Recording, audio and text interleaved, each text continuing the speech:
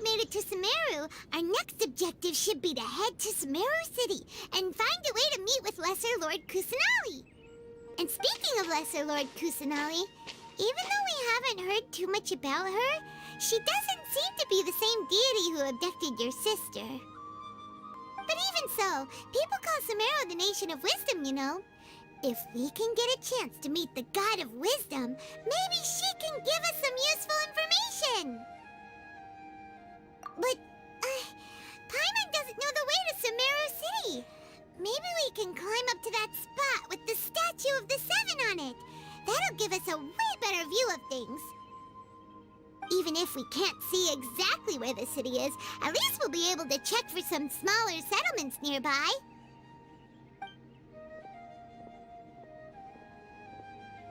Wait a second. Look! There's someone up ahead! Perfect timing!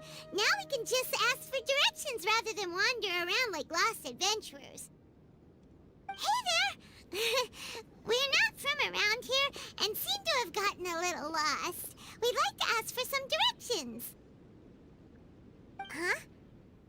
Did they not hear Paimon? Hey! You over there! Could you give us some directions? Huh?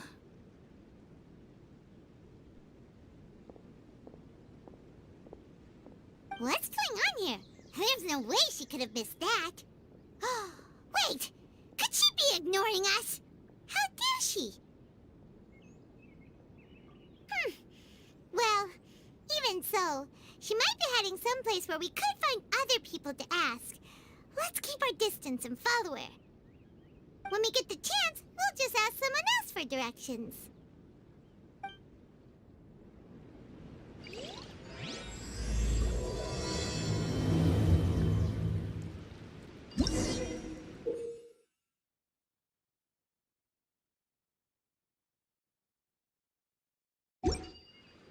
Come on, let's follow her.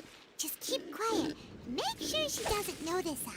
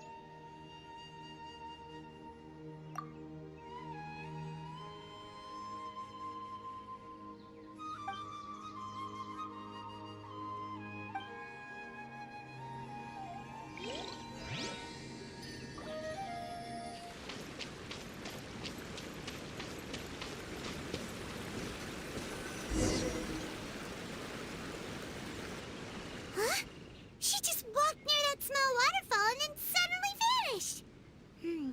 Let's go take a closer look.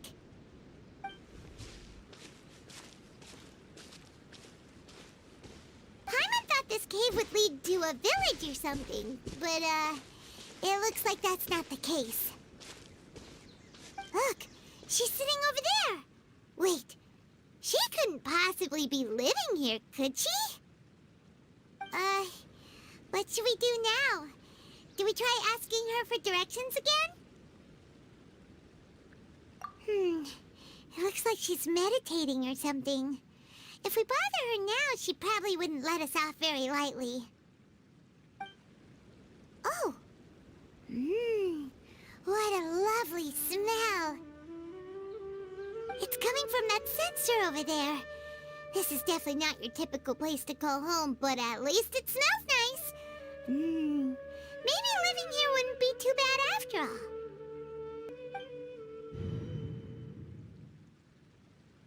Huh? What's the matter? You don't look too good. What? Is the smell making you feel sick? Strange. Paimon doesn't feel anything.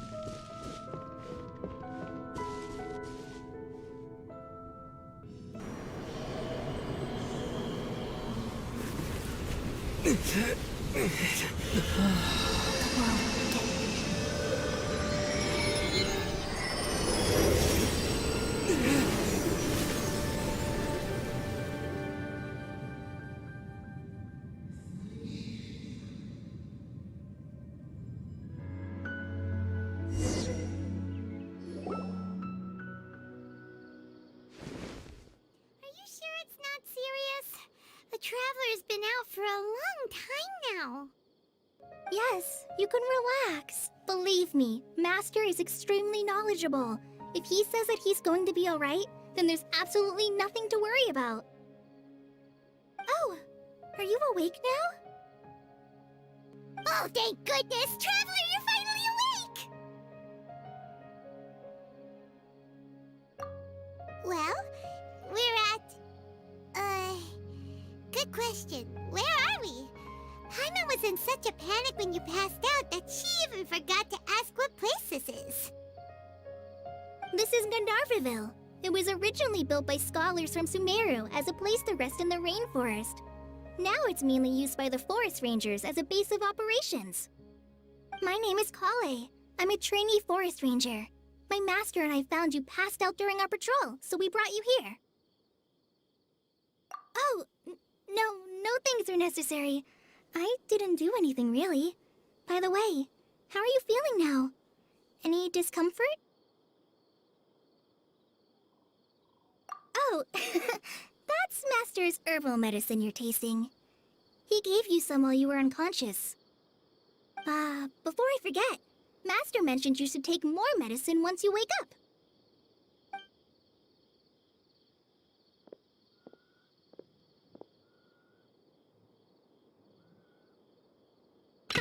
Whoops! Collei, what's the matter? Were you trying to retrieve the medicine? As I've already told you, you must be careful with these. All right, I'll get it for you once I'm finished here. Sorry, Master. Now, the guide to Avidya Forest's edible fungi is clearly posted on our bulletin board. But if Farbode forgets which mushrooms to avoid one more time, I'll have no choice but to leave the guide somewhere a little more visible. Like right smack on his forehead so others can remind him to be careful. Right? This is the second time he's come down with food poisoning this month. I'll be sure to give him a good talking to. Yes, please do. If, on the off chance, Farbode simply enjoys having little imaginary fairies dance before his eyes, then we'll just let him be. But the next time he requires any of our medicine, be sure to charge him accordingly.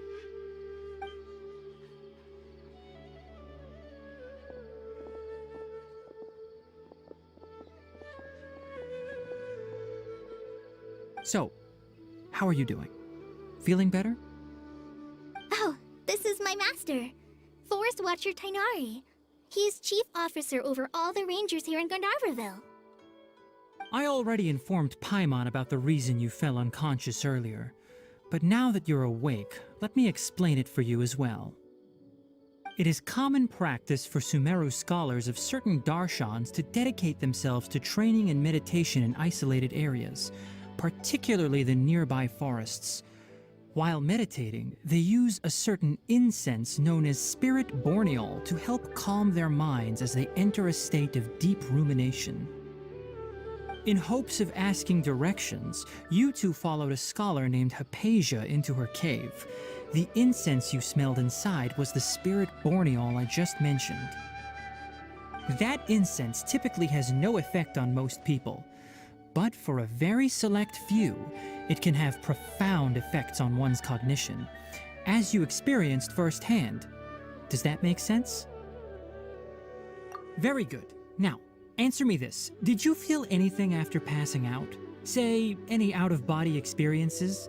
Or did you see anything while unconscious?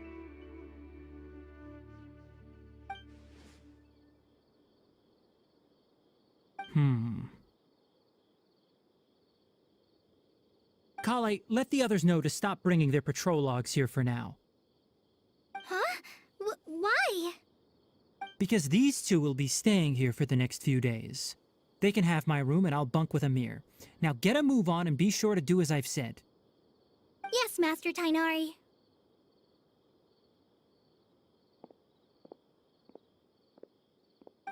Wait, hold on a second. Can you tell us what's going on?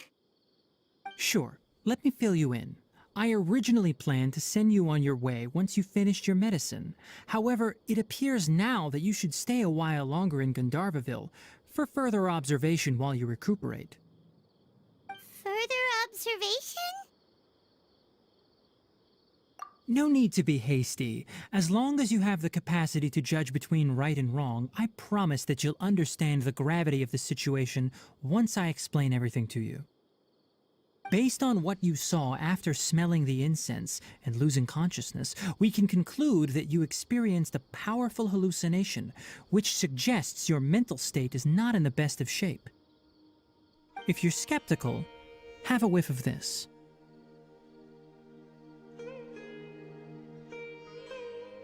Ooh, are you okay? You're experiencing a similar sensation as when you passed out, aren't you?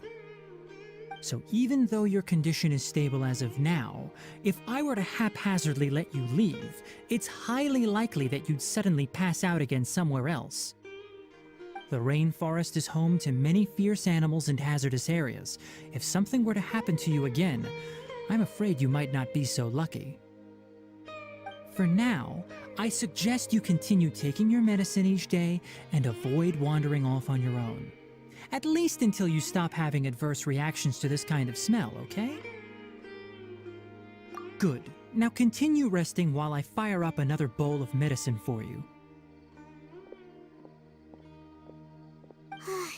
Seriously?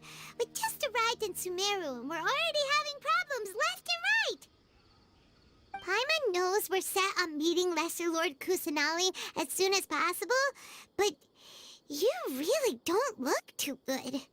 It'd probably be best to let you recover first. Hey! Are you even listening to Paimon? Paimon's over here worrying about you, you know! What's weird? You mean how you're feeling now? You mean the vision of tree roots and red skies you saw? But if those weren't hallucinations, what could they be?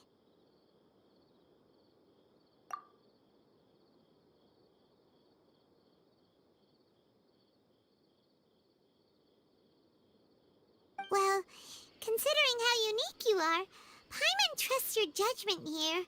But why didn't you say anything about it to Tighnari? If he misjudged your condition, then there's a chance you could get worse, right? Huh? You mean that Tighnari already knows that what you saw weren't hallucinations? But if that's the case, why would he try to hide that from us? Oh, Paimon gets it now. That explains why you were so quiet earlier. Well, that settles it then. We'll stay here to rest up and figure out what's going on with your hallucinations. But it seems like asking Tighnari might not be an option anymore. What do you think we should do? Good idea. Collei's pretty friendly. We can ask her tomorrow about what she knows regarding the Dendro Archon and customs in Sumeru.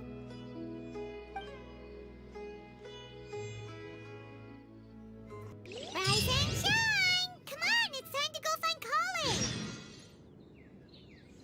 Yesterday, total of 5 dusk birds. All right, next let's see your right hand. Yes, not bad. But please remember that you still need to be careful. Understand? Yes, I will. By the way, Master, I still haven't received the patrol route for today. Look, Collei, today's patrol will be a long one, so you won't be coming along this time. Besides, there's a chance we may encounter... well, you understand. But I have a vision too!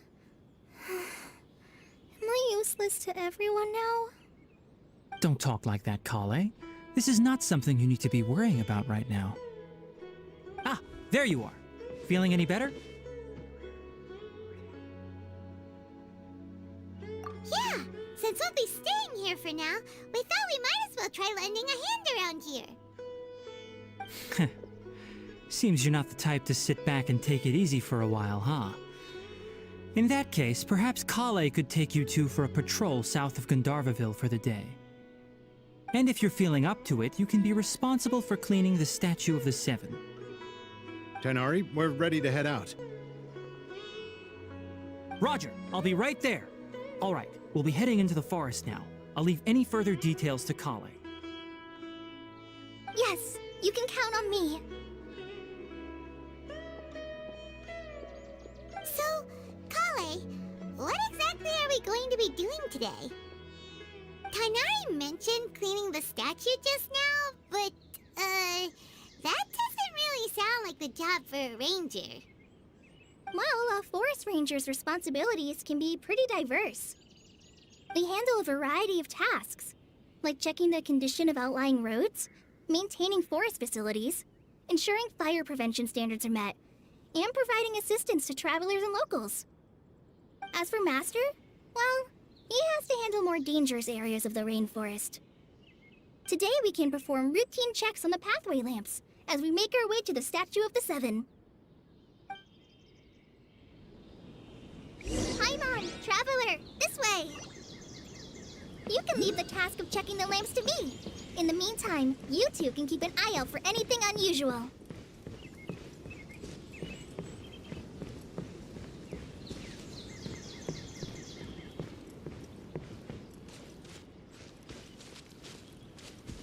Nothing wrong with these two lamps. Let's move to the next ones.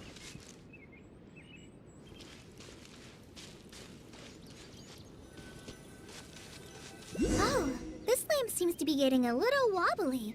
Let me make a note of it.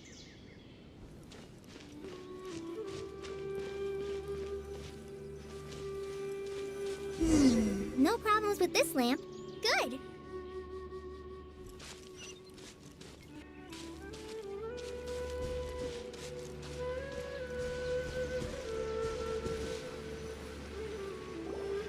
The Statue of the Seven is up on top of that large rock formation. You must have seen it when you came down this road before. It's pretty high up there, isn't it? Don't worry. If you're afraid you can't make it up there, I'm sure Master wouldn't mind if you don't clean the statue.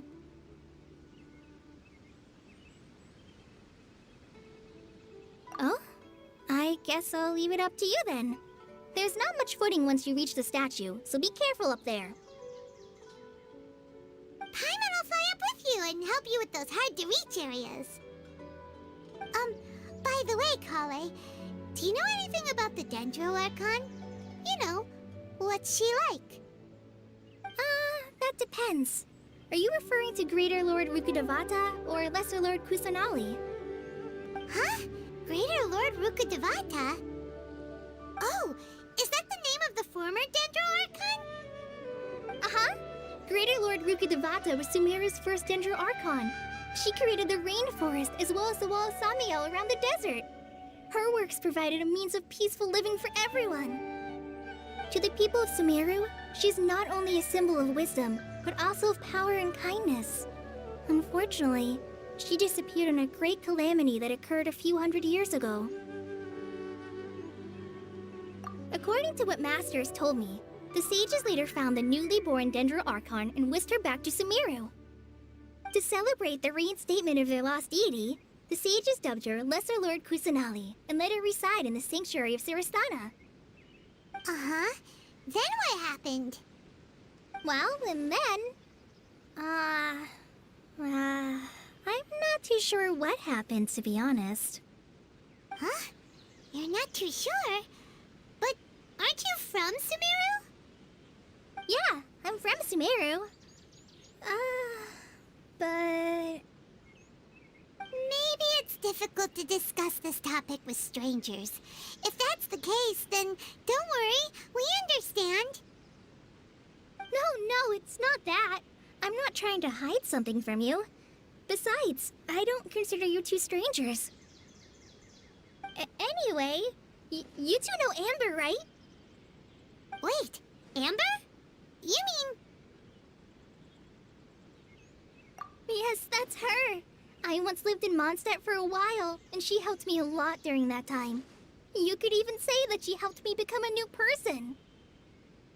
There's no one like Amber. She lives life to the fullest while always adhering to her strong sense of justice. She's ready to answer the call for action at any moment, but is also very understanding of others. She's like the spark that lights the fire in everyone's heart around her. If you ask me, she's a prime example of a true outrider. She's the first person anyone coming to Mondstadt will meet. You can't help but be enthralled by her charm and enthusiasm, causing you to fall in love with the lands of Mondstadt and...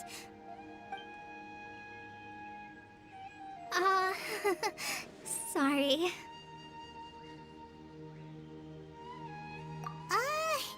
Paimon thought the work of Outriders was a little different from what you just described, but one thing's for sure, you really like Amber. Sorry. I was rambling on just now. It must have sounded kind of weird.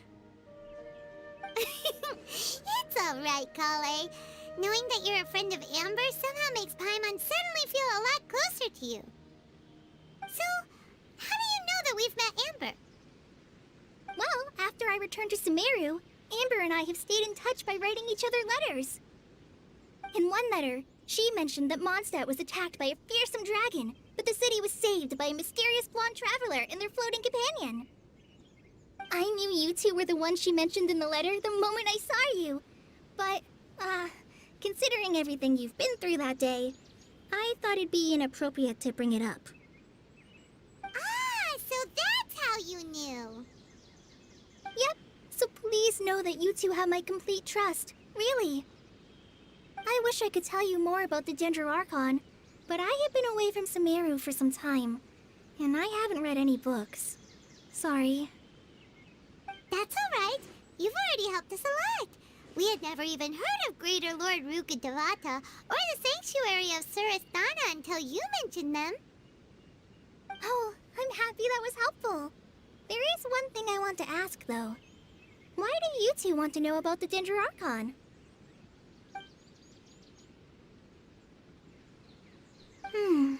So that's why you're here. Thank you for telling me your story. Don't mention it. We are friends after all, right? Alright, we have a statue to clean. You both have my thanks. While you two are up there cleaning, I'll go ahead and inspect the forest canopy. Let's meet back here shortly.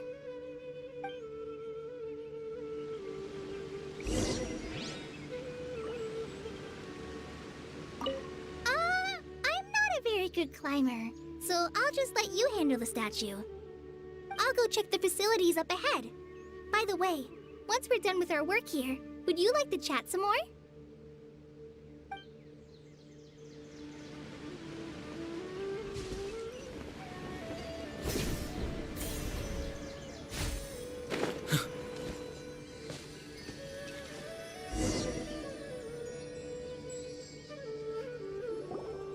Huh. Now that Paimon looks at it, the deity that's carved on the statue is kinda small. think she's supposed to be Greater Lord Rukkhadevata or Lesser Lord Kusanali? You might be right. The statue does look kinda old. Well, anyway, we'll have to figure that out later. Let's get started on cleaning the statue.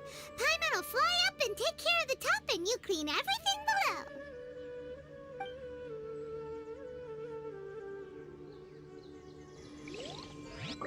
Nice work! That's one clean statue. Let's head down and meet up with Collei.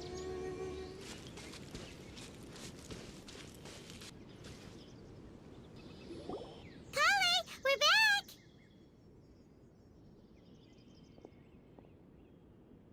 Welcome back! You must be tired after all that climbing. Let's take a little break. I brought some fruit and water for us. Yay! Food! What kind of goodies did you bring? Hey! Don't be a party pooper! It's not like Collei is a stranger or anything. Besides, the best way to compliment a chef is to show passion for their food. Xiangling taught Paimon that. I prepared a nice portable dish that forest rangers like to eat called pita pockets. I hope you'll like them. Whoops! Ah! No! You dropped it on the ground! Not to worry. I wrapped a few layers of oiled paper around each pita. They should be fine. Oh, whew. Paimon nearly had a heart attack there.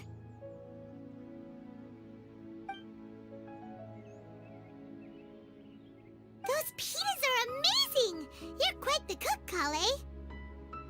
Thank goodness you wrapped them in paper. Paimon wouldn't have been able to sleep at night knowing something so tasty had been wasted.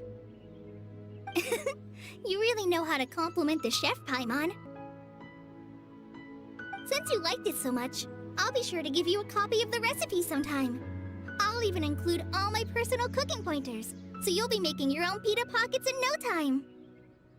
Yay! Thanks, Collei!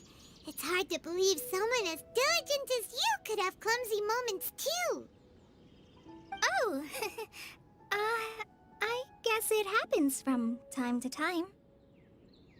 So, Collei, don't you think that tighnari's a little too strict with you? He won't let you touch anything without his permission. Paimon knocks stuff over all the time flying around the Traveler, but he's never said anything.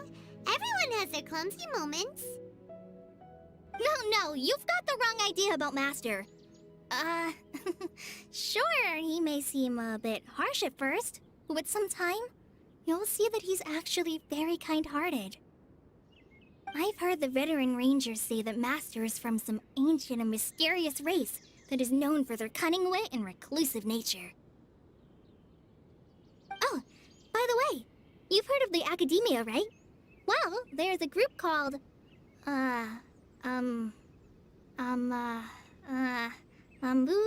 something? Well, anyway, because Master does a lot of research on plants, sages from the Academia have written him many times, inviting him to take up an official position there. But Master declines their offers every time, saying, Sumeru City is too noisy. It'd be bad for my ears. I know, right? I've always wanted to pet them, too. Anyway, Master could have easily left the rainforest to take up a position at the Academia, but he chose to stay here instead as a forest watcher, helping the locals every day and passing on his knowledge to trainees. In fact, Master's the one who taught me how to make pita pockets. Really? Paimon would have never guessed that. Oh, speaking of tighnari, he was the one who took care of you after finding you passed out yesterday. He even carried you all the way here. Paimon's still kinda upset, though. He kept scolding Paimon the entire way here. Oh no, I'm sorry. Master might have been overreacting a little. But, it's mostly because Paimon wouldn't stop yelling, "Why, oh why? Is he going to die?" It probably started to get under Master's skin after a while. Hey! Don't laugh! Paimon was genuinely concerned about you.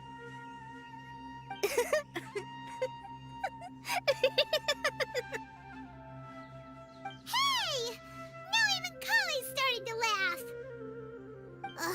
That's it! Paimon won't forget this. It's time for some primordial wrath! No! Don't touch me!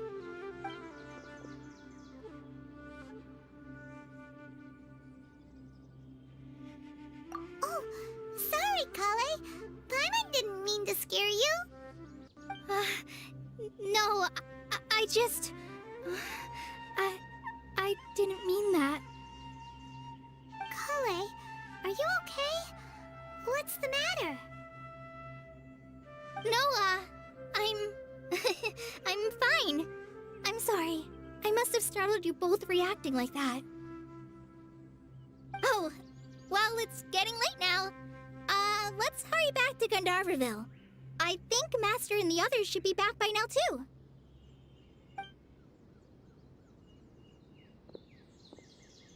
Huh? What was up with Collei just now? And why is she in such a hurry all of a sudden? Look, she's practically running back. Paimon can't even see her now.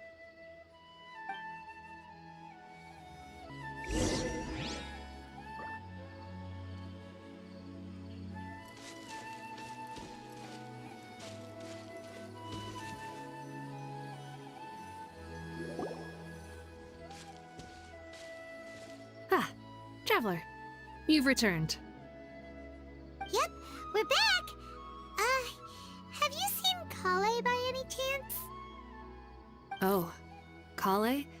Yes. I saw her go into her room just a moment ago. Oh, okay. Guess we'll just have to wait and talk to her tomorrow then.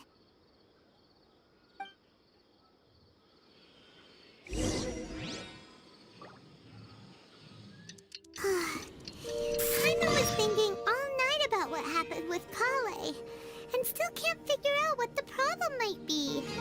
Maybe she's in a better mood now. Let's go check on her. I'm dead on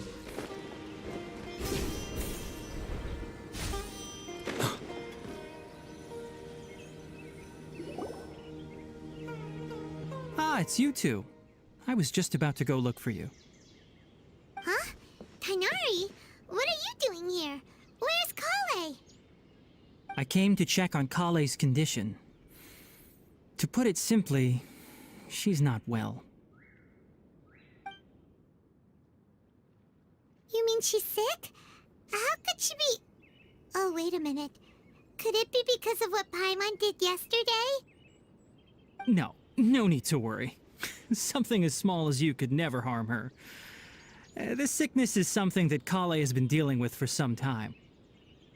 Collei has been more excited than usual since you two arrived. A little too much so, to be honest. She hasn't remembered to take care of herself. I suppose it's understandable, though. She hasn't been around anyone she considered a friend for some time now. It must have been refreshing for her to have you two here. So, Tighnari, what's really wrong with Collei? Let's take this conversation elsewhere. Collei just fell asleep after taking her medicine. She needs some peace and quiet.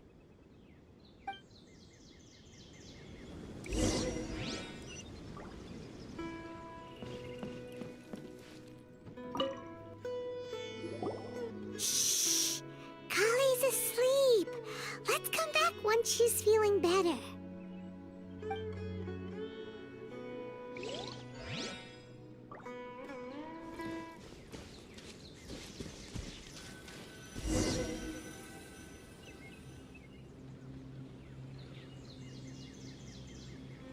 All right, let's continue our conversation here, shall we? To be honest, I hadn't realized that you're that honorary knight from Mondstadt until Collei told me just now. I've also heard all about your deeds in Liyue and Inazuma. So, just to clarify, what I'm about to tell you about Collei is not because of who you are or your past feats. Instead, I am going to tell you because... Well, because Collei asked me to. And honestly speaking, I was against Collei revealing her past to you. But she insisted, saying you two treated her with sincerity and as a friend. So now she wishes to reciprocate the gesture. So, tighnari, what exactly is wrong with Collei?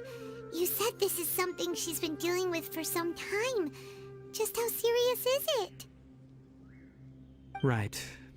Ever since she was a child, she's been afflicted with a disease called Elazar. Elazar? Yes, it's a disease unique to the lands of Sumeru. It is characterized by dark and hardened scales that form on the body. At first, the afflicted may only feel mild numbness on the affected area of the skin. However, as the disease progresses, one may begin feeling fatigued and even experience peripheral paresthesia.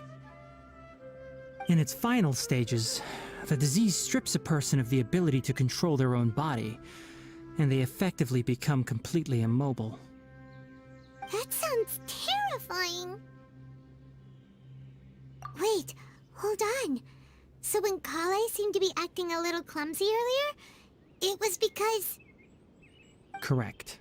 That would be the effects of Elazar, which is precisely why I do not want her carrying or holding anything, lest she ends up hurting herself.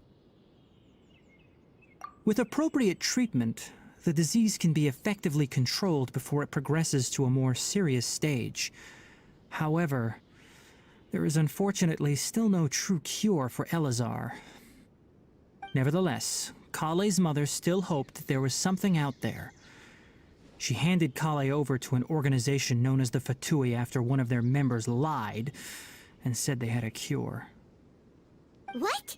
The Fatui? Ah, it appears you are already familiar with them. That'll save me some explanation. Anyway, the person who eventually rescued Collei and brought her to me for care said that she had been given to a harbinger known as the Doctor. I have no idea how this doctor managed to do it, but her case of Elazar was completely stable for all the years that Collei was with them. However, Collei's days with the Fatui were anything but pleasant. Collei is a resilient individual and always tries to appear cheerful, but her experience with the Fatui has left deep scars. Even now, she can still feel deathly afraid of someone touching her. Oh, Paimon had no idea Collei's been through so much suffering. Oh, by the way, Paimon, Collei wanted me to tell you that she's sorry for scaring you yesterday. She also wanted both of you to know that she's sorry for hiding her illness. She doesn't need to apologize. None of this is her fault at all. Well said. I hope you'll get a chance to tell her that in person the next time you see her. Collei once thought that it would be impossible for her to have any real friendships. I trust that you two will never let my trainee experience such emotional pain again. Don't worry, tighnari. We'll take good care of her. Well, it's not too serious at this point. She overexerted herself the last couple of days, which is what led to her breakdown this time. As long as she has taken her medicine and gets plenty of rest, she should get better. Though, I must admit that Collei's condition was much more stable when she first arrived here in Gandharvaville. She was interested in the work of the forest rangers the moment she saw us. I could see that she was serious about learning, so I felt compelled to ask her to join us. Her stamina has gotten much worse recently. Though a moderate amount of physical exercise is always necessary, I'm afraid the long-distance patrols are a little too much for her now. All right, now that I've told you about Collei's past, I think I'll head into the rainforest to find some ingredients needed for her medicine.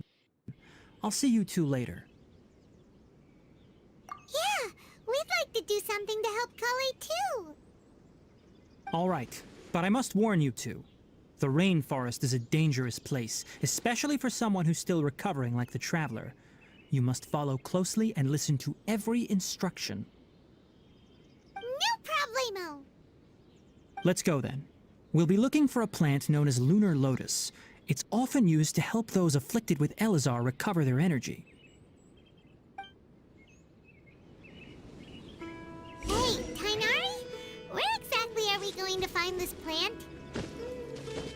Lunar lotus can be found all over the rainforest, but it often grows right here around Gandharvaville. Given the name, it sounds like we should be looking for it in the water.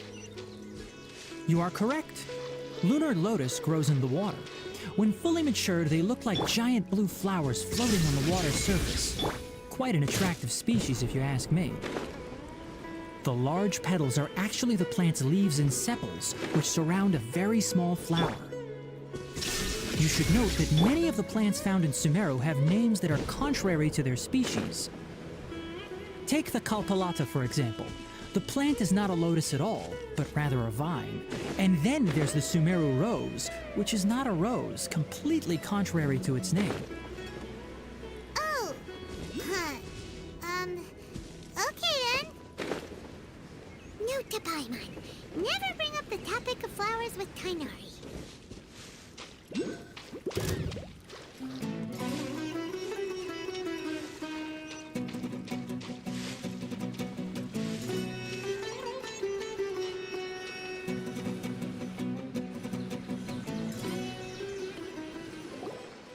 There should be lunar lotuses growing somewhere in this area. Let's split up and begin searching. If you could manage to gather 4 of them, that would be sufficient. We'll rendezvous here once you've gathered the needed amount.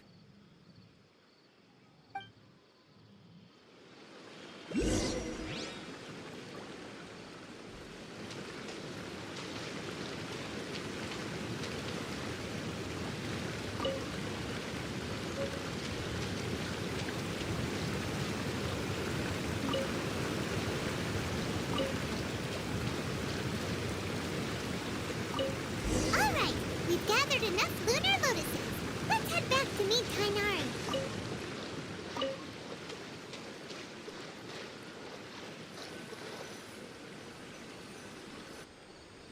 Hey tighnari, we found the lotuses you requested. Let me take a look. Good, very good. These are all excellent quality. I'm quite glad you two came along. Your exploration experience helped save me a lot of time here. It seems we even have enough time to stock up on some other things I need. Hey, tighnari! Oh, tighnari, someone's calling your name. They're dressed like a forest ranger. Ah yes, that's Amir and the others. But didn't they just set off not too long ago? What are they doing back so early? Let's go find out what's going on.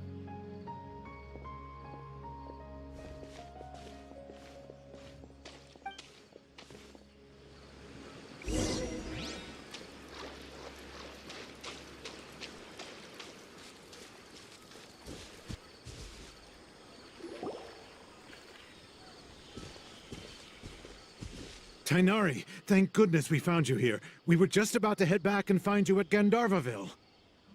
What's going on? We just discovered a withering zone. The Withering is back? But the patrol route you were on should have been already clear just a week ago. It reappeared so quickly. Can you tell me the exact location?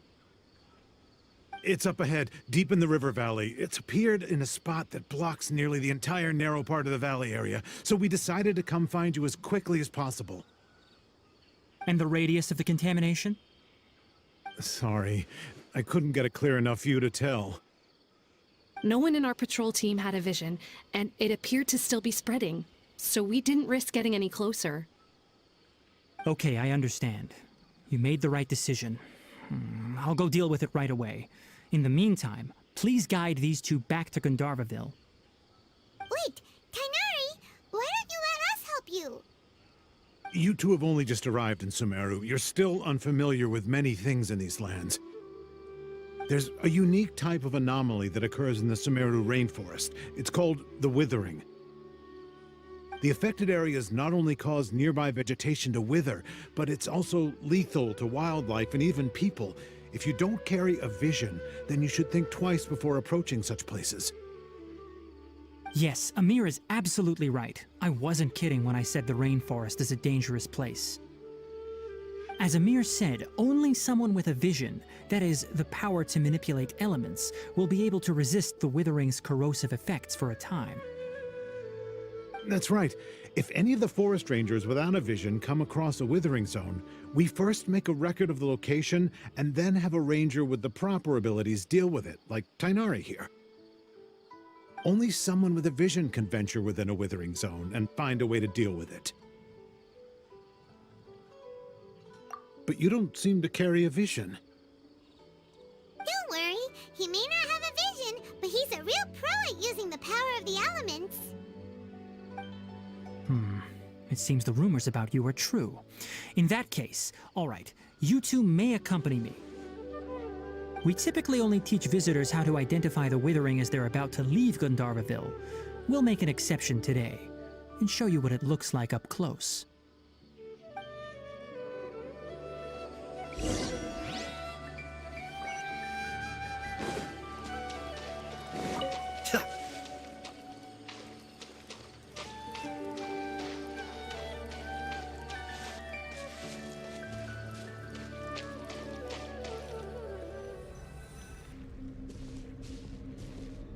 Stop.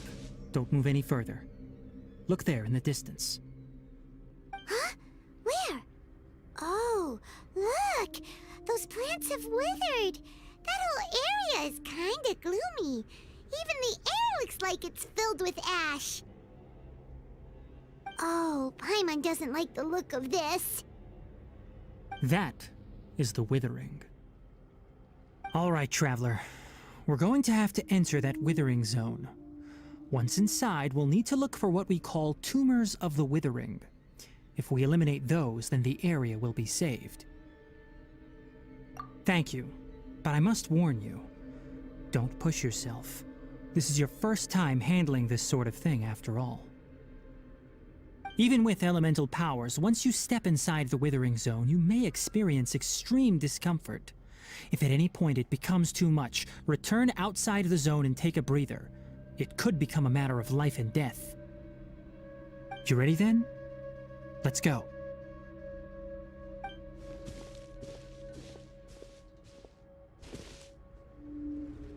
First, we must locate any branches sustaining the withering zone.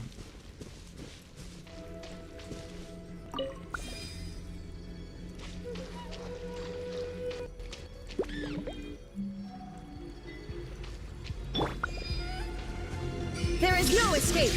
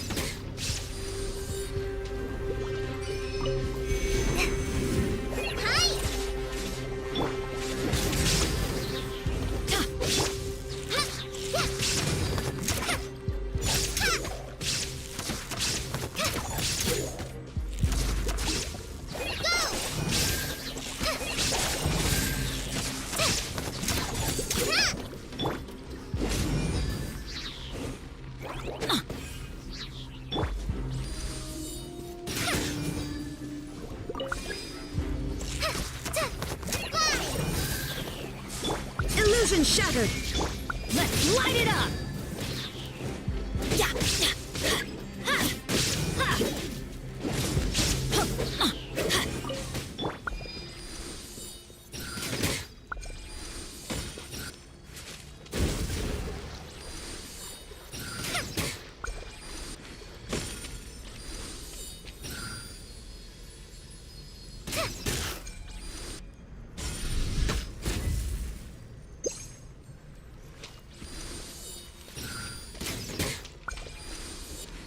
Great work.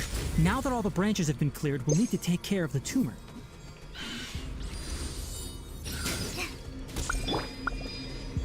Shine down! like we rehearsed!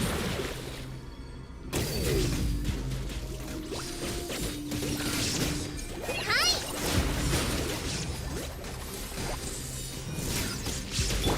Illusion shattered! Now, destroy the tumors of the withering! Shine down!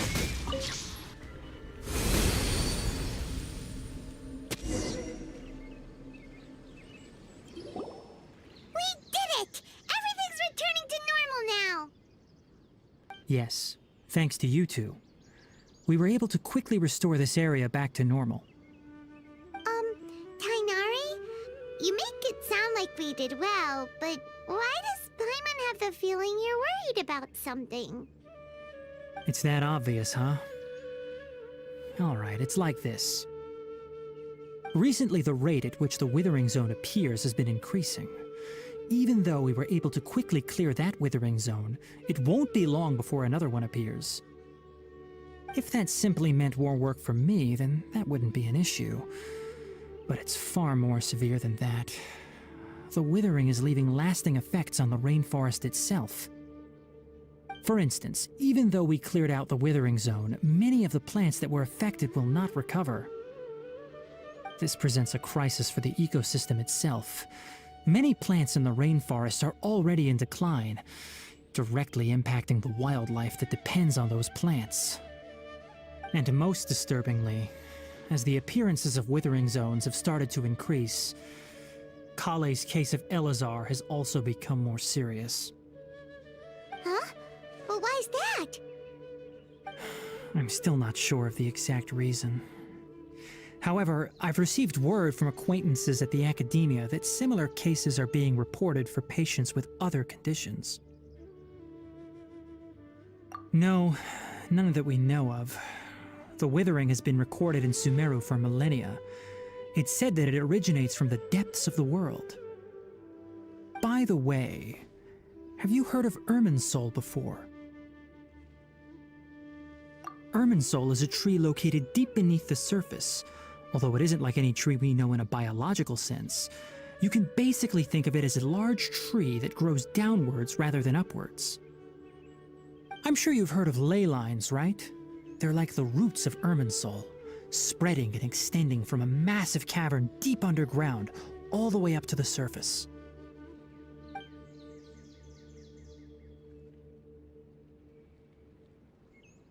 Ley lines continually absorb the memories of this world, which are then funneled into Irminsul, allowing it to collect knowledge and wisdom from ancient times to present day. The Sumeru Archon is known as the God of Wisdom because her consciousness is directly connected to it. It is also said that the Sumeru Archon's power is a manifestation of Irminsul. And as for the Withering, its emergence is related to a disease that's affecting it. That's right. My ancestors learned of this from Greater Lord Rukkhadevata's familiars a long time ago. But even those mysterious creatures did not know of a cure for Irminsul.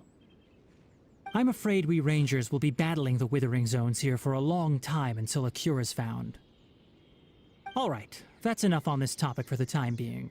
Now that we've taken care of things here, it's time for us to head back to Gandharvaville.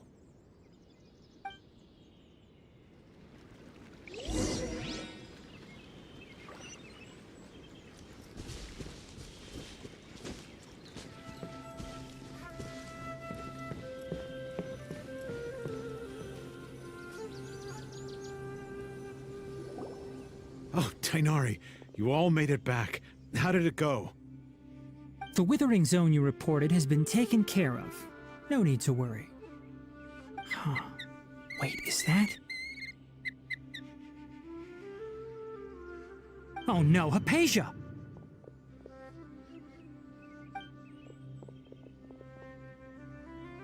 Huh? What's wrong, Tighnari? This Duskbird is Hypatia's designated courier for urgent news. You do remember her, don't you? She's the scholar you and Paimon were following when you first arrived in Sumeru. Oh, her? How could we forget? So did something happen? Let me see what's written in the letter first. Oh.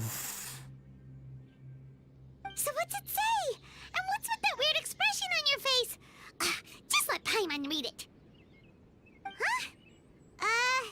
All Paimon sees are 3 squiggly lines. Yes, allow me to explain. After we brought you from Hypatia's cave to Gandharvaville, Hypatia resumed her meditation. She must have just finished.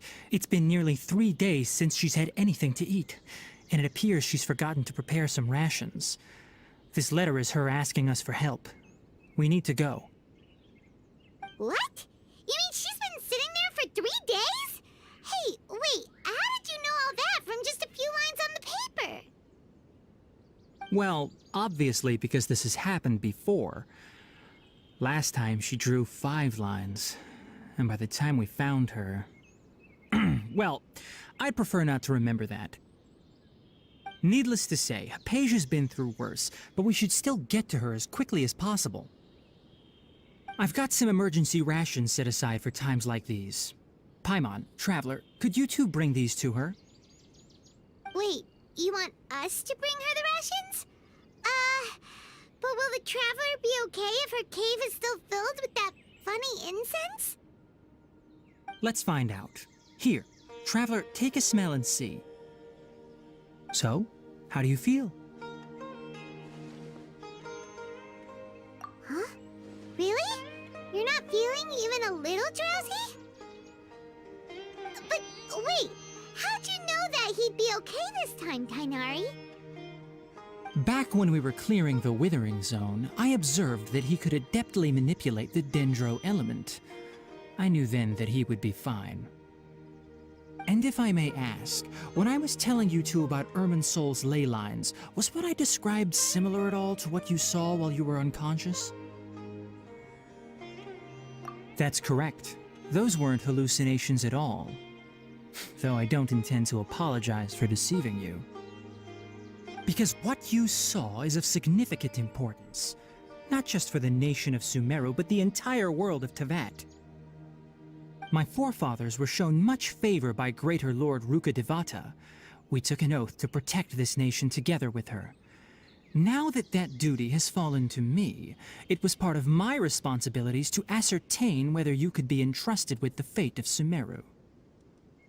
Now, after seeing you in action with my own eyes, you have earned my confidence, and I no longer feel the need to hide any secrets from you. When you passed out, your consciousness had connected directly with Irminsul. What you witnessed were actually real memories contained within Irminsul itself. I could try to tell you more, but it would be better if you went to ask Hypatia instead. Her focus on meditation and use of spirit borneol are aimed at establishing a connection with Irminsul, just as you did. That sounds nice and all, but will she really help us? Seriously, she completely ignored us the last time we tried talking to her. That was because when you ran into her, she was in a special phase of her training. During that time, she must avoid communicating with others. Please, wait here for a moment.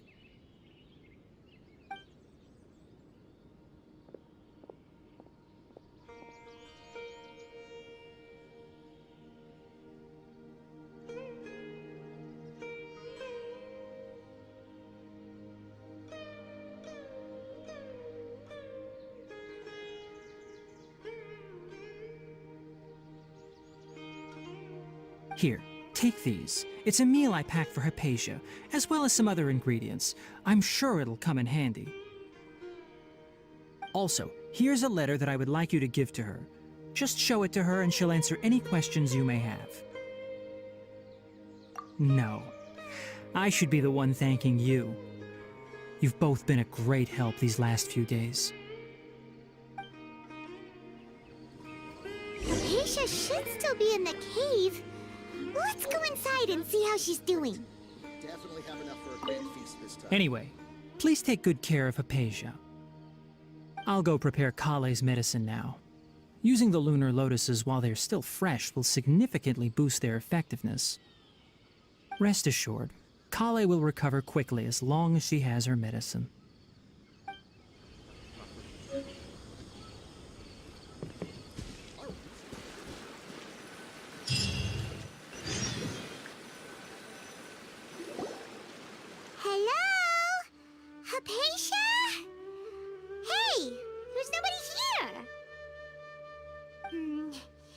Maybe she went out to look for some food. Let's try looking around the area.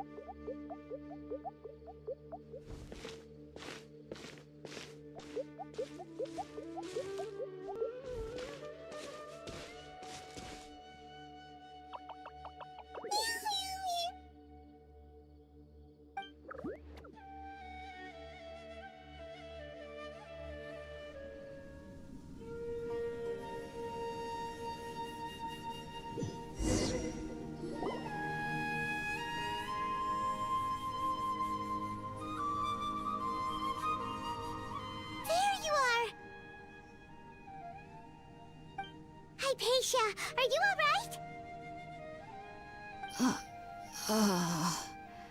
So hungry. Eat water. There's no way we can get her to eat in her current condition. Let's try finding some water first. Huh? Wait. Why does it look super foggy outside all of a sudden? Anyway, let's go look around.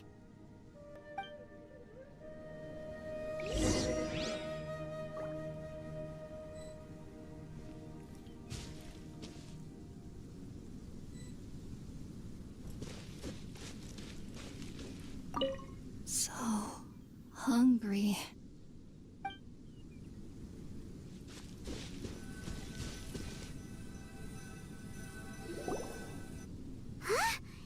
How'd things out here end up looking like this?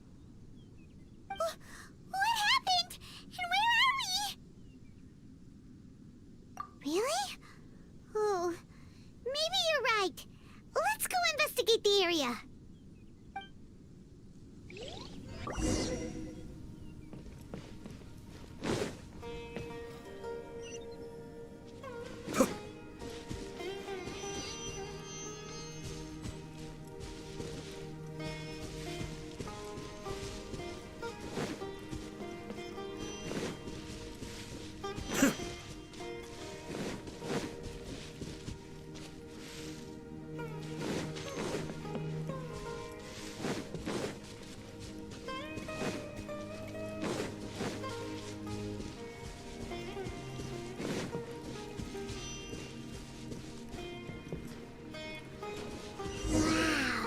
This place is huge!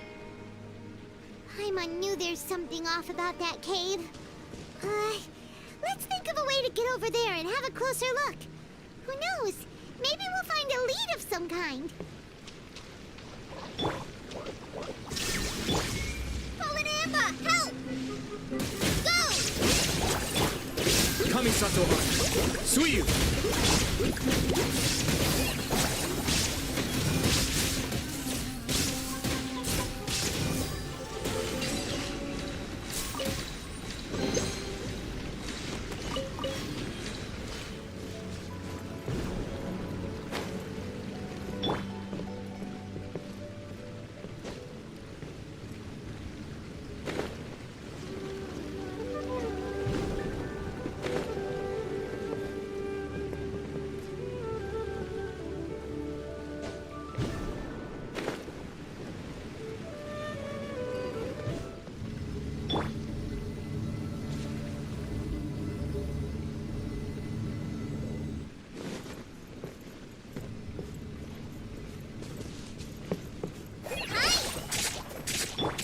There is no escape!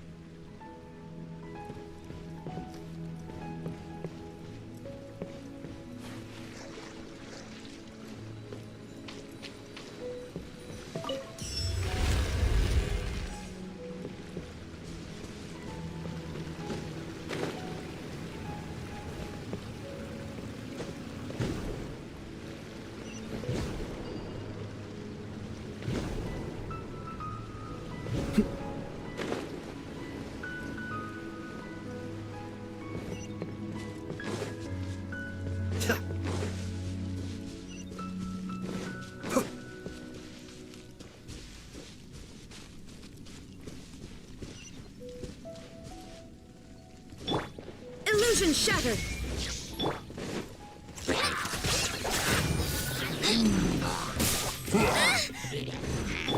Teamwork is dreamwork!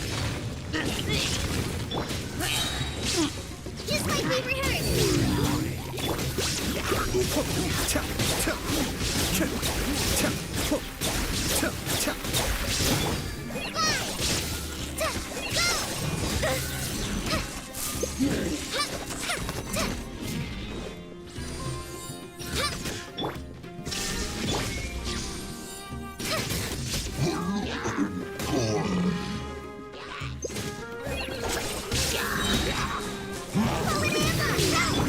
Mind the danger. Now you shall perish!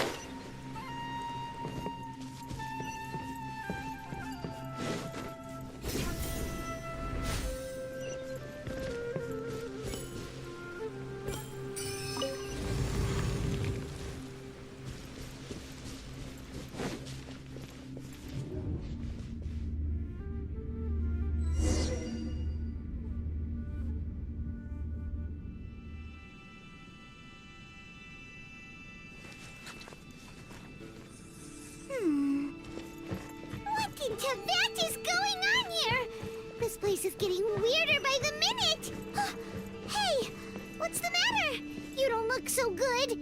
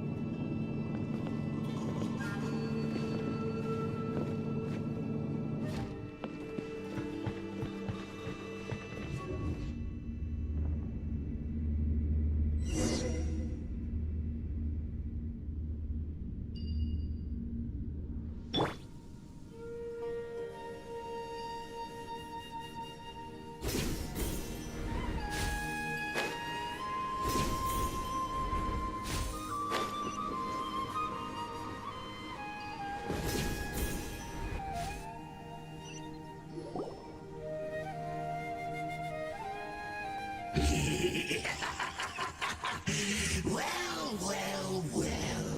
Looks like we meet again, traveler. The Abyss Herald! What are you planning to do in this strange place? Strange place. Plotting. You needn't worry about such things. They don't concern you. Bow before the Abyss! Hi! Be still.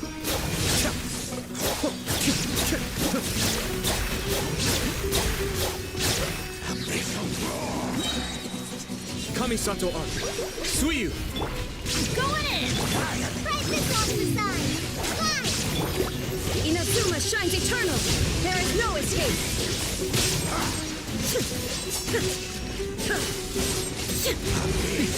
Erase all threats. New life.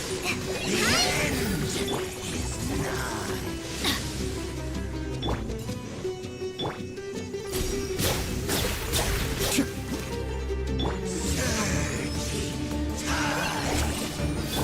Illusion shattered.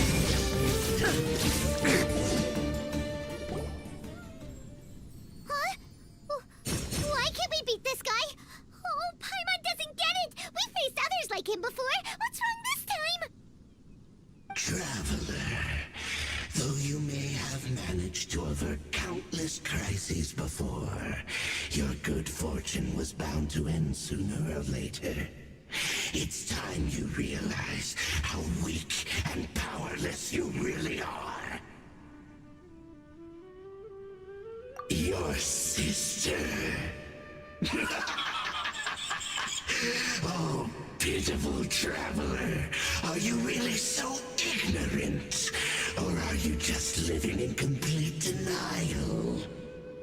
Her Highness has long since forsaken you. Your meager existence in her eyes is that of an annoying bug, only to be stepped upon.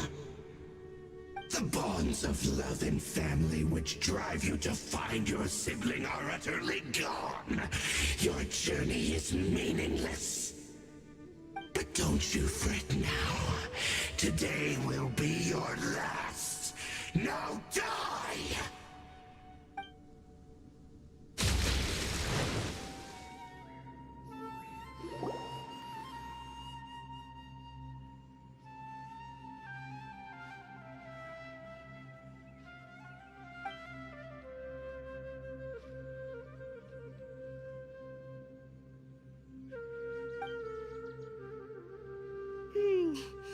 What do we do?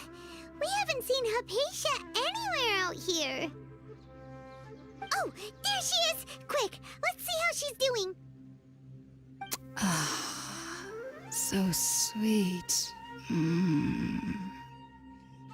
Well, the good news is that she's still conscious. Hey, why'd you drop her food on the floor like that?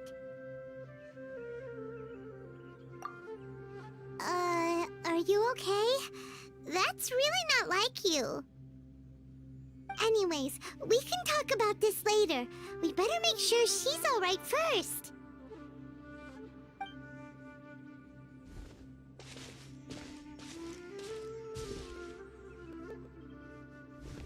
Whoa! Wait a sec. Look at all this fruit lying around her. We can put that to good use.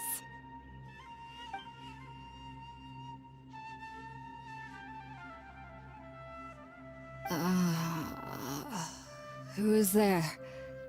Tighnari, is that you?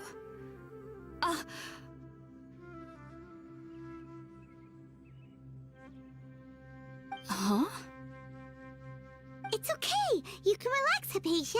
Tighnari sent us here to bring you some food and water. Here, we have a letter that he asked us to give you.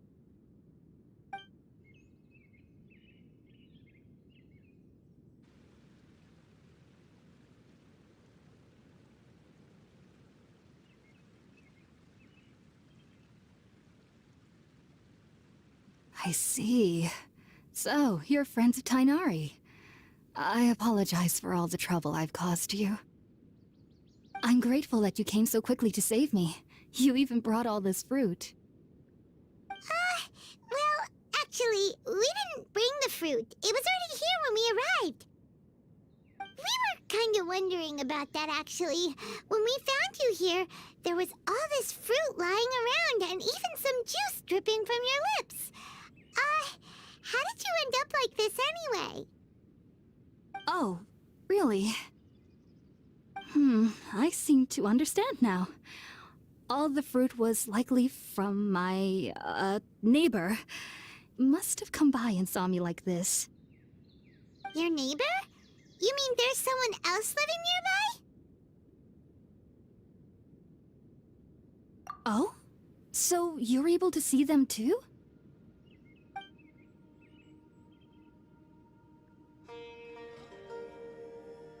Wait, hold on a second, Traveler. You say that before we arrived, you saw some mysterious mysterious creature and suddenly had a strange dream? Isn't that a little too crazy to believe? No, I actually do believe what the traveler is saying. I myself had a similar experience once before and ended up scaring my timid little neighbor here. You needn't worry. They mean you no harm. They only dragged you into the dream because they hoped to buy themselves a little time in order to scurry away. So, Hypatia, just what kind of creature is your neighbor exactly? I'm not sure what it's called, to be honest.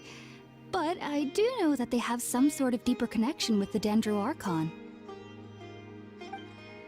I know this because the first time I saw them was also the exact day my consciousness was able to form a connection with Irminsul. Even after I opened my eyes and stopped meditating, my heart was still pounding, and my mind was racing with all the knowledge that I had touched. And at that very moment, I suddenly noticed a small figure at the opening of the cave. In my curiosity, I began to walk over to the creature. They must have already been used to me living in the cave, because they didn't seem to mind me approaching them. They just kept doing whatever they were up to. It wasn't until I crouched down next to them that they suddenly realized that I could see them. Oh, and then? And then I had a dream. By the time I came to, they were nowhere to be seen. I was convinced they'd never show up again. But sure enough, I saw them nearby a few days later. And they weren't alone. I feel like they aren't as afraid of me as the first time I approached them. But I never would have expected them to save me. Yes, no doubt about that. By the way, Tighnari mentioned in his letter that you had questions for me regarding Irminsul.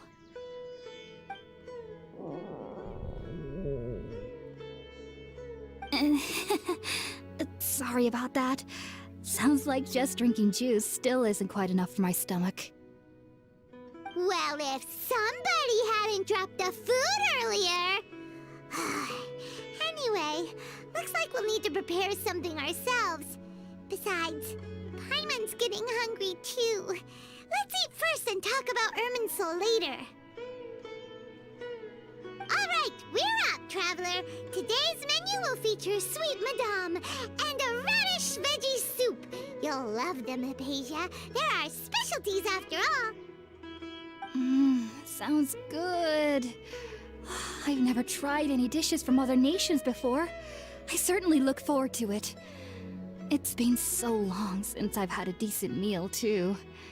To be honest, the last time had to be when Tighnari came to visit.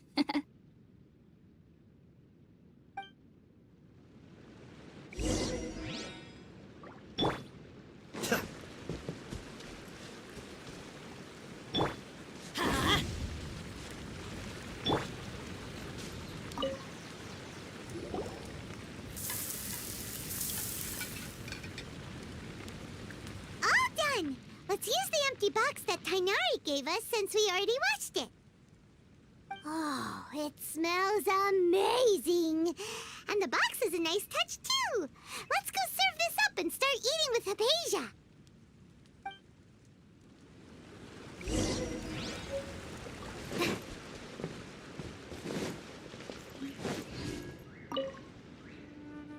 Are you already finished cooking? Smells delectable. I'm truly thankful whenever I can enjoy a proper meal like this. Cooking really isn't my forte.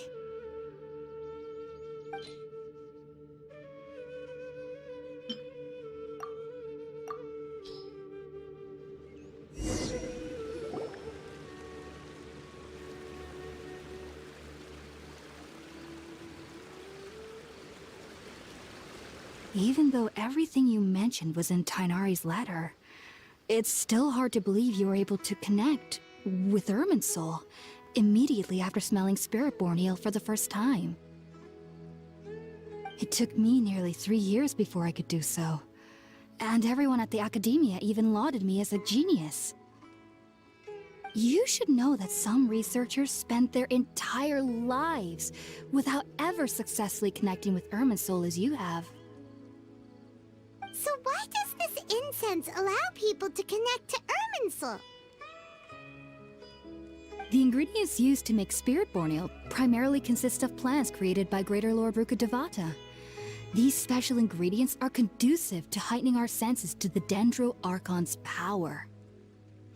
Since the root of the Dendro Archon's power lies within Irminsul, we can occasionally tap into her powers to peer into the depths of the earth. Naturally, anyone who can establish a connection with Irminsul in their first ever attempt must be a person of great understanding. Makes sense. But Paimon's got a question. Why was he sensitive to the smell of those plants for such a long time? That was primarily due to his body's unique constitution. Stimulated by the incense, he could perceive the Dendro Archon's power and experienced a sensory overload, hence the adverse reactions. Taking in any scent similar to the ingredients of Spirit-born Ale would cause adverse effects. Not to worry though, it appears you've already fully recovered. Technically, your body should still be sensitive to the powers of the Dendro Archon, but unless you're using intentional meditation techniques, the scent of Spirit-born Ale should no longer trigger such reactions. Whew. Well, that's a relief. I must admit, I am quite envious of your abilities. Even if it meant suffering from pounding headaches for the rest of my life, I'd consider it worthwhile so long as I could connect with Irminsul at will. Whoa. You're really serious about this whole thing, aren't you?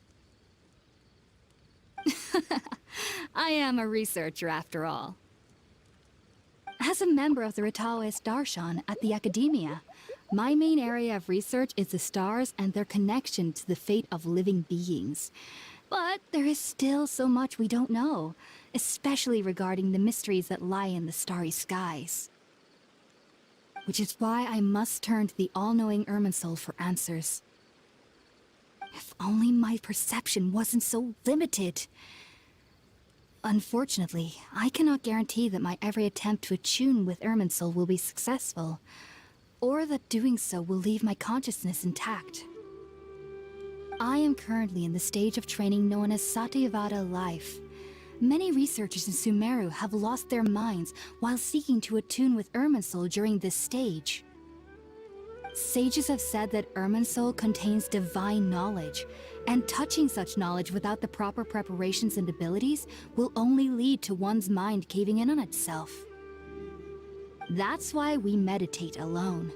We need to ensure that our minds will be calm while minimizing the possibility of involving anyone else. Whoa. So knowledge from Irminsul can be super dangerous. Aren't you afraid of the risks, Hypatia? Of course I do. Especially during nights that are pitch black with no moonlight, and dead silent without even the sound of insects. However, I've been feeling better as of late.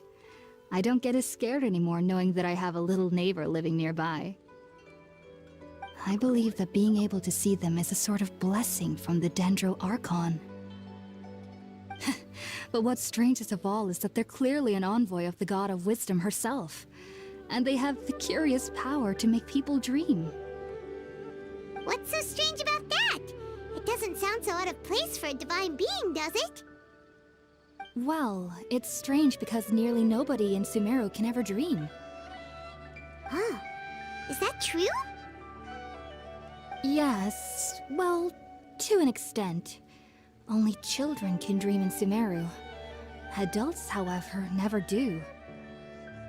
The sages say that wisdom implies rationality, but that which occurs in dreams is often neither rational nor logical. Yes, if one struggles with anxieties, those emotions could influence their dreams. The fact that the people of Sumeru do not have dreams is seen as a blessing by the sages. They believe that Greater Lord Rukkhadevata, the God of Wisdom, is keeping us away from the foolish delusions you encounter in your sleep. I was born into a family of scholars in Sumeru City. Ever since I was a child, my parents would always tell me that I'll know I've grown up once I stop dreaming. I studied hard, enrolled as a student in the academia, and went on to become a researcher. Sure enough, I never dreamed again. But then, on the day I scared the little Aranara, I suddenly saw a dream again. It was incredible. Though I don't exactly remember what I saw, I clearly recall the feeling. I suddenly felt like I was a child again. Back then, I was foolish and ignorant as any youth would be, but I was free of fear. Maybe dreaming isn't as bad as we've made it out to be. Just be sure not to speak of this if you travel to Sumeru City. They'll look at you as if you've lost your mind. So, do you have any thoughts about the things he saw when he connected with Irminsul? Sorry. I'm afraid I don't have any answers as of now. All I can say is that what you saw is a memory contained within Irminsul itself. World forget me. What could that possibly mean? If only I could ascend past Satyavada life and begin Paripurna life. I might have some more answers for you. If you two are ever in the area again, please be sure to come and see me. There's no need to be thanking me. You two are my saviors. Besides, I'm already looking forward to tasting some more of your cooking.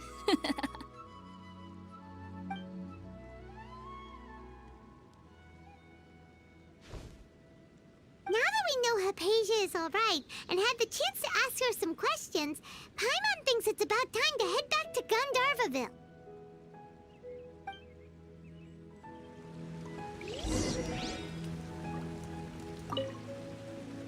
Heading out, I see? If there's anything else you'd ever like to ask about, you know where to find me. Even though that little neighbor of mine was able to induce a state of dreaming, I doubt they were able to control the actual contents of the dream. The end of your dream seemed quite terrifying. Perhaps there's something that's troubling you deep inside? Not to worry, though. I'm sure you'll be able to handle whatever comes your way in the real world. As someone from Sumeru who cannot dream, I needn't ever worry about nightmares. But lately, I've started to feel that I'm somehow missing something without dreams. It's a little hard to explain. Sumeru researchers use Spiritborn Ale to assist them in connecting with Irminsul to extract knowledge from it. Though the process can be risky, we believe that the knowledge gained is worth it. Unfortunately, I cannot help you understand your dream. At least not yet. I'm still learning how to attune to the depths of Irminsul myself. I hope that I'll be able to ascend past Satyavada life and gain deeper insights. I've heard local children here in the rainforest speaking of fairy-like creatures. But I'm from Sumeru City, and have never heard of such things when I was a child. Perhaps this is because I had a very strict upbringing. My parents would seldom allow me to play with other children. I doubt they'd ever believe me if I told them about my little neighbor out here. And speaking of my little neighbor, I think they can somehow sense when Tighnari is coming to visit me. I've noticed on several occasions that as they're playing under the trees, they'll suddenly tense up and scamper away for no apparent reason. Shortly after they do this, Tighnari always shows up here. Perhaps I should ask Tighnari about this the next time I see him. Take care. Do remember to come visit anytime you're in the area. I would be happy to chat with you.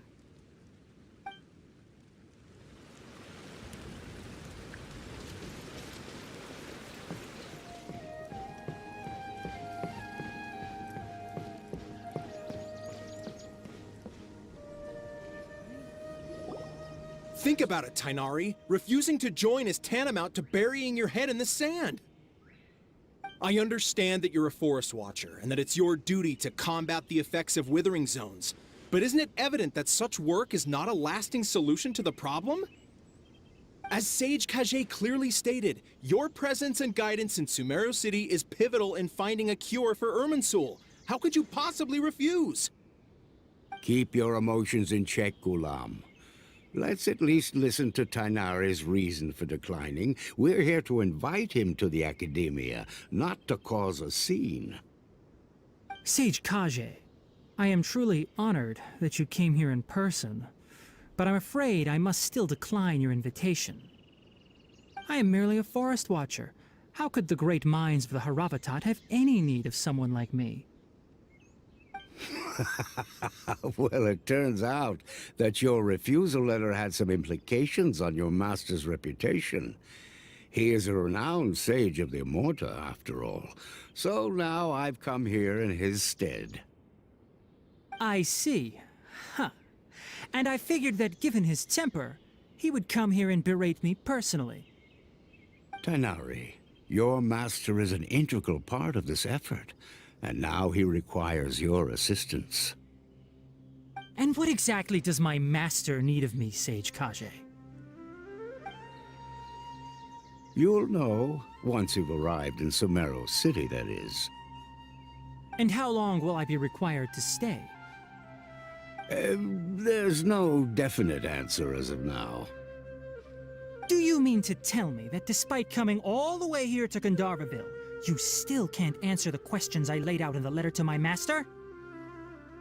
If that's the case, then I'm afraid I cannot give you a definite answer either. Tighnari, but you... So be it. Come, Ghulam, we're leaving.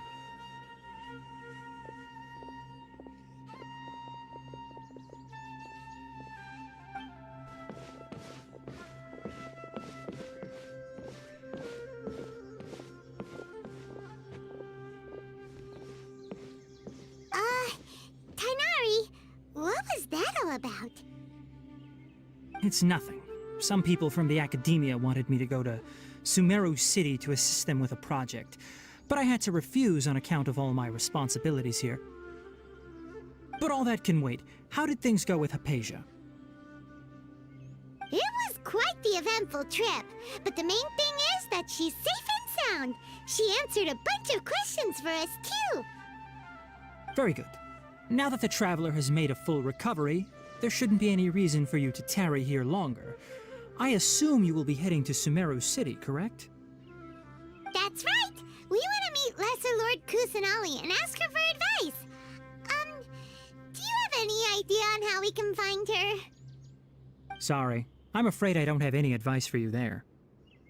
Well, do you at least know anyone we can try asking in Sumeru City?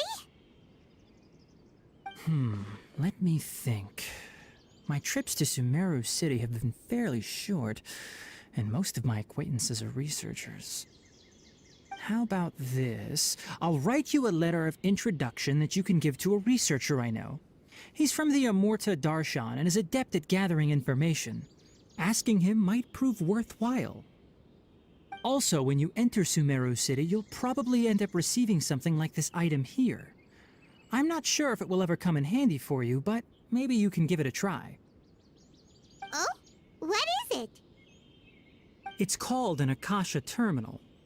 It's a tool produced by the Academia that utilizes the legacy of Greater Lord Rukkhadevata.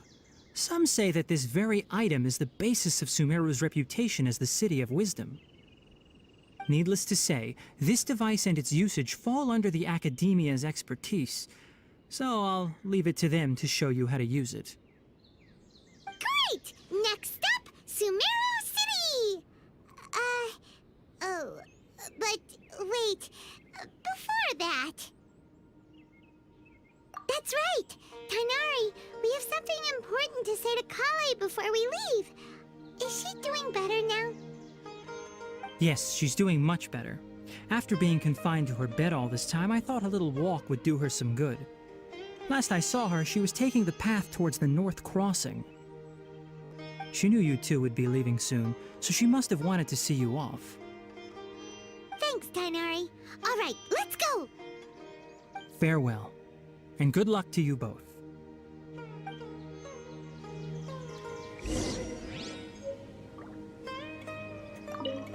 Collei is waiting at the northmost crossing of Gandharvaville. You should be able to find her there. Don't you worry about Collei. I'll look after her. I'll find a way to understand the relationship between the withering and her disease. It seems there's a major project underway at the Academia, and my master has also joined the effort. But I can't afford to leave Gandharvaville now. Things are not going well here in the rainforest, and Collei needs someone to watch over her. Besides, I was never one for all the pomp and circumstance of life at the Academia. Given that my master hasn't come to give me an earful personally, tells me that my presence is not as sorely needed as they make it out to be. In fact, the letter he sent to me was uncharacteristically polite.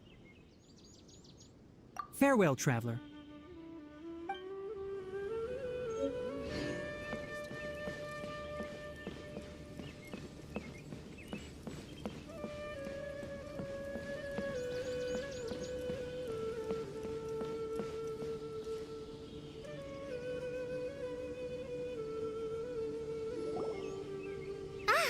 I've been waiting for you two.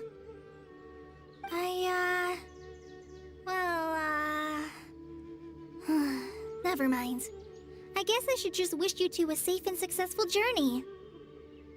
Thanks for waiting here just to see us off, Collei. We're headed to Sumeru City.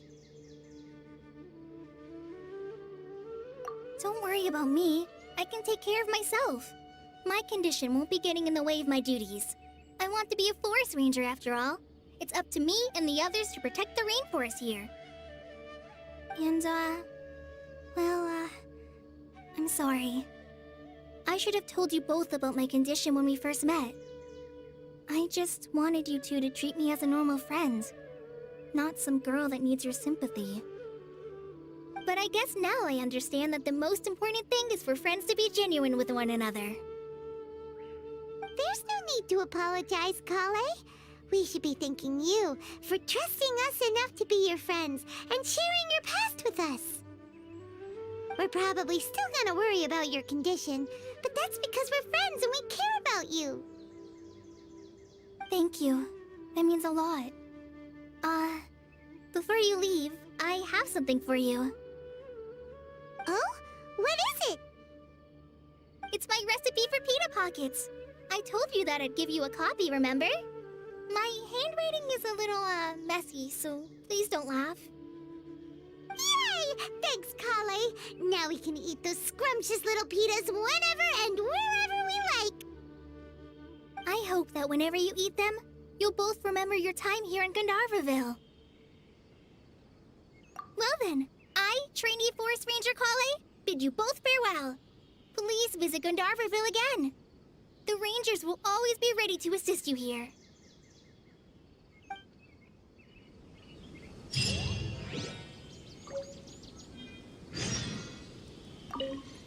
I hope you have a safe trip to Sumeru City and get to meet the Sumeru Archon there. I'm much better now. I'll be back on patrol again starting tomorrow. Even though I'm not quite ready to help Master clear the withering zones yet, there are still plenty of other tasks for me to handle. Oh, and Traveler, if you ever see Amber again during your travels, please don't mention my illness to her, okay? Amber knows about my case of Elazar and what's happened in my past, but I haven't told her about my condition getting worse. I guess I just don't want her to worry about me. If the need arises, I'll tell her about it myself. All right, we understand, Collei. Kinda hard to believe that Master Tighnari can cook, isn't it? His culinary techniques are very polished, but his taste is a little, unusual. It's not really his fault, though. He just has a sensitive tongue and nose, so he prefers much lighter flavors. The last time I went a little too heavy on the spices for my pita pockets, Master started having a sneezing fit. Of course, I never heard the end of it after that. See you later! Be sure to come back often. Even though Master didn't admit it, I'm sure he wants to see you again.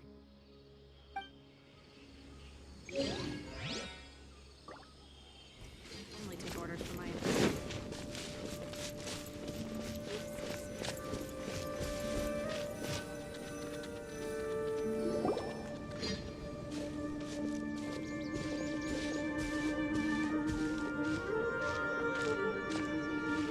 Sumeru City! We finally made it! Oh, did you see that? When those people entered the city, something on their heads lit up. One moment, please, you two. It appears this is your first time visiting Sumeru City. Oh, yeah, that's right. But how did you know that? Because there's currently no information on either of you in the Akasha. But no need to worry, that won't prevent you from entering the city.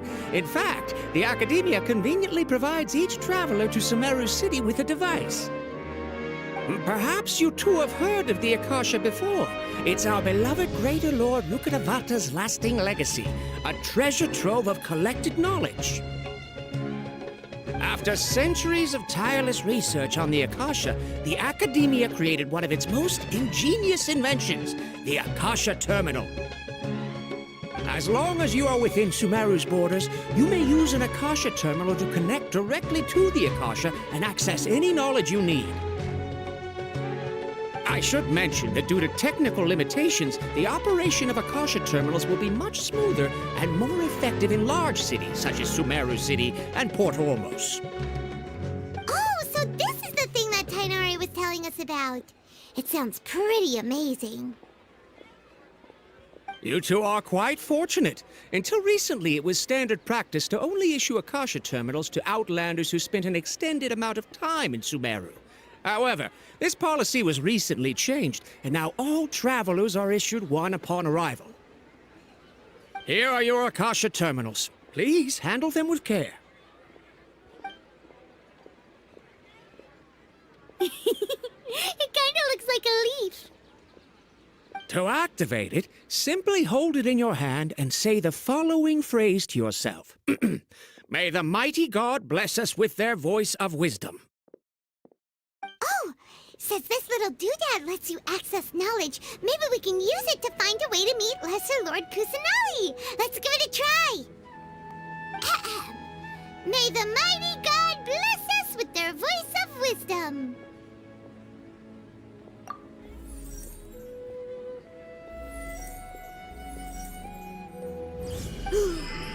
Whoa! Just now, something clicked, and Paimon suddenly knew how to use this thing. It seems all we need to do is concentrate on what we want to know, and bam! You get it.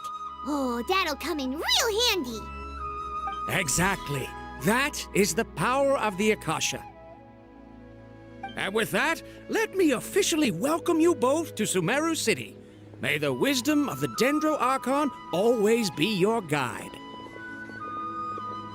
Okay, now that we're in, we can check the Akasha about Lesser Lord Kusanali. Let Paimon try. 500 years ago, the sages found a newly born deity from within some scorched ruins. The deity now resides in the sanctuary of Surasthana. Seems pretty similar to what Collei was telling us. Okay, next, let's concentrate on asking how to meet her.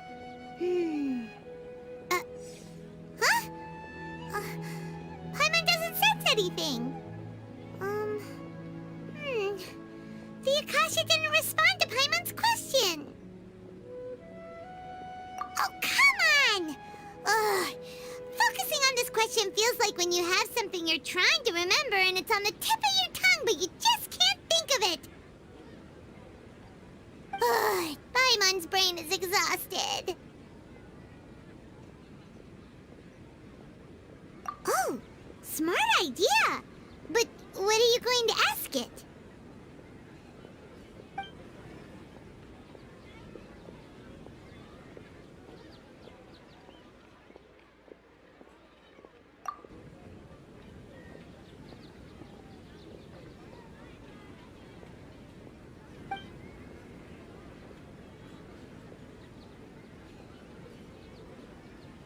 Uh-oh. Paimon's getting all teary-eyed all of a sudden. It feels like the people of Sumeru really missed their Archon.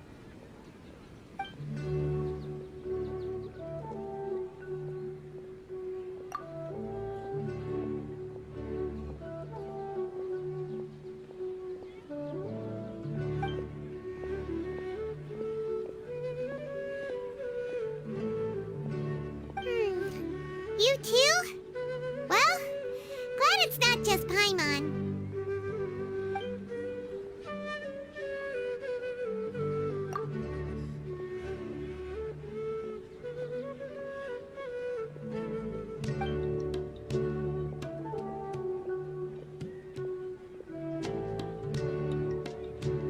Huh.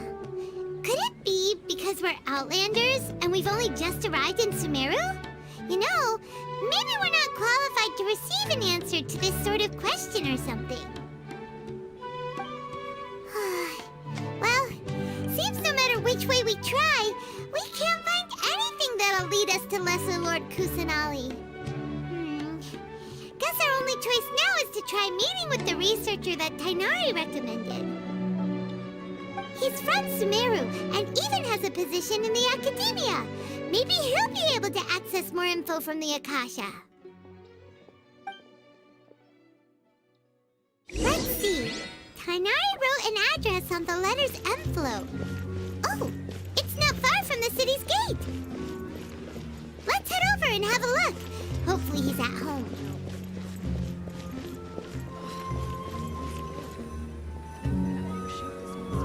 I've been handed all the cumbersome. Hello, are you Rohawi?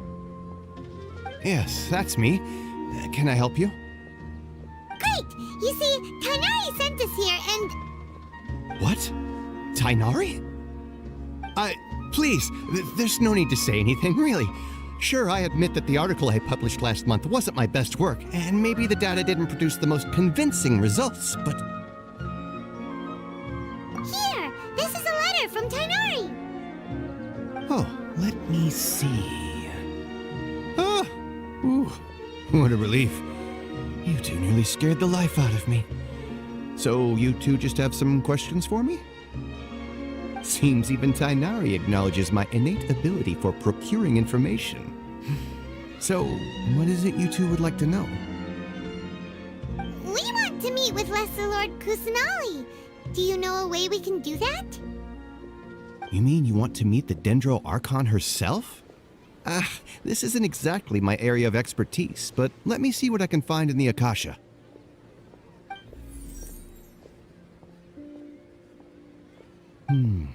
Sorry, the Akasha didn't respond to my query. What? You too? But what about your abilities for getting information and all that? Paimon was sure you'd be able to access more info than we did. Well, as I said, this isn't my area of expertise. I am but a lowly researcher, so the Akasha doesn't see a need for me to know more about the Dendro Archon. All I know is that ever since Lesser Lord Kusanali returned to Sumeru, she's never left the Sanctuary of Sorasthana or made a public appearance. Huh. Didn't expect her to be such a mysterious figure. The Dendro Archon is somewhat of a recluse. Perhaps she just doesn't want to entertain visitors, which would explain the lack of information in the Akasha. But then what can we do? No need to worry just yet. I'm only hypothesizing here. You could certainly try asking around and see if anyone else has ideas. And besides, you two should consider the bright side of things. Not being able to see Lesser Lord Kusanali may not be a bad thing. In this world, there will always be information you cannot obtain from the Akasha and things you can never accomplish. Knowing when to yield is a form of wisdom. Take me, for example. It's a miracle if my brain cells can spit out one paper every 3 years. But tighnari? That guy can publish 3 papers in just a single year. Okay. Thanks for your advice. Don't mention it. If you two ever want information about things like who's been promoted within the Academia or relations between the 6 great sages, come find me. Hey, come on. This is a survival skill at the Academia. Oh, Paimon's expectations were pretty low, but this is so low it's like digging holes in the dirt. So what do we do now? Even if we want to talk to someone, we don't know anybody here. Huh? Like who? Oh, you're right! Catherine! The Adventurers Guild has its own intel network. Let's hurry and find her. Watch out for pickpockets. Anything else you'd like to ask about? Sage is the highest rank for an Academia researcher. Since the institution's founding, each of the 6 great sages represent the finest mind and leader of their respective darshan. One grand sage is chosen from among the 6 sages to serve as the head of the Academia. The current one is Sage Azar of the Rotawahist Darshan. Since ancient times, the sages have contributed immensely to Sumeru. The widespread usage of the Akasha is thanks to their hard work. I just knew you'd be curious about that. Although the 6 Darshans conduct research in different disciplines, their sages frequently interact with one another when managing Academia affairs. In the Immorta, our leader is Sage Nafis. His temper is legendary. We researchers are terrified of him, and even the Grand Sage gives him some leeway. He hasn't shown his face lately, though. Rumor has it that he's currently involved with some major project. Thankfully, he's been so busy that I was able to publish a paper. See ya. Take a page out of my book and learn to look on the bright side of things.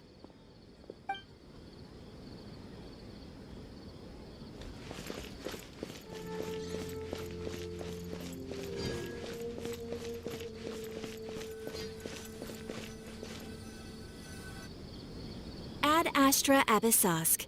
Hello, Traveler and Paimon. Catherine, we need your help with something. Understood. The Adventurers Guild is always ready to serve you. With what do you require assistance? We want to meet with Lesser Lord Kusanali. Do you know a way we can do that? You two wish to meet with Sumeru's Archon. Understood. Please wait.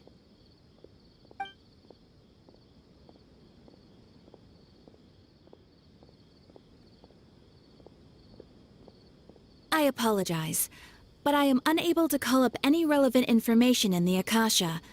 I'm also unable to locate any pertinent information in my personal memory. Aww, another dead end. Well, if Catherine can't help us, then we really don't know anyone else to ask now. Please do not worry. I may know of someone who can help you two. In Sumeru, the Adventurers Guild does not serve as the vanguard of information. Rather, there are numerous active mercenary groups collectively known as the Eremites. They take on various contracts and work all across Sumeru, so they naturally accrue intelligence.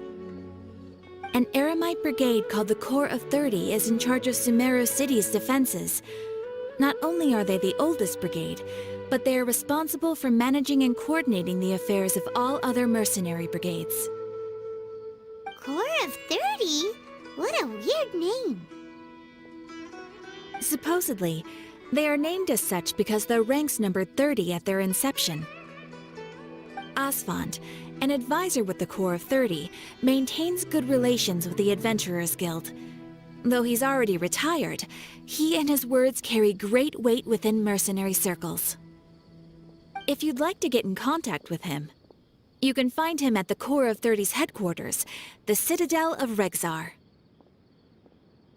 You're welcome. I wish you two the best of luck. We look forward to your exploits in Sumeru. All right, off to the Citadel of Regzar we go!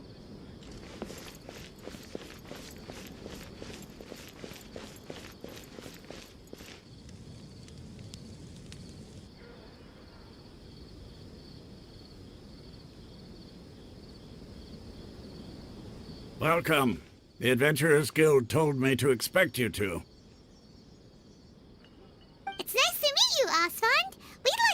you about something.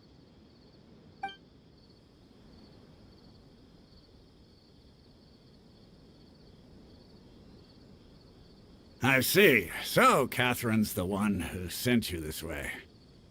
Ha! It's true that the Eremites' network is vast, but even I can't help you meet the Dendro Archon. Wait, seriously? That's it? Afraid so. The Eremites aren't terribly religious, so we don't know much about divinities. As far as the Akasha goes, we can access even less than you. We originally came from the desert. The gods there died off long ago. Since those days, we've used our own two hands to carve out a living. We don't beg gods for their aid. It isn't just us, though. If you ask me, I think most in Sumeru aren't interested in Lesser Lord Kusanali. Oh? Why's that? Just take the Academia, for example. They're the ones who truly rule Sumeru. Although they believe in gods, most of them only care for the late Greater Lord Rugurdevarra.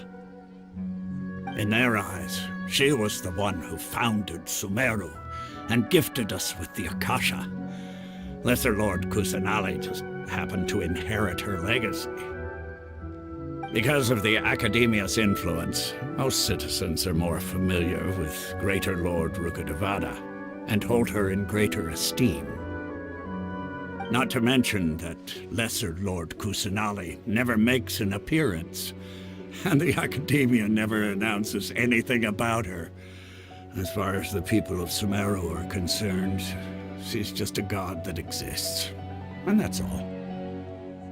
Really? Aw. After hearing all of that, Paimon sort of feels bad for Lesser Lord Kusanali.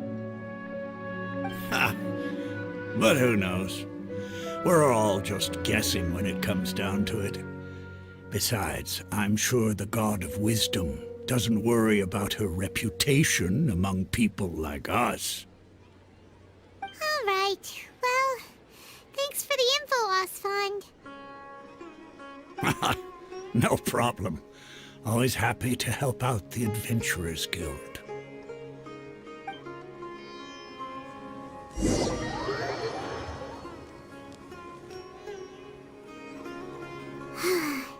Seems Osfond was right about most people's attitudes here. Not only are they not interested in the Dendro Archon, they even say stuff like, if the Akasha doesn't think I should know, then I don't need to know about it. We've been asking for information non-stop ever since we got to Sumeru, but the harder we try, the more helpless everything seems. Isn't there at least one person in this entire city who cares about Lesser Lord Kusanali? Oh, you two are interested in Lesser Lord Kusanali? Huh? Who are you? From the sound of it, you two are Outlanders who recently arrived here. You've been asking around for information on Lesser Lord Kusanali, right? Oh, I'm sorry. I forgot to introduce myself.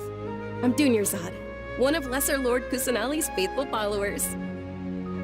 Whoa, really? Then do you know how we can meet with her? I'm afraid I can't help you with that. But your conversation earlier did happen to remind me of a legend about the Dendro Archon. Sure. It goes like this. Long, long ago, there was a man who heard a prophecy. It predicted that a great calamity was about to befall him. Panicked by what he heard, the man sought out the Dendro Archon in hopes that she would bless him with the wisdom to help him escape his predicament. The man journeyed across deserts and through rainforests and experienced tribulations of every kind. However, he still couldn't find any trace of the Dendro Archon. In despair, he thought, alas, the Archon has abandoned me.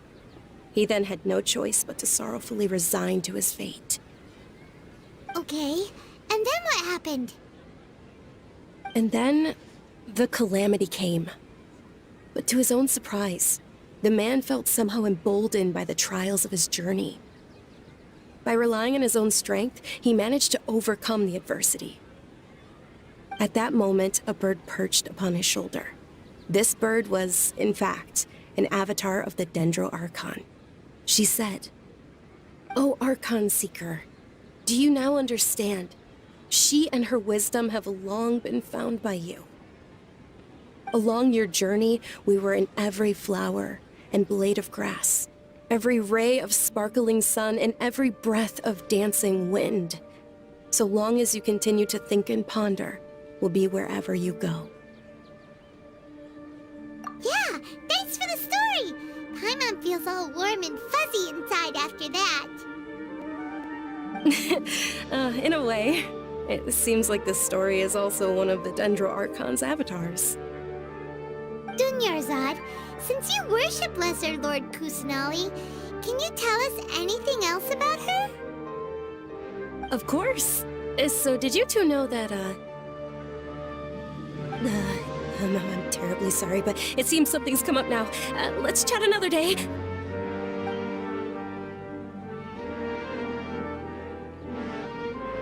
Hey, wait! What the heck just happened? It looks like they're searching for someone. Dunyarzad was acting super nervous just now. You think they're looking for her? This stinks! We finally managed to find a lead about Lesser Lord Kusanali! We can't let them get in the way now! Let's see if we can get rid of them. Then we can catch up with Dunyarzad! Hey, have you two seen a brown-haired girl wearing a purple top and a long blue dress? We're looking for her. Did she have bandages wrapped around her wrists? Yes, that's her. Did you see which direction she went? Yeah, she went that way. Quick, after her!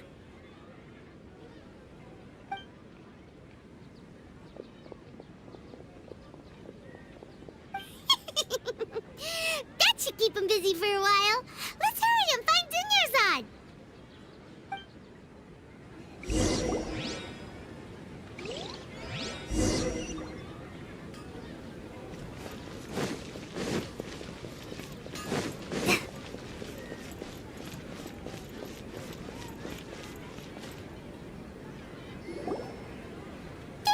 Dunyarzad, we thought you might have been long gone by now.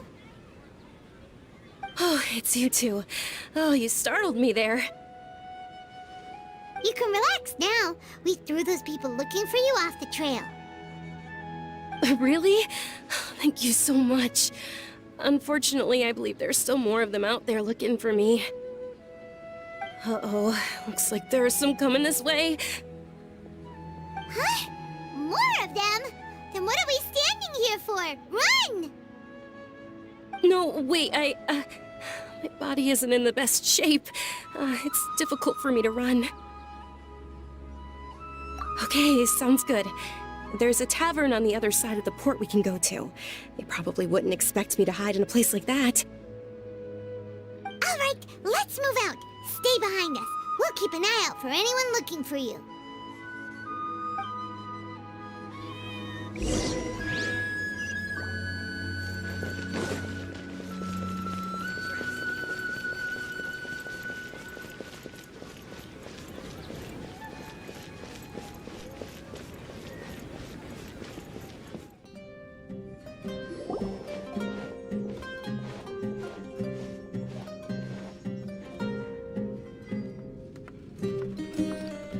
We made it. Oh, they shouldn't be able to find us now. Wait! Stand down, deyha!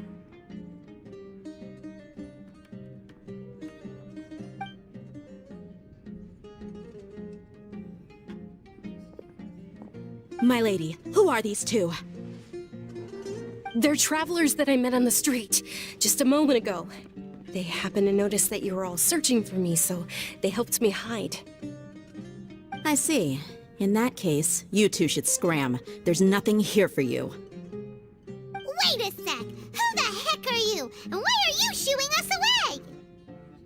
I'm Miss Dunyarzad's bodyguard, here to see that she returns home safe and sound. My lady, let's get going. You've been gone for so long that your parents are worrying themselves sick. And if I refuse to go with you? It'd be easier for the both of us if you cooperated. But if you insist on not going, then I'll have to carry you like a sack of potatoes. Hey! Dunyarzad already said she doesn't want to go back. Why are you still pushing her? Stay out of this. You don't understand the situation. Sorry, my lady. Even though I'm your bodyguard, your parents are my employers. I have to answer to them. How much? Wait, what? How much more do I have to pay you to become your employer? So you never listen to my parents ever again? Double? A triple? Give me some time and I'll get that much.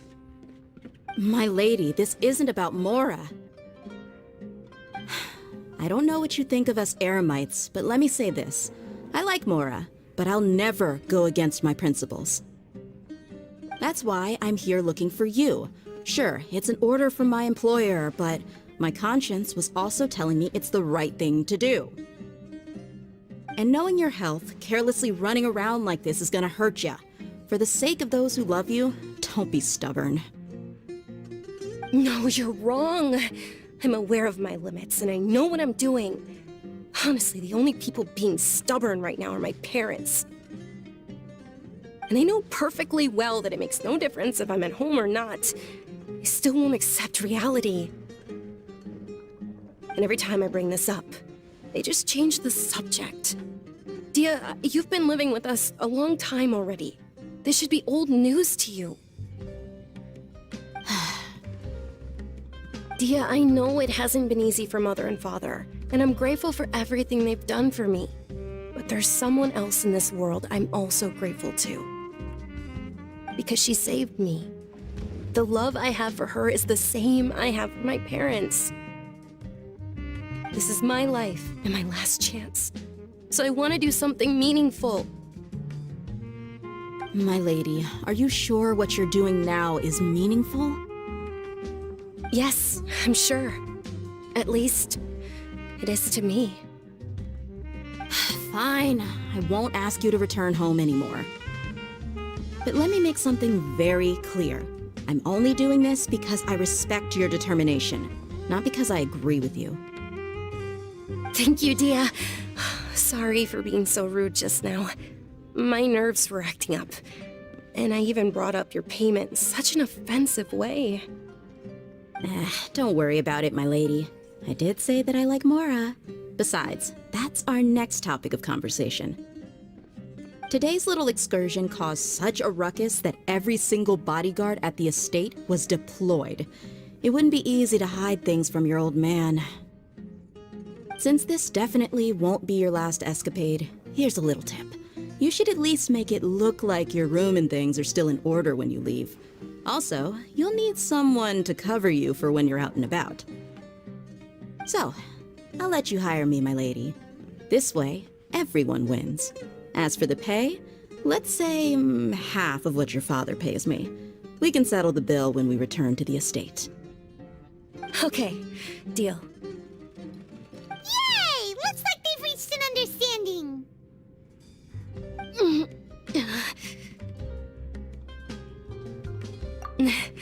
I'm fine, really. I just feel a little tired now that things have calmed down. My lady, stop trying to look tough. We're already in a tavern, so let's rest up and grab some grub. I'm sorry for worrying you two. If you don't mind, I'd like for you to join us. Sure! After you rest up, we want to hear more about Lesser Lord Kusanali.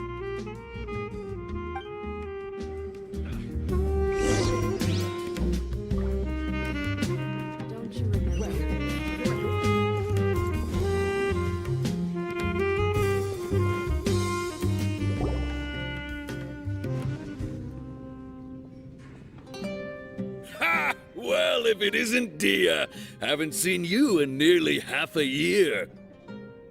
Word on the street is that you're a bodyguard for the Homayani family now.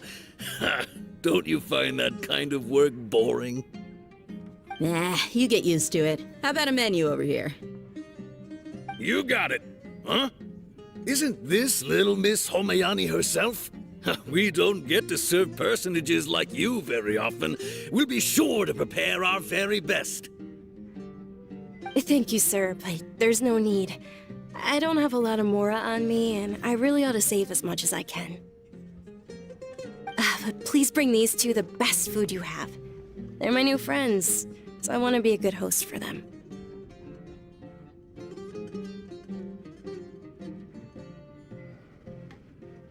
Wait, we're paying for ourselves now? Aw, Paimon kinda wanted to try something fancy, but we aren't exactly loaded. Guess Paimon will settle for something ordinary. How about our coconut charcoal cakes? They're our signature snack, and they run cheap. Look, other customers over there are eating some now. They look kind of burnt and dry. Paimon will pass.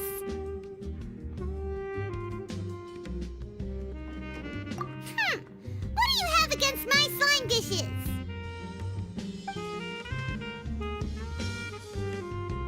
Dunyarzad, we asked a lot of people when we first arrived, and almost nobody was interested in Lesser Lord Kusanali. So, what made you want to follow her? Well, remember when you asked me if I knew how to meet the Dendro Archon? Even though I don't know how, I think I've actually seen her before. Huh? Really? Yes, it was when I was a child. At the time, my illness had kept me bedridden for the better part of a year. I was stuck inside and couldn't make any friends, and my parents did their best to find treatments for me. But even then, the Akasha didn't have any helpful information. My younger self no longer had any hopes or dreams. One flare-up was so bad that I was in a semi-conscious state for several days. Then one night, I woke up alone in my room. I was terrified. My body was paralyzed. Even if I cried, there was no sound. At that moment, an ethereal voice spoke in my mind. Dunyarzad, don't be scared. You don't have to cry. Dunyarzad, don't be scared. You don't have to cry. Who are you? How do you know my name? How do I explain this? You might not be able to understand, but actually, I know everything about you. Really? Of course. I know that you're scared of thunder, that you hate taking medicine every morning, and that you love counting the petals on your mom's skirt. Wow, you really do know everything. Dunyarzad, is there anything you want? Want? Not really. I can't go anywhere or do anything. Huh? But aren't you a child? All children have wishes. Tell me what you want, and maybe I can make it happen. But can you make my illness go away? Oh. I'm sorry. But I'm not powerful enough to do that right now. Then, can you be my friend? After that, the voice said, "Okay, I'll be your friend." Although my body was suffering during those days, that voice encouraged me and told me many wondrous things. Beyond my window was the flourishing Sumeru city. Beyond the city was a lush rainforest. And beyond that was the wall of Samiel, deserts, and all of Teyvat. Once I finally made it through that bout of illness, I couldn't hear that voice anymore. I told my mother about it, but she said that I must have been dreaming. But I know that that voice wasn't a figment of my imagination. Before that, I had never heard of Teyvat. Yes, for sure. If it weren't for that voice, I would have never grown curious about the outside world, nor would I have learned how to read and enjoy so many books. That voice sparked a desire for wisdom. It had to have been the Dendro Archon. I've been hoping for a chance to repay her kindness. In fact, I was running around today to help prepare the Sub-Zero's festival for her. What's the Sub-Zero's festival? It's Lesser Lord Kusanali's birthday, which was the day that she was found by the sages. It's actually an old holiday that originally celebrated Greater Lord Rukkhadevata's birthday. When she passed away, the holiday eventually became a celebration of the Lesser Lord's birthday. I heard everyone was overjoyed when they welcomed her back to Sumeru. In those days, the festival was a huge deal. But because of the Academia's influence, people have gradually lost interest in the festival. The Academia actively participates in Sumeru's many holidays dedicated to Greater Lord Rukkhadevata. But when it comes to the Sub-Zero's festival, forget any funding. They practically act like it doesn't exist. Maybe they see Lesser Lord Kusanali's birth as confirmation of Greater Lord Rukkhadevata's death, so they're reluctant to celebrate it. Aw, but that's awful. It is. It's absolutely terrible. Sure, the Greater Lord founded Sumeru, but hasn't Lesser Lord Kusanali been the one quietly protecting us for the past few hundred years? Just remember that we're still out in public. Don't get too carried away now. I know that people over by the Grand Bazaar still hold the Sub-Zero's festival to this day, but I hadn't met any of them before, so I was never able to contribute. But recently, I made a friend there who also follows Lesser Lord Kusanali. I gave her my savings because I want her to throw a wonderful festival this year. That's the least I could do for Lesser Lord Kusanali.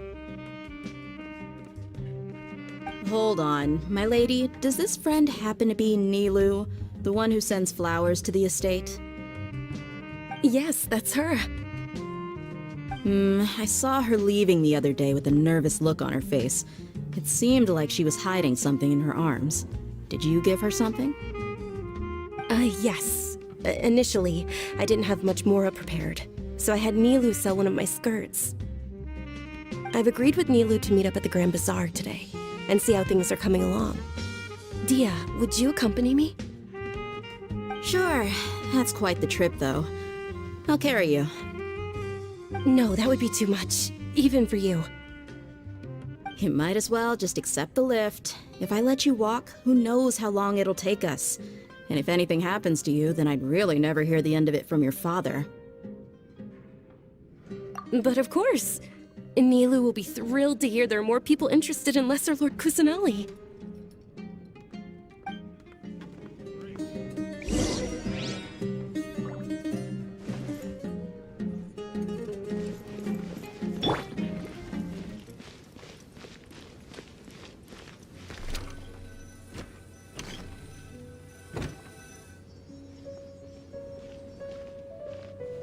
Sorry I'm late, Nilou. Oh, Dunyarzad. It was taking you so long that I assumed you got trapped at home, but you made it in the end. Uh-oh. But if Deyha's here, that means you got caught, right? You could say that, but everything worked out. She's on our side now. Not completely. Oh, and who are these two? Oh, meet the Traveler and Paimon, my two newest friends. They're visitors who just arrived at Sumeru City and are looking for information on Lesser Lord Kusanali. So you're followers from another land? That's wonderful. You two absolutely mustn't miss the Sub-Zero's festival. By the way, Dunyarzad, we've already started decorating the Grand Bazaar. It looks spectacular, thanks to your generous contribution. You're very welcome. It's the only thing I could do.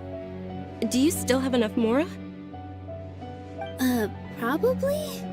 But don't sweat it. We've already finished renovating the stage. Come on, I'll show you.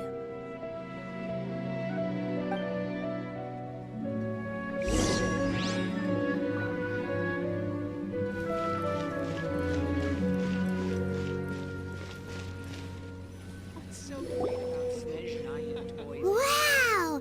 This place is amazing! Not bad. Last time I was here, the stairs were full of holes. The stairs were nothing. A little while ago, we discovered that the tree above the stage had a huge chunk of bark ready to fall off. Mr. Zubair was worried sick. We reported it to the academia many times, but they never sent anyone to deal with it. We didn't want anything bad happening, so we were going to cancel all the stage performances.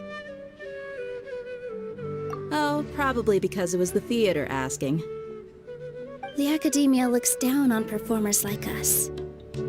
They probably think it would be best if the theater closed down completely. We can't let that happen, though. Not only would everyone involved in the theater go hungry, but then we wouldn't be able to hold the Sub-Zero's festival anymore. Thank the Dendro Archon for Dunyarzad. With the Mora she gave us, we hired someone to patch up the tree, and we also gave the stage a much-needed makeover. The stage is going to be even prettier when it's festival time.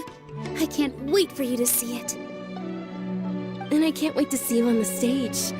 You've been practicing so long already. It's almost time for your dream to become reality. It's our dream. I'll do my best for the two of us. Nilou, what are you gonna be doing at the festival? She'll be dancing the dance of Sub-Zeros, the most important performance at the Sub-Zeros festival. Dunyarzad, have you told him the origin of this holiday? I only told them about the Greater Lord and Lesser Lord so far. Okay, then I'll tell you two about how this holiday came to be. According to legend, the Sub-Zeros festival was originally the Goddess of Flowers' birthday celebration for the Greater Lord. A long, long time ago, on one of Greater Lord Rukkhadevata's birthdays, her friends threw her a celebratory banquet. Some of the gods got drunk. One started playing music, and the Greater Lord started singing, so the Goddess of Flowers began to dance. As she danced upon the grass, countless beautiful parisaras began to bloom wherever she stepped. Those brilliant purple flowers became her dazzling stage. All the gods clamored, "Oh, if only time could stop at this very moment." Of course they did. When people mention the gods, they always think of the Archon War. But Sumeru's gods also had happy times. Although they aren't around anymore, they're preserved in our tradition of dance. This outfit I'm wearing is apparently based on how the Goddess of Flowers looked.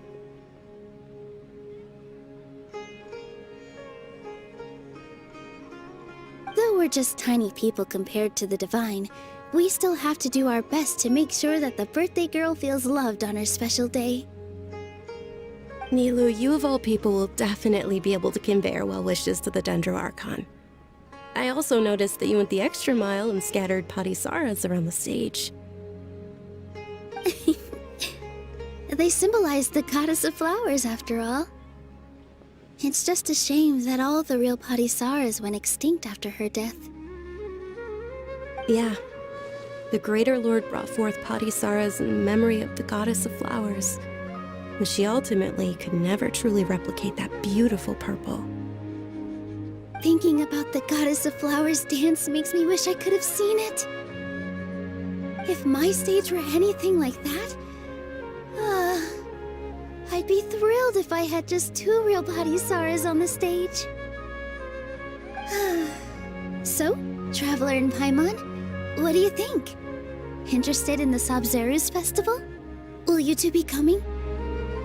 All of Lesser Lord Kusanali's followers will be there for her birthday. It'll be a good opportunity for you to learn more about her. Ooh, Paimon thinks that's a great idea!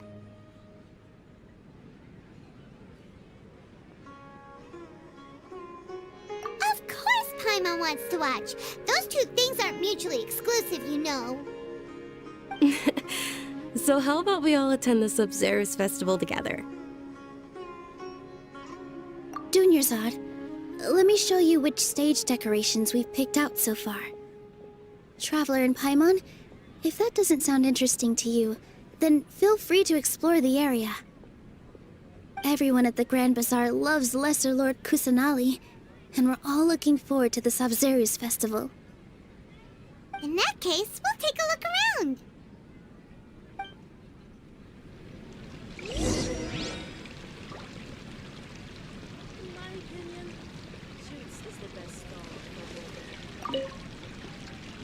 Whoa!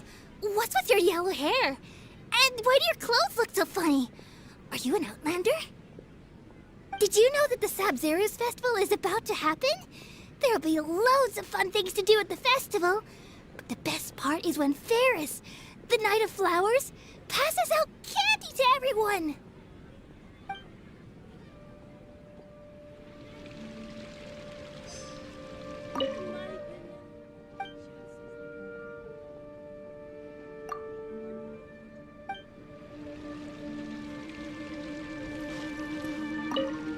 Huh.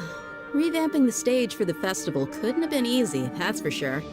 I bet this year's festival will be one to remember. I don't know much about the Grand Bazaar, but I do know that the residents here have a penchant for song and dance. Two things that the Academia doesn't particularly approve of. Oh, and the perfume sold around here is a lot better than what you'll find elsewhere. The fragrances are longer lasting and they're gentler on your skin and... I mean, that's what I've heard at least.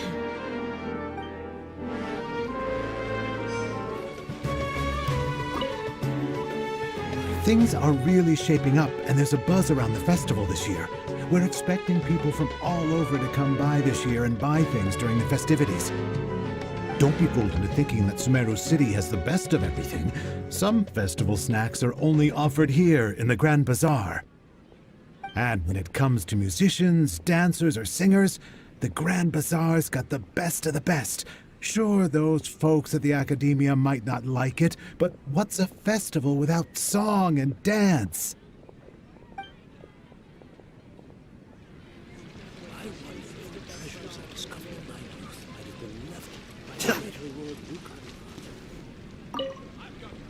Ah, dancing at the Sub-Zero's festival. You know, I also danced when I was younger. As a child, I even asked my grandmother why we performed the dance for the Lesser Lord when it was originally done to honor the Greater Lord. My grandmother said that Greater Lord Rukkhadevata is a beloved deity and honored by all, and Lesser Lord Kusanali is too. If the Goddess of Flowers ever knew Lesser Lord Kusanali, then she would certainly have wished to be her friend and hold celebrations for her, too. The Sub-Zero's festival has been losing its appeal over the years. That is, until a wealthy benefactor stepped in this year and brought the festival back to life. I heard she forked out a lot of mora to make it all happen.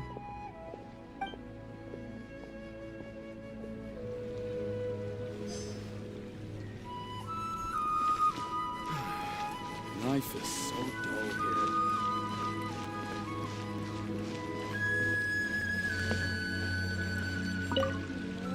Nilou, your outfit looks amazing. There's also something different about you from when we first met up. I thought I'd add a little extra pizzazz to my dress for the festival. See? Wow, did you sew all that yourself? Uh-huh. Sewing is a fundamental skill for everyone in the theater company because we make all our own costumes. Did you know that Mr. Zubair not only can make costumes, but props too? I've noticed that you can't keep your eyes off that crown over there. Would you like to try it on? May I? Of course. The legends say that the Goddess of Flowers had beautiful horns on her head, so this crown was made to reflect that. Dunyarzad, you look absolutely stunning with it on. It's like I'm looking at the goddess of flowers herself.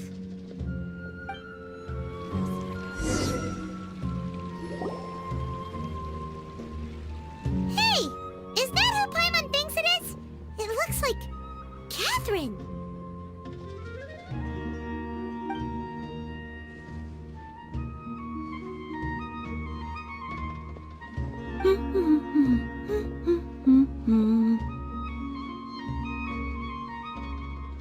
Huh. Come to think of it, Paimon's only ever seen her behind the counter at the Adventurers Guild. This is the first time we've ever seen her taking a break. Hey, Catherine! Oh, hey! It's the Traveler and Paimon! What's shaken? Whoa! Break time Catherine sure sounds a lot less formal than usual. Paimon was still waiting for her to say Ad Astra Abyssosque. Sure. Standing behind the counter at the Adventurers Guild doesn't require any complicated functions. But saying and doing the same old things over and over again can get pretty monotonous. Like watching the same Fontaine movie day after day. But take you two, for example. You travel across Teyvat to enrich your lives and gain new experiences. Well, we enjoy traveling across Teyvat and all that, but we're mainly looking for clues about his sister. Yes, you should keep searching. Sometimes the answers we're looking for aren't necessarily at our intended destination. Instead, they're found along the way. Huh. Haven't we heard someone say something pretty similar recently? Anyways, what brings you out here, Catherine? No, not particularly. I guess you could say that I'm loving the recent atmosphere here. If festivals bring happiness to everyone, then that's where their true value lies. Oh, it looks like it's about time for me to be heading back now. Alright, we'll see you next time at the Adventurers Guild. Oh, by the way, thanks for connecting us with the Eremites. We've already made some great friends in Sumeru City thanks to you. I'm sure you two will get along well with the people here. You've already been blessed by the element of Dendro after all. See you around.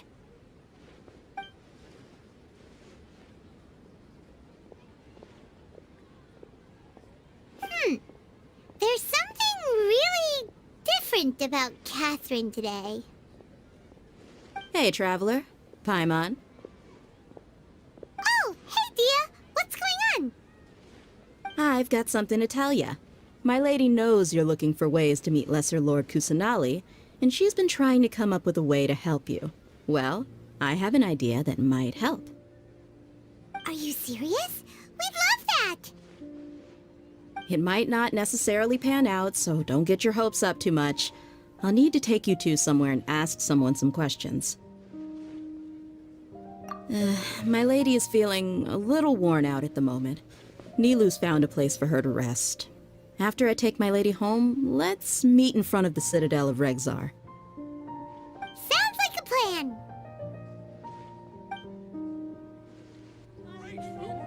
Let's head over to the Citadel of Regzar and wait for Deyha!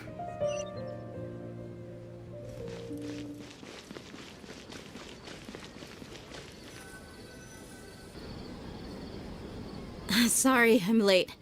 It took some convincing for the Master and Mistress to believe that Miss Dunyarzad was only sitting in the port for a while because she was in a bad mood. Anyway, I guess I should be thanking you. I haven't seen Miss Dunyarzad that happy in a long time. If it wasn't for you two, she probably would have been caught and dragged back much earlier. You sure sound a whole lot nicer than when we first met, Deyha. Who would have thought you had such a soft spot for Dunyarzad? It's called being a professional. I'm a bodyguard, and I work for whoever's paying.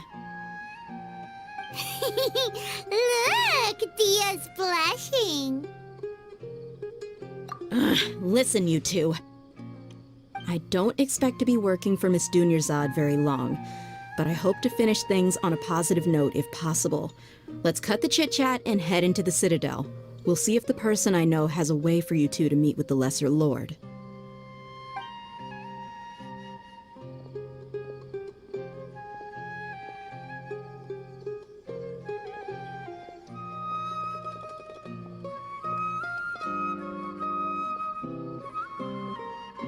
Oh, hey, Chief. Ah, deyha. What are you doing here? And well, didn't expect to see you three together. I take it you all know each other already? Mm-hmm. We met this morning after the Adventurers Guild pointed us to Osfon for more info. No kidding. Huh. So, where's Ruksha? I thought I'd help these two out by asking about the theft. Anything you can tell him? Ruksha's gone over to the Academia. The Grand Sage recently ordered Sumeru City to begin bolstering its defenses, so people from all over have been called back to the city. Since you've already mentioned the theft, I suppose I might as well tell him what we know. Appreciate it, Chief. Theft? Sorry, what the heck are you guys talking about? Just recently, the Academia lost something, and there's a chance the item is connected with the Dendro Archon. This case might just somehow help you in meeting her. I suppose that's one way to look at it. But if you ask me, the case is more about the Academia than anything else. Let me fill you in. The Academia recently sent a convoy to pick up an important package from Aru village. Word got out, and the convoy was robbed on its way back. The Grand Sage took the whole matter very seriously. Not only did he dispatch the Matra, but also enlisted our help in the search for leads. All we know so far is that whatever was stolen is currently in Port Ormos. You two have heard of Port Ormos, haven't you? It's the largest commercial port in all of Sumeru. You can travel there by leaving Sumeru City and heading south along the river. The Academia's grip isn't long enough to reach all the way to Port Ormos, so the city's a little more laid back, meaning the population's also a mixed bag. You never know who you'll meet there. Apparently what was lost has a great deal to do with the Akasha, knowledge, and even the gods. I'm afraid I don't have any other details for you, though. If you're interested, maybe you could head to Port Ormos and ask around yourselves. If you want my advice, try introducing yourselves as students of the Academia once you're there. Are you serious, Chief? All the Academia students are in Sumeru City, you know. Why should they pretend to be students in Port Ormos? If you're also interested, just go there and see what happens. Count me out. I've got plenty of work to do here for the Homayani family. And take it from me, if you two really do decide to visit Port Ormos, you'd best watch your backs. Let's just say that the Eremites there aren't nearly as friendly as those here in Sumeru City. There are even some extremists who go around shouting slogans like, "Retake Sumeru for the Scarlet King." Word is that more and more are joining their movement. They're becoming a real headache for Chief and the others. You bet they are. The Scarlet King's been dead for thousands of years. Now they start spreading rumors of his return. Ridiculous. Not everyone's like you, Chief. Even the desert natives who abandoned their homes in the wilderness still wish to have a god of their own. Well, Traveler, that's about all the information we have for you. Thanks, Deyha, and you too, Osfond. Since we've gathered all we could for the moment in Sumeru City, let's head to Port Ormos and see what we can find next. Miss Dunyarzad is looking forward to seeing you both at the Sub-Zerus Festival, so be sure to get yourselves back here in time for that. Good. Then we'll see you both at the Sub-Zerus Festival. When I hear the elements, I'll have to rephrase the way I applies for the elements. You two must really be something if you've got deyha the Flame Mane speaking on your behalf. The Corps of 30 isn't officially overseen by the Academia, but because we're hired mercs, there's still lots of sensitive intel that I can't reveal to you. In the end, when it comes down to it, the city's safety is both the Corps and Academia's top priority. I've told you all I can about what was stolen from the Academia. As for why you should pretend to be students in Port Ormos, I'll leave that for you to find out yourself.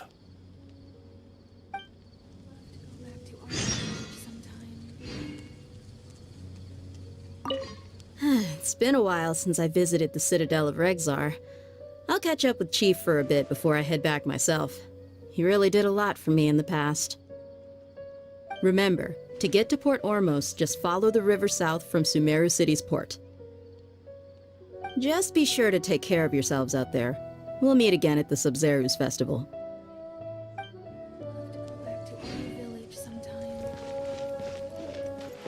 Every piece of wood is a blessing from Lesser Lord.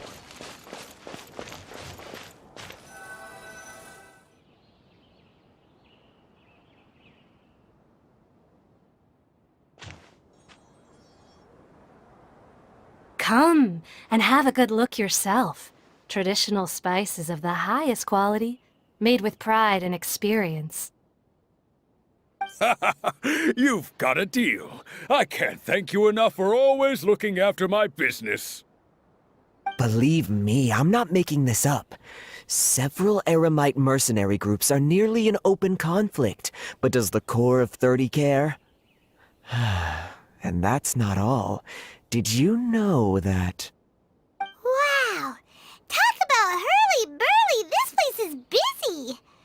Oh, guess that's only to be expected for the largest port in Sumeru. Maybe it's because of what Deyha told us earlier, but Paimon can't seem to shake the feeling that there's also danger lurking in these crowds. Ooh. Let's get our bearings so we can start looking for leads. We know that whatever the Academia lost is related to the gods. But other than that, we don't have much else to go on. Osfun told us to try posing as Academia students while asking around. Paimon checked the Akasha on the way here, and the Academia doesn't seem to have any research facilities in Port Ormos. Paimon doesn't get it. Won't we look even more suspicious going around saying we're Academia students and asking about the stolen item? Well, given all the people that come through here every day, if there's any information to be found, Paimon bets we could find it in the market. Let's ask around and see what we come up with.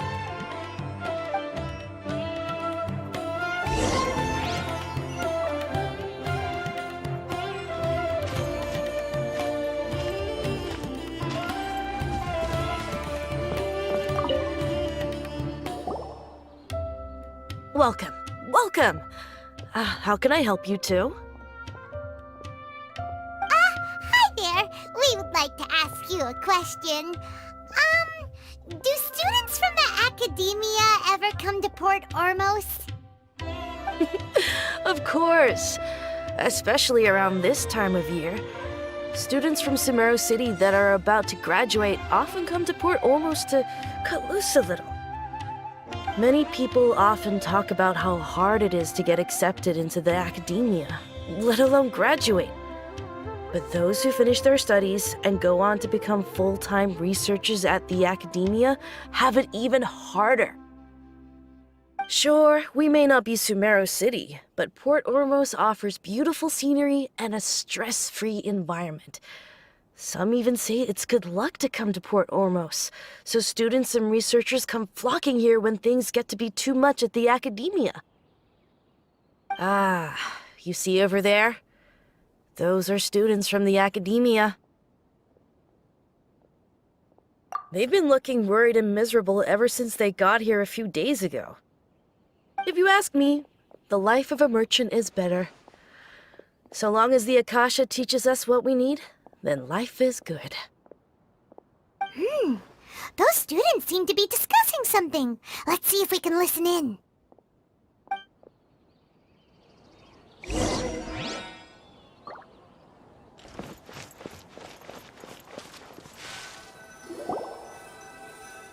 It's no good. I've tried asking around, but I haven't been able to learn anything useful. Not to mention that a bunch of scary-looking Eremite mercenaries have been posted along the streets now. There's been a lot of fighting between the different Eremite factions in Port Ormos. If we choose to move on our own, then it would be wise to steer clear of them. Especially the group that's constantly shouting some stuff about the Scarlet King and some resurrection. I've even heard that the Citadel of Regzar is starting to get fed up with them. What was that group called again? Ein something or other? They're called Ein El Akhmar. Today, I heard that the thing we're after might be in their possession at the moment. Wait, come again? Don't you see? Many of the Eremites in Port Ormos deal with trading this kind of thing. They're usually pretty wary of outsiders, but not so with students of the academia. It's because the kind of goods that students are looking for aren't the kind of goods that Eremites are after. As long as they know you're a student, then deals can be made. I've heard that Ein El Akhmar likes to set up shop at the Jafar Tavern. Supposedly, if you're willing to part with 500,000 mora, they'll give you info on anything.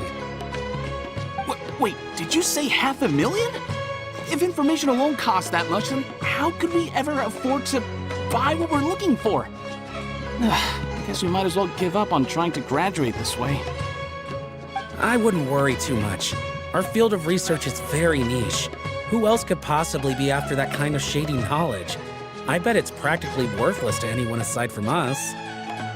Well, I guess that makes sense. And the only thing left for us now is to find a way in. Why don't we all just pool our money together and pay for the information? Whoa! Did you hear that? A niche field of research and shady knowledge? It all sounds pretty suspicious to Paimon. Is knowledge something people just buy and sell like that? So, what's your plan?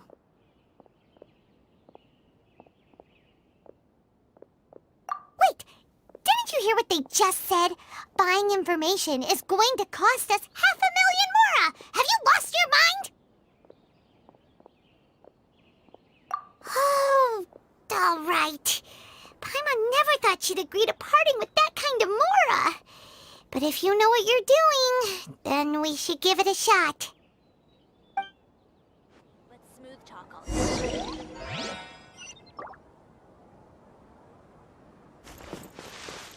Out of all my commissions, I enjoy making jewelry. 500,000? That's a lot of mora. Do you really think that Ein El Akhmar group can give us reliable info about what we're after?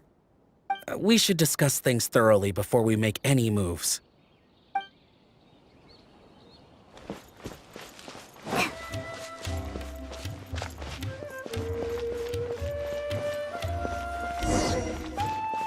This is the place we heard those students talking about. Let's find a seat somewhere and see if we can spot the group they mentioned.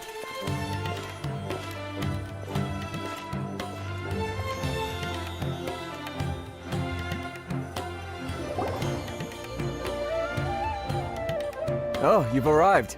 Please, take a seat. So, they think that they can go toe-to-toe with the boss? Ha! Once we reclaim the power of the Scarlet King, they'll be the first that the boss punishes. They're nothing to be afraid of. Our main rival now is the Caracal Battalion. They've also amassed a significant amount of mora this time, so we mustn't underestimate them. How can the Caracal Battalion compete with the boss when they're nothing but a bunch of money-grubbing opportunists out for a quick mora? Yeah, with boss's fervent devotion, he'll be able to use this power to bring our god back this time. Huh. All these guys talk about is the Scarlet King, so they're probably the ones we're looking for. Greater Lord Ruka Devata. That traitor and her followers must not be spared. The day will come when the Scarlet King exacts vengeance on Sumeru, and all of them shall be punished. Yeah, Paimon was wondering what they meant too. We should ask about that if we get the chance later.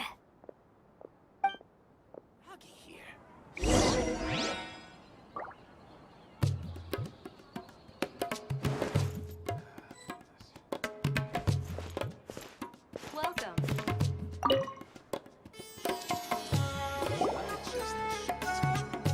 Huh?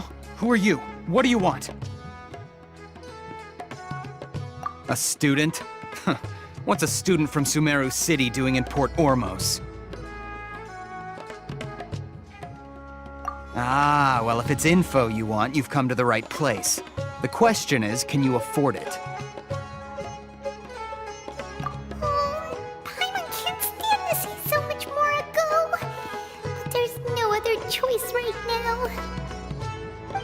now. Here, this is the merchant's address. Whatever you're looking for, you'll find it there. Hmm? Well, what are you waiting for?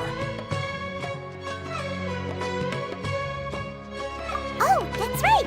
We heard you mention the Scarlet King just now. We're actually interested to know more because we're archaeology students. Fine. Since you've already handed over the Mora, I guess I can throw in a little extra info.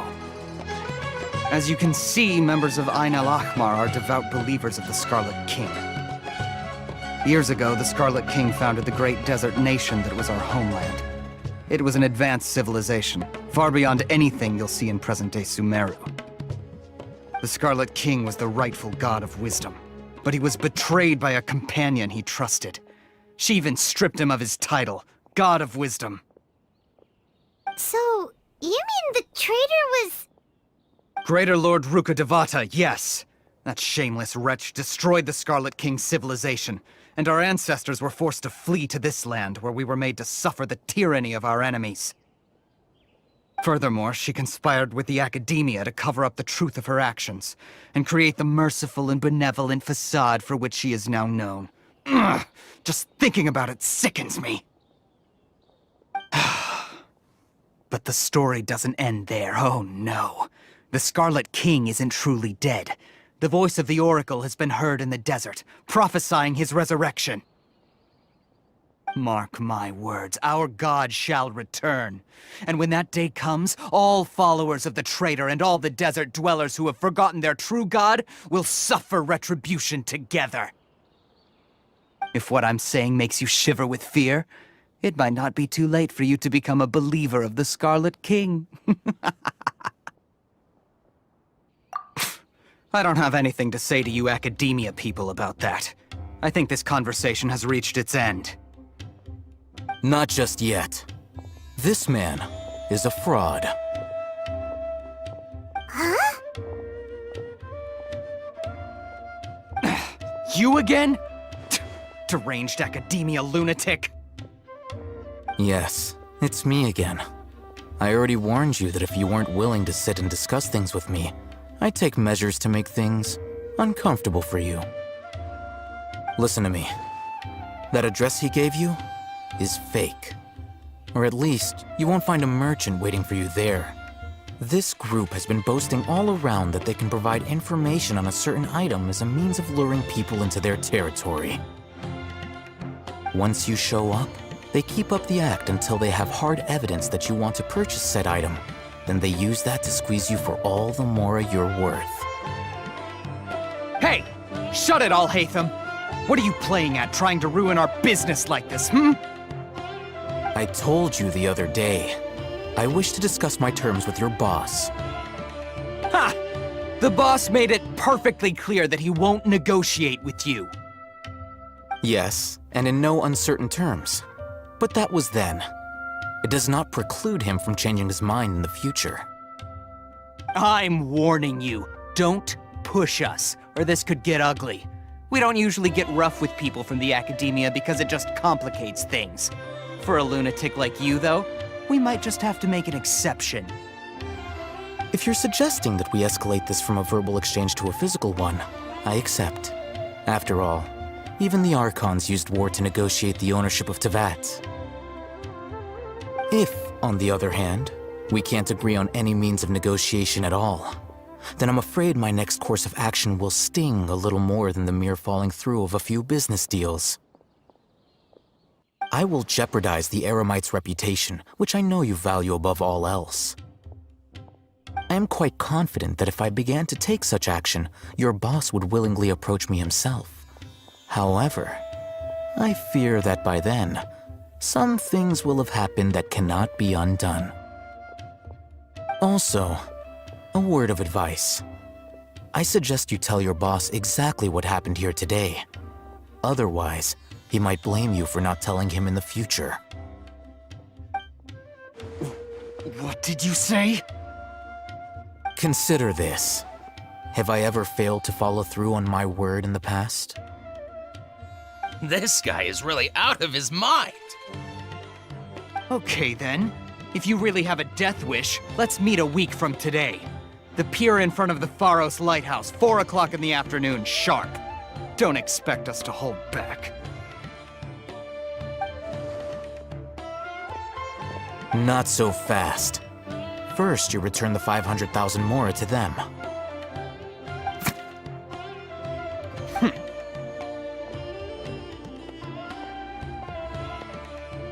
Please, I beg you, don't provoke them. We can't afford any trouble with this crowd. They haven't even paid for their food yet. Ah, Mr. Iman. There appears to be fewer staff in the restaurant recently. This wouldn't happen to be because they're all busy spreading the word to the students, would it? Well... Someone who chooses to do business with a group like that really can't afford to get so flustered the instant someone confronts them about it.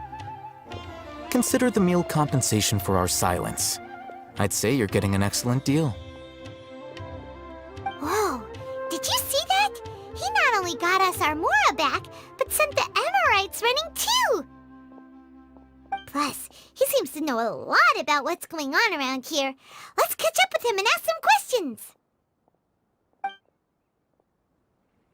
He went that way! After him! What's going on? How can there be Please, just leave. Forget the cost of the meal. Just, pretend nothing happened today. Welcome. Should I adjust the shipping schedule? Fresh fruits and veggies, both quantity and quality. Wait up!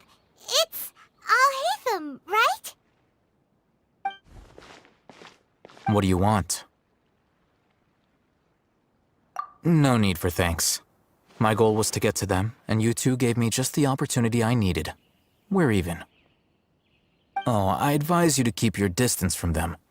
Since they weren't able to make off with your mora in the end, they might harass you again in the future. All right.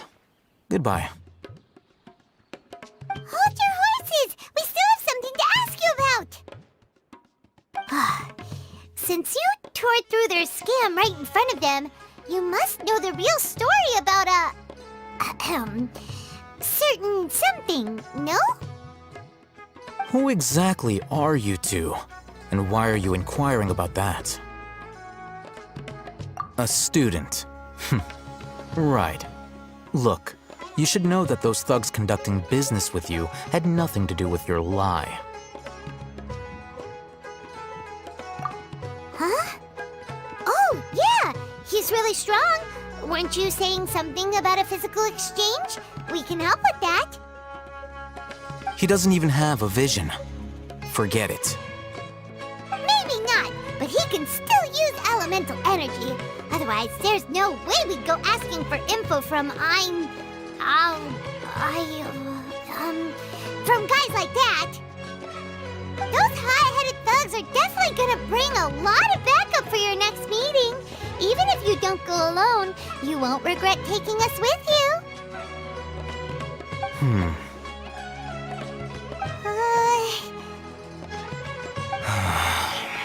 All right, I accept. Got a pen and paper? If you're searching for someone who sells that kind of merchandise, I'll give you one of their addresses, and you can try your luck. We'll reconvene at the appointed time by the pier. It doesn't matter if you show up or not. So, since you were happy to give us this merchant's information, does that mean you can tell us exactly what we're after? You were willing to part with 500,000 mora for something and you didn't even know what it was? Okay. Well, if you truly are as skilled as you claim, then you can beat the answer out of them when they become hostile. Look, if you've been making inquiries, then you have to know something by now. Tell me what you know so far, so I don't waste time repeating information. We know it's connected to the academia somehow, and that not only do the Eremites deal in it, but some students want to get a hold of it too. What else? You know almost everything there is to know, but you're unable to compile this information because you've never seen the object before. This is what you've been looking for. Huh? Paimon can't tell what it is. It looks like some kind of ornament. This is a knowledge capsule. To put it simply, it's a vessel that can store a fixed quantity of canned knowledge. It's like a miniature Akasha. Anyone who links it to their personal Akasha terminal instantly becomes privy to its contents. Correct. Anyone. Unlike the Akasha, which heavily regulates who can access what information, knowledge capsules confer their contents without any requisites. That's amazing! It's essentially a convenient and harmless vestibule for knowledge. Unfortunately, it's illegal in Sumeru to privately possess or trade them. They were created as a means for scholars to transfer knowledge gained from Irminsul into the Akasha, and are intended to be destroyed immediately after use. But despite strict regulations, some of these knowledge capsules will always escape destruction. After all, there will always be those in this world who are dissatisfied with life as designed for them by the Akasha and wish to change their fate. Over the past century, a wide variety of canned knowledge has been leaked from the academia. Now, in Port Ormos, the valuable ones are a means to mora for the Eremites. Meanwhile, those which the Eremites deem to be useless to them occasionally prove useful to the common citizens and hapless academia students. Well, I think that about sums it up.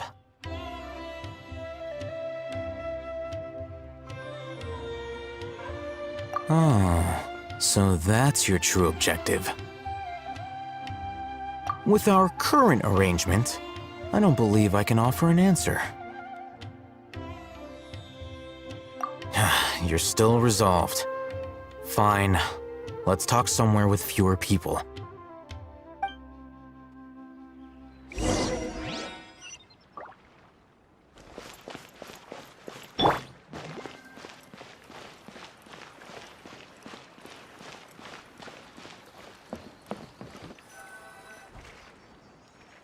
Let's continue our conversation here. If you wish to learn more about the knowledge capsule that the Academia lost, then you must help me with something. I need you to find someone named Dori, a traveling merchant. Unlike the peddlers who hawk inferior knowledge capsules, she often has quality goods in stock. Some say that as long as there is profit to be made, there is nothing she won't dare to sell. She's guarded against people from the Academia because most of her wares don't comply with Academia regulations. I think she blacklisted me. I met with her informant, but it soon became clear that they had no intention of letting me get any further. Become one of Dori's customers and earn her trust. This is my condition for further collaboration. Why do you want us to meet with her?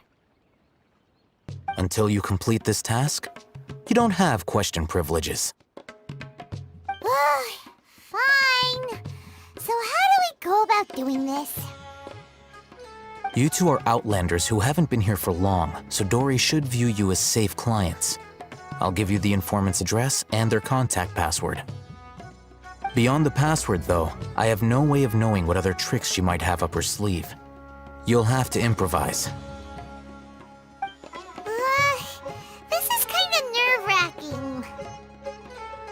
The true challenge begins after you meet her. She has a keen nose for mora and a shrewd eye for wares, and she only likes customers who she deems to have good taste. I'll prepare some funds for you. Buy her highest quality wares and earn her approval. But we only just saw a knowledge capsule for the first time. We don't know how to tell which ones are good and which ones are bad. Is that something we can learn quickly? That's true. Have you two heard of elemental sight? Oh, that's a surprise. Guess I'll have to hold you in higher regard. Anyway, that ability should resolve your issue.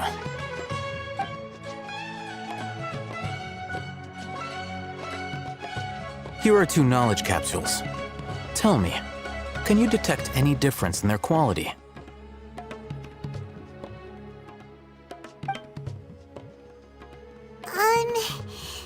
They look the same to Paimon. Try inspecting them with elemental sight. How'd it go? Did you see anything? Rumor has it that higher quality knowledge capsules generally appear brighter when viewed through elemental sight. That's because knowledge originates from Irminsul, the root of Dendro power itself. The more powerful the knowledge, the richer it is in Dendro energy. However, some canned knowledge with a high concentration of elemental energy is of little use in contemporary times, so those capsules are of little value. Using elemental sight is merely a stopgap measure, but it should suffice for earning Dori's trust. That sounds pretty impressive. Here's a sheet with the informant's location and contact password, and here is the mora for purchasing canned knowledge. Don't be cheap. You'll need to spend to catch Dori's eye. If there's any mora left over, just keep it. Oh, and be sure to exercise some caution. There have been Matra present in Port Ormos lately. Your efforts will be for naught if they catch you. Matra? They belong to the Academia's regulatory body. They also handle cases of illegal canned knowledge transactions. Like I said, the Academia has banned both their trade and possession. The Matra are razor sharp. You're in for nothing good if they lock their sights onto you. If you two want to back out, now's the time. Okay, then we have a deal. If you succeed in your dealings with Dori, come find me at the Wikela Funduk. We'll have an open discussion then. Looking at what alhaitham wrote, Dori's informant is a trader near Old Ormos. Let's follow these instructions and try to get in contact with him.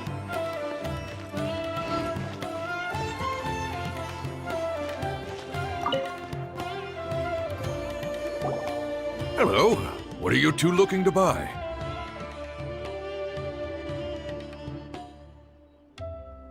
Wait, are you sure you're remembering that right? Paimon doesn't think it was that on the paper. What a unique palate. We have unripe horror fruits, but we usually keep them in the back. I'll have someone escort you. Following the paper got us past the first round. Ronak, these two want to buy unripe horror fruits. Show them to the warehouse. Got it. You two, please follow me. You two have a fascinating fashion sense.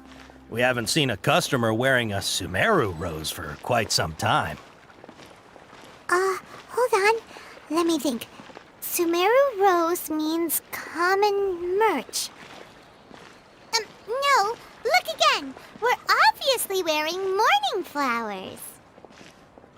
Ah, my mistake. I do apologize. Whew. That pop quiz sure was scary. Ah, the warehouse is up ahead. Please follow me.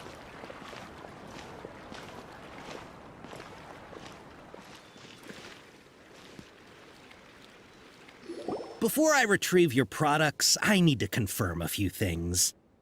Please forgive me, but we may not have sufficient stock for you today. Earlier, many of our hara fruits were taken by mice. Thanks. If better goods come in, you'll be the first to know. You look like you have some skill. Why don't I pick out some fruits that'll make you dizzy? Yep, that's the right answer. But eating hara fruit that makes your head and ears ring sounds like a bad life decision. Would you like your hara fruits to be packaged in the Sumeru City or Port Ormos style? Wow, you two sure are generous customers. We'll be sure to package your products beautifully. Okay, everything has been confirmed. Miss Dori is waiting for you up at... Shoot! It's the Matra! Run! What? The Matra? Where? Alhaitham said we're done for if they catch us. We gotta get out of here. We don't know this area, so let's follow that informant.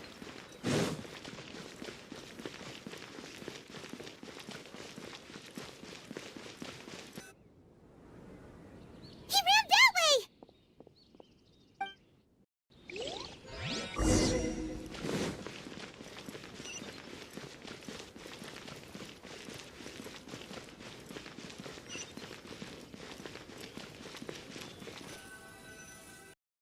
Look, he's over there!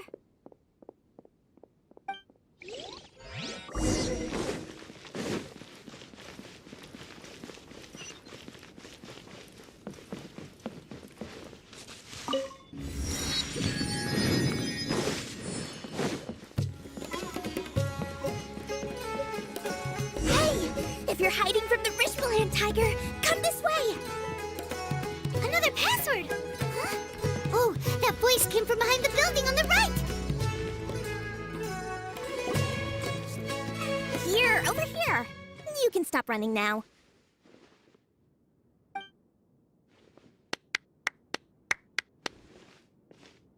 So you were the one who was calling out to us just now. But, are we definitely gonna be safe here? These two good customers wish to buy some hara fruit, Miss Dori. And if there's nothing else, I'll just excuse myself. Oh, very good. Thank you.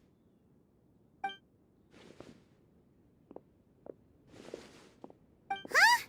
Wait, you're Dori? I'm unsure thought you'd look a whole lot scarier. Hey, what are you trying to say, Princess Pea-Brain? I can be scary enough when I need to be, believe you me. If you don't watch what you say, then you can forget about doing any business. But it seems you two have actually done pretty well so far. Not only did you manage to find the informant, your reactions were also pretty sharp. You don't really look like criminals or anything, but I bet my Mora that you've been involved in some shady dealings, haven't you? Paimon's not sure if that's supposed to be a compliment, but we'll take it. I can't risk doing business with people who start huffing and puffing after just a few paces, no matter how much Mora they might have. Not only will they get caught by the Matra, but they'll also get us into trouble. As decent folks trying to run an honest business, we don't need any of that. Wouldn't you agree? So that's why I prefer to have customers like you. It's your first time here, but don't worry, I won't ask too many questions. Even if you wish to buy enough knowledge capsules to decorate your house with, please, knock yourself out. As long as you have lots of round, shiny Mora, then we're all good. Ah, yes, of course, of course. Go ahead, help yourselves. Voila! Wow, she has a trove of canned knowledge. Whew. She'd probably be in serious trouble if the Matra caught her with all this. What kind of products do you seek, my dear customers? Don't worry, I'm not interested in your reasons for buying. I can, however, offer some suggestions. Take this one, for example. An analysis of the sociological ideology and dialectics of the hilichurls. Only 3 people in all of Teyvat have ever studied it, making it extremely rare. It's on sale now for 350,000 mora. Yeesh. Who would want to be an expert in that topic? Or how about the architectural styles and construction methods of Teyvat in the early Archon War period? With this one, you can become an expert in historic architecture preservation and find an excellent, well-paying job in nearly any nation. Ooh, now this sounds like it could be useful. 2 million mora, and it's yours. No discounts. Whoa! That's a lot of mora! Of course, you are free to pick whatever your heart's desire. The contents and price of each knowledge capsule are indicated in small text on the body of each one, down at the bottom. Alright, let's try the method that alhaitham mentioned.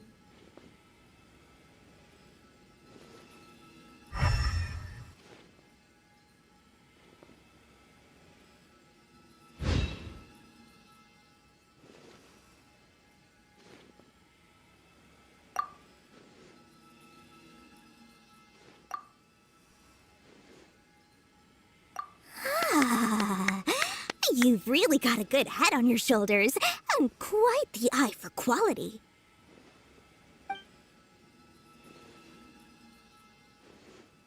We'll take these, please and thank you. My oh my, you are blessed with a taste for both the exquisite and the extravagant. Customers like you are a rare breed. 1 in 100.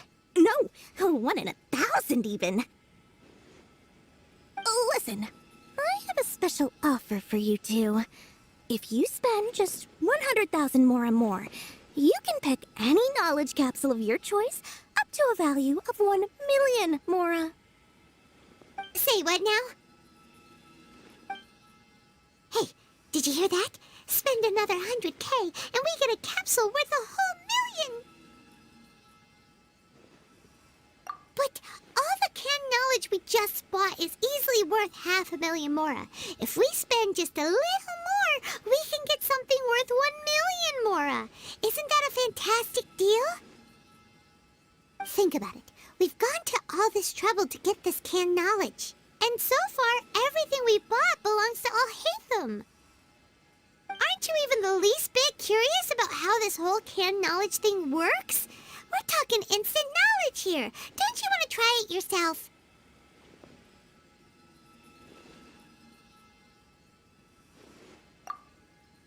Come on, come on! We still have around 100,000 of alhaitham's mora left, so let's put it to good use by finding something useful for you. Ahem, you've got a deal, Dori. We'd like to spend an extra 100,000 mora. Excellent! Then please, select from this fine collection of canned knowledge over here.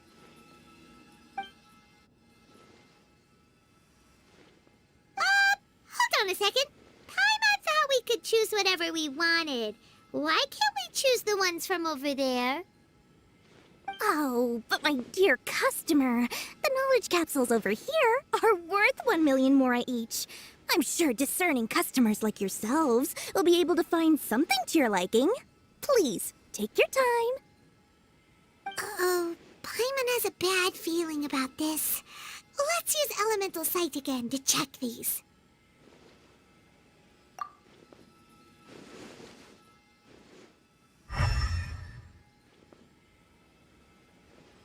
So, what did you see? So, they're all worth about the same amount? Well, anyway, the mora's already been spent, so let's at least try to find something useful. Let Paimon take a look here. An introduction to traditional Sumeru brewing techniques, the art of growing spices, an overview of ancient runes. Oh, how about this one? Sword Fighting Techniques 8. Not sure we'd ever find volumes 1 through 7, but at least this knowledge should be useful, right? Let's go with this one. Dori, we'll take this one. All right, very good. I'm expecting some new goods in the next couple days, so be sure to check back again soon. Whether it's canned knowledge or anything else you need, bring your Mora to Dori and doors will open. I'll find you your... Our dealings with Dori went smoothly enough. Let's head to Akasha and meet up with alhaitham. Hopefully now he'll finally tell us about what the Academia lost.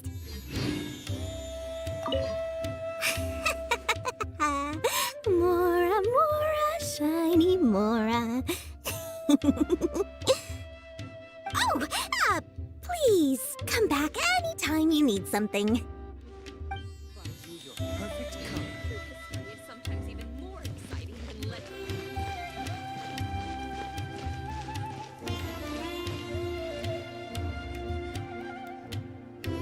Ha!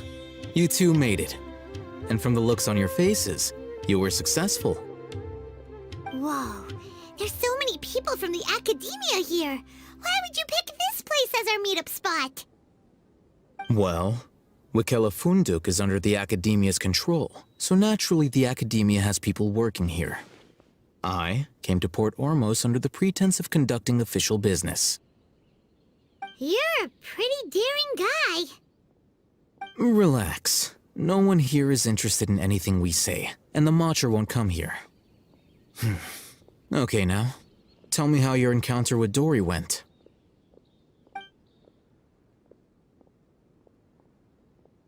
Okay, we did what you asked. So, can you tell us about the knowledge capsule that the Academia lost now? Before that, I have to ask. Why are you two so intent on tracking it down? You don't have to answer, of course. Yeah, he just wants to meet the God of Wisdom and ask her about something important. We've been in Sumeru for a while now, but we still haven't found a way.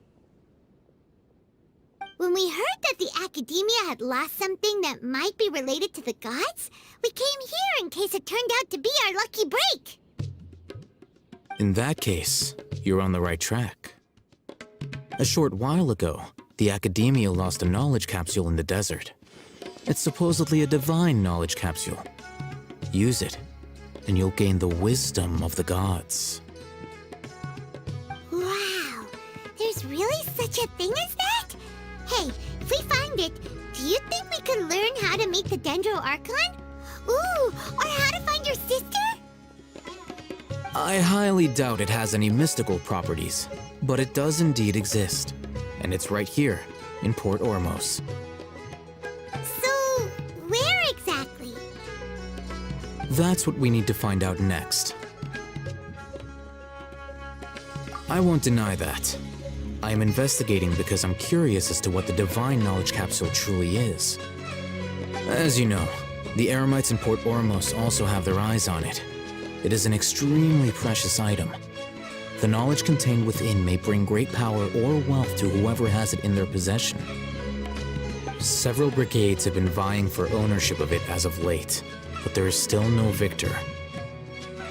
My personal finances and connections cannot compete with those of the Eremites. After attempting various methods, I finally managed to reach a tentative agreement with several brigades. I agreed to forego ownership of the divine knowledge capsule in exchange for the opportunity to study it. After all, there's no harm in understanding what it is. However, there are those who are less amenable to negotiation, such as those from Ain al-Ahmar. They adamantly believe that the divine knowledge capsule contains the Scarlet King's power, and that he will return to this world when they obtain it. They refuse to let anyone from the Academia tarnish their deity's soul. So you kept hounding them because they refused to cooperate with you? Yes. Ain al-Ahmar isn't exactly wealthy, but its members are determined to get that capsule by any means necessary. To that end, they've resorted to many methods more foul than fair in order to amass sufficient funds. So, I've been sabotaging their business to force them into negotiating with me. The Divine Knowledge Capsule should be up for a secret auction within the next few days. Each brigade will place their own bid, and the prize will be covertly given to the winner. To ensure the capsule's security and to evade the Matra's notice, the winning brigade will not publicly disclose their victory. Unless I know whose hands the Divine Knowledge Capsule ends up in, my agreements with them will fall through. Dori is the most reliable source of information, but that avenue was previously closed to me. With you on board now, the situation is different. In other words, you wanted us to befriend Dori so you could find out where the Divine Knowledge Capsule is. Yes, you can say that. But this arrangement harms none of us. The day after tomorrow, go back to Dori and try to purchase information on the Divine Knowledge Capsule's whereabouts. If she has no information, wait 2 days and approach her again. If I get the opportunity to study the Divine Knowledge Capsule, I will relay my findings to you. Will that suffice as compensation? Okay, then we'll meet up in 2 days. Alhaitham, before you go, we actually bought a knowledge capsule for ourselves, but we're not sure how to use it. You two want to try using a knowledge capsule? Sure, I can teach you. Doing so right under the Academia's nose is a bit problematic, though. What do you say we head to the outskirts of town?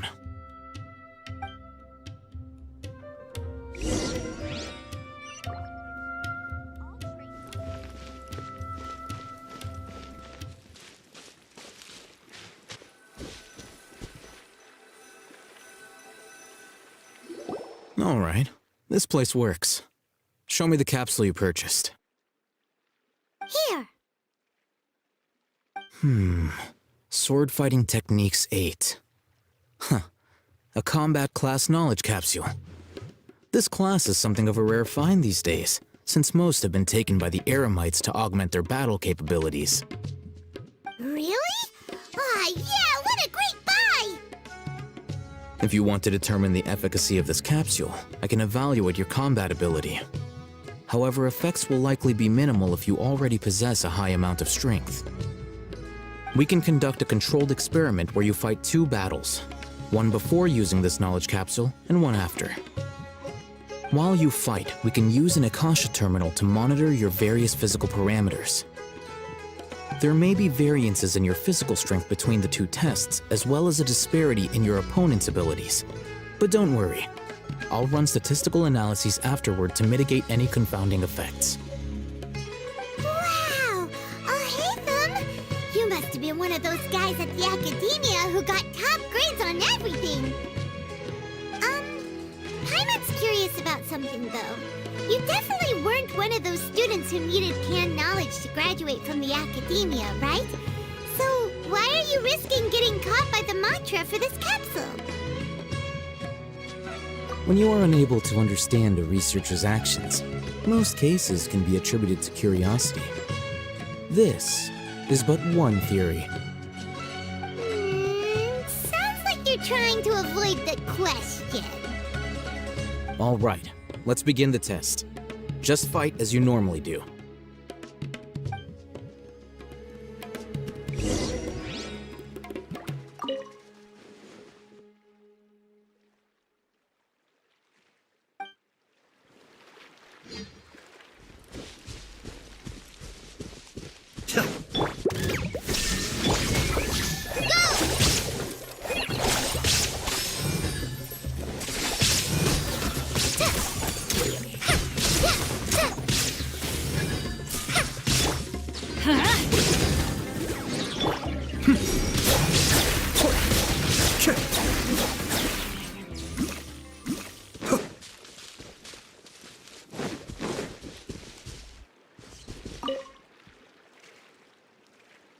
All right.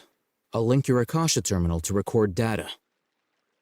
The next step is to use this knowledge capsule. Hold it in your hand. I'll help you establish a connection with it so you can activate its power.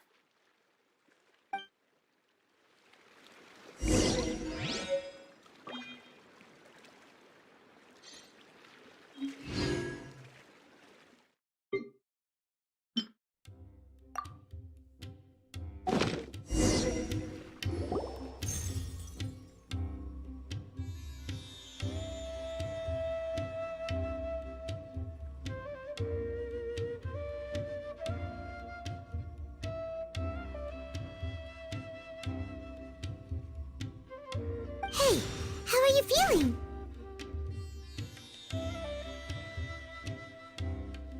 You mean that it worked? All right, time for round 2. Fight with the same composure as before.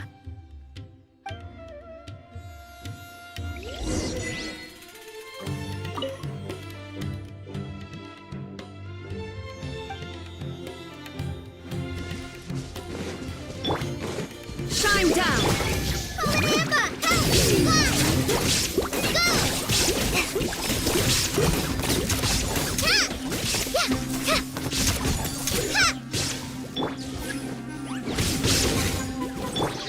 Cascade!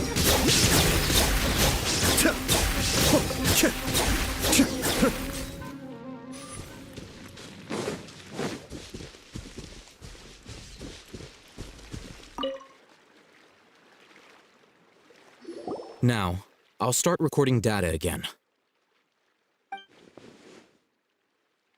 Alhaitham, how's it going? Well, the knowledge capsule you purchased did improve his combat capability. During the second fight, his overall fighting performance increased by 0.073%. Wait, how much?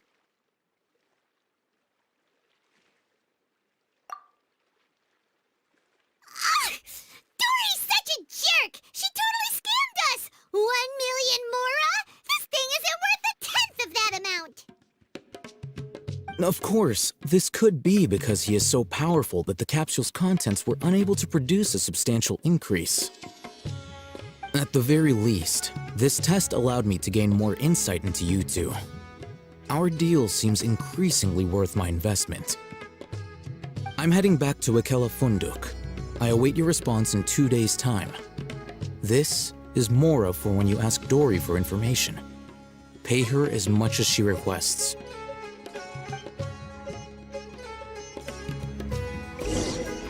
As I remember...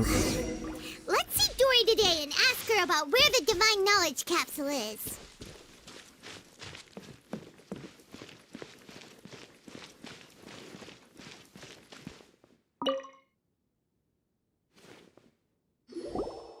Over here! Oh, welcome back, my loyal patrons. What can I do for you this time? You name it. Canned knowledge, supplies, or anything else you need. I'll find a way to get it. Where there's a waterfall of Mora, there's a way. Can you really get us anything we want? Anything at all? Aha! So it appears that canned knowledge alone is no longer sufficient for your opulent appetite. Then please, oblige me. Tell me what you have in mind. Oh! I knew customers with pockets as deep as yours would undoubtedly crave something more profound than ordinary canned knowledge. But you know, that kind of information isn't going to be cheap. After all, I had to work really hard to weasel my way into the auction site. Not to mention that if anyone found out that I was the leaker, I would be in big, big trouble.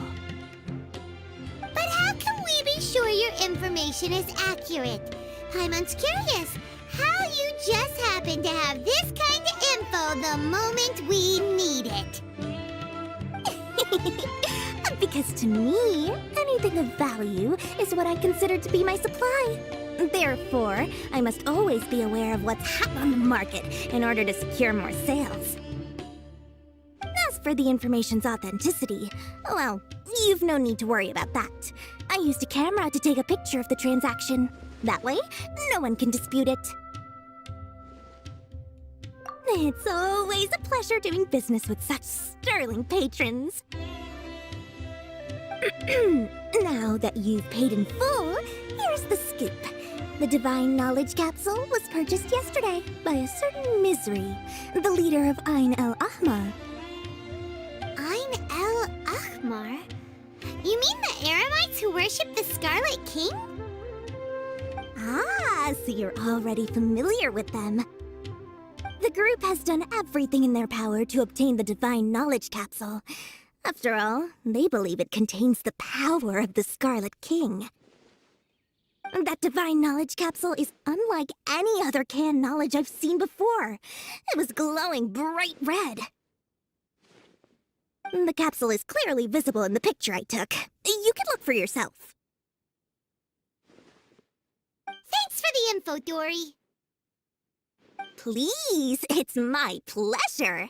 It's all thanks to discerning customers such as yourselves that my efforts yesterday were not in vain. Please, don't hesitate to contact me if you ever need anything else in the future. Mora for Dori opens doors. Well, we figured out where the Divine Knowledge Capsule is. It turns out it ended up in the hands of Ain el-Ahmar. Let's head back and talk to alhaitham. Remember to bring a token of our friendship the next time we meet, okay? I like to think it's built on a firm foundation of solid, shining Mora.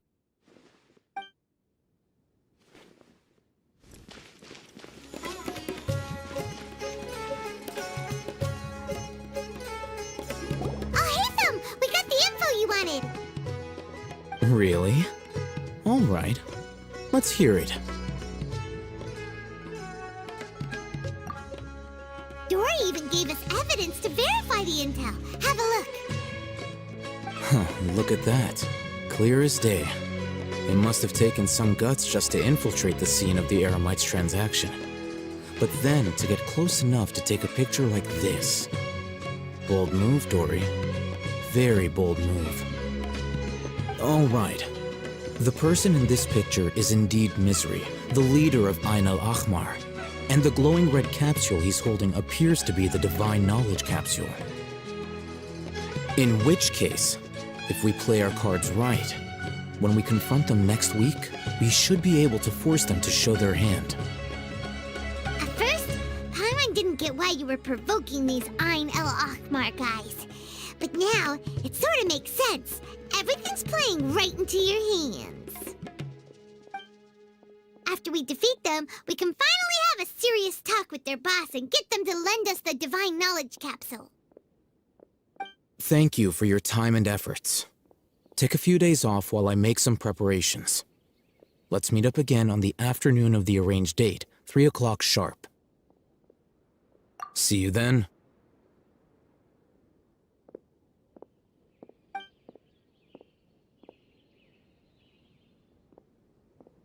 Alhaitham sure is taking his time.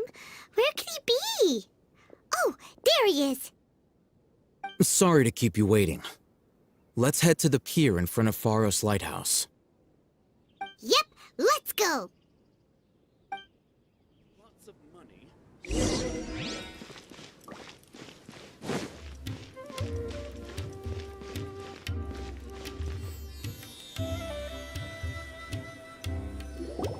Alhaitham.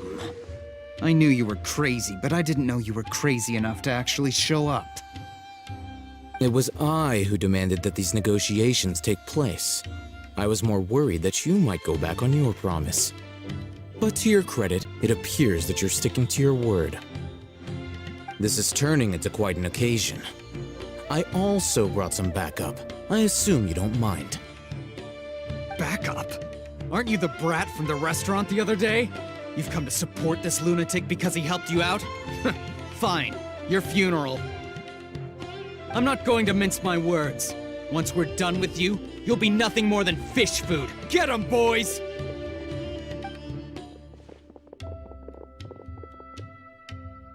Uh-oh, here they come. Good luck, you two.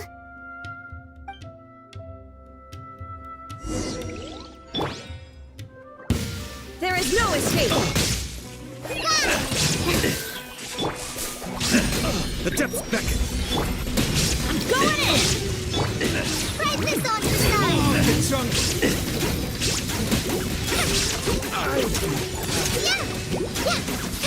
I'll be back. Following orders. Morn to oblivion! Shine down! You won this one. Academia scum!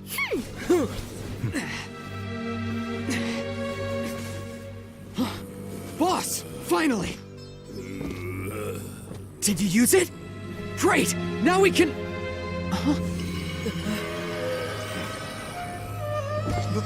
Boss? Boss!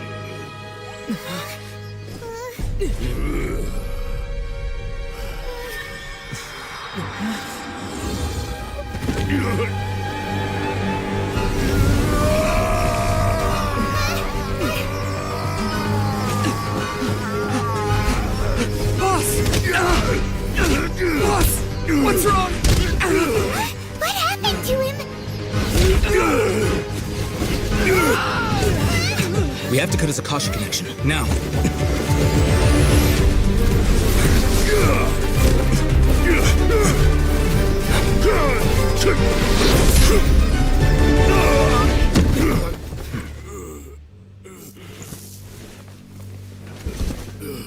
Target acquired! Arrest him!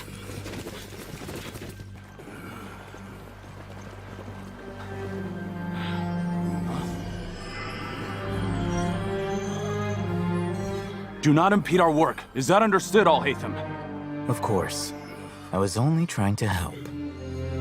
Take him away!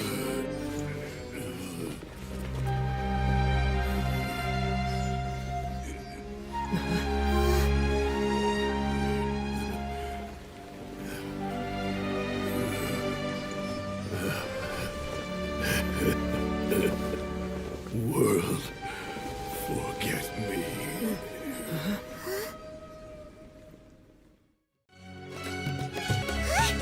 What into that just happened? It's like that big guy suddenly lost his mind. It looks like he used the divine knowledge capsule. You mean the divine knowledge capsule did that to him? Oh, yeah. You mean how some researchers go insane after getting knowledge from Irminsul? I've heard of numerous incidents of researchers in Satyavada life going insane. The state that man is now in suggests that this is a similar situation. This divine knowledge capsule does appear to be linked to the gods, but beyond that, it doesn't seem anything like the rumors suggest. Possessing it doesn't grant you divine wisdom or power. Did you hear what he said? World, forget me. What could that possibly mean?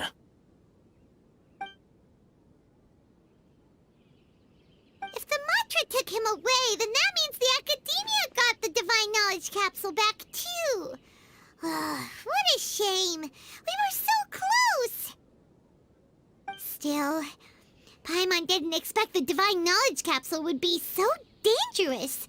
Imagine if we tried to open it. Oh, who knows what would have happened to us? As things stand, there is no reason for me to remain in Port Ormos.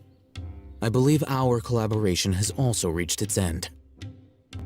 Oh, we were so busy trying to find the divine knowledge capsule that Paimon forgot to ask you something. Since you're a member of the Academia, do you have any idea how we could go about meeting Lesser Lord Kusanali? Truthfully, I don't. Lesser Lord Kusanali appears to exist outside of Sumeru's entire administration. Most of the time, you wouldn't know she exists at all. Moreover, since the Academia possesses the Akasha, a symbol of our deity's wisdom, scholars have no reason to desire to make contact with the deity herself anyway. Everything about Lesser Lord Kusanali is such a mystery! I'm heading back to the Academia. How about you two? It's almost the day of the Sub-Zeros Festival. Maybe we should head back too. We've been rushed off our feet over the past few days, so maybe a little rest and relaxation will do us good. we'll part ways here, alhaitham. Until we meet again.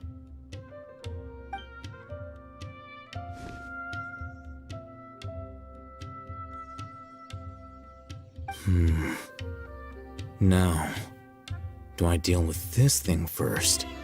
Or should I produce the report that the higher-ups require?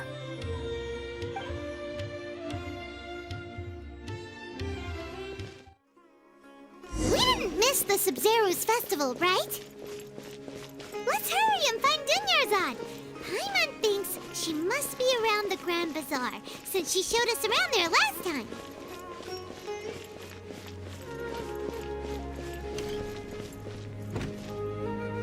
Great drinks that everyone... There she is! Dunyarzad, we're back! Just as promised, Traveler and Paimon. I'm so glad that you two came back to celebrate Lesser Lord Kusanali's birthday. Indeed. The festival's tomorrow. We've been preparing for so long that I can't help but feel a little nervous. There's no need to be nervous. Paimon's sure that Lesser Lord Kusanali will feel everyone's gratitude. Thanks, Paimon. I hope that everyone who comes to the festival will also have a good time. Speaking of which, did you manage to make your way to Port Ormos? Discover anything over there? Of course we went. A lot of things happened there.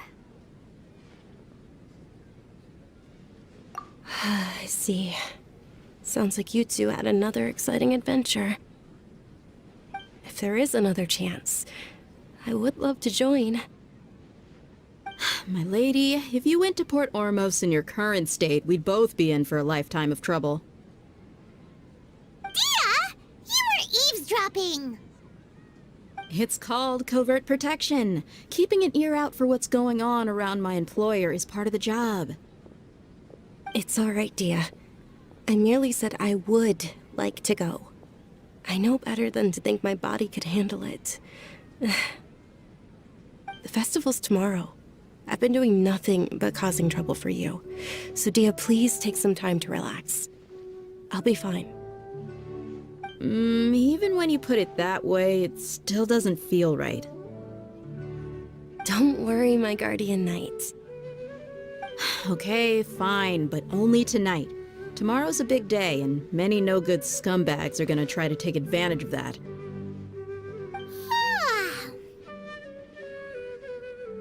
Oh, you two must be exhausted from your long journey back to the city. My apologies for not realizing this sooner. I've already prepared a room for you to rest. Please follow me. Whoa, you're so thoughtful. Paimon's so ready.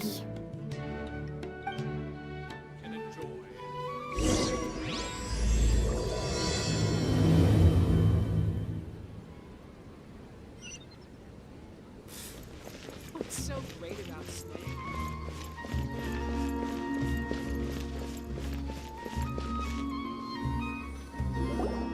Here we are. It's also fairly close to where I've been staying. It looks really nice.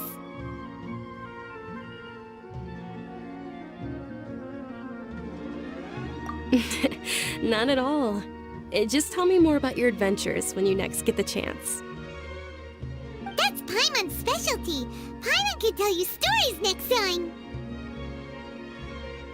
Oh, if you don't mind, how about we all walk around together tomorrow? All of my friends will be working the festival, and Deyha is still insisting on her covert protection.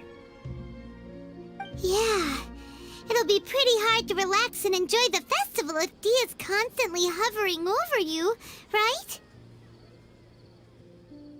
Then let's meet at the nearby bazaar first thing tomorrow morning. Have a great night. It's a deal. Good night, Dunyarzad. I may be too excited to fall asleep tonight. See you tomorrow. Paimon's starting to really look forward to the Sub-Zero festival too. Will there be lots of yummy food? Oh no. Thinking about food is just gonna keep Paimon up all night. The earlier we sleep, the better. Let's go inside, Traveler.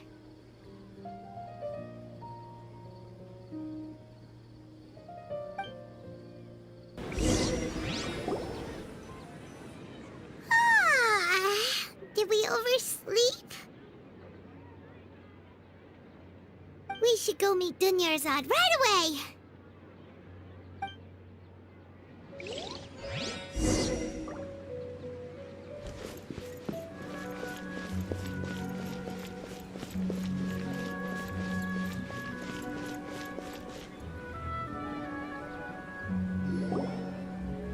Traveler, Paimon, I've been waiting for you two. Good morning, Dunyarzad. We must have overslept a little bit. Not at all. I arrived early. Today is finally here. I must cherish every moment as if it were gold. You've worked so hard for this day. You gotta enjoy it to the fullest. You know it. It's just that, as expected, I had some trouble falling asleep last night. I'm hoping my body won't be too much of an issue today. Well, shall we? Let's start with the stalls over there.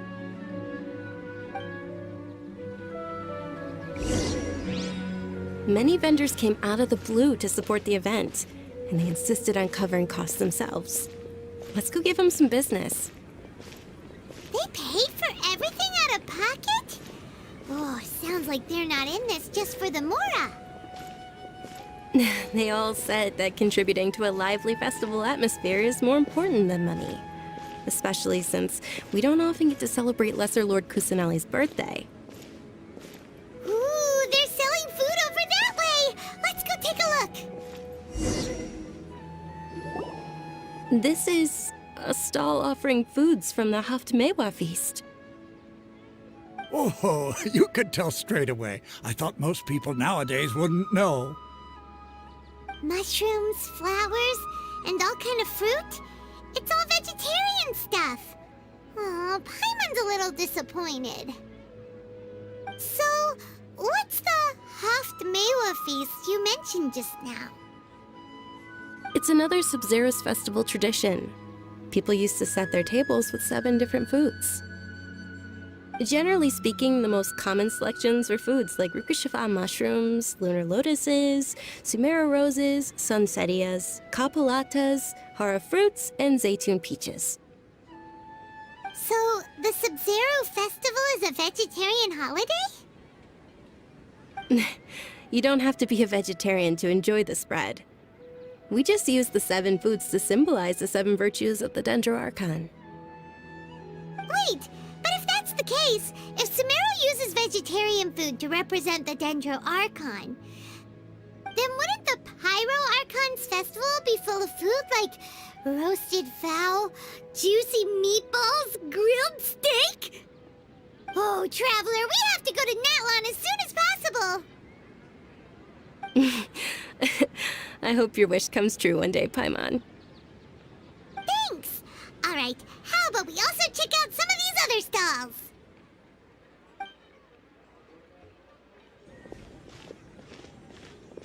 Dear customers, would you like to try your hand at alchemical divination? What's alchemical divination? Those two things sound like they'd be fun to try together. Right? I thought the same when I first heard about it. It is said to be a mysterious craft invented by none other than Lesser Lord Kusanali herself. So, how does it work? It's quite simple. After you give me any 2 alchemical reagents, I'll use them to perform a random transmutation. Sure sounds random. So random that it will probably fail. That is precisely what we need. After the transmutation fails, your one and only diviner here will interpret the remnants. Well, according to Lesser Lord Kusanali, everything is interconnected, and all that occurs can be traced back to fate. You could say this is a pearl of old wisdom. Why does everything sound so much more credible when Dunyarzad says it? Are you guys working together? So that's the true wisdom behind it. This young lady sure knows her stuff. So, how about it? Want to give it a try?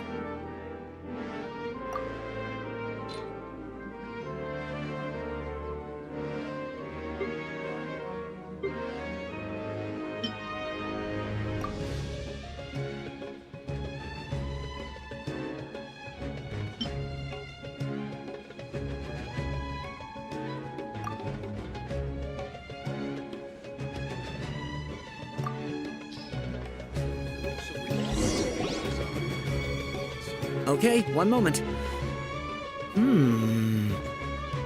It's the moon. Paimon wants to take a look too! Is it? It looks more like a pie that Paimon bit into. Generally speaking, the moon signifies... It means... Wait a moment. Is he really looking it up in a book? Oh, I remember now. It means illusions and lies. Illusions and lies? That sounds rather ominous.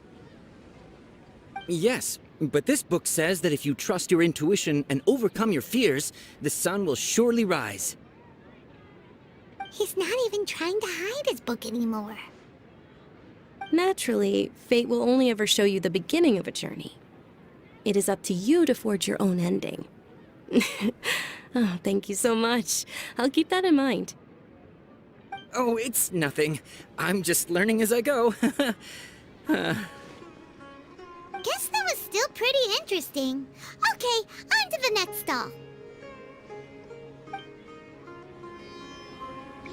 They say the Sub-Zero's festival was very lively a long, long time ago. Large flower carriages used to parade through the city. As they headed towards Port Ormos, people would throw flowers, candy, and liquor all along the way. Dunyarzad's eyes are sparkling right now. I wish I could have seen that spectacle. But if you ask me, I'm sure Nilou's dance of Sub-Zeros would be just as impressive. Things can go on like this.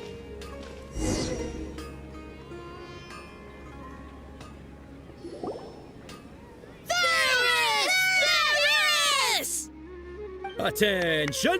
Soldiers, fall into formation if you want any Yalda candies.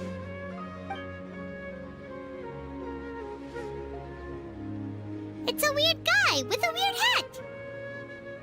Hey, it's Dunyarzad! Wow! Miss Dunyarzad, the children love you even more than the Yalda candies.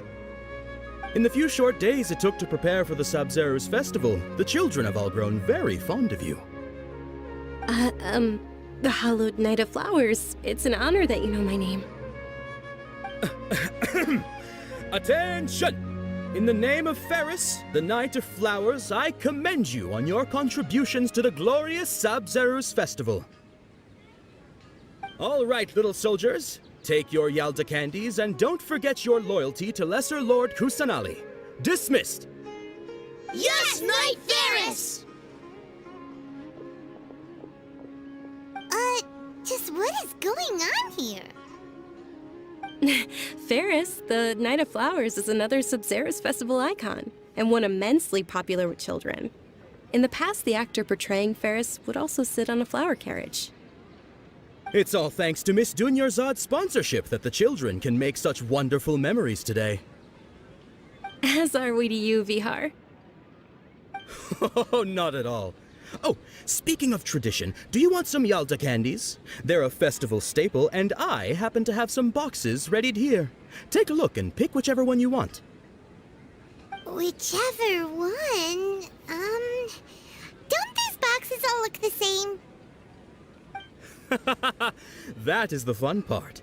Each box contains a random flavor. It's up to the luck of the draw. Flavors include lavender melon, hara fruit, sunsetia. Ooh, those all sound pretty good.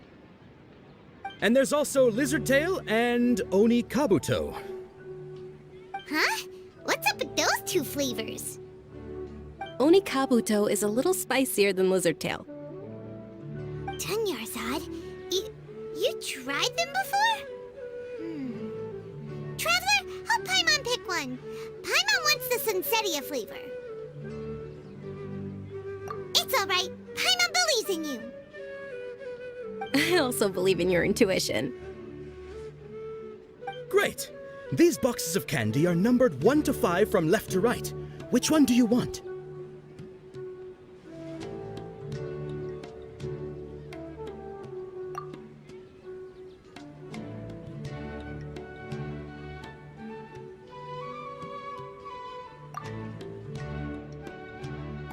Attention! That's unfortunately lavender melon. Oh, Paimon thought you survived so many epic battles because you had incredible luck.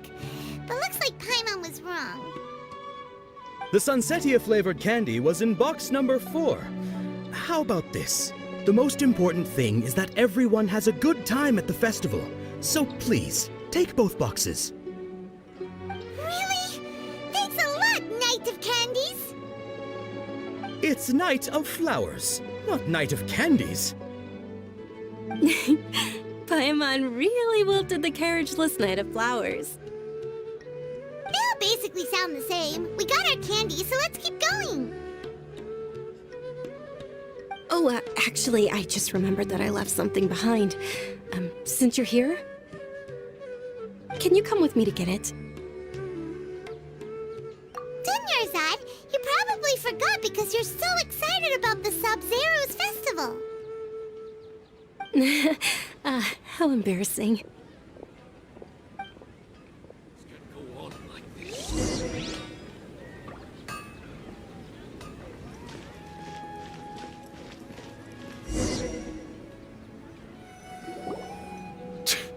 We're too late.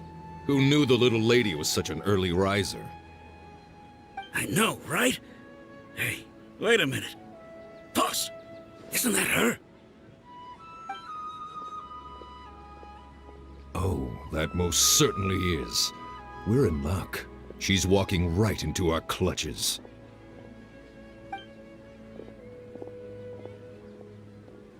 Those Eremites don't look like they're up to any good.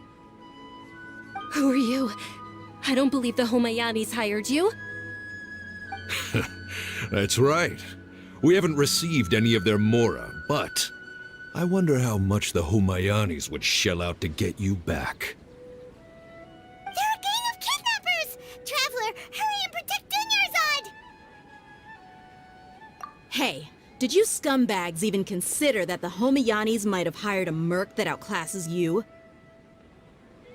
You're deyha! Deyha the Flame Mane! No wonder we mercs haven't heard anything about you for so long. You sold your unruly mane to the highest bidder. Don't speak so disrespectfully. My family started working with her as gratitude for her past kindness to us. Don't worry about it, my lady. Just some friendly banter between mercs. One punch and those rabid dogs will expose themselves for what they really are. Aren't your claws all dull by now? Don't get too cocky!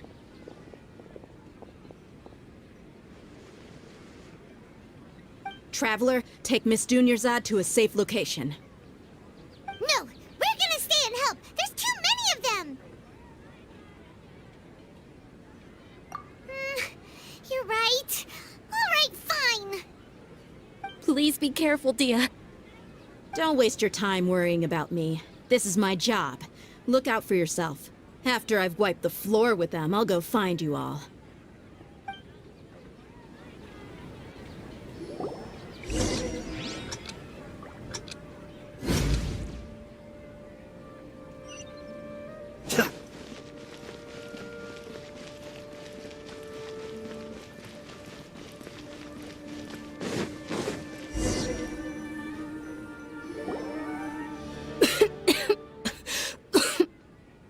Dunyarzad, are you okay?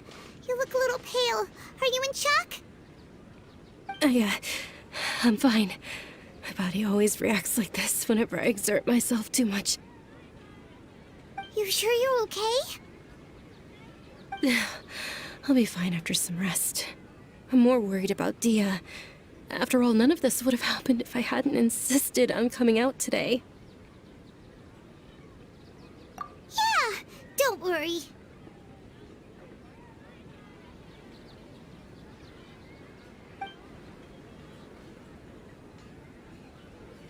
My lady, Traveler, found ya. Deyha! You took care of them so fast! Any more of them? Or rather, did anyone follow you? Deyha, your arm! Oh, this? I'm fine. It's just a scratch. Normally, they wouldn't have been able to land a hit on me at all, but I'm still getting used to this new greatsword. Please, let me take a closer look. Come on, it's nothing. Us mercs aren't as fragile as you think. Hold on, you said something about a new greatsword. What happened to the one you were using before? About that. Well, I sold it, because I was low on Mora. Stuff like this happens every now and then. It can't be. The anonymous donation that was used for the venue's final round of preparations?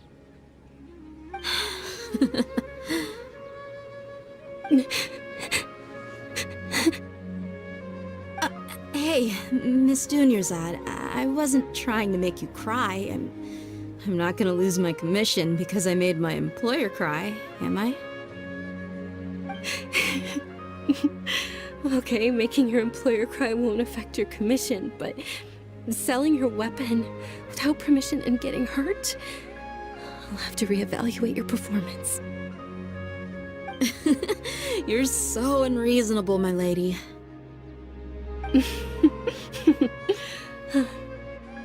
Thank you very much, Deyha. Don't be like that. I get embarrassed really easily.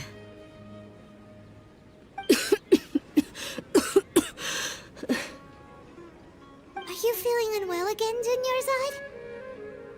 My lady, your condition. Traveler, can you take her somewhere to rest? I'll look around the area to make sure we're safe from an ambush. Truly, I'm sorry for the trouble, everyone.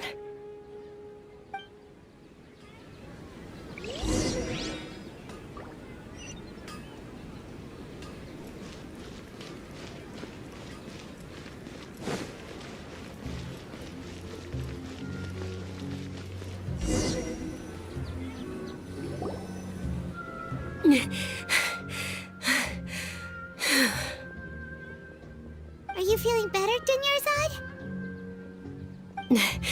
Yes, much better. Just give me a few moments and I'll be good to go. I didn't realize you were concerned about it. I guess I shouldn't continue to keep it a secret. I was actually born with Elazar. It's terminal now. Can't believe it's Elazar! Oh, you've already heard of Elazar. In that case, you probably know about its severity.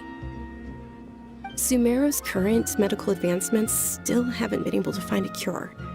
The disease's progression can only be delayed through environmental therapy. Dunyarzad. There's no need to be sad. I've always lived with Elazar and I came to terms with it a long time ago. Compared to the simple fact that I'm afflicted with this, its effects on my life have been much more painful. I know that my family loves me dearly. They've done all they can to provide the best environment for me so that I can live for that much longer. However, I know I will one day succumb to this. Did you know? Before I ran away from home this time, the world outside of my home didn't even know that I existed. Since I was a child, all I could do was sit on my bed and stare at everything outside of my window. I'm sure my family's worried and disappointed in me for running away, but I just didn't want to have any regrets. I wanted to meet other people. To me, there's nothing more beautiful than being able to meet and speak with others. Not to mention the incredible time spent preparing for the festival. The joy on everyone's faces here, and all the support I've received from friends like Deyha. This way, when my final day does arrive, it will be less sorrowful. At the very least, many people will remember that I once existed in this world, right? As long as you don't forget Paimon, Paimon also won't forget about you. No, even if you forget Paimon, Paimon will still remember you. Thank you two so much. I apologize for the depressing conversation. This is out of character for me. To be honest, Lesser Lord Kusanali gave me the courage to do all of this. If it weren't for her encouragement, I wouldn't have taken that first step. Thanks. There will always be frustrations in life, but I know that the point of living is not to leave behind any regrets. Oh, right. Isn't it almost time? Huh? Almost time for what? Isn't the Dance of Sub-Zeros about to begin? It's the part of the festival that I've been looking forward to the most. Nilou will recreate that legendary scene with her most splendid dancing. And the Sub-Zeros festival will conclude amid everyone's applause and blessings. And with that, my wish will also... Then what are we waiting for? Let's go to the stage! Yeah, we should still make it in time.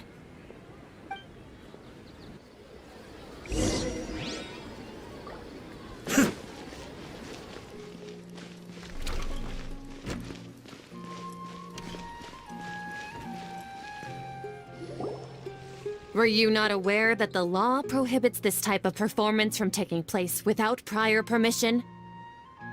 Over there! Someone's yelling at Nilou! I think I just saw the Academia's Grand Sage. Why is he here in person? But the Dance of Sub-Zeros is one of the key parts of the Sub-Zeros festival. If we can't perform it... The Sub-Zeros festival. The law also prohibits the private hosting of large-scale religious festivals. Only the Academia can host such an event. If you continue to resist, we will have to order an investigation into every single event organizer. The Grand Sage has already granted you much leniency. I advise that you exercise tact. How did things turn out like this? The Academia was originally responsible for the Sub-Zeros festival, but they failed this responsibility for many years. I need to speak with them.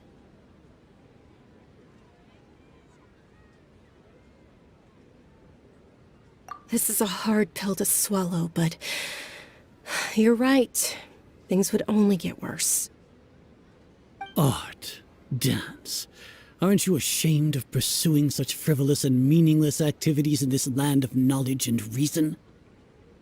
Our Archon created the utopia that is Sumeru City for all scholars who sought validity, verity, and truth, while people like you wish to defile it. No. I believe that our Archon never rejected the arts. Even the goddess of flowers dedicated a dance to her. With your lack of intellectual credentials, I do not believe you are qualified to debate with me. What you should be doing is finding workers to tear down this ridiculous eyesore. When we return, have the scribe draft an ordinance before the next Nyagarbha Day that prohibits public art performances. We will announce it to the public later via the Akasha. Understood. I will inform him when I return.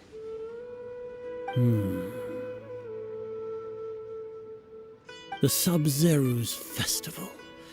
Go celebrate the birth of that god to your heart's content. Nilou, are you okay? Oh, Dunyarzad.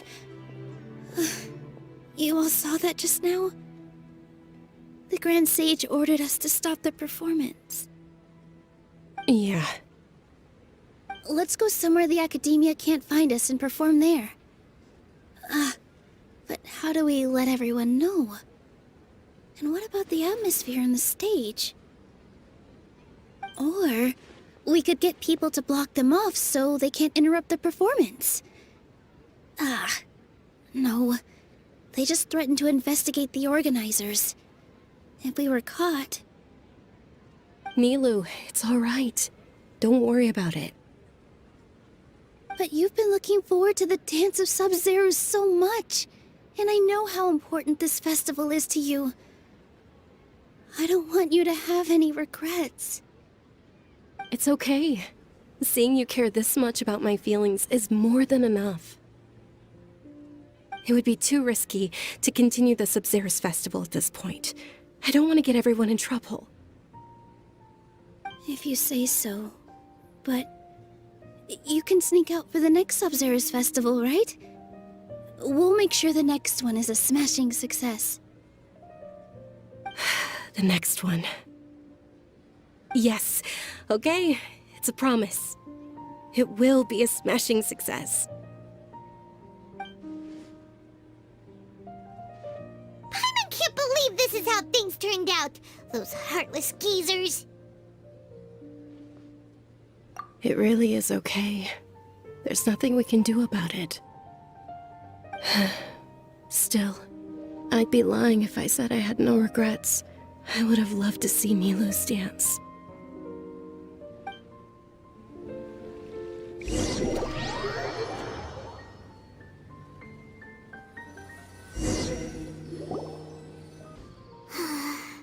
A lot happened today. It's a shame the festival ended the way it did. Nilou and Dunyarzad promised to make the next Sub-Zerus festival a success, but Dunyarzad is running out of time. Yeah.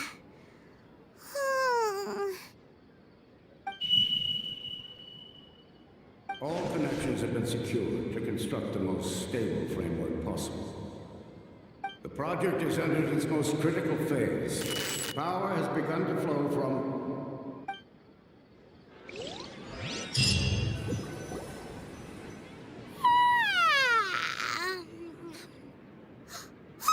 We're gonna be late! It's all because you wouldn't get out of bed! We should go meet Dunyarzad right away!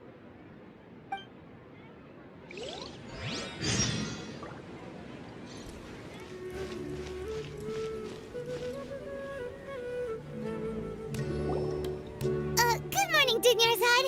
Sorry we're late. Not at all. I arrived early. You seem kinda tired.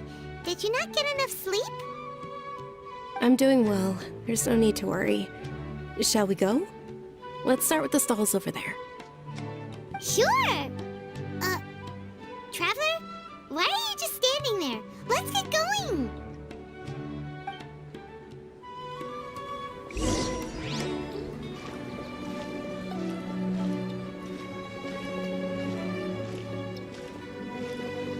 Ooh, they're selling food over that way! Let's go take a look!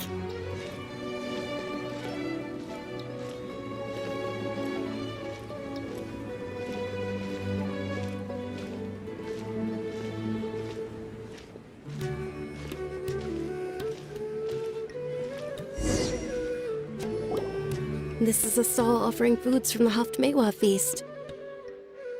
You are quite well informed, miss. I thought most people nowadays wouldn't know. They're all plants! Oh, Paimon's a little disappointed. Actually, what is the Haftmewa feast you mentioned just now?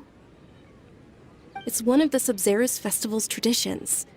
People used to set their tables with 7 different foods to symbolize the 7 virtues of the Dendro Archon.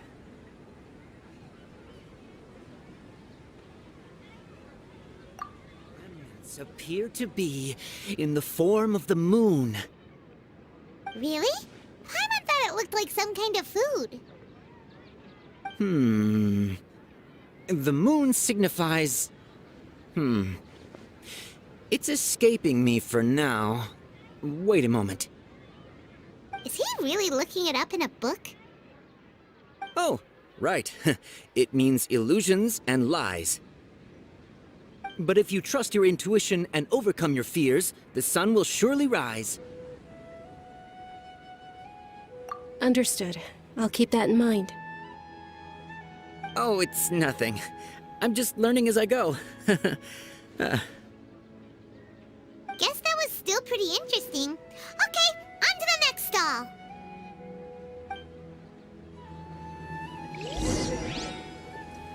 So, where to next?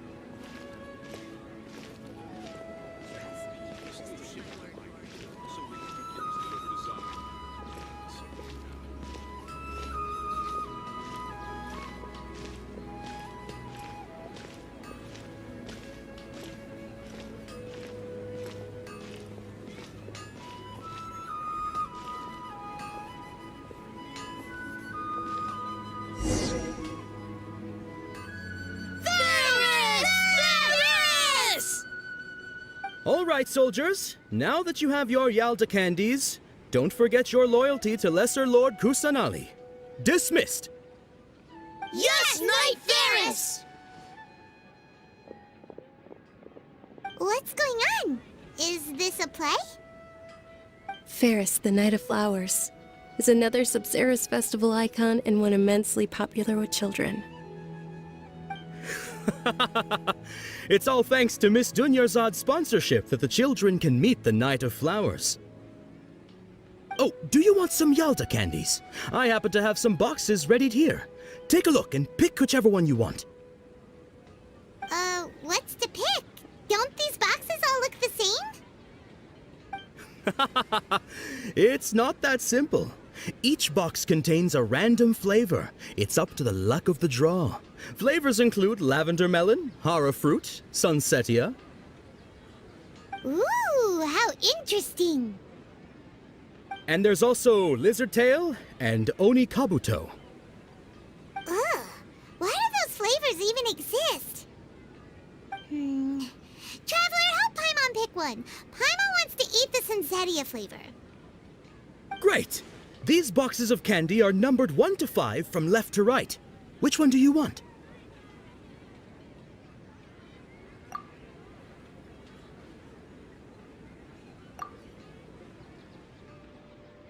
Ah, excellently chosen. Number 4 is indeed sunsetia. Ha-ha! Paimon bet you had incredible luck, and Paimon was right!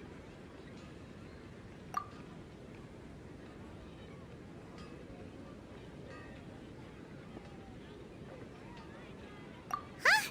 How's that possible? It's obviously random. Maybe we didn't sleep very well last night. Or maybe we slept too much.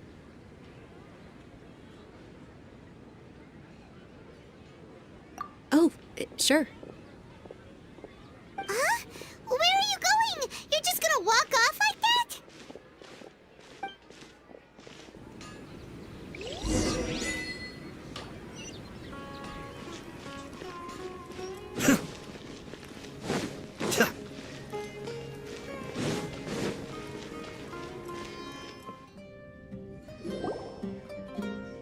A feeling of deja vu?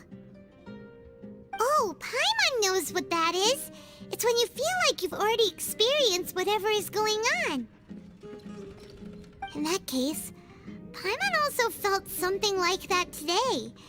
But that's just our brains playing tricks on us, isn't it? So why'd you run here in such a hurry?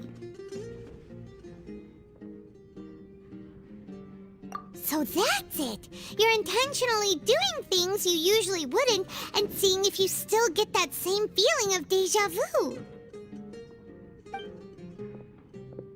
Welcome, you two.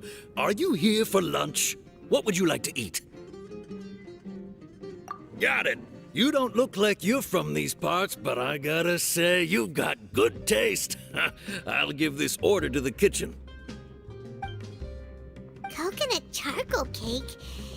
Isn't it that burned thing that didn't look tasty at all? Oh, Paimon understands what you're trying to do now. You'd never normally order something like this.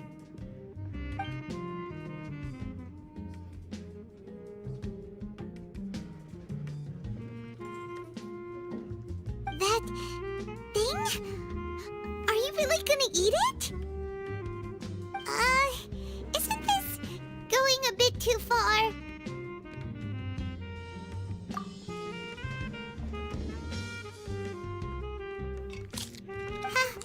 How was it? The look on your face is telling Paimon that it tasted awful. Then, you mean... That's impossible! We were just talking about how gross it looked! So, would this be a case of taste bud deja vu? Paimon also gets the impression that we've been here many times, even though we aren't regulars. How about we go out again and try something else.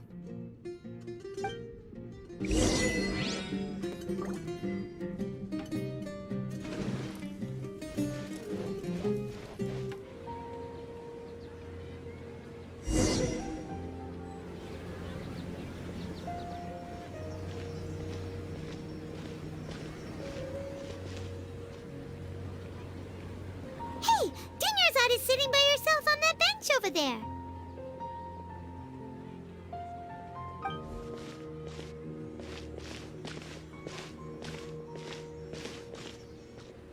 What a coincidence, Dunyarzad. We meet again. Why are you sitting here all by yourself? Oh, I ran into some kidnappers just now, but thankfully Deyha came to my rescue. I started to feel unwell after that, so I sat down here. Kidnappers? Oh my goodness, are you hurt? I'm okay. Deyha's arm got scratched, but it isn't serious. Whew, that's a big relief. But, Dunyarzad, you seem a little down today. It's the Sub-Zero's festival, and you've been looking forward to it so much. Not at all. I've always been like this. Excessive physical exertion or strong emotions tend to aggravate my illness. Besides, no matter how amazing today may be, it is but a single day. After however many more days, my time will come to an end. Paimon doesn't quite follow you, and Paimon feels like something's really got you down right now.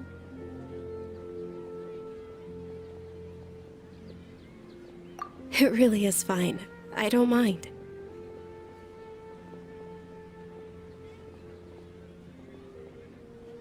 Huh? Did something happen? Dunyarzad, have you ever felt déjà vu? You know, like when you've already experienced something that's happening right now? Déjà vu? No. But my days have been the same for years now. Even if I were feeling déjà vu, I suppose I would already be used to it. Oh, Paimon sees. Then, is it only the two of us? It's almost time. Huh? Time for what? Nilou's Dance of Sub-Zeros is about to begin. Let's go.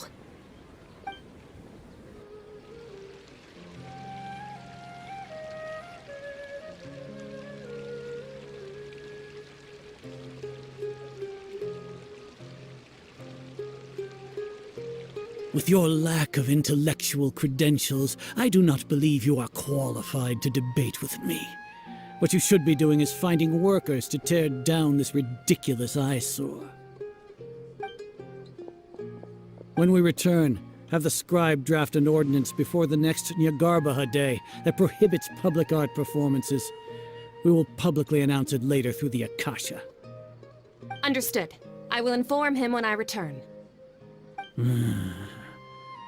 The Sub-Zero's festival. Go celebrate the birth of that god to your heart's content.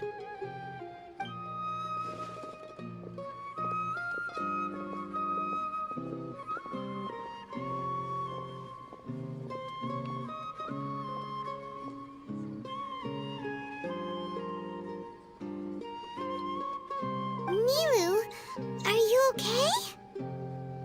Oh, Dunyarzad. The Grand Sage ordered us to stop the performance. It's okay. There's nothing we can do about it. But you've been really looking forward to this. I don't want you to have any regrets. It truly is unfortunate, but I don't want to cause trouble for anyone. Didn't the Grand Sage say that he might investigate the organizers? True, but... Well, okay. I'll just have to try again next year. The next festival.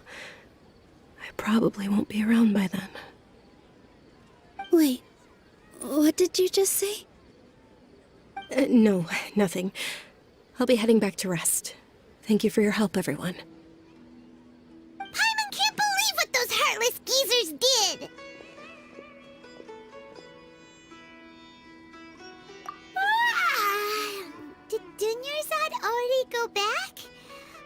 also return and get some sleep.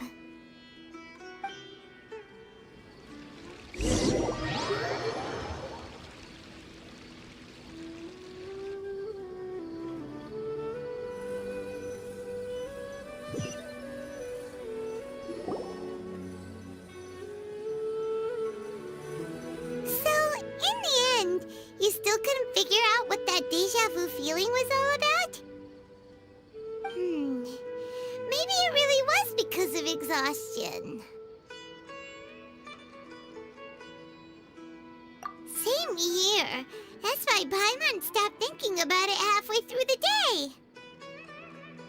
Then, how about we settle in and get a good night's sleep?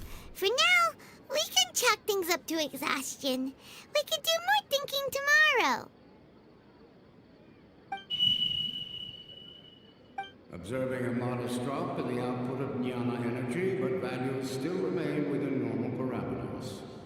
Continue to monitor the variances in the data and find the cause as soon as possible.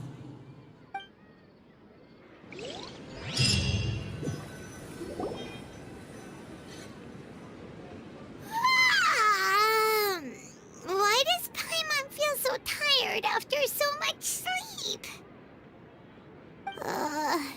Anyway, we should go meet Dunyarzad right away.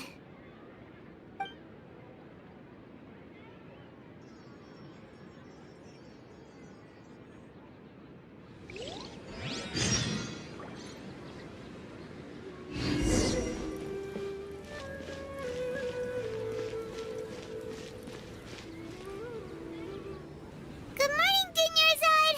Sorry to keep you waiting. Not at all. I arrived early. Huh? Paimon thinks you sound kinda tired. Did you not get enough sleep?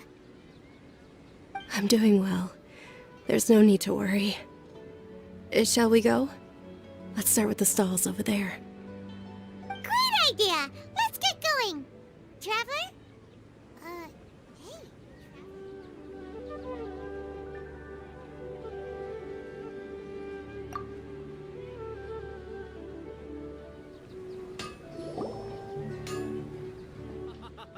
It's all thanks to Miss Dunyarzad's sponsorship that the children can enjoy the Sub-Zero's festival.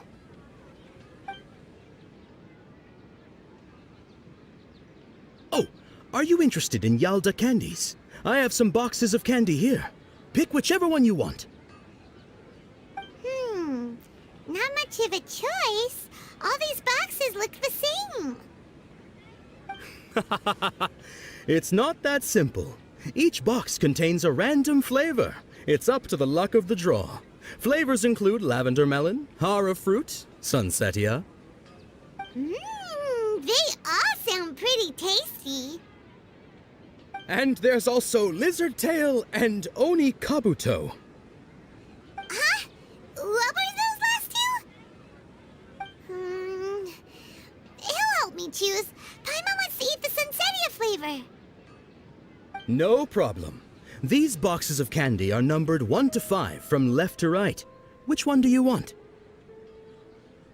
Oh, I like your confidence. No hesitation at all. Oh, congratulations! Number 4 is indeed sunsetia.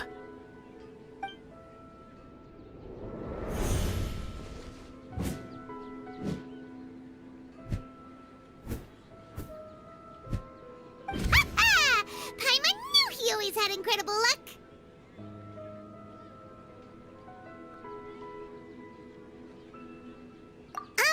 Paimon's not really interested in the other flavors. Wait. How did you know? Don't tell me that you already knew which flavor was in each box. What? He was right about all of them? That couldn't have been luck. How is this possible? I packed all those boxes this morning and they've been sealed ever since. You couldn't have known beforehand. Mind reading? X-ray vision? Or some kind of magic trick? This is way too freaky. Tell us what's going on! Since when did you get superpowers? Traveler?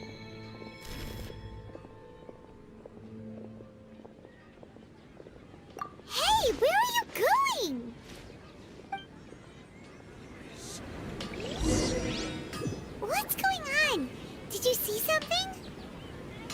Us leaving Dunyarzad without letting her know is kinda rude, you know.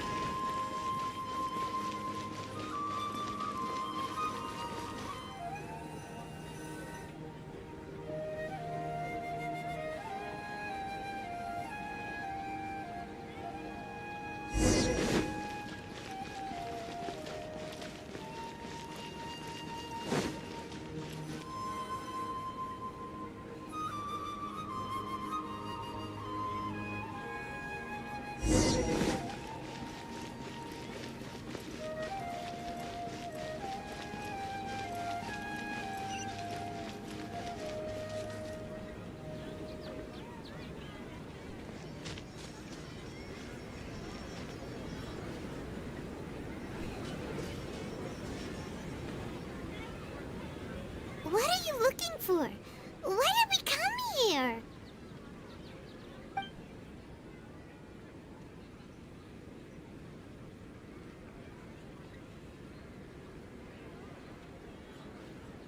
Traveler?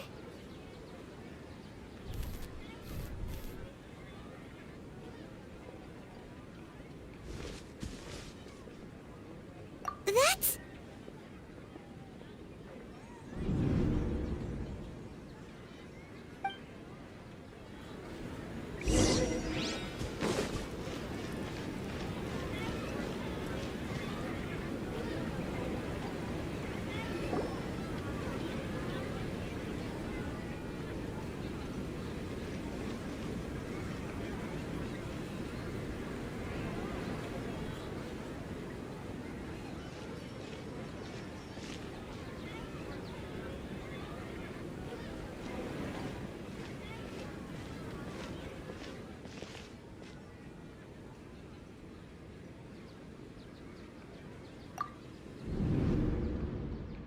Look!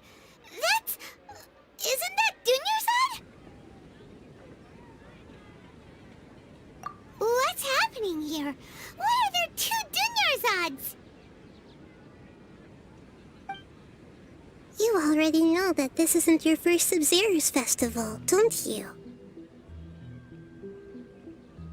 I'm sure you already know how to use this. A knowledge capsule? Where did you get it? What's inside? You should use it too, Paimon. You know Paimon?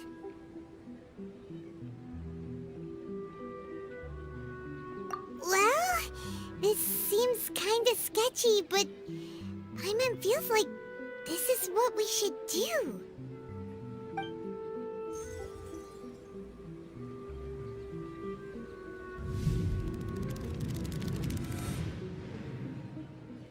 What the?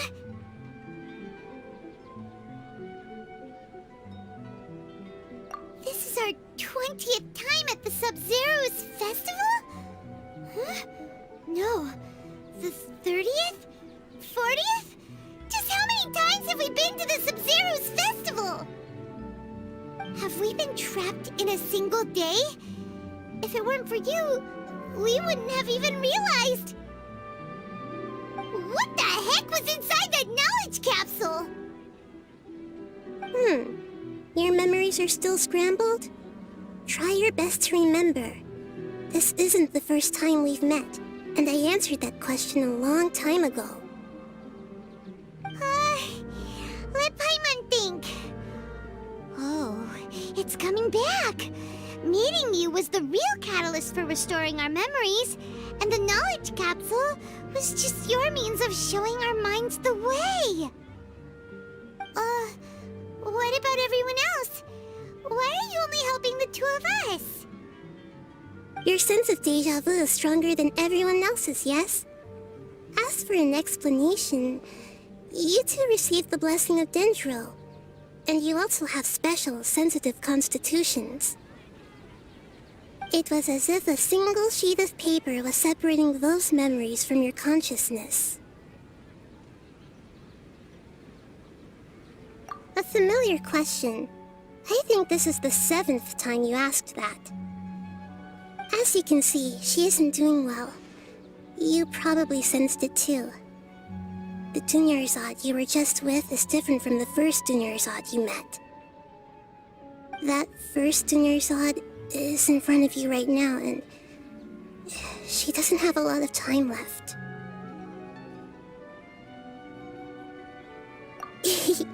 Looks like you're almost done sorting out your brain. Oh yeah, I'm Nahida.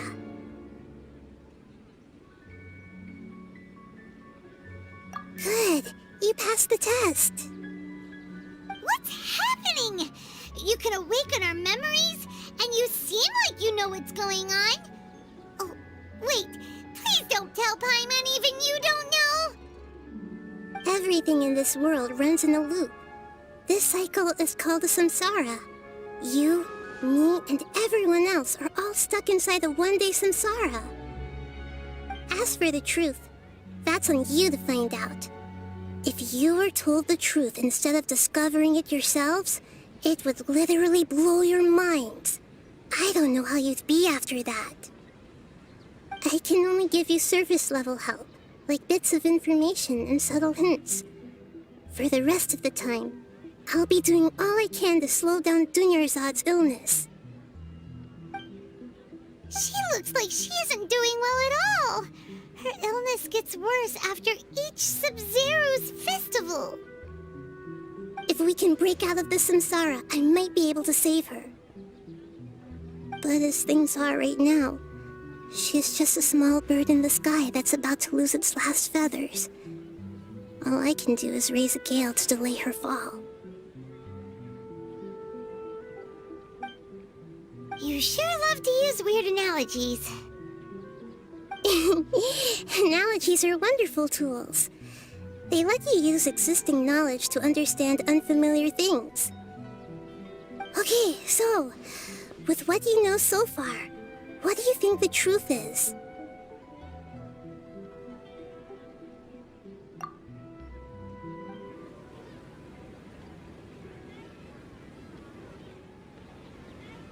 The moon, illusions, and lies.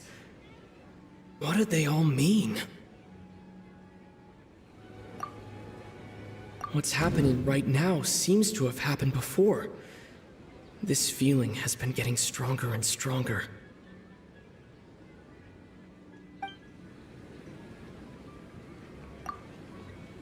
We've already experienced the Sub-Zero's festival many times, and the day of the festival seems to be in a perpetual samsara.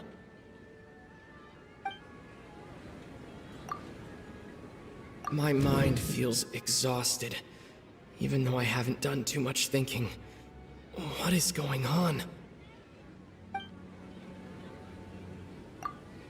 The Grand Sage said, "Go celebrate the birth of that god to your heart's content."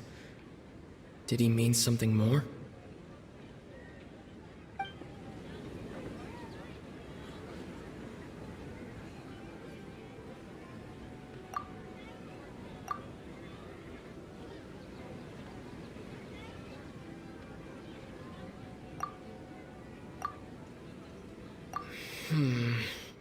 I can't seem to cohesively piece everything together.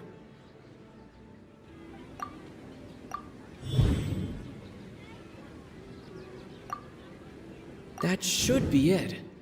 The flow of time is endlessly cycling within one single day.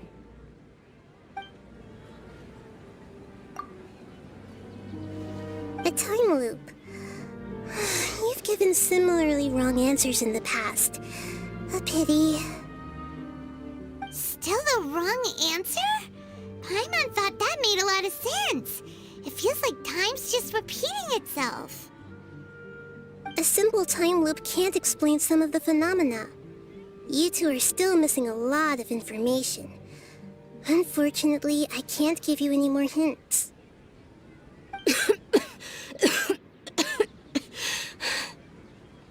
Dunyarzad. The Sub-Zero's festival is happening every day, but that doesn't mean we can waste an infinite amount of them. Hurry and find the truth before today's festival ends.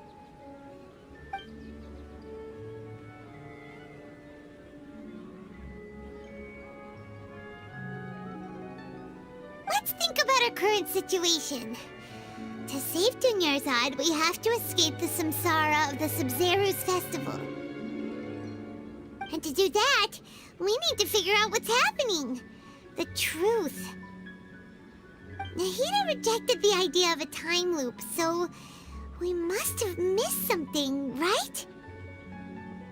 Paimon's memories say that we've already done this many times, but let's go talk to people again. It's more productive than sitting here and scratching our heads.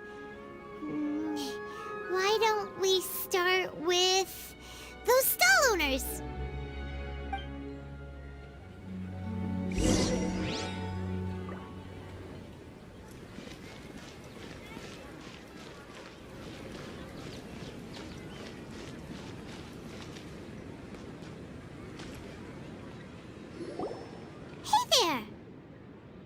Hey, it's you guys again.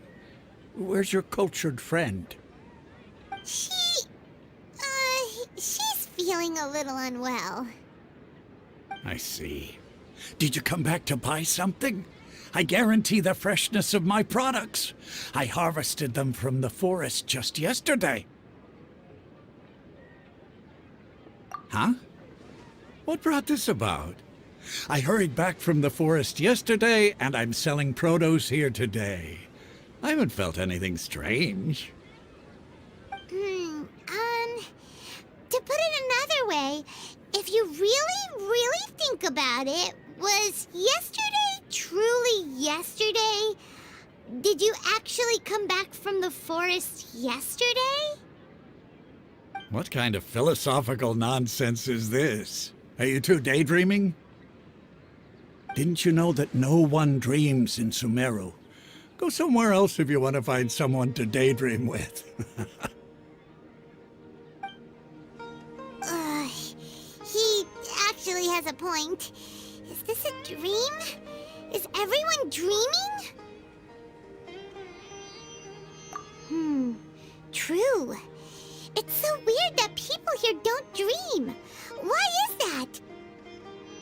Anyway, if this all really were just a dream, we would have woken up a long time ago. Let's keep asking around.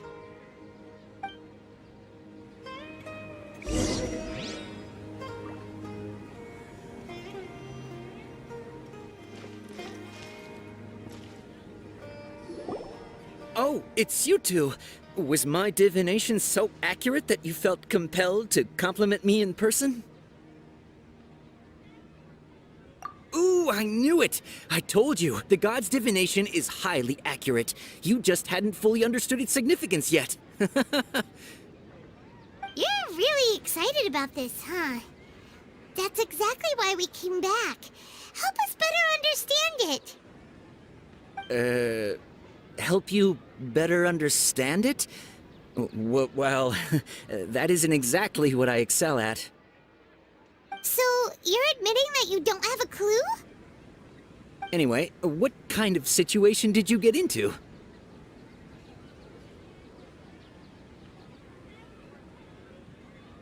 Huh? Hold on a second. I thought you guys just lost your wallet or fell for a scam. What you just said, are you serious? Does that kind of thing actually happen in real life? Paimon knew you weren't going to believe it. Marvelous. Truly marvelous. I believe you. Recall the interpretation of your divination. The moon, illusions, and lies. It really felt like an omen.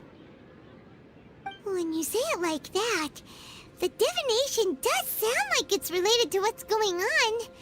Can you read any more into it? I believe that the Archon's revelations are never more than vague hints. Anything more specific is beyond the reach of mere mortals. The book only says, if you trust your instincts and overcome your fears, the sun will surely rise. So that's how it is. Looks like fortune-telling is just fortune-telling. It's no good for practical problems. We haven't made any progress. Who else can we talk to? Paimon remembers that we tried talking to her a couple of times, but she always thinks we're playing pranks on her. You think she'll brush us off again? Yeah, if we tap into Dia's strong sense of responsibility as a mercenary, then she'll definitely take us seriously. At this time of day, Dia's probably just finished beating up those kidnappers. Let's go find her.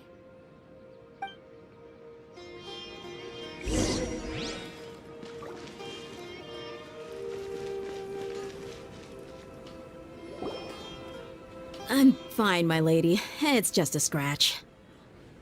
Perfect timing. Both of you are here. Paimon, Traveler, you came at just the right time. Listen, there was a dangerous Huh? You saw? Then why didn't you jump in earlier? If someone was protecting Miss Dunyarzad, I could've went all out. Anyway, can you do something for me? You want the Traveler to take Dunyarzad somewhere to rest up while you check to see if there's still any kidnappers around. Did Paimon get that right? How did you know what I was going to say? We need to say something convincing.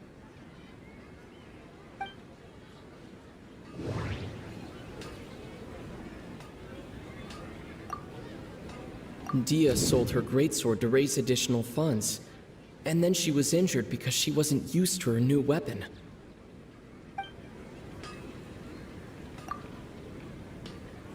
Tell her, Traveler!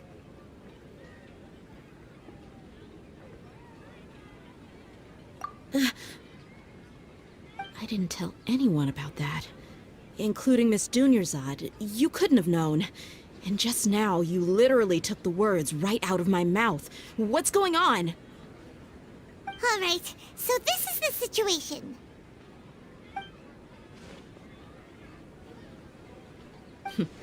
It's kinda hard to believe what you just told me. First, let me make something clear. Most of us desert dwellers might not be the scholarly type, but we do have basic common sense. She's quieter than usual. Uninterested in anything and really gloomy. Yeah, she isn't the same as before, but her parents said that this is how she was like at first. Huh? At first? I don't quite understand what you're all talking about. I'll go rest on the bench over there. My lady, are you angry?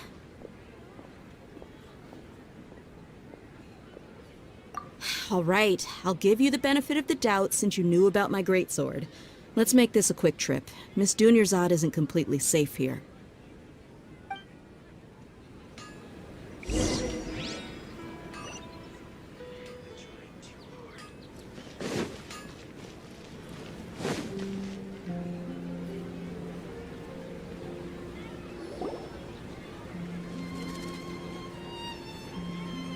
Nahida! We brought a friend! Are you busy? I thought I told you that it won't help to bring anyone here. We just wanted her to see the real Dunyarzad's condition. The real Dunyarzad? Where and who are you talking to? Huh? I told you that you two are special. Other people can't see me or Miss Dunyarzad here.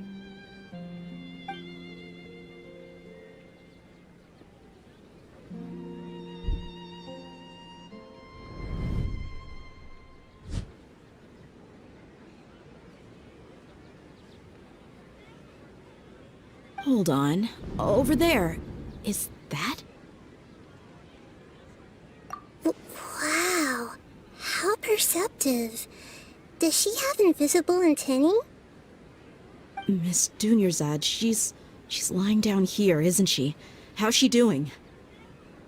Her condition's really bad, and she's basically in a coma. How did you know she was here? I can sense her aura. There are also lingering feelings of something like regret or disappointment. What happened? Do you believe this now? The Sub-Zero's festival has been repeating itself. So, you think the sages are behind this? Yeah, they've always been against us. Wouldn't surprise me if they're using the Akasha to intentionally repeat the Sub-Zeru's festival as a sick joke. You have a point. Aside from the Dendro Archon, the Academia's sages are the only ones in Sumeru who could pull off something like this. Maybe there's more to the Akasha than we know. Right! Didn't you awaken our memories using something that looked like a knowledge capsule?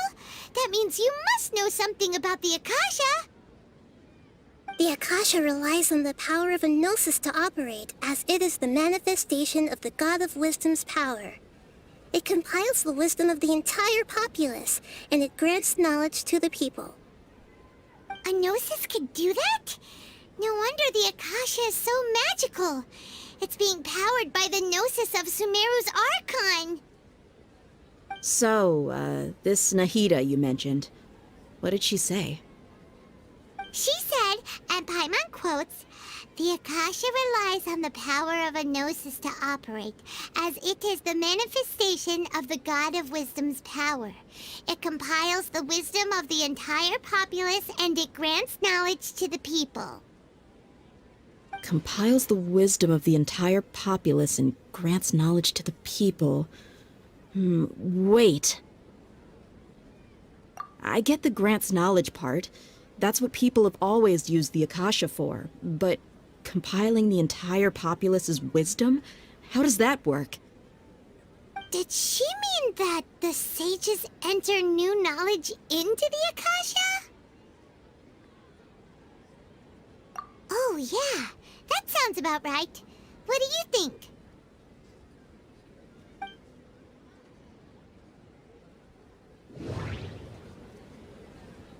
People in Sumeru don't dream. What a strange phenomenon. Okay, Nahida said the Akasha relies on the power of a gnosis to operate, as it is the manifestation of the God of Wisdom's power. It compiles the wisdom of the entire populace, and it grants knowledge to the people.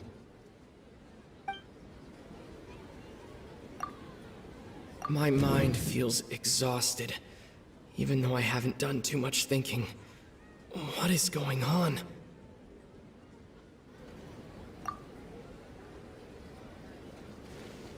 You mean the Akasha is causing our mental fatigue? Huh. Now that I think about it, my head's been feeling unusually heavy.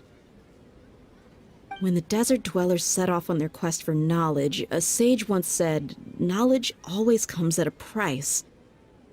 Compiling the entire country's knowledge.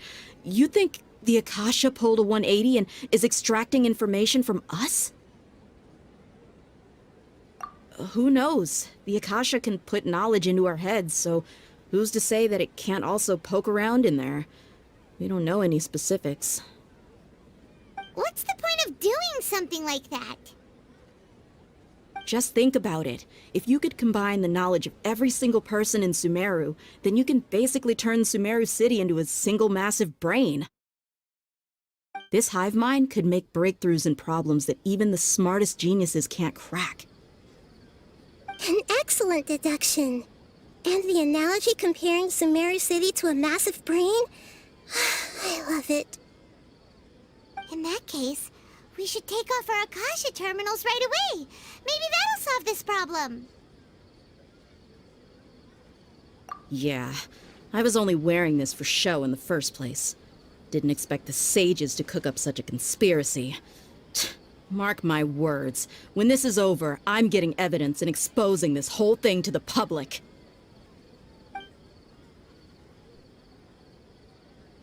How does everyone feel? Huh? What is it?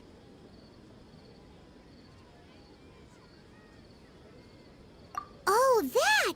Paimon knows what you're talking about. It's a single soft beep that sounds like it's coming from the Akasha terminal. The sound of a beep Could it be a prompt tone for when the Akasha is operating? That's probably an important clue. We weren't using our terminals, but we heard a beep anyway.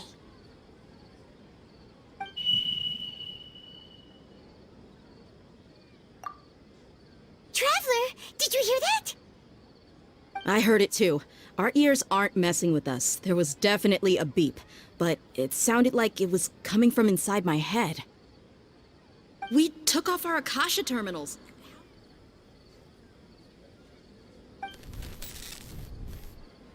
Phase runtime has exceeded its expected length. At this rate, there may be casualties. But we cannot lose all of our progress.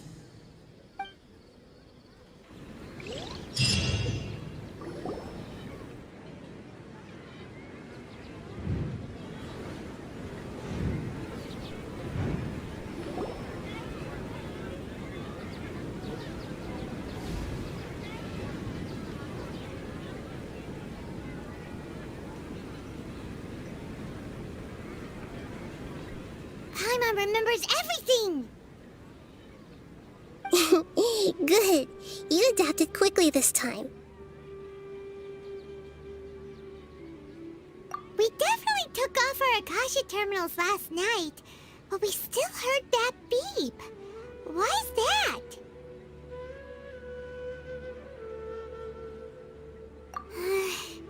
But now we can at least confirm one thing. The Akasha definitely has something to do with whatever's trapping us in this cycle. Oh, Paimon doesn't get it. Why would the Akasha go this far if all it wants is everybody's wisdom? It's extremely difficult for lab rats in an experiment to understand why they're being treated the way they are. If we're lab rats, then what are you? Nahida, you've never told us anything about yourself. I guess I'm the moon. The moon? Wasn't that the result of our divination? Anyway, knowing who I am won't help you get closer to the truth, so you should focus on other things. Don't get distracted and miss any clues. Okay then. Deyha helped us a lot yesterday, so let's go find her. If Paimon's reading the time correctly, those kidnappers should be showing up soon.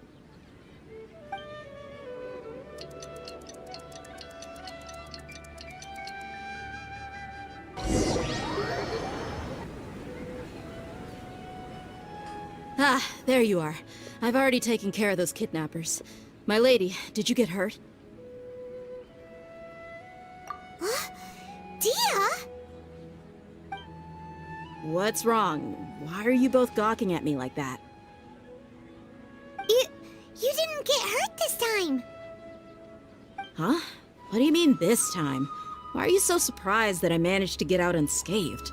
Those kids were amateurs.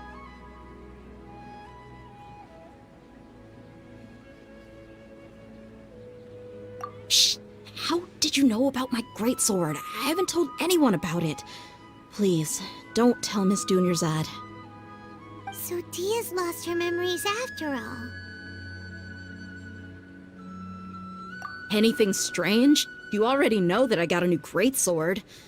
If I had to say something, it's weird how such a new weapon could feel so familiar. It's as if I've already used it to fight a countless number of battles. You're saying that although you don't remember using it, your body feels like it does? That's right. Both mercenaries and warriors heavily rely on muscle memory.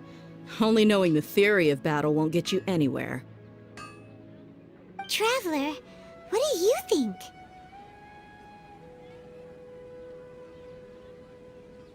Yeah, Paimon's feeling really hopeful. Oh, you're right! Earlier in the Samsara, something like this would have never happened. I have no clue what you two are talking about, but it's still dangerous here, so... So you want us to take Dunyarzad somewhere else to rest while you check if there are still more kidnappers around, right? How did you know what I was gonna say? Can you read minds? Forget it. Go and do your thing.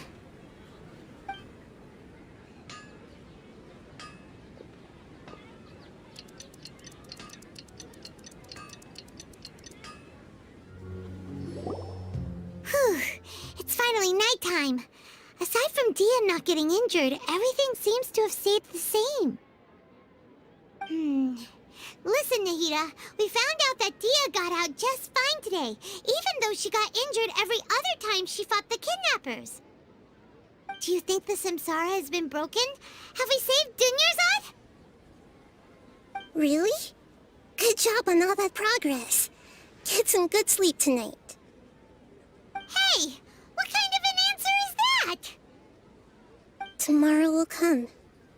Everyone assumes this is common knowledge, but the only way you can know that for sure is if you experience tomorrow. How many todays has it been? Is it possible that today will be followed by yesterday? Does tomorrow truly exist as anything beyond a made-up concept? It's even possible that this entire world is a lie, and the history of the whole world has just been one endless Sub-Zero's festival. Okay, no more. Paimon's brain is already shut down. That's why it makes no sense to waste your energy thinking about things you will learn tomorrow. Get some good rest. You know, use the bathroom and flush your anxiety dookie away. Huh? Hold on, what did you just say? Did Paimon hear you correctly? Huh? People always say they feel a sense of relief after they take a duk-duk. That's why I suggested you could try that. Is that so strange? It's so strange and so against common sense that Paimon's at a loss for words. You were sounding kind of smart just a minute ago. Yeah, even though it's happy and lively at the Sub-Zero's festival every day, it feels like it's been a long time since we've really gotten to relax. Let's go back to our room.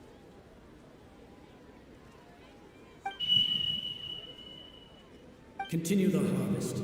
Compared to what we stand to achieve, these sacrifices are trivial.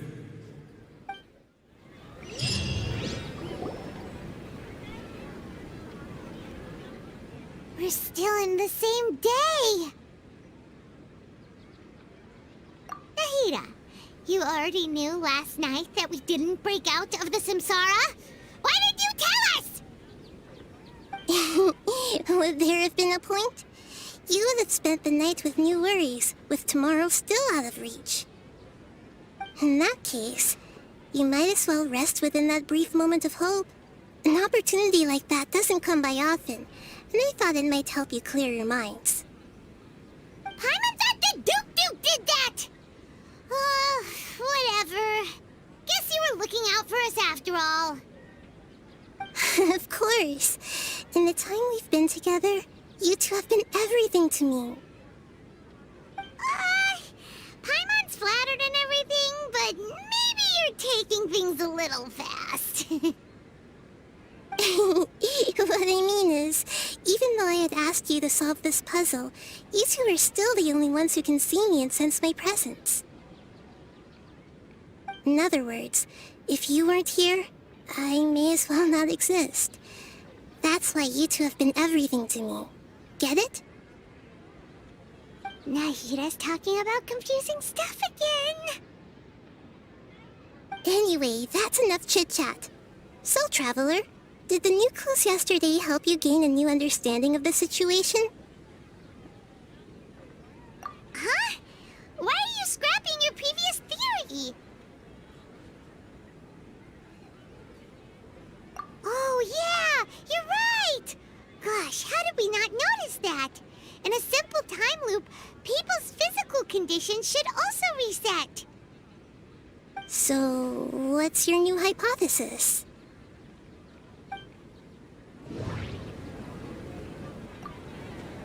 The moon, illusions, and lies. What do they all mean?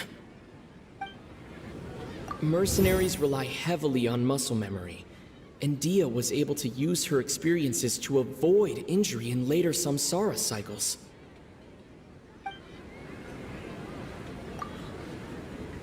The beep is a prompt tone for Akasha operations. We still hear it every night, even though we removed our Akasha terminals.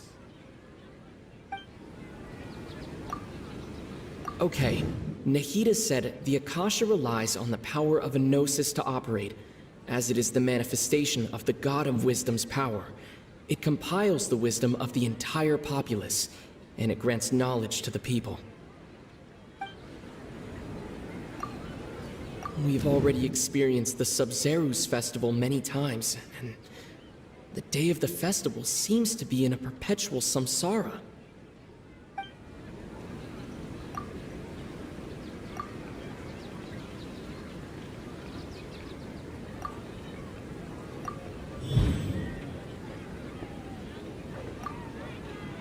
If all our memories of a day are erased at the end of that day, then we would unwittingly relive the same day again and again.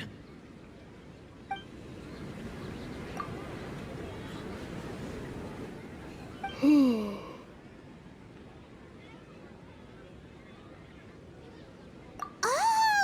Then the beep we hear every night could just be indicating the deletion of our memories!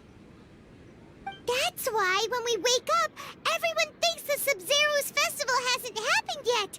It's already the next day, but everyone still thinks it's the day before.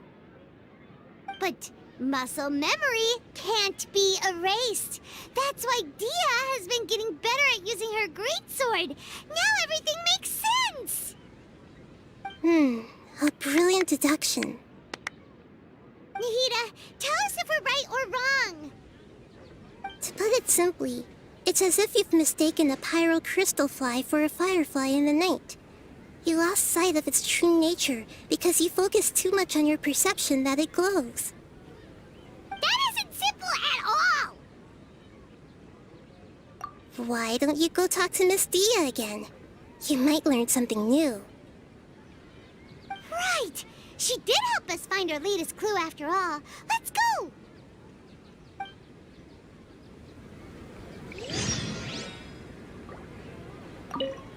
We don't have many more festivals to waste.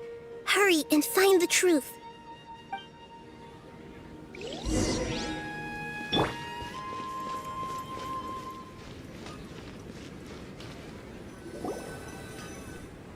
There you are.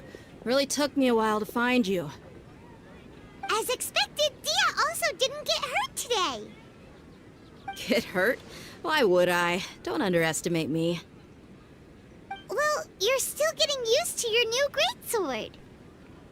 Huh. Truth be told, I also think it's pretty strange.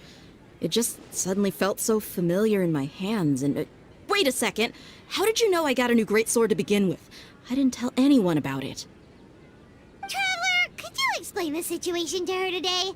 Paimon's gotten a little sick of doing it. Oh, that works!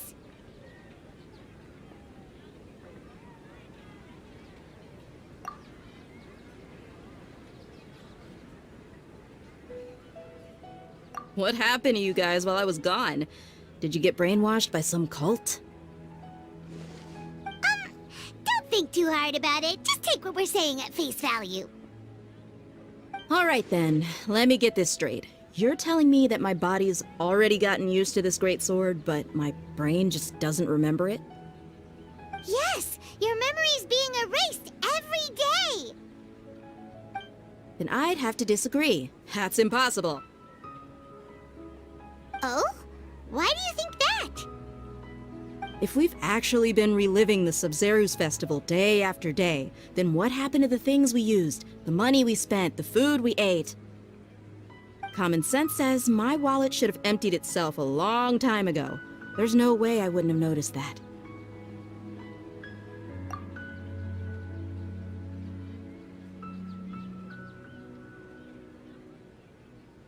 Right! They could use the Akasha to record what everyone did that day, and then use the city's resources to replenish everything! It's not very likely, but it's also not impossible. impossible. No, it is impossible. I've got proof. You have proof? Where? You two are surprisingly serious about this nonsensical discussion. Fine, I'll play along for a little longer. Come with me, Miss Dunyarzad. Please come along as well. I still can't guarantee that this area is safe.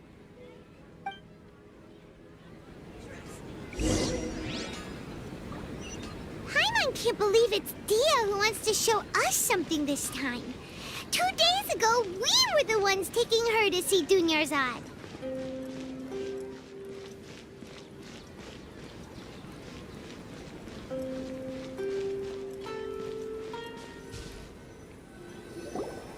This is it. Huh? This is a wooden training dummy. What about it? See those marks on the dummy? Those are the result of several days' worth of practice. Let's say the sages didn't replace it every day. Shouldn't it be hacked to pieces by now? That's true, but what if they did? Then the sages would have had to reproduce every mark I left during previous training sessions. I'm a professional fighter. My martial school has always emphasized the importance of refined control. The force, angle, and entry point of each strike is calculated and deliberate. That's why I remember every mark on the dummy, as well as my state of mind as I made each strike. It's just as they say, each swordsman has their own unique style, and even the same swordsman can't make the same cut twice. It would be impossible to copy these marks. Is it really impossible? What if they used some fancy machine to carve every single mark? People often say that a camera's photo can never replace an artist's painting because the former has no spirit to it. The same thing applies here. At a mere glance, I can differentiate carved marks from the results of combat training. Whew, I hope that cleared things up for you. Hey, is this that new brain exercise game that's been super popular with the scholars lately? It's surprisingly fun.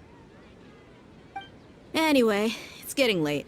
I should escort Miss Dunyarzad to Nilou's stage. See you later. Well, back to square one. Is our memory deletion theory also wrong? But at least we've reached some other conclusions in the meantime. Yep, that's true. So, can we think of any new ideas right now? Strange? Paimon feels like everything's been strange lately. Huh? Leaving the city? You're right! It's really strange how we never thought of such a simple solution! Many things should become clear if we can confirm the flow of time outside of the city. Paimon can't believe it! Did we miss this because we're tunnel visioning too hard on our other theories?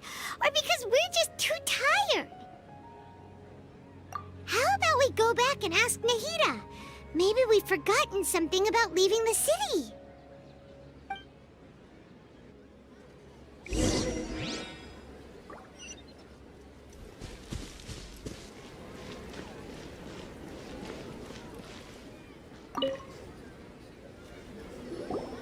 Nahida, we're back!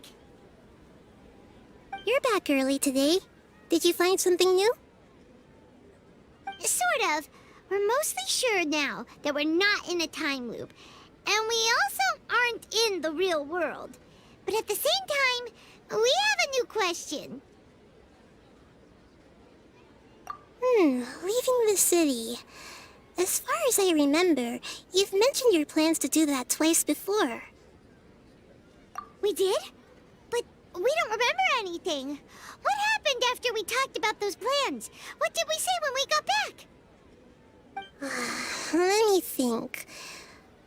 I don't think you ever actually told me what the outcome was. Oh, it's probably more accurate to say that both times you never came back the whole night. But you two sometimes stay out the entire night anyway, so at the time, I didn't think too much about it. It is true that sometimes we lose track of time during our investigations. Before we know it, it'll already be the next day. But still, neither of us remember anything about leaving town. Really? That's kinda strange. In theory, I should have already awakened all your memories. Yep, something here's definitely fishy. Let's get to the bottom of this tomorrow.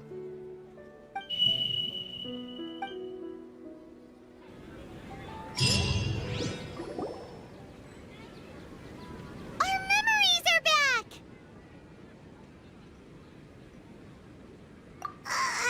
About that... Well, where should Paimon begin? Traveler, aside from your memories that were just restored, I have another message for you. Listen to it and you'll understand. Can't go back. There are countless spaces here. Our Sabzeruz festival in Sumeru City is just one of them. Traveler, you should be missing 2 days' worth of memories. Paimon will fill you in.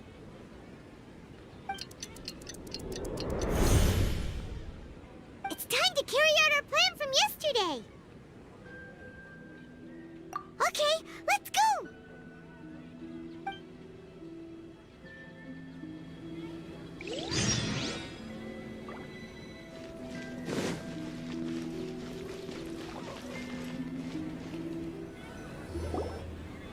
Why can't we leave the city? What is the Academia up to now? Don't ask me. It's not like I can tell you anything. This is a direct order from the Grand Sage. Just wait until tomorrow. I have a real emergency. My goods have already arrived at Port Ormos. If I don't hurry, they'll be stolen. That's your problem. Make sure you make a request in advance next time.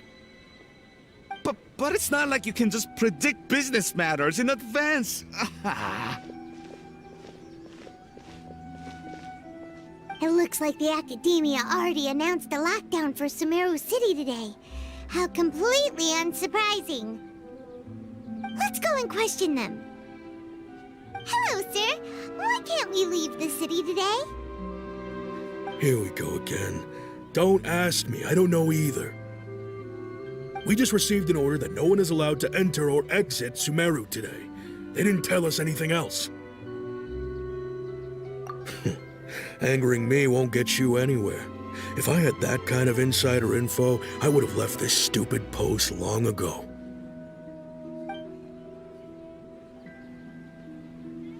It looks like he really doesn't know. If we can't get anything out of him, let's take matters into our own hands. Why don't we climb over the walls? Those guards can't be everywhere at once. This is a good spot, and the guard hasn't noticed us at all. Let's hurry! Huh? Why? Are you going to leave Paimon behind? But what if things get really weird out there and you get into some trouble? Then Paimon won't be able to help you. Oh, Paimon knows that Paimon can't do much, but we've always been together, haven't we?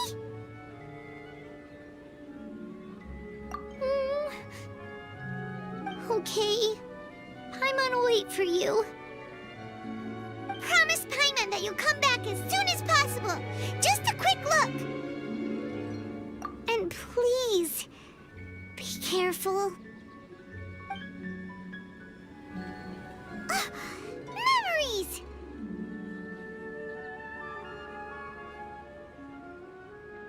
Traveler!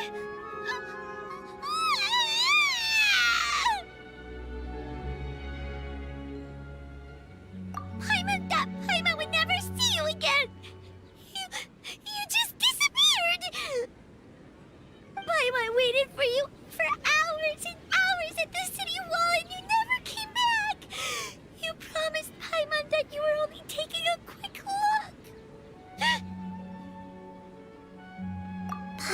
calm down. He's here now. I don't think he understood what you were saying. Paimon doesn't care! Paimon wanted to go look for you, but you also said that Paimon should stay! Paimon was so worried and so scared the entire day!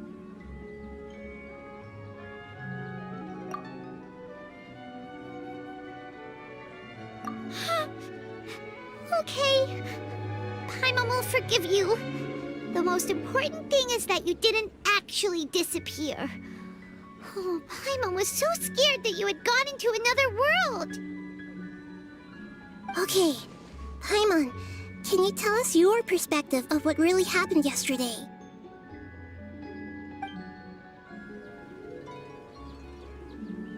I see. Using two people's different perspectives. After that, you left the city.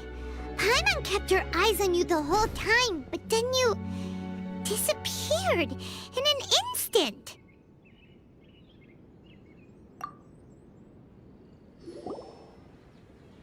No way! Paimon was watching you with the fullest attention. What's your perspective, Traveler? You sure you don't have any memory of this? I guess that explains everything. You also lost your memories the last 2 times you tried to leave the city. Those days' memories can't be awoken. So, if we leave the city, our memories will be completely erased? It really sounds like something big outside of the city is being hidden on purpose. But this way, we'll also never discover what's outside. Something like a message? But how can we send it back? Don't look at me like that. I'm not used to being stared at. Well... Okay. You want something that can pass on messages, right? Give me some time and take care of Dunyarzad for me. Yep! Now we're talking!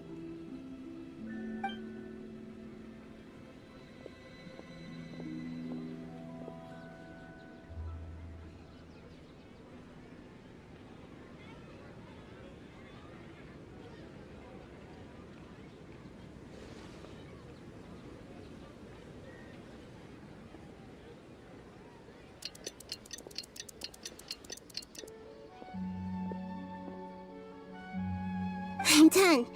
Here you go. What? Isn't this just an Akasha terminal? I made some little changes. Akasha terminals are already capable of sending messages. I just tweaked it so that it could connect to any node. To make something like this? Nahida, you really know the Akasha like the back of your hand. Anyway, we can use this now to record a message, right? Yep. I'll help you save the messages. It should be pretty easy to use. I just can't guarantee the user's status and signal coverage when they're outside the city. We'll never know until we try. At least we're taking the initiative now. Let's go then. Let's expose those sages. All right. Paimon isn't as worried about being separated since it happened once yesterday. But Paimon still isn't happy about it. Okay, see you tomorrow, Traveler.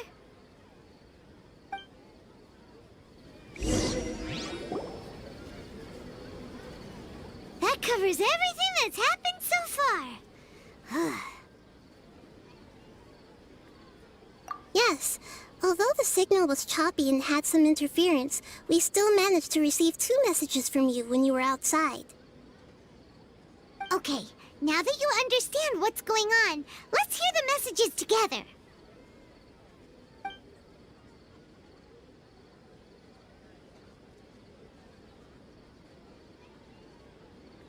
Can't go back. There are countless spaces here. Our Sabzeruz festival in Sumeru City is just one of them.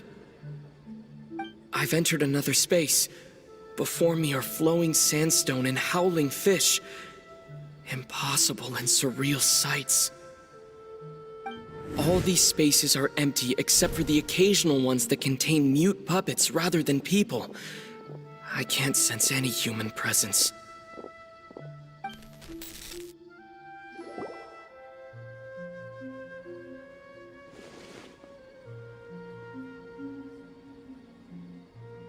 That's one heck of an info dump.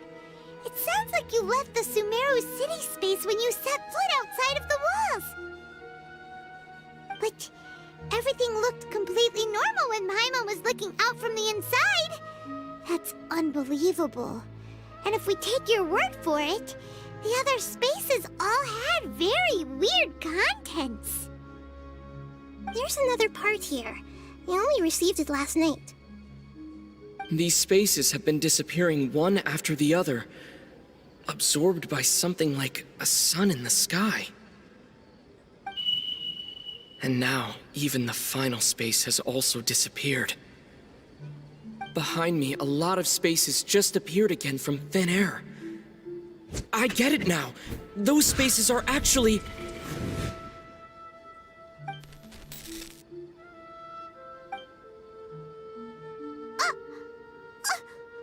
Why did the message end right there? What did the traveler want to say? What are those spaces? Probably because yesterday just happened to end at that moment. Oh, right. Paimon did hear a beep from the Akasha. Did it come from here or from the message? The message. It should have come from the Traveler's Akasha terminal. After the beep, Traveler said even the final spaces also disappeared. Traveler, what do you think that final space could have been?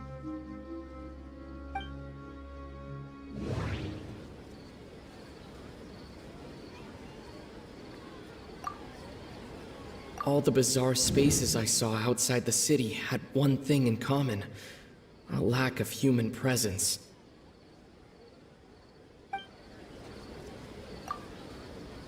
Was that space actually the real world? But wouldn't a real space just randomly disappearing like that be catastrophic? My impression is that each day in this samsara only ends at the sound of that beep from the Akasha.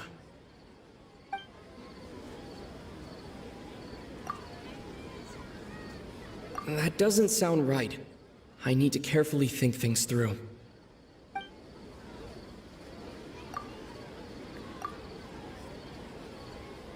Oh, so that's what it is! After the sound of the beep, the final space, the Sub-Zero's festival, also disappears, and we're taken to the next day.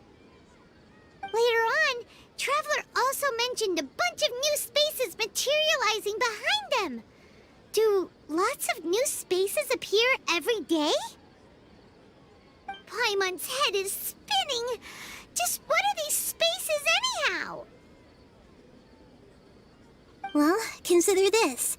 For all the horrors of the Archon War, at its heart, it was just a game where a bunch of gods fought over 7 seats. So no matter how strange or spooky things may look on the surface, maybe all they point to in the end is a small and simple secret. Wow, the Archon War, huh? That's an analogy and a half.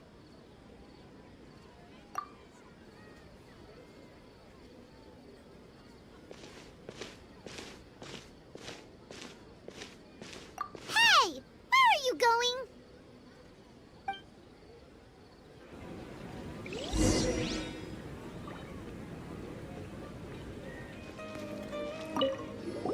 Well, consider this.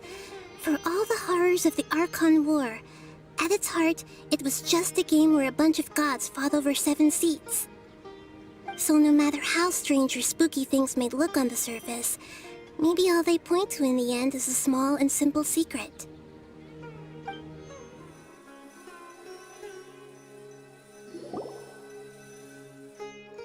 Do you want some alone time to think? All right then, Paimon won't disturb you.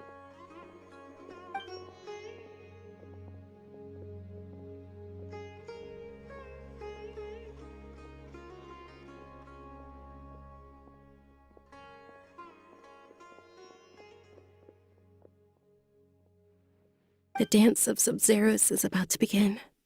I'm going to go watch it. Okay. Why don't you go ahead, Dunyarzad? We still have some other stuff to do first. Okay then. See you later. Have you figured it out yet, Traveler? Time is ticking away! Awesome! What is it? Paimon wants to know! Oh, wait, no. Let's meet up with Nahida first. You can tell us both together. This time, we're gonna get to the truth!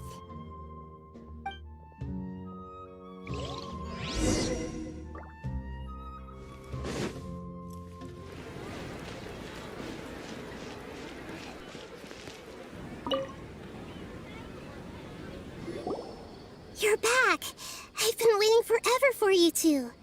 Judging by the looks on your faces, are you ready to take your Sub-Zero's exam and graduate from the festival? Okay, first off, have you discovered the hidden truth?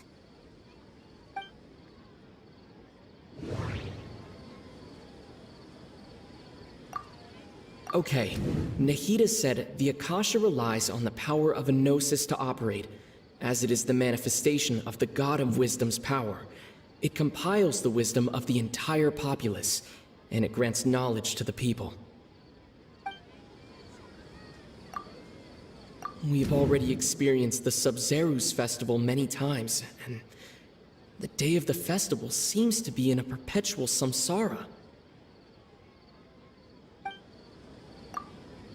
All the bizarre spaces I saw outside the city had one thing in common: a lack of human presence.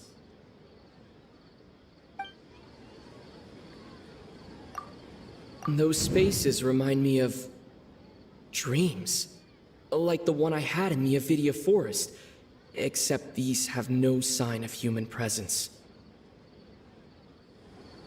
The moon, illusions, and lies. What did they all mean? People in Sumeru don't dream. What a strange phenomenon.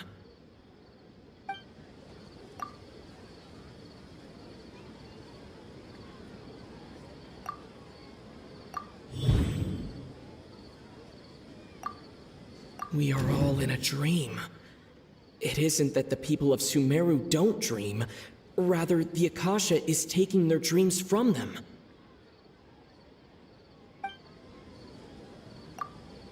People in Sumeru think they don't dream, but the truth is the Akasha steals their dreams without them knowing it. And those spaces with no human presence are stolen dreams without their host. That would explain why they sounded so weird when he was trying to describe them. Huh. So people in Sumeru do dream after all. In fact, we're all in one big dream together right now. Correct answer. Now, how did you conclude that the Akasha is capable of this?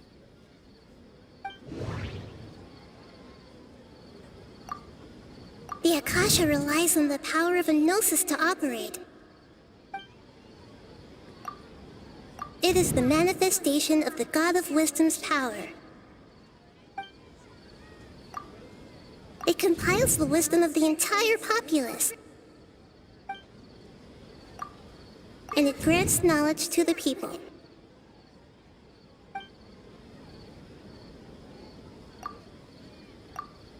Oh, okay. Those dream-controlling creatures in the forest also get their power from the Dendro Archon, right? That would explain why the Akasha has the ability to control people's dreams, too. But is stealing everyone's dreams really how the Akasha compiles their wisdom? Isn't there anything more to it than that? Dreams are fantastical, complex, and full of imagination. People's brains are the most active when they're dreaming. In other words, dreams are rich bundles of human wisdom.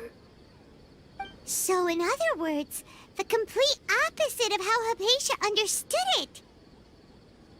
Paimon remembers her saying that the sages think dreams are foolish delusions, and the fact that no one dreams is a blessing from Greater Lord Rukkhadevata. So it was all a dirty trick? The real story is that the sages from the Academia are using the Akasha to steal people's dreams for their own use, huh? Oh? By the sounds of it, you understand the current situation pretty well. So then, what about the samsara?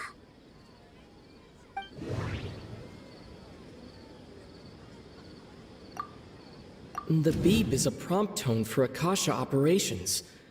We still hear it every night, even though we removed our Akasha terminals. Those spaces kept disappearing before my eyes. But as soon as that beep sounded, many more spaces materialized.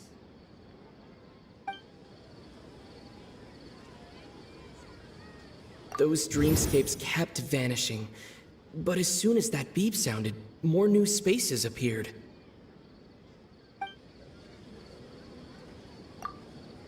The Grand Sage said, "Go celebrate the birth of that god to your heart's content." Did he mean something more? My mind feels exhausted, even though I haven't done too much thinking. What is going on? We've already experienced the Sub-Zerus festival many times, and the day of the festival seems to be in a perpetual samsara.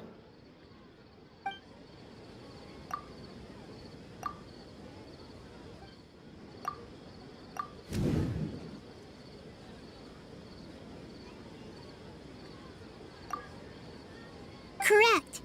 The Akasha is keeping each person's brain in a constant dream state, but also separating their consciousness from their own dream. Their disembodied consciousness is placed inside the collective dream of the Sub-Zerus festival along with everyone else's, while their now vacant dreams are harvested by the Akasha. No one is any the wiser as another day passes in the dream, and so begins another samsara cycle. People wake up to yet another dream about the Sub-Zerus festival. The dreams that belong to them are once again harvested by the Akasha, and so it continues. So, this is like a dream factory, and the Akasha is a dream harvesting machine. Did Paimon get that analogy right? Very good, Paimon. Using analogies well is an excellent habit to get into. Okay, so that beep we keep hearing is actually from our real-life Akasha terminals. Taking off our terminals in this dream doesn't do anything. Alright, last question. Who am I?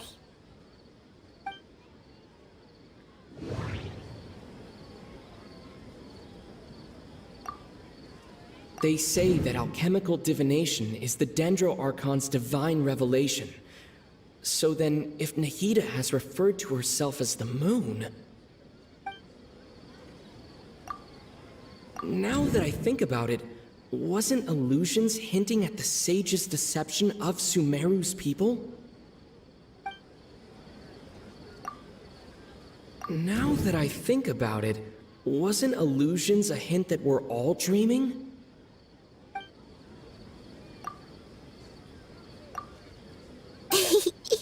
So you noticed.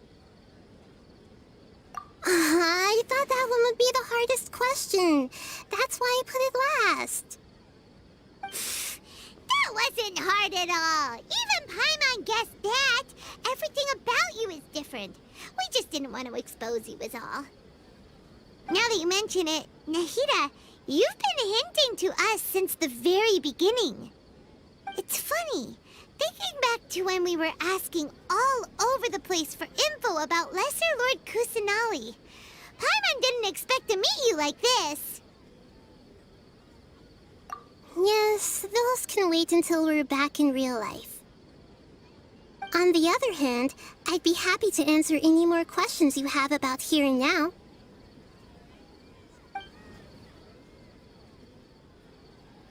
You asked me this question before. My answer was, it would literally blow your minds. Now that you know this is all a dream, this answer should hopefully make more sense. Have you heard the saying, don't wake a sleepwalker? Likewise, if someone suddenly had told you all this instead of you learning it on your own, your notion of reality and dream would be thrown into irreversible confusion. I couldn't expose you to that kind of risk. That's why I could only give you very subtle hints and some suggestions. Long story short, I'm really sorry I had to keep you guessing.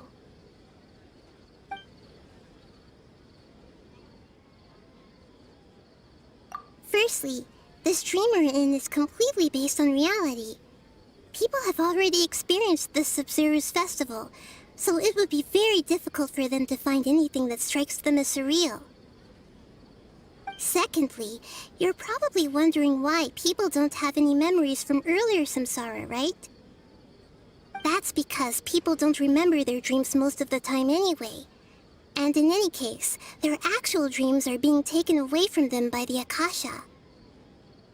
So whenever they wake up in this dream of the Sub-Zero's festival, they don't remember anything from their previous identical dream.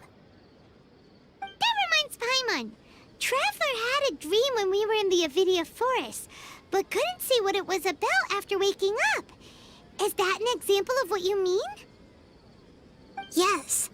Only after receiving the blessing of Dendro can a person gain the Dendro element's dream-enhancing power. That explains the feelings of déjà vu. Meanwhile, everyone else has no idea that they are in the Sub-Zero's festival samsara, while their dreams are stolen from them over and over again.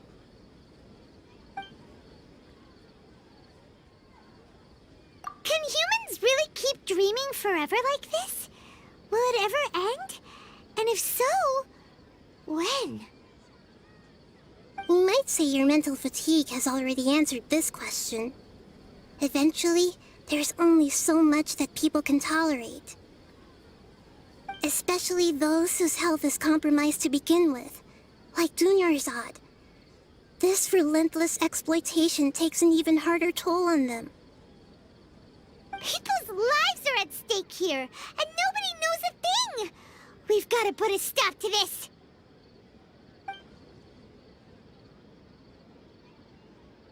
I know, right? Why did they have to base this dream on my birthday? Could it really just be a coincidence? Even you don't know the reason? Wow, now that's strange. The Academia sages are determined to harvest lots of dreams in a short time, no matter the cost. They have to be up to no good. Unfortunately, I don't know anything about it. Traveler, do you have any information?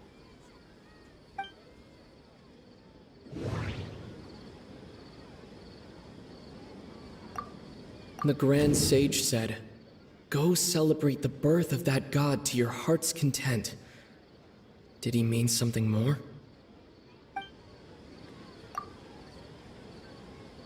Celebrate the birth of that god? Could it mean...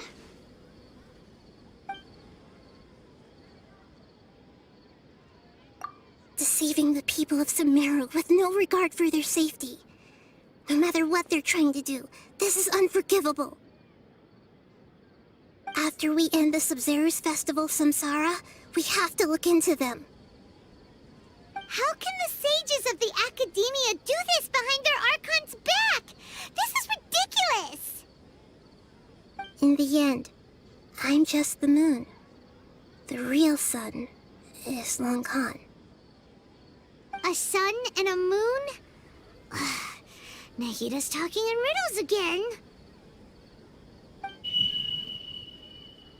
Oh, we're out of time today. I'll tell you how to break free of the samsara tomorrow. See you then.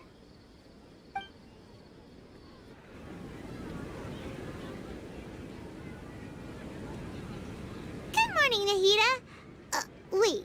Now that Paimon remembers everything, should we instead say good morning, Lesser Lord Kusanali?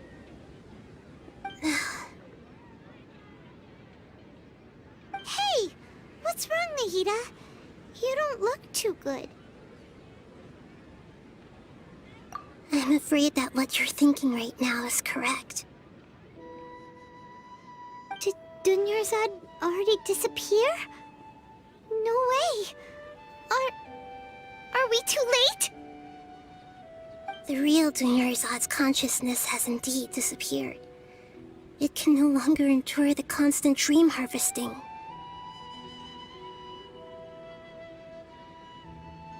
Paimon can't believe it. Wait, so what about that other Dunyarzad? Just what is she? Is she also going to disappear? She's actually something like a puppet, but not completely. The real Dunyarzad's consciousness could no longer keep playing her role in this dream. So another Dunyarzad appeared to replace her in the dream. Just like the grass and the trees, that Dunyarzad is just a building block of the dream that helps to keep it going. But personality-wise, she's nothing like the real Dunyarzad. Puppets are stiff, and can't copy a living person's vitality. After all, they're just there as filler. You know, speaking of which, the old Dunyarzad might not have been too different from a puppet. Dunyarzad truly believed that she met you within her consciousness, and it was you who inspired her. So you do remember her after all. Yes.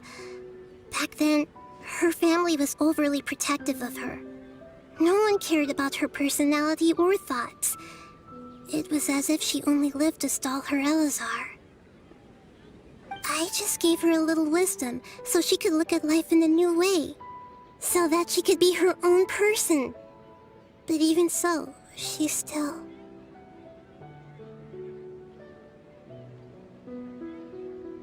Far from it. I'm still a long way off from being a real Archon. I couldn't even save her. If I were a competent Archon, I wouldn't have let my most faithful follower die at the Sabzeruz festival with so many regrets. Please don't beat yourself up over it, Nahida. It's the sage's fault, and theirs alone. I'm not beating myself up. All I did was to rationally observe the distance between myself and a real Archon. Don't be like that, Nahida. Even real Archons are still allowed to be sad. To prevent more tragedies like this, we must end the samsara as soon as possible. Great, but how do we do that? Although the Sabzeruz festival dream is under the Akasha's control, only humans can dream. Even the Akasha is unable to create them. That means this dream belongs to a host who created it. Huh? So, how should we find that person? Well, if this is someone's dream, then everything here must come from deep within their consciousness.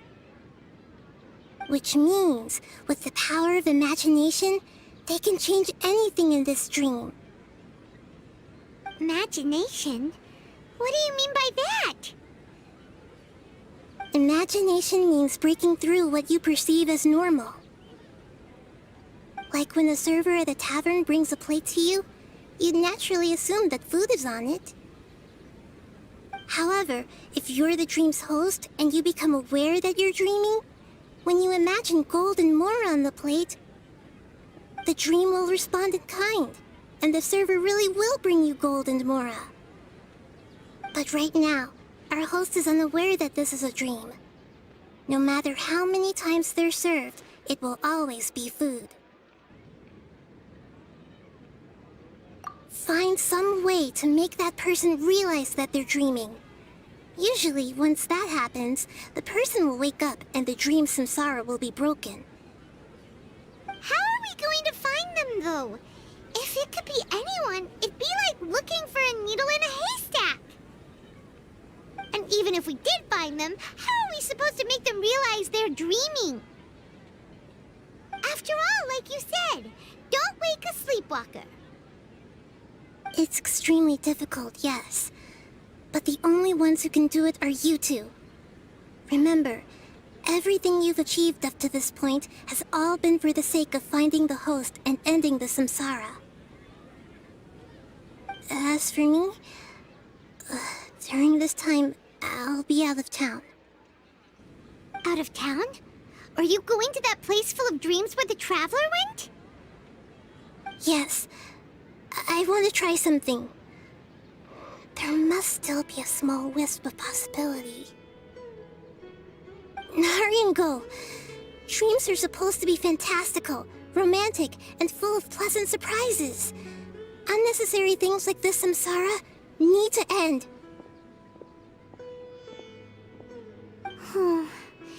Paimon's still a little upset that we've come this far only for Dunyarzad to... She was such a good person, with such a simple wish. But fate was against her. Yeah, saving Dunyarzad is what kept us going this whole time. But we mustn't lose hope, Traveler. Dunyarzad would definitely want to see us save everyone else. So let's break the samsara for her sake. Paimon's wondering, do you think the sages would get one of their own to be the host of this dream? Feels like it would be easier to control it that way, no?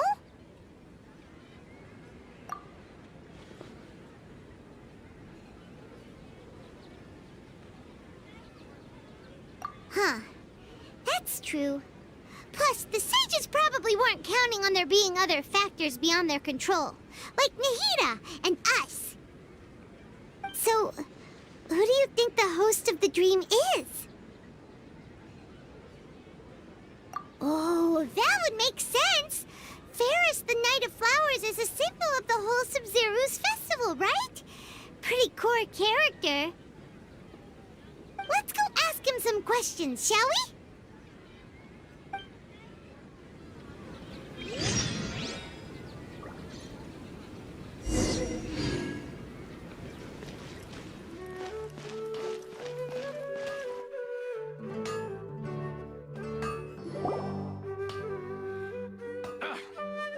You're back.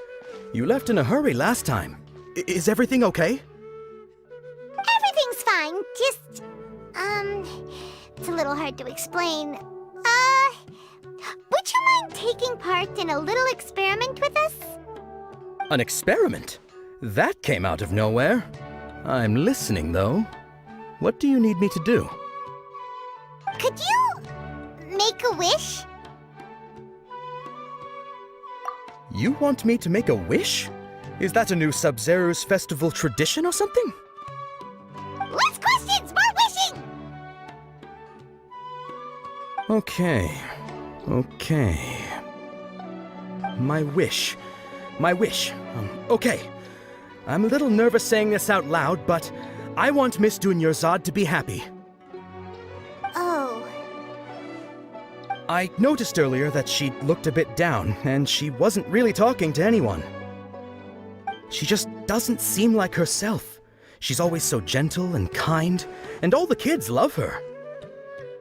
I've also wondered if the reason she asked me to be Ferris Knight of Flowers is because I'm special to her, or something. So, you have a crush on Dunyarzad? Oh, is it that obvious? After what I just said, I guess it is. When she placed the hat of the Knight of Flowers onto my head, she said to me, I want everyone to have a happy Sub-Zero's festival. What she didn't realize was that I'm not that interested in how everyone else feels. In that moment, I just wanted to be her Knight of Flowers for the rest of my life. 50 years? 100 years? I'll serve her till the end of time. Okay, yeah, that was a bit much. Felt like the right moment to get it off my chest, but that was pretty embarrassing. Okay, I'm ready to make my wish. I would like Miss Dunyarzad to appear in front of me right now with a smile on her face. Here goes. Please come true.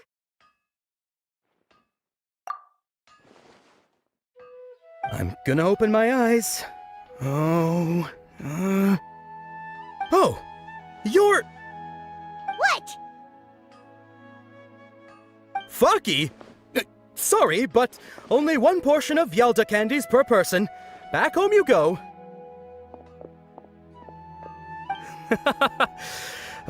Nice try, you two. Anyway, never mind. I don't need to see her appear right in front of me. As long as she's happy. Guess he isn't the host of this dream after all. Should have expected it wouldn't be this easy.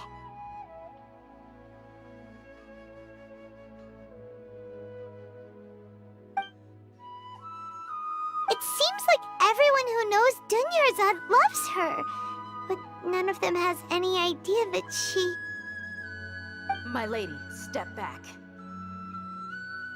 That sounds like deyha! Oh, right. This is when Dunyarzad bumps into the kidnappers. Huh? But deyha can handle them. Hey, traveler!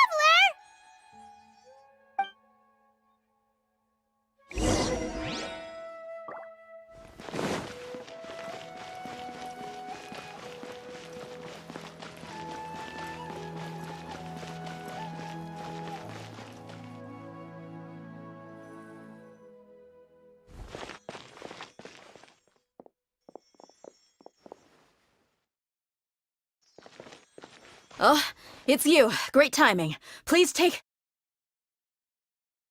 Hey, this is my job. The Homayanis pay me, not you. You... fine, alright. Knock yourself out. Why are you so worked up anyway? It's not like I don't trust your fighting skills. Anyway, watch yourself.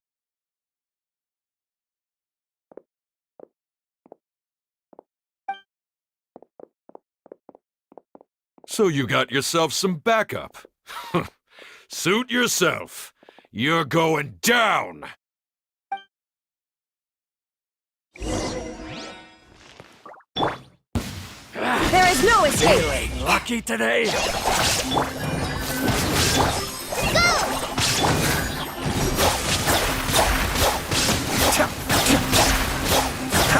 I'll be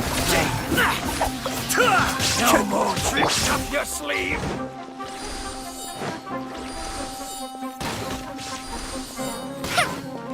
Hi! Try to keep up! Fallen amber! Illusion shattered!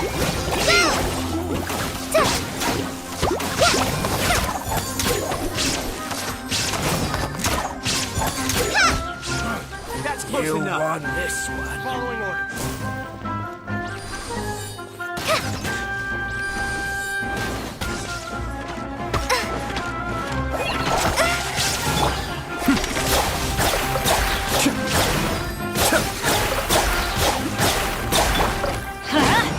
Off we go! There is no escape!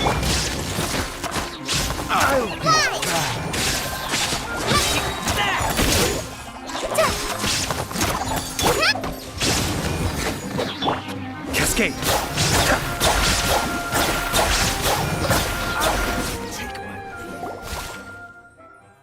Traveler, were you just taking your anger out on those guys? You and Nahida both. Dunyarzad wouldn't want to see you two like this.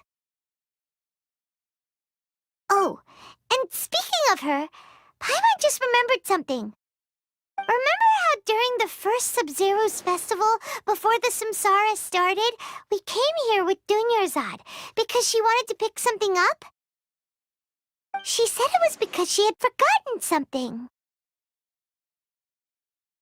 Okay, so Paimon's memory is working so far. Anyway, Paimon also remembers that she is staying somewhere around here. She pointed it out to us the night before the Sub-Zero's festival. Yeah, even if it's only a tiny clue, it'll probably still help us more than this needle in a haystack search.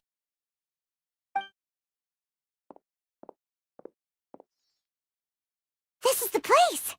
It's rude to enter other people's spaces without permission, but desperate times call for desperate measures. Hey, Okay. Paimon's gonna take a peek inside.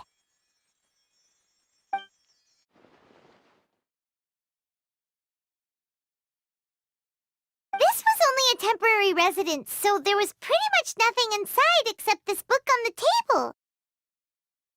Should we open it?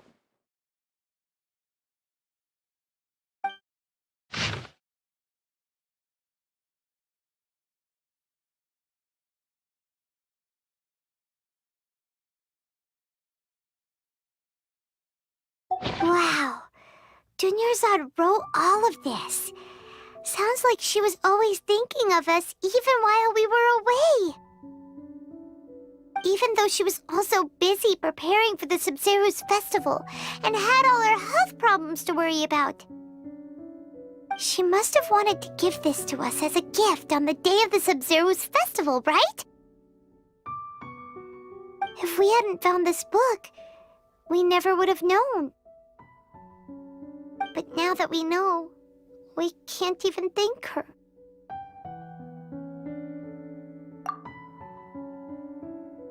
Hey! Where are you off to now?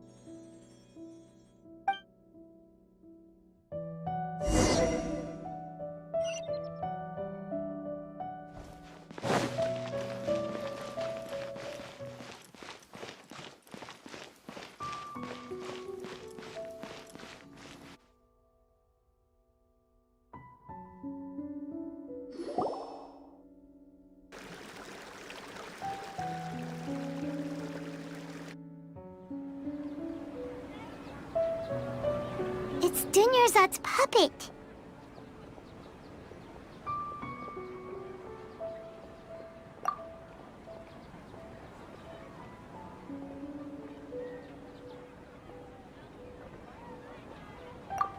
Traveler?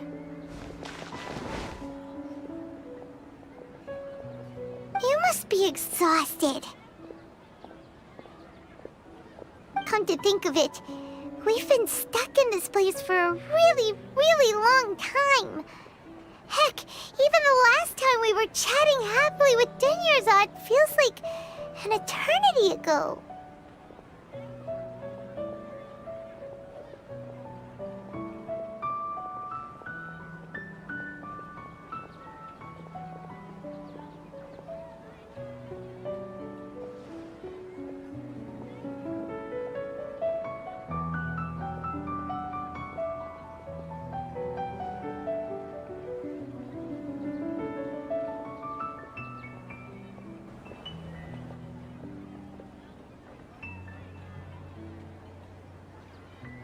Paimon still remembers when we were sitting here, and the way her eyes sparkled when she talked about Nilou's dance of Sub-Zerus. There will always be frustrations in life, but I know that the point of living is not to leave behind any regrets.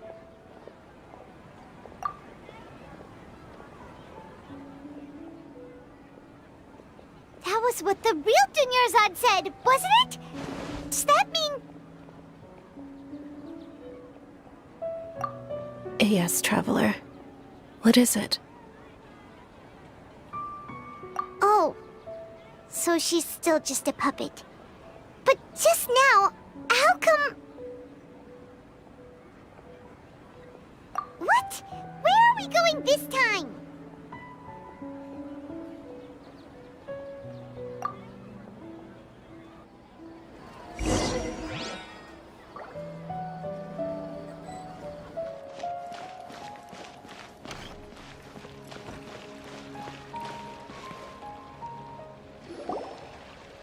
If you continue to resist, we will have to order an investigation into every single event organizer.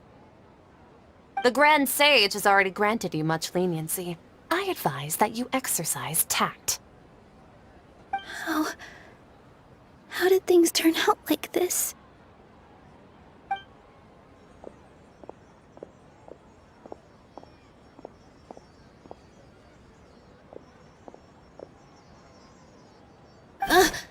Traveler? You don't have to get involved. He's a sage from the academia. I don't want to drag you into this. Traveler, Traveler, what the heck are you doing? If you get arrested by the Academia, that's another day gone to waste!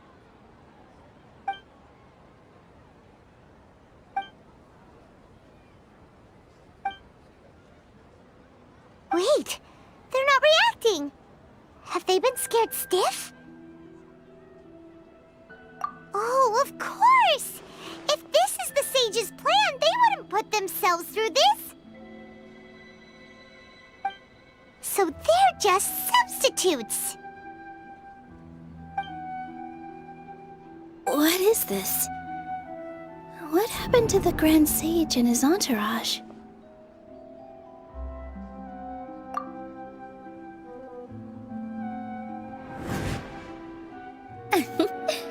Like I said, they symbolize the goddess of flowers. It's just a shame that all the real Padisarahs went extinct after her death. Yes. The Greater Lord brought forth new Padisarahs in memory of the goddess of flowers. But she ultimately could never truly replicate that beautiful shade of purple.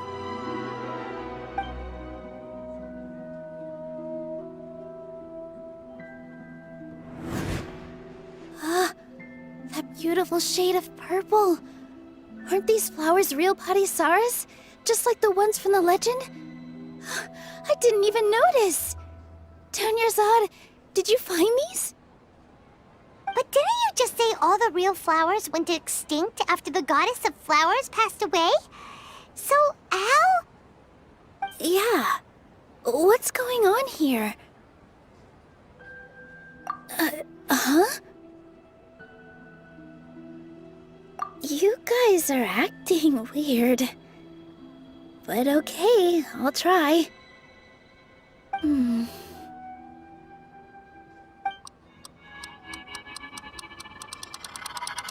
Hey!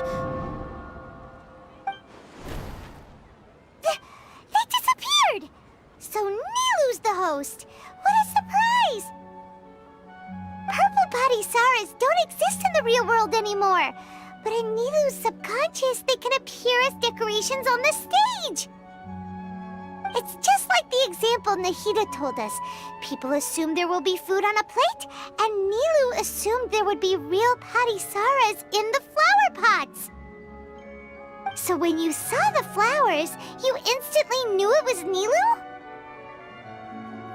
But if we want to end the samsara, we need the host to become aware that they're dreaming. How should we make Nilou realize that? Am I dreaming? Huh? So I'm right. Is this Lesser Lord Kusanali responding to our celebration of the Sabzeruz festival? Wrong guess, but you aren't completely wrong either. The point is, what made you think this is a dream? As far as you know, people in Sumeru don't dream, right? Yeah, but have you heard the tale of the first sage? To prevent a calamity, he went on a journey to find the Dendro Archon. Ooh, sounds familiar. Dunyarzad told us a story like that when we first arrived in Sumeru City. So it was about the first sage, huh? Yep, but in the part you heard, he hadn't become the first sage yet. There's more to the story. His piety and wisdom were acknowledged by the Dendro Archon, and she finally gave her blessing to him. All kinds of spectacular scenes appeared in front of the first sage, as if all the knowledge in the world was being painted onto a canvas right before him. He was captivated. After who knows how long, he mastered all the knowledge he could comprehend. Afterward, he said to the Dendro Archon, "I miss my parents, my wife, and my children. I've been away from home for far too long. They must be worried." The Dendro Archon smiled. The next second, the sage found himself lying in his bed, as if he had just woken up from a dream. His wife, lying next to him, said, "You're off to search for the Dendro Archon today, aren't you? Have a safe journey, my love." In the end, the first sage took care of many disasters in Sumeru City, and founded the Academia.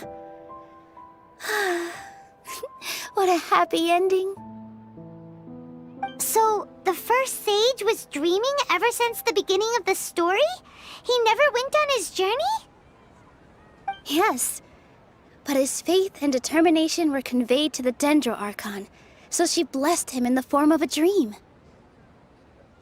Paimon understands where you're coming from now. That's a really interesting connection. But we really gotta wake up soon, like the sage in the story! I see. Well, it just so happens that today's Sub-Zero's festival is almost over too.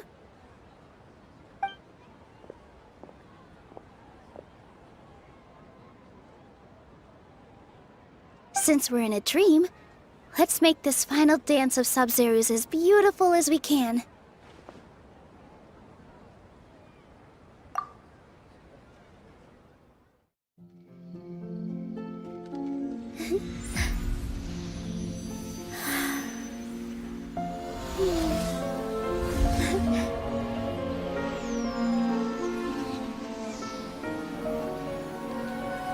The wait is over, everyone.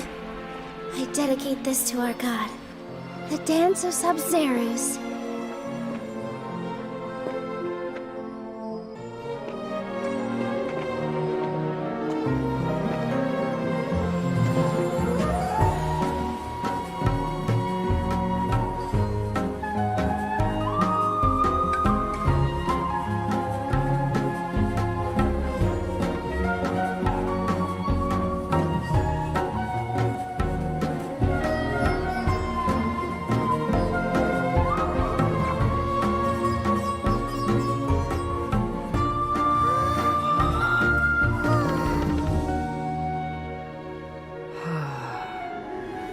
I'd be lying if I said I had no regrets.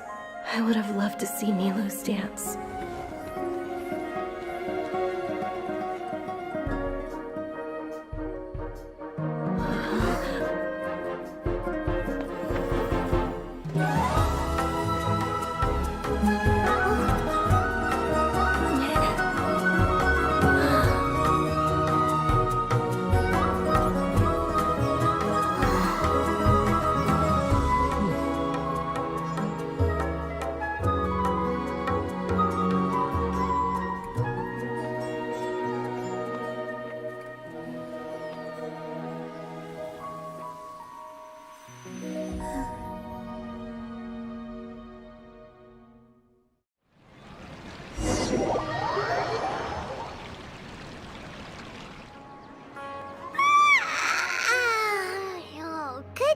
Traveler.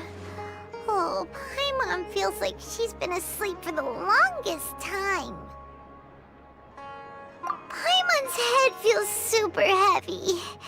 Did we oversleep? Do you even remember going to sleep last night? Paimon thinks it was after the Sub-Zero's festival. The Sub-Zero's festival! Have we finally escaped from the Sub-Zero samsara? Quick! Take off your Akasha terminal!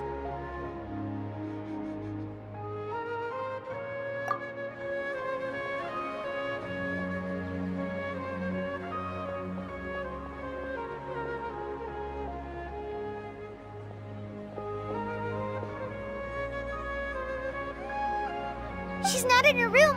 What happened? Huh? What usual spot?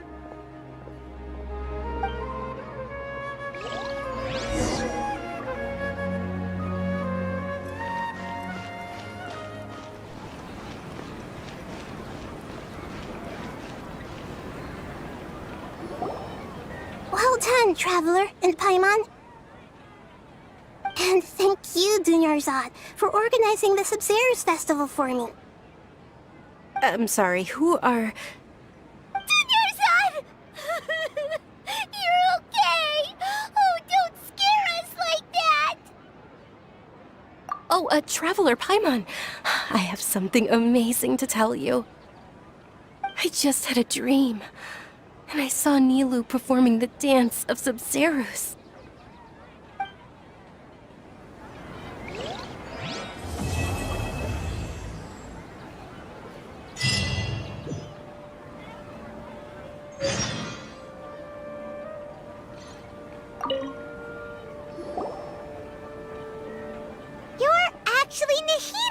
met you. Paimon felt like Catherine was acting weird when we met at the Sub-Zero's festival. And Dunyarzad, did you save her? It's a really long story. We shouldn't disturb her. Her consciousness is still weakened. Let's chat somewhere else. How about by the Traveler's favorite bench?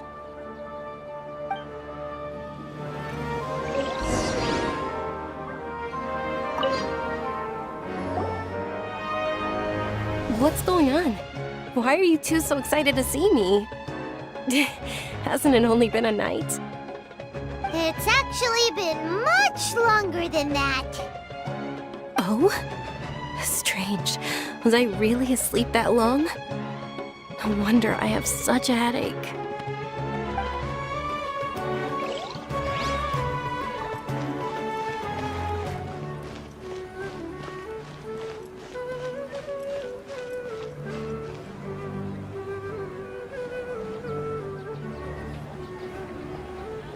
Let's talk about Dunyarzad first. It's such a relief that she's all right. After we parted on the last day of the Sub-Zero's festival, I left the city and saw what the Traveler had described. Among the countless dreams, I found one that was growing fainter and fainter. This proved my suspicion. Once Dunyarzad could no longer bear the Akasha harvesting her dreams, her consciousness began to dissipate. But this also meant it escaped the Akasha's control. Such a small fragment of consciousness can't last for very long, though. It will return to its original dream, where both will gradually fade until they completely disappear. I used all the power I had to keep her dying dream alive as long as possible, but it still wouldn't have lasted for much longer if it hadn't been for you two breaking the samsara. So it looks like we did manage to save Dunyarzad in the end. And not a moment too soon. Huh? Why are you two smiling so happily? I thought you'd be so moved that you'd start crying. I need to spend more time observing human emotions. Both are fine. Everyone reacts differently. All right. You two must have a lot of other questions for me, right? After all, you saved my faithful believer. As your reward, I will answer any and all questions. At the Avidia forest, there was this incense that made the Traveler fall unconscious and dream of a huge tree and a red sky. You also heard someone's voice, right? It said world and forget me.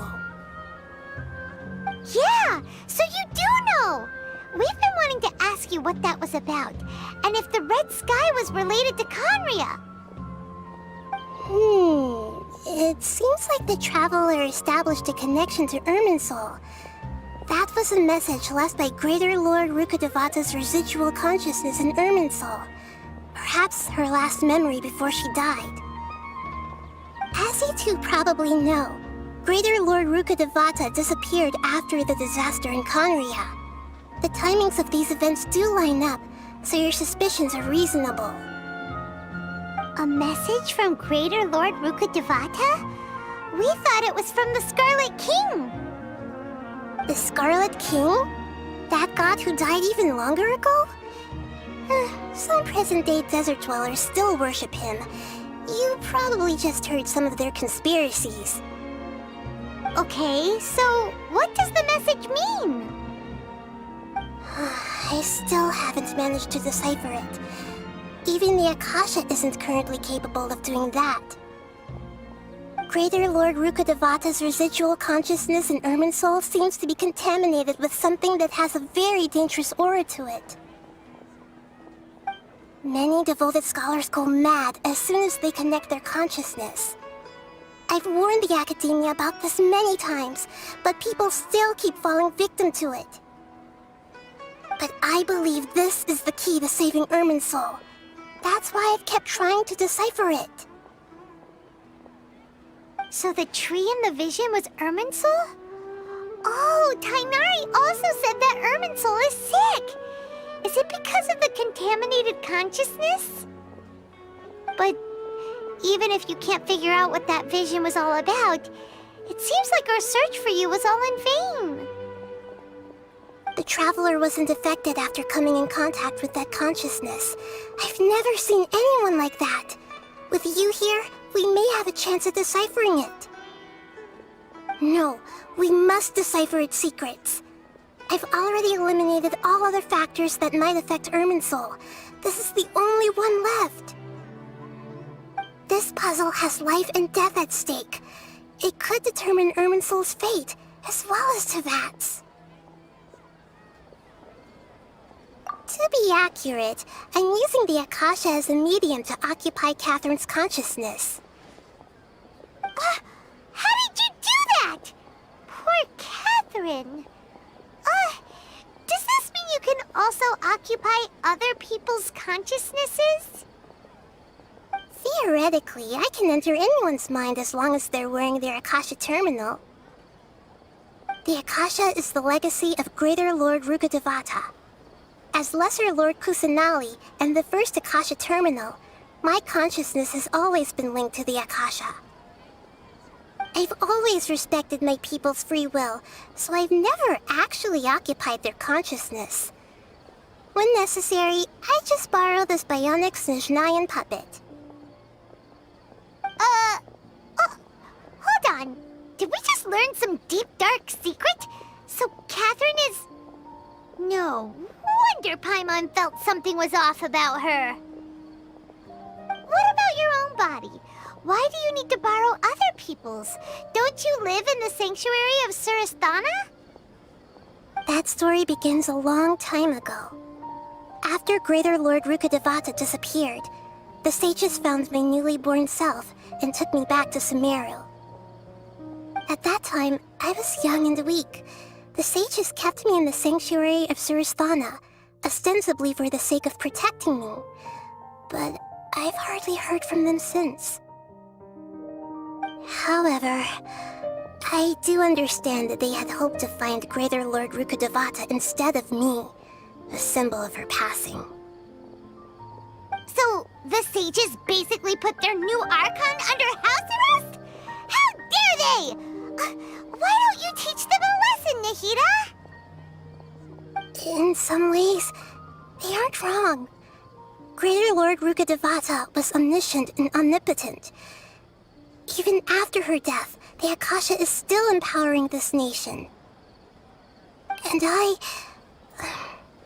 I'm still really far away from being able to call myself the God of Wisdom.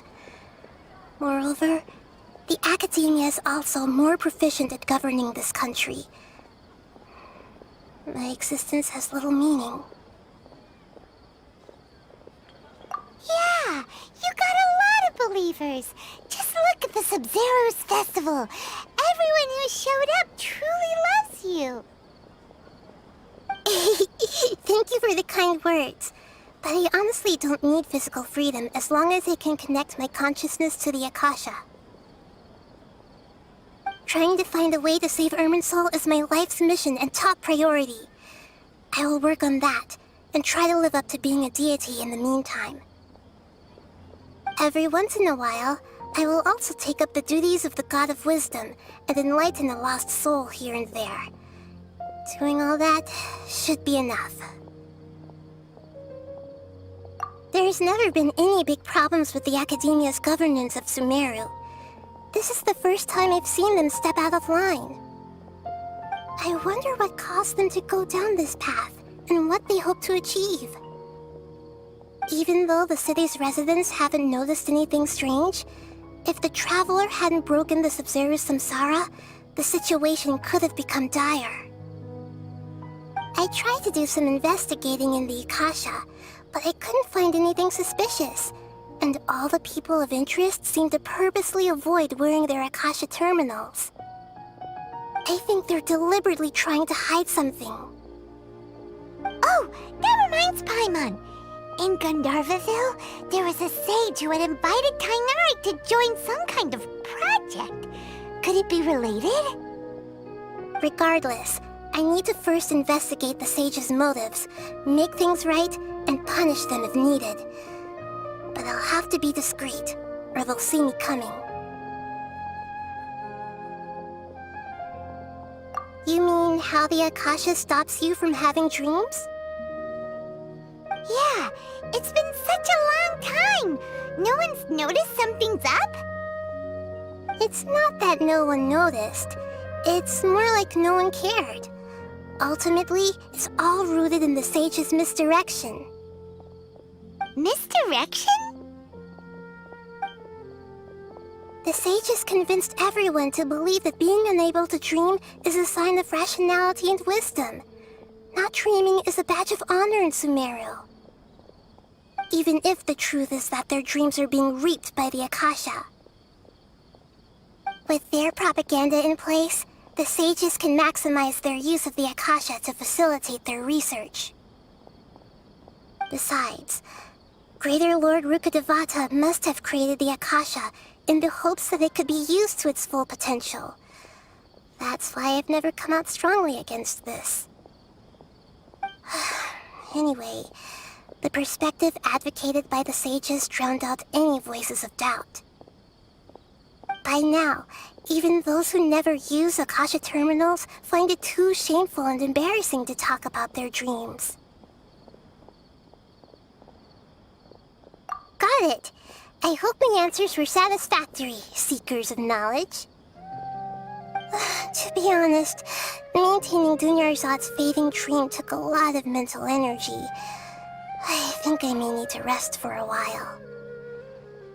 Oh, and you don't need to worry too much about the sage's activities for now. The Akasha won't be able to conduct another project on the scale of the Sumeru Samsara in the immediate future. Go and get some sleep. Leave everything to us. What a relief. This is truly the most exhausting birthday I've ever had.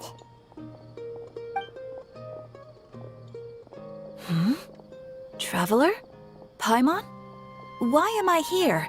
Do either of you know? Maybe you were sleepwalking. You know you can't wake up a sleepwalker. We happened to walk by, so we thought we'd wait for you to wake up. I see. Huh. I should visit my maintenance personnel sometime. Oh, I'm fine. I better go. Thank you.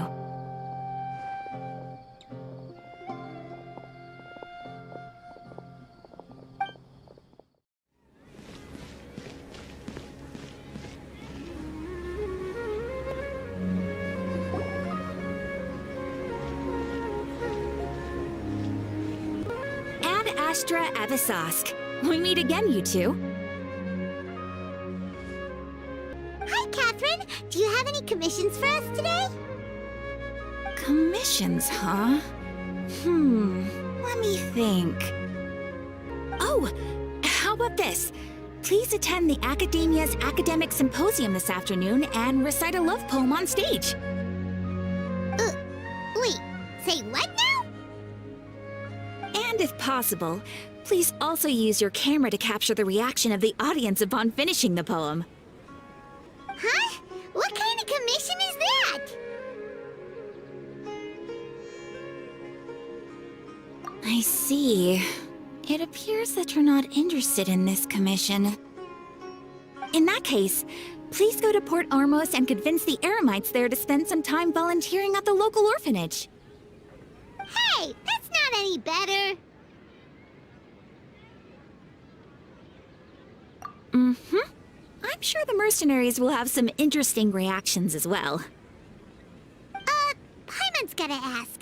Just who exactly has been submitting these commissions to the Adventurers Guild? Oh, the commissioner? Well, actually, I just wanted to see the two of you in action. Was it so obvious? I was hoping you would actually take one of those commissions. That kind of chance to observe humans doesn't come by often. Ah, so it's Nahida. Paimon just knew Catherine wouldn't crack those kinds of jokes. When did you get into her head? From when she said, "Ad astra abyssosque." So it's been you this whole time? Are you done resting up, Nahida? Yes. I've been sleeping ever since we parted ways, and I even had a really, really long dream. It was another dream about the Sub-Zero's festival, except it was a happy one. In my dream, I was sitting in the middle of a flower terrace, and everyone in Sumeru City was holding hands as they danced in circles around me. They danced round and round, and everyone looked really happy. I also got to sit on a gigantic flower carriage. Ferris, the Knight of Flowers, raised me really, really high above the ground, and I was throwing an endless amount of Yalda candies at the children. You know, Nahida, maybe your dream is how the Sub-Zero's festival really should be. It's meant to be a joyous time where everyone gets together to celebrate your birthday. Huh? Wasn't I describing a really happy dream? Why are you both looking at me like that? Wait, could this be an example of the emotion known as pity? No, we aren't pitying you. That would only make everything worse. We just don't want you to feel too sad. By the way, have you had a chance to visit Dunyarzad? How's she doing? The Homayanis haven't allowed any visitors after the festival, so we haven't been able to check on her. Yes, I paid her a visit right after I woke up. She was resting at the time. Her condition is stabilized. However, since Elazar is a manifestation of the withering on the human body, we can only cure it by finding a way to take care of Irminsul's own withering. But for the moment, our top focus should still be figuring out what the sages are up to and what they're planning. Right. Who knows what'll happen if they manage to pull off another scheme like the Samsara of the Sub-Zero's festival? So our first priority should be investigating and putting a stop to the sages' activities. As for how we should pull that off, let's discuss it somewhere else. There are too many adventurers around here. Oh, good point. Sorry, adventurers. We're gonna be borrowing Catherine for a little while.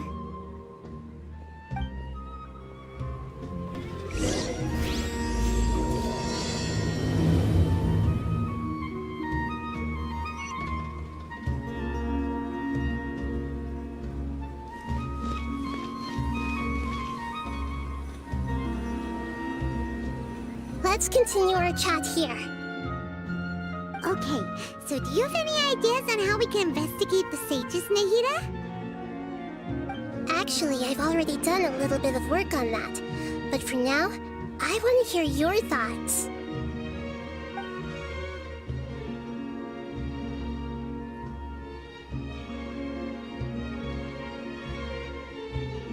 We're in the dark as of now. Since we still don't know anything about their goals, any rash move could tip them off and lead to terrible consequences. After all, every person in Sumeru City is one of their hostages.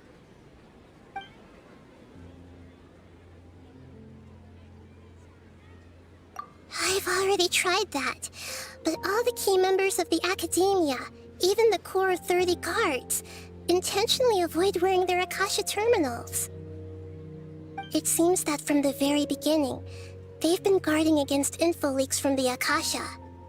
Of course, it could also be because they're wary of me. Have you already caught the sage's attention? I'm guessing not yet, but distrusting me would make perfect sense if they've ever paid attention to the urban legends about me.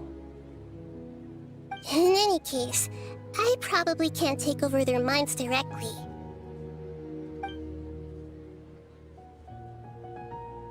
No way, that's too risky. You mean it'd be too easy to get caught? No, it's not that. We shouldn't involve innocent students in this. A single mistake could completely ruin their lives. Doing that would be ignoring the safety of my people for my own selfish goals. How is that any different from what the sages are doing? That's a good point. Spoken like the god of Sumeru.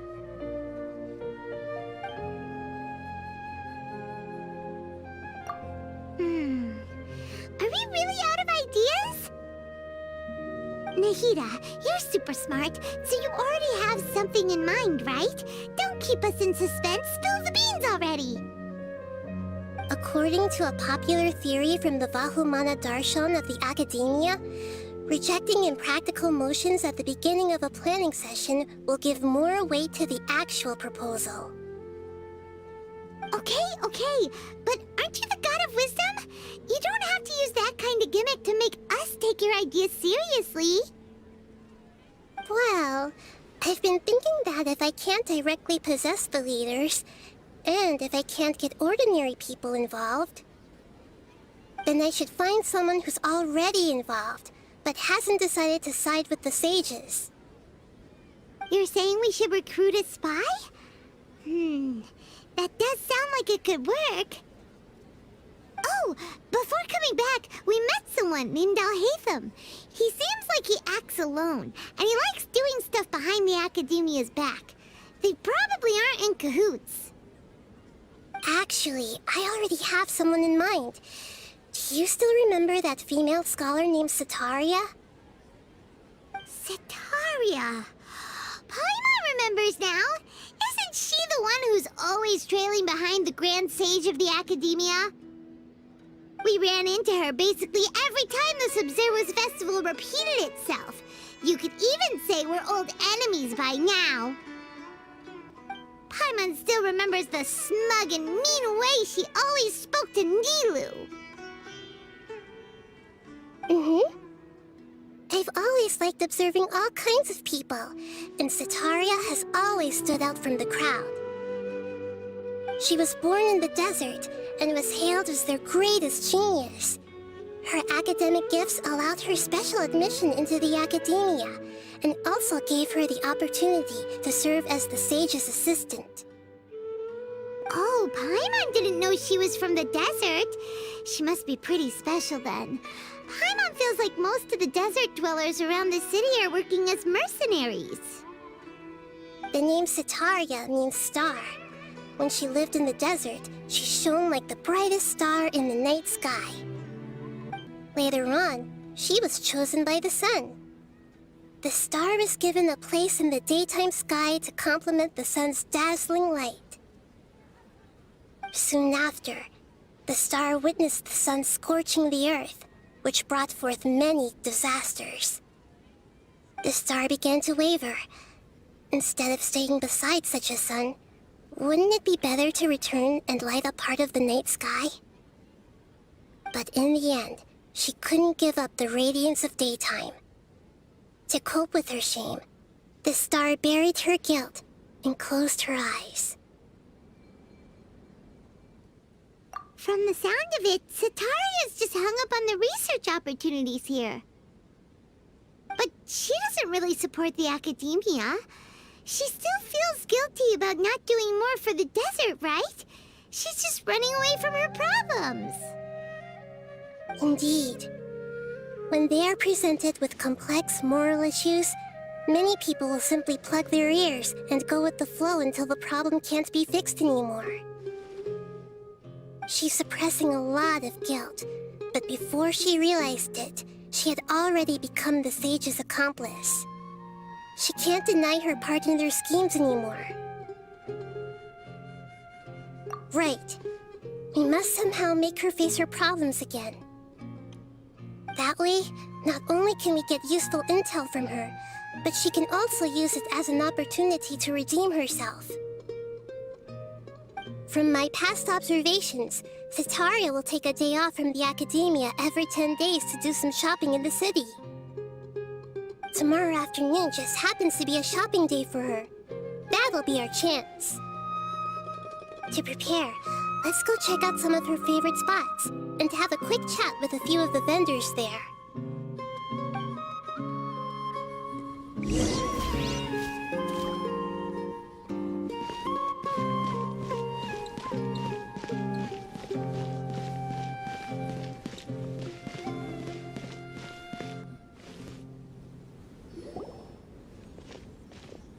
This should be Sataria's favorite fortune-telling spot. So should we ask the fortune teller about Sataria? No, I already have enough information on Sataria. The most important thing now is for you to pay attention to the vendor's talking style and key characteristics. Talking style and key characteristics? My poor lost lambs. Have you become troubled over your fates? The divine voice of wisdom often echoes between mine ears. If thou be blessed today by the gods, I may be able to show you the way. Huh? Really? Nahida, you've been whispering things to her? Shh. My friend here has some doubts regarding his future. Can we get a fortune reading for him? Of course, of course. In that case...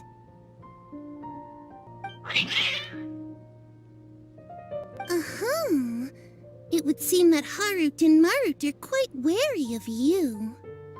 Perhaps, at some time in the past, you have somehow offended the gods. Only mocking the god of Animo, questioning the lord of Geo's financial savviness, and brawling with the god of Electro. Do those count? Oh, nothing. Go on, pick an aspect for her to divine.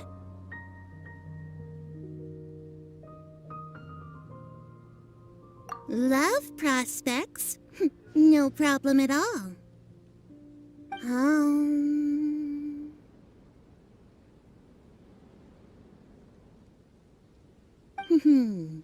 The gods have spoken. The truth shall be revealed. One who is fated to cross your path will appear on... Huh? So many people will fall for you. How could that be? Harut, Marut, did you two spoil my divination? I've never read a fortune so absurd.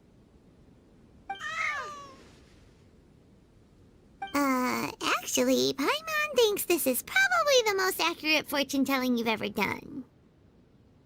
I admit that the orientation of today's celestial matrix is, suboptimal. As such, there will be no charge. Is that so? Well, that can't be helped. If you were to bring some food offerings for Harut and Marut on your next visit, perhaps they could help you reverse the wheels of fate.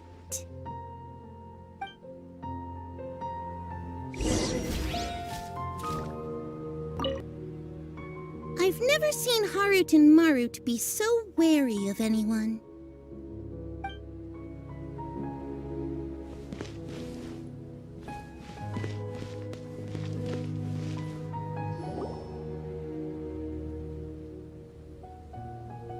Is this another one of Sataria's favorite stalls? Yep. It belongs to a king. His father helped Sataria a lot when she first moved to Sumeru City, so she still comes by whenever she has time. When I start talking with him, listen carefully to the details of our conversation. Ah, dear customers, would you like to look at some pottery? We caught wind of your great craftsmanship, so we specifically came to take a look. Oh, I recognize you. Aren't you Miss Catherine from the Adventurers Guild? Sounds like I'm in for some big business. Speaking of, where did you learn this trade? I suppose you could say it all started with my dad. He's a mason by trade, but I picked up an interest in clay while apprenticing for him. After that, I began making pottery by myself in secret, and I simply changed trades when my works turned out well. Although it's a pity that I'm no longer making much use of the knowledge provided to me by the Akasha. That's nice. You're making a living doing something you love. So is your father still working as a mason? Oh no, not anymore. A few years back, he fell from a roof and broke his leg. Since he had already saved enough mora over all these years, he's just enjoying the retired life in Port Ormos nowadays. I see. We wish him peace and happiness in his retirement. I'll have someone in charge of logistics at the guild come by another day for some goods. We'll leave you to it. Take care now. No problem. Rest easy, all our goods are sure to meet your every need.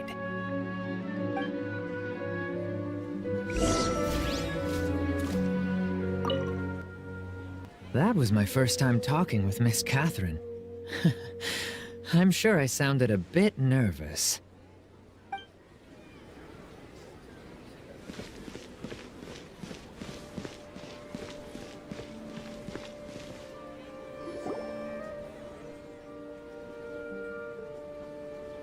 This should be our final stop.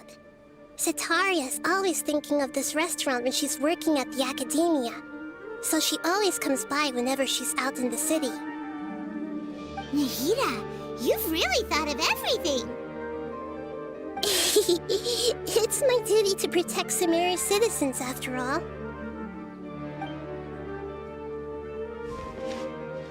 Hi there. I feel like I've seen you down by the docks before. Huh? Sorry, I don't quite remember. If I recall, you were having a discussion with someone about shipbuilding at the time. Ah, that's right! I've always been really interested in feats of marine engineering. After all, I grew up in Liyue Harbor and spent my entire childhood staring at the ships going in and out of the port. I came to Sumeru to study, but failed to make it into the academia due to my lack of talent. But I'm still discussing all kinds of problems with different scholars, and I'm continuing to study and perform research from the restaurant's basement. I'm sure I'll get to the academia after their next round of exams. What an admirable spirit for learning! Amazing! Sure, but you'll find hardworking people wherever you go. So this restaurant has a basement as well? Huh. First I've heard of it. That's right. It's not usually open to patrons. Most of the time, employees use it for breaks or to hold private events. I see. Yes, that makes sense. Well, good luck with your studies, Miss Chishan. Thank you so much. As long as I can make it into the academia as an official student, I'll be happy.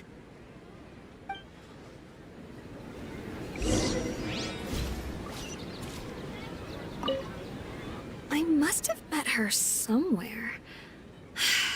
Why can't I remember?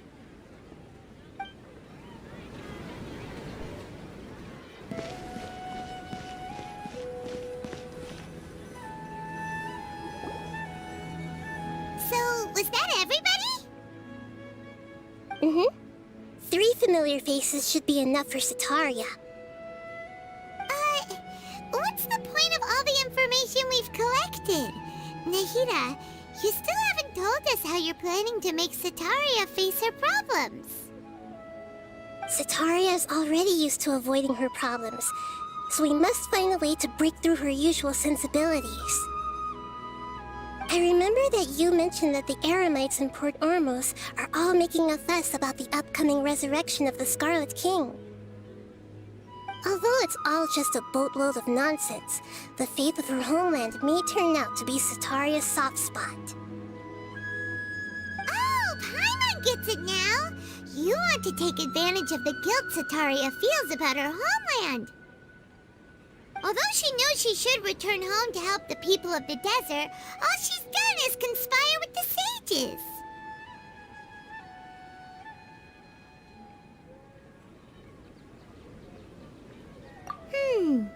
So, how do we set that up? the Scarlet King is long gone, and Setaria is also too smart to fall for any simple tricks. If we simply engaged her under the guise of the Scarlet King's believers, she would definitely be wary of us, and we may not get anywhere. But if we were to borrow some of her close acquaintances to talk with her, her reaction would probably be very different. So, you mean you're going to possess those people we just talked to? Yep. Possess them through the Akasha. Imply that they've already converted to the faith of the Scarlet King, and then convey our made-up will of the Scarlet King.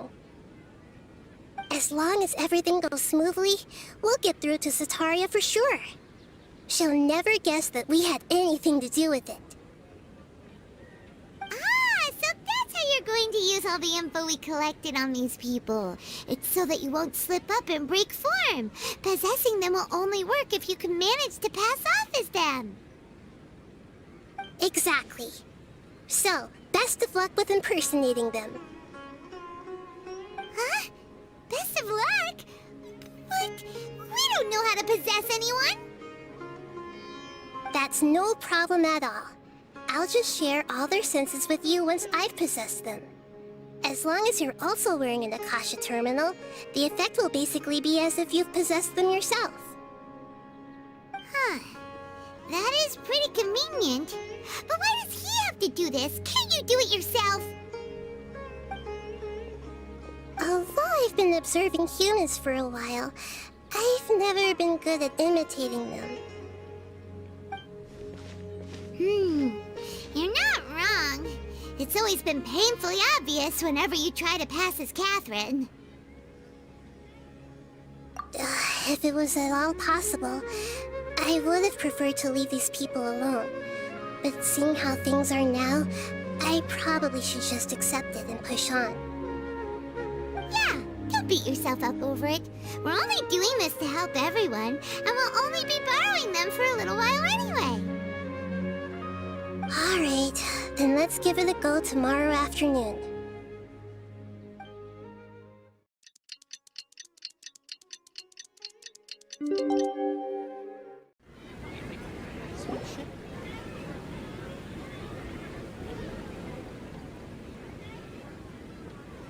Oh, here she comes. Sataria's here. Let's quietly follow her. Once she starts talking to her acquaintances, we'll find a safe spot to begin possessing them. As for how we'll sway her to our side, I'll leave that to you. I trust you'll know what to say. Paimon's starting to feel kind of nervous. Okay, let's go. Looks like they've already started talking. Let's find a hiding spot and get started.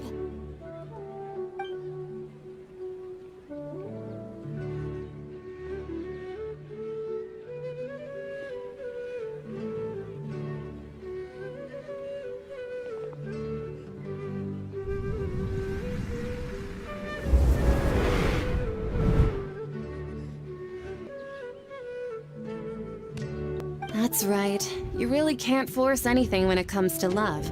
And besides, everyone around me has a very different background and outlook. Are you still listening to me, Nabia? Oh, of course I'm listening. You were talking about troubles with your love life, right?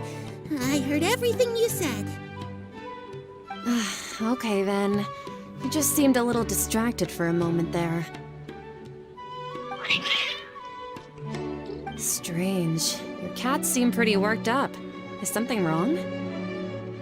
I always thought they were quiet, happy kitties. Oh, what are their names again? Ah, that's right. They are just little darlings, aren't they? Harut and Marut. So, which fortune do you want me to read for you today? You must have come for another echo of the divine voice of wisdom. I'd like to get another reading on my love prospects, but to be perfectly honest with you, I feel like I've been a real mess recently. A mess? Well, Could you do a reading on how long it'll take me to finish my current project at work? I really just want to get it over with. I hear you. No problem at all. The gods will reveal the truth.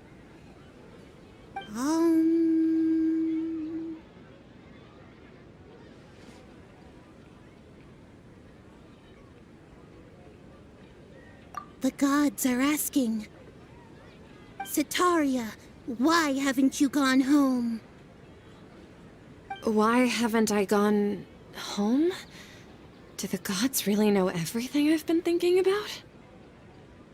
Setaria, why don't you just go home? It's a demand now instead of a question. The gods seem to be truly upset. I'm sorry. I know I failed the gods. Please pass on my most sincere apologies and ask for their divine forgiveness.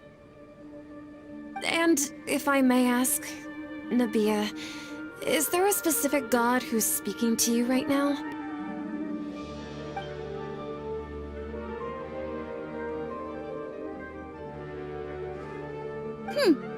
What an inconsiderate and naive question. The god who is speaking to me is, of course, the wisest and mightiest of all, the Scarlet King. The Scarlet King? No wonder he would make such a demand of me. Oh, wait a second. The Scarlet King passed away a long time ago. Even though news of the Scarlet King's resurrection has been spreading like wildfire, it's all just a misinformation campaign from the academia. How can the Scarlet King still exist in real life? What insolence! I am the Scarlet King's most loyal believer. Do you wish to refute his voice of wisdom? Oh, no. As a child of the desert, I am only reveling in his power upon learning that his divine glory has touched even this city. I will think very carefully about his demand of me. I'm sorry. I must go now. Wait!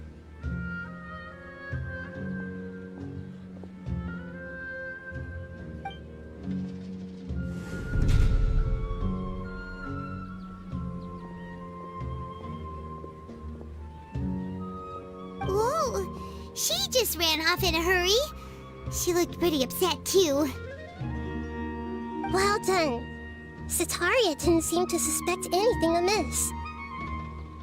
To have something she's been trying desperately to avoid show up out of nowhere and berate her, that must have shaken her to the core. Aw, nahida, it seems like you understand human emotions really well after all. All I know are some abstract Haravatop theories. And in any case, my time with you has shown a lot of them to be utterly useless. I'm still trying to make sense of everything. Anyway, enough of that. Let's hurry and catch up to Setaria.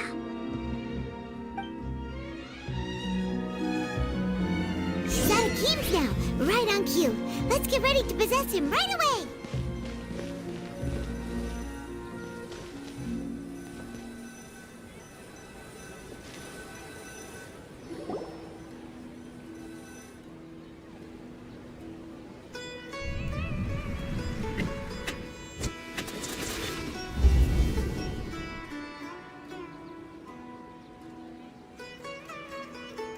It's okay. I just got caught up in something. Oh, actually, didn't you ask me to help you look for work? What kind of work were you looking for again? Oh, right. Your old man's craft. How could I forget?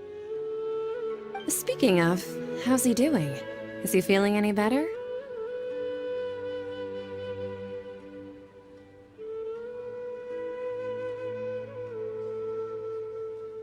Huh?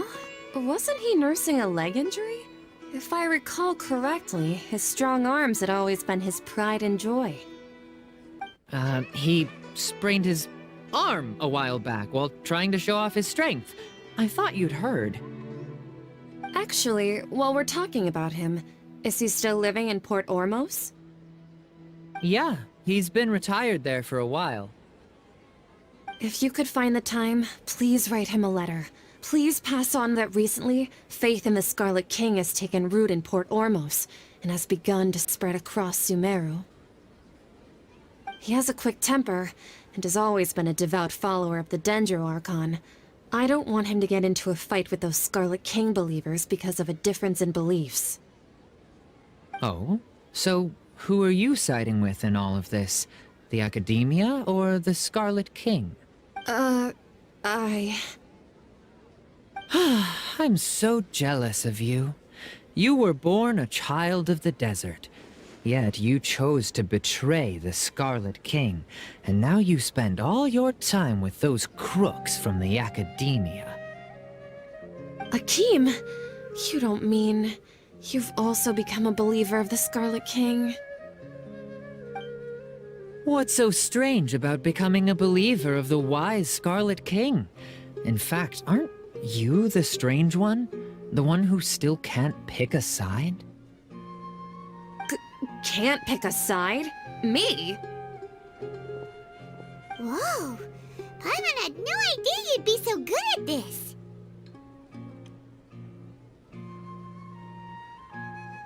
You really zeroed in on the issue and put it right in front of her. It might feel a bit overwhelming for Setaria. But once everything is over, I'll be sure to pay her a visit to her mind and explain everything. Anyway, let's keep going.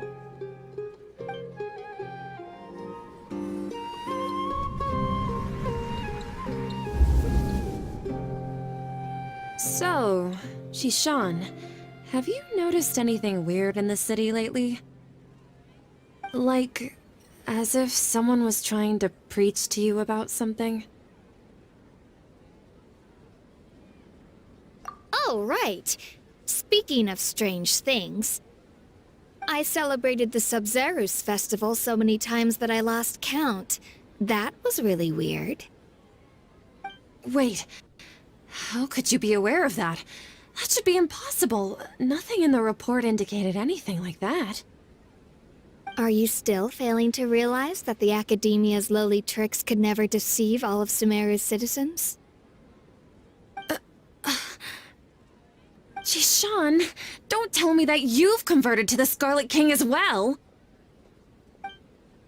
What an absurd question. You make it sound like I should be ashamed for becoming a believer of the Scarlet King. In reality, shouldn't you be the one who is ashamed? You, who works side by side with the Academia, and treated people as nothing more than experimental subjects? Please, please stop!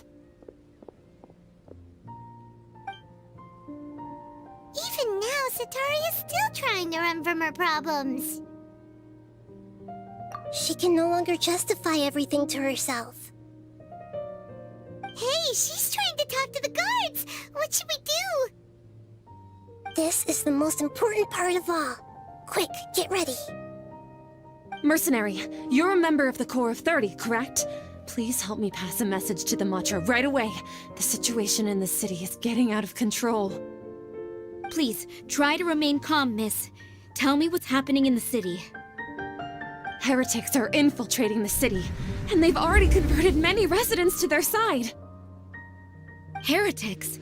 What kind of heresy are you talking about? The Scarlet King! Many people I know have suddenly started believing in him, but he's long dead. It's impossible. Miss Setaria, nothing is impossible. You know my name? The Scarlet King is immortal, and all who defy him will one day pay the price. You must face the truth, Setaria. You tread a treacherous path, and the longer you ignore it, the tighter the Academia's grasp on you will become, and the deeper you will be ensnared. Child of the Scarlet King, never forget that the desert that belongs to you lies elsewhere. What's so strange about becoming a believer of the wise Scarlet King? In fact, aren't you the strange one? The one who still can't pick a side? What an absurd question. You make it sound like I should be ashamed for becoming a believer of the Scarlet King. Sataria, why haven't you gone home?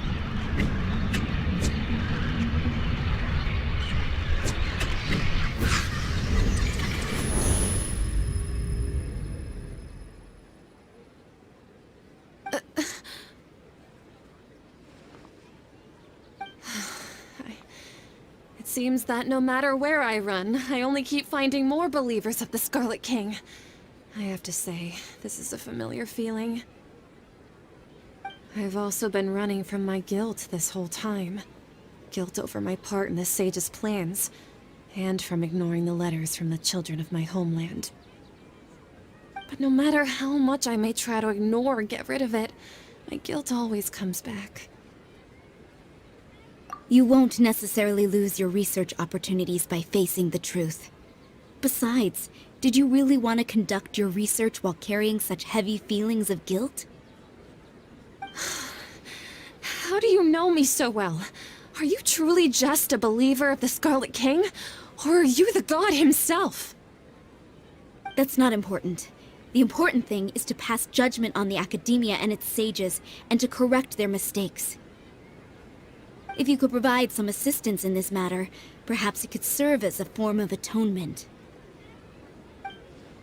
I've actually never believed in the gods, but I've always believed in serendipity.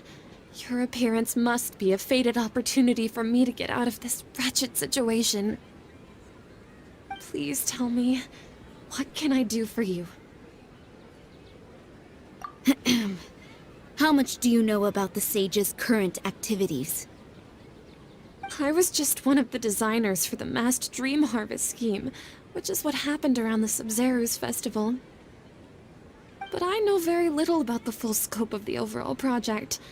I'd assume that only staff with the highest clearance would have access to those confidential documents. I've just been working to meet the Grand Sage's specified requirements. However, there's something that's been really bothering me. I heard that a scholar who was previously expelled has returned to the city, and even the sages are still quite wary of him. To fight against the academia, we will need to figure out the nature and the purpose of their work. Is there a way for us to get access to the confidential documents you mentioned? It should be possible if we're willing to take some risks. After all, I'm an assistant to the Grand Sage, and I've been working on many tasks outside of the project.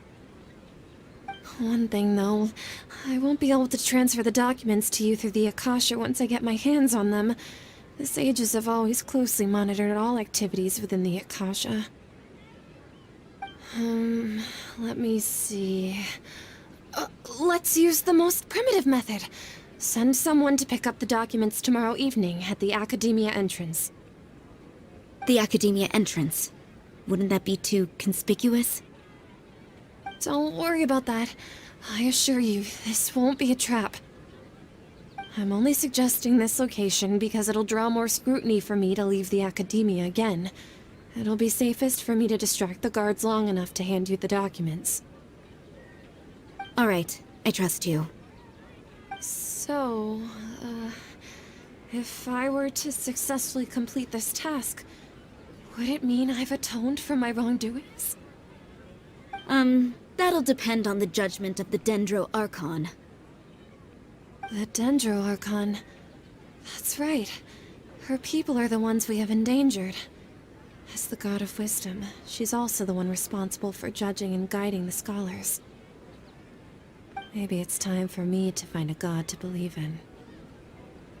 Just as Nahida predicted, we've managed to bring Sataria to our side! The Traveler's execution was ingenious. He's the one who deserves all the praise. Well, now that we've made plans to meet again tomorrow evening, all we can do is pray for Sataria's mission to go off without a hitch.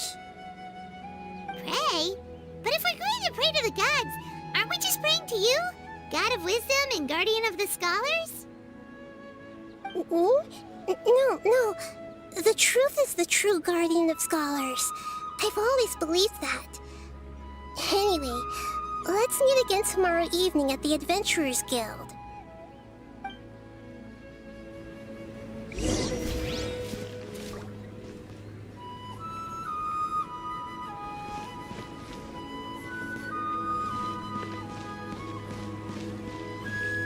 Whoa.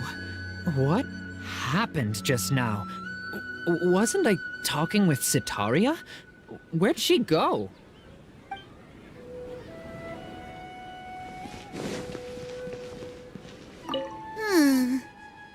What's gotten into Haru and Marut?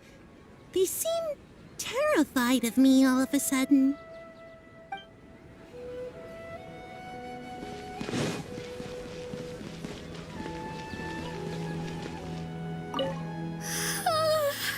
I seem to have dozed off just now. Maybe I studied way too late last night? I'm sorry. Can I help you with anything?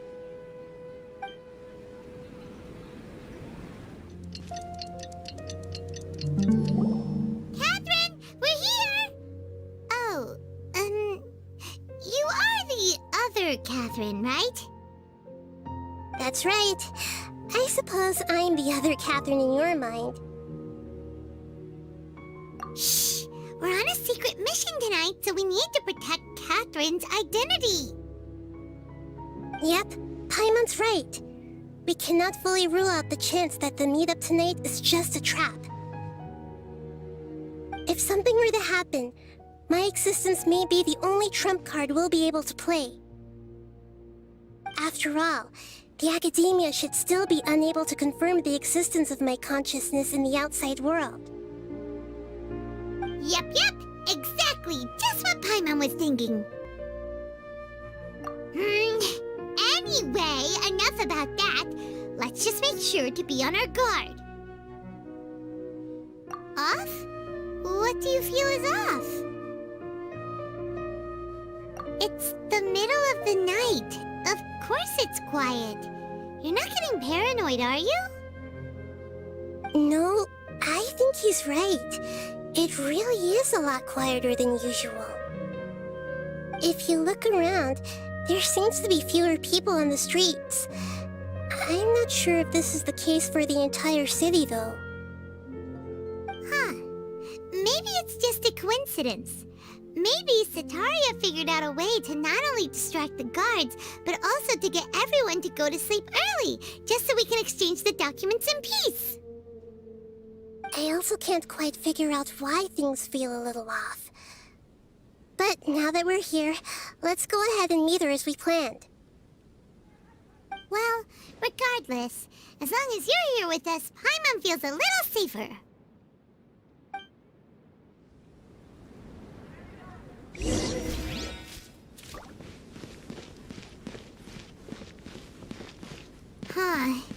There really aren't many people out right now. Let's hope it'll be this quiet in front of the Academia, and that Citaria managed to distract all the guards.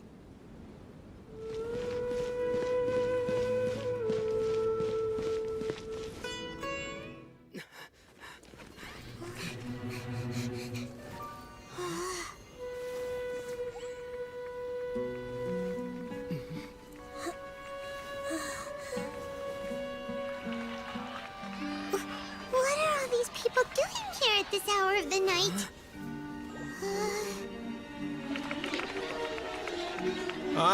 The triumphant hero returns at last. And to a rather spectacular welcome, even if I do say so myself. You're the outcast, expelled from the Academia. Indeed I am. Although these days they tend to call me the Doctor.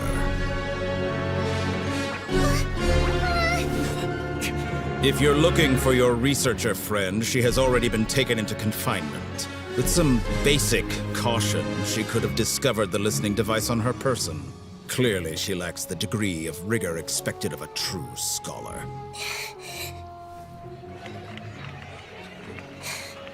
The people of Sumeru City! What have you done to them? I simply made some minor adjustments to their Akasha terminals. Now they can deposit information directly into the subconscious. As you can see, all these lovely people now believe this traveler is a hero who has just saved the world. My experiment is a success. And now it seems they can no longer hold back their sheer adoration. No! what should we do? These are all just regular people. Leave now. You need to get out of here. But that guy's a Fatui Harbinger. We can't just leave you here. Nor can I abandon the people of Sumeru.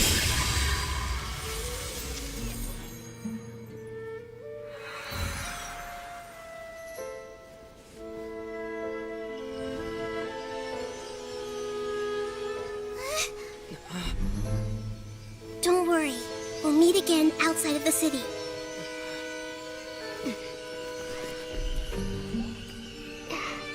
I see. You appear to have overridden their mental faculties with your own consciousness. To possess such a powerful mind, you must be the God of Wisdom.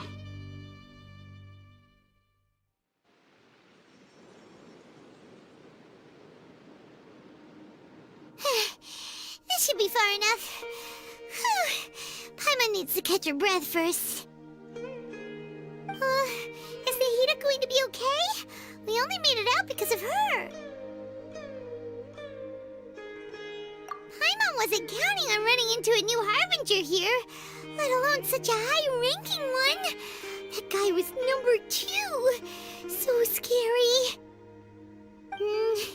He called himself the Doctor. Remember, tighnari told us about him. Sataria did say that someone who once got expelled from the academia came back recently. And that even the sages are wary of him. Yep, sounds like she must have been talking about the Doctor. Yeah, now that the Doctor's in the picture, we're no longer just dealing with the academia. They're in cahoots with the Fatui. But what are the Fatui after this time? Another Gnosis? Yeah, things would be a lot easier with Nahida's help. Nahida said we'll meet again outside of the city. But we can't just keep waiting around, right? You mean... Oh, right! Wasn't he invited by the sages to work on some project when we were staying with him in the Vidia forest? That has to be the same project. Even though he turned it down at the time, he might still know something. There's no time to lose. Let's go to Gandharvaville.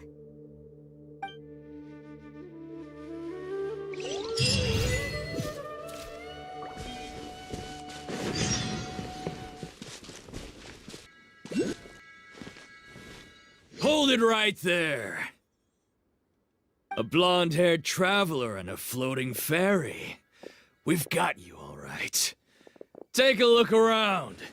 You've fallen right into our trap. Are you mercenaries from the Corps of 30? Did you come here to arrest us? Corps of 30? We're nothing like those government lapdogs who don't even get scraps for their work. We are an elite brigade that commands the highest commission rate in all of Sumeru. We're here on the orders of a client known only as the Outcast. The Outcast? An outcast from the academia? But why wouldn't the Doctor just send the Fatui after us? Still wasting time on idle chit-chat. We'll shut you up soon enough. Get them! You're up, Traveler!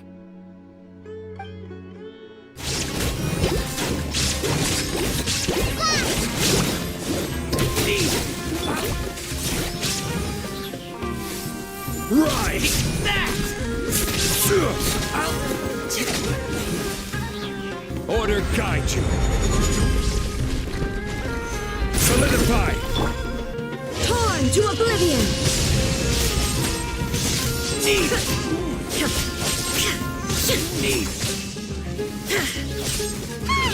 It isn't over yet! Here comes reinforcements!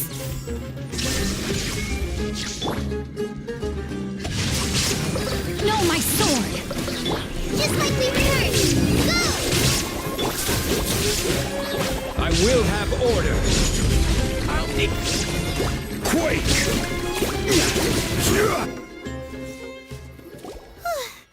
That was pretty rough. Is that what elite mercenaries are like? Yeah, looks like we'll have to keep our guards up.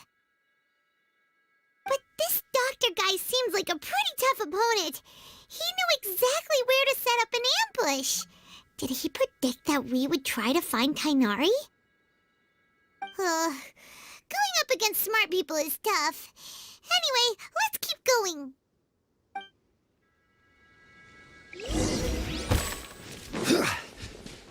Dusk birds.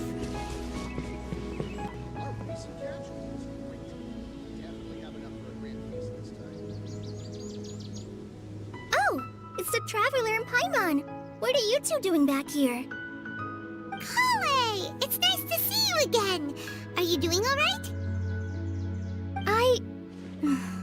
To be honest, I'm not doing too well. My Elazar has been progressing at a faster rate lately. I'm finding it harder to complete more intricate tasks. As a result, Master Tighnari is taking me off the patrol schedule. He will only allow me to stay here and coordinate other people's tasks. Oh, Collei. Speaking of tighnari, did he go off on patrol? We're here to talk to him. Oh, Master Tighnari? He just left the Avidia Forest a little while ago. He was headed to Party's DI. He left? But isn't Tighnari always saying that he never wants to leave the Avidia Forest? He even turned down the sage's invitation. I thought it was weird too. Master Tighnari always prioritizes his work as a forest watcher above everything. He almost never leaves his post. He left in a hurry this time, though. No, I only found out that he left through a message he left behind. He also made sure to delegate all his tasks using a schedule. To leave in such a hurry? I'd guess he had something urgent to take care of. Master Tighnari originally studied in the Amorta Darshan of the Academia, and Partis DI is something like the Amorta's research base. Many rare shrubs and grasses have been planted there for research. I know that before he became a forest watcher, Master Tighnari once spent a long time conducting research at Partis DI. A research base, huh? Gotta wonder what kind of research Tighnari just decided to work on all of a sudden. Oh, we don't have a lot of time, so let's go look for him at Party's DI.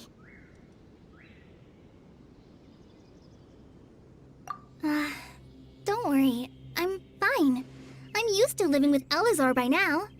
If you run into Master Tighnari, please send him my regards. Got it. Will do. See you later, Collei.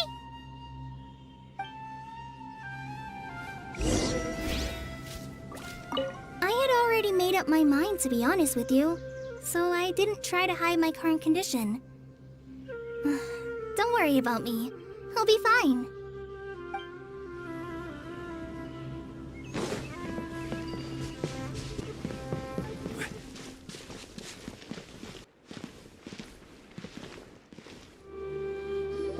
Wait! Look who it is! Thank goodness you're okay. We were so worried about you. Hey, this was supposed to be a touching reunion, but you're ruining the moment. Actually, it's very smart of the Traveler to be wary of me right now.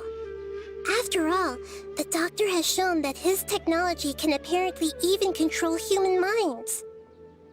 Plus, it's not like you could have known what happened after we split up and I was facing the Doctor by myself. Even a pool of stagnant water after a torrential storm can occasionally pass as a patch of sky. Paimon feels like only the real Nahida could come up with such an obscure analogy. Huh? But I wasn't trying to win your trust or anything. All I wanted was to clarify my point. Well, we understand that point now. Please, Nahida, tell us more about what happened. Are those poor people all right? of restoring everyone's minds. Thankfully, when the doctor mentioned depositing information into the subconscious, he didn't mean engraving information into their minds. Instead, he did something closer to creating hallucinations. That was still within my power to fix. Luckily, I managed to finish my restorations and mind jump away from him just as he was about to capture me. Whew. What a relief. The doctor sure pulled out some hidden cards, but good thing we had Nahida with us. I wouldn't be relieved just yet. I gave away my true identity when I restored everyone's minds, which means we've lost another one of our trump cards. Also, the doctor is already an expert at modifying Akasha terminals. Maybe it's only a matter of time until he captures my consciousness inside the Akasha. Would that mean you'd no longer be able to jump between minds? Then how do we stop him? He's still at the Academia, so it's possible he already started messing with the Akasha. Ugh, it feels like he's toying with us. What a nasty piece of work. Plus, the doctor's combat ability alone is apparently enough to make him worthy of being number 2 of the Fatui. We shouldn't give up hope just yet. Let's try to find another way to attack this problem. Actually, Nahida, how did you know we were trying to get to Party's deyha? Have you been waiting for us? Yes, I have. I can see the Traveler's elemental energy, so I deduced your destination by looking at the direction you were moving in. You didn't come here for sightseeing, right? Did you find any leads? We're looking for a scholar we know. His name is Tighnari, and the sages once tried to reach out to him. Why don't you come inside with us and see what we can find? Okay, let's just hope we won't get him into trouble.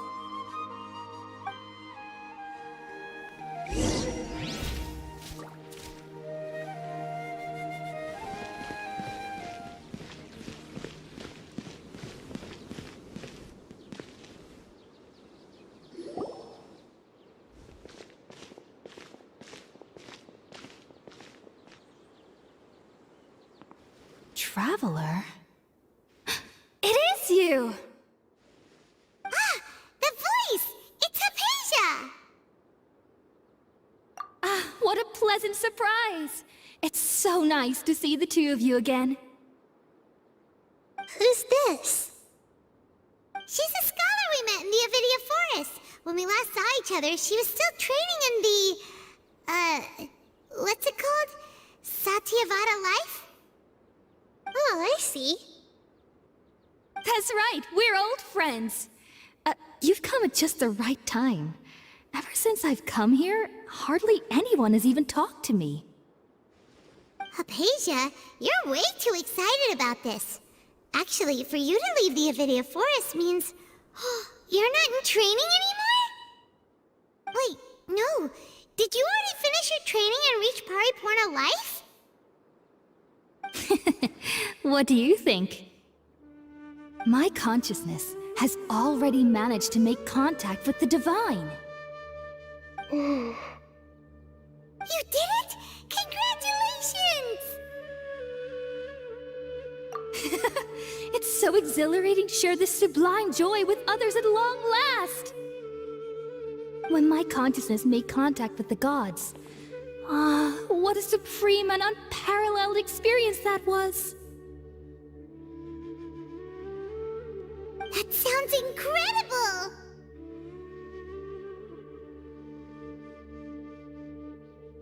Oh, all right. Actually, please wait. I haven't forgotten my promise to you. Remember? I promised to help you understand what you saw from Irminsul once I gained deeper insights. My current self has not only gained true insight, but I can even help you establish a direct connection to the consciousness of the divine. You can do that? I've never heard of anything like that, but if you want to give it a try, I'll do my best to protect your consciousness during the process. Hold on. I brought some spirit-born ale with me. This is still a crucial part of the ceremony. We're using that incense again? All right now. Hold my hand. I'll help you establish a pathway to connect your consciousness. Okay. Ready?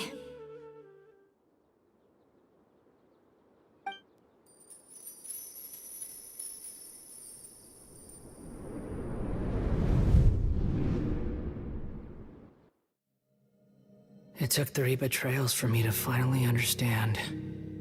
The world is just an elaborate tapestry of lies. My fury will never be quelled. The first to betray me was a god. My creator. My mother. Valuing strength above all, she saw no worth in me and I was discarded. The second was a human. My family. My friend. Consumed by fear, he saw me as an abomination. The third was one exactly like me. A hope for the future. A fledgling barely out of the nest. Powerless before his mortality, he broke his promise to me. Humans, they can't be trusted. And the gods fill me with pure loathing. So I said good riddance. I denounce the world and laugh in its face. My chest will never again be defiled by worldly filth.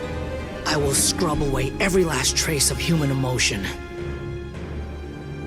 Then it will be empty, a blank slate, and ready to receive a supreme gnosis, brimming with pure divinity.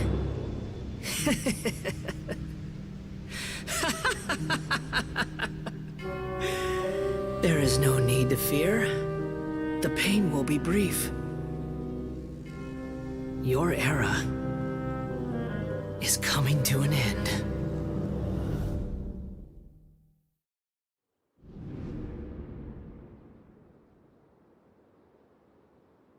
What was that?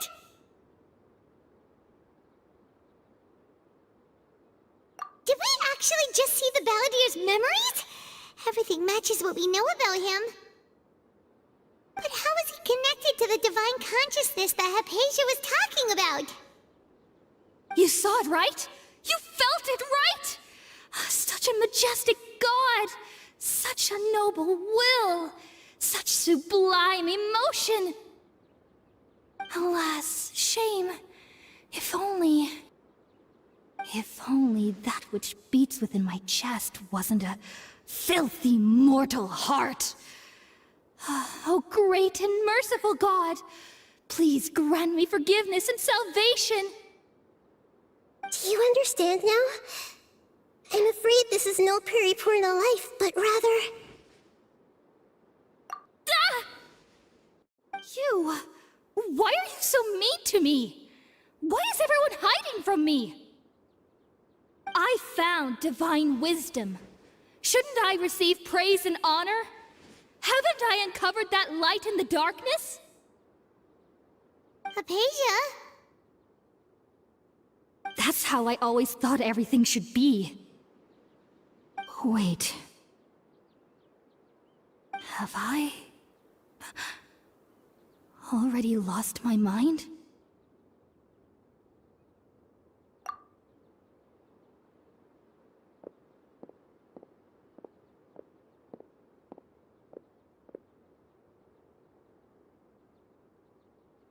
Wait, something isn't right!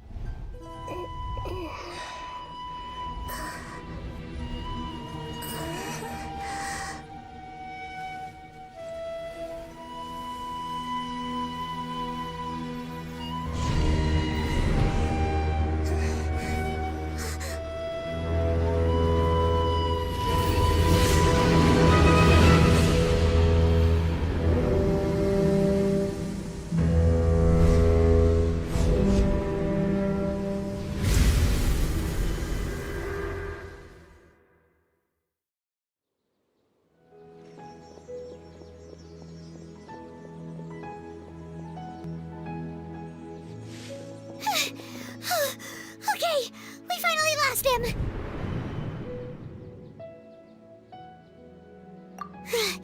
Are you okay, Nahida? Wait, no. Something feels different. You're back! Oh, the Traveler's back? Nahida was controlling your body for a while. It seemed like she jumped over to you as an emergency measure right before the Catherine puppet was destroyed. After that, Tighnari heard the commotion and came over. He helped us defeat the mercenaries and then he ran with us all the way here. What? You swapped places? You mean your consciousness also went into Nahida's body? Wait, then where is Nahida's consciousness? Where is she now? I never imagined that an individual's consciousness could be transferred around like this. Had I not seen it with my own eyes, I would have never believed it. I don't think this can be achieved with current human technology. Also, while we were running, the consciousness in your body told me to pass on a message. She said, "The doctor has found a way to trap my consciousness, so I can't journey with you anymore. But even in a moonless night, a shower of starlight can still drown out illusions and lies." Oh no! Nahida's trapped in the sanctuary of Suristhana for good this time! Was that message all she left for us? It's pretty vague.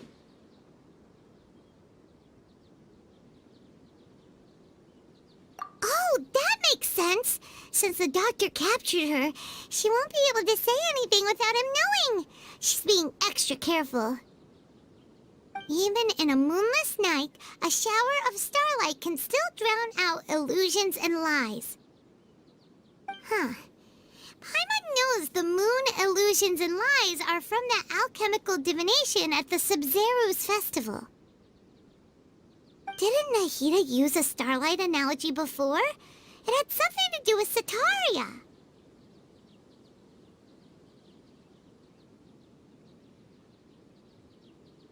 Oh, that makes a lot of sense. Huh. Do you think Nahida was telling us to go find help in the desert? But she isn't with us anymore. Think we'll be okay? Paimon, you said Sanctuary of Suristhana. Does this mean that this Nahida you're talking about, the consciousness who was occupying the Traveler's body, is the Dendro Archon? Your guess is correct, but the situation's a bit complicated, so it's really hard for us to explain right now. That's all right. A scholar's curiosity doesn't need to be appeased right away. As for the complicated nature of the situation, safe to say I have witnessed that for myself. I've spent some time with you, and it looks like the Dendro Archon's also on your side, so I trust you. Thank you, Tighnari. Oh, actually, we came here to ask you a question. What do you know about the project that the sages have been working on? Ah, that. While I was indeed invited to join that project, the sages were always secretive about its scope and goals, so I eventually declined. All I know is that that project has something to do with the restoration of Irminsul. Huh? Did you see something when you were in Nahida's body? What? Do you have any evidence?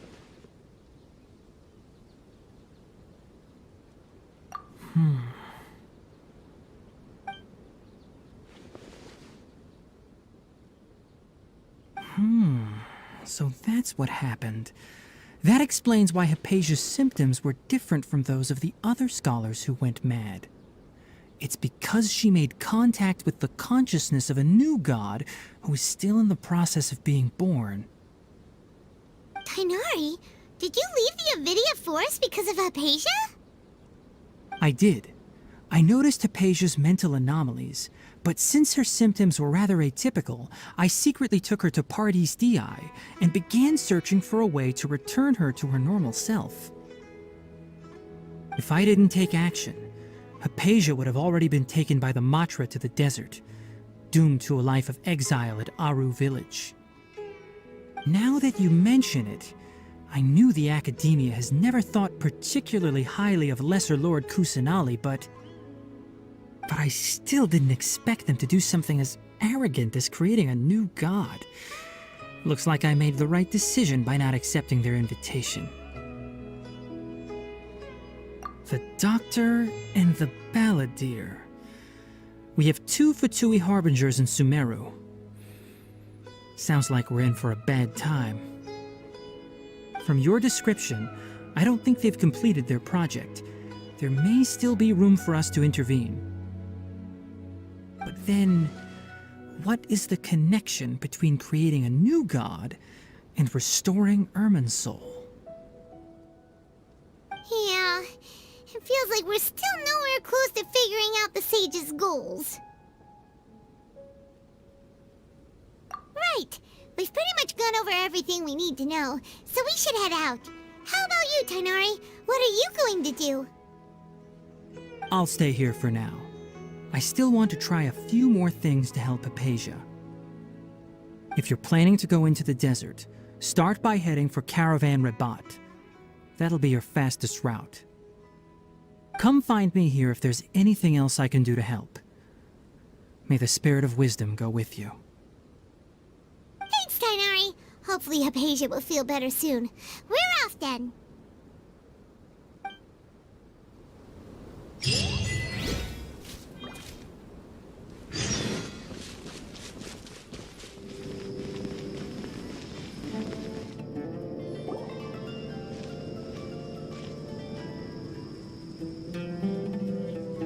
We finally made it to Caravan Rabat. It's pretty lively here. So, just past this wall is the desert, huh? Oh, wow. Paimon remembers hearing people call this the Wall of Samiel. It's made to block sandstorms from the outside. Oh, if it's this tall, it's gotta be the divine work of Greater Lord Rukkhadevata, right?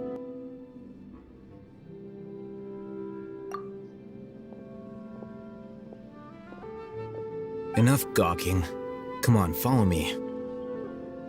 Huh? Over here.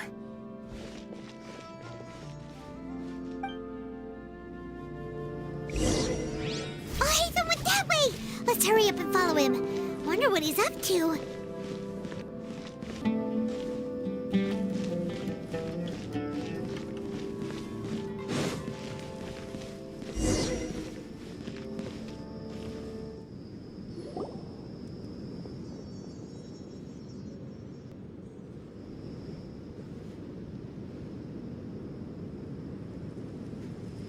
What the...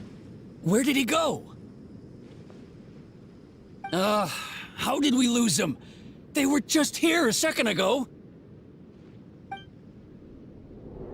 More Eremite mercenaries?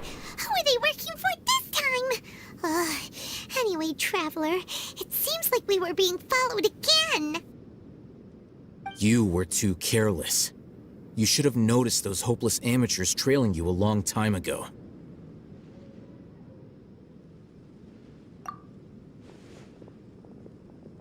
There's no need to thank me.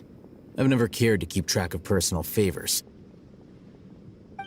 All I did was correct a mistake I happened to come across. It's a habit I developed at the Academia. You really gave Paimon a scare, Alhaitham. We never thought we'd run into you here. Last time we met at Port Ormos, didn't you say you were going back to the Academia? Wait, don't tell Paimon that you're here to take us back on their orders! Oh, so you've already landed yourselves on the Academia's hit list.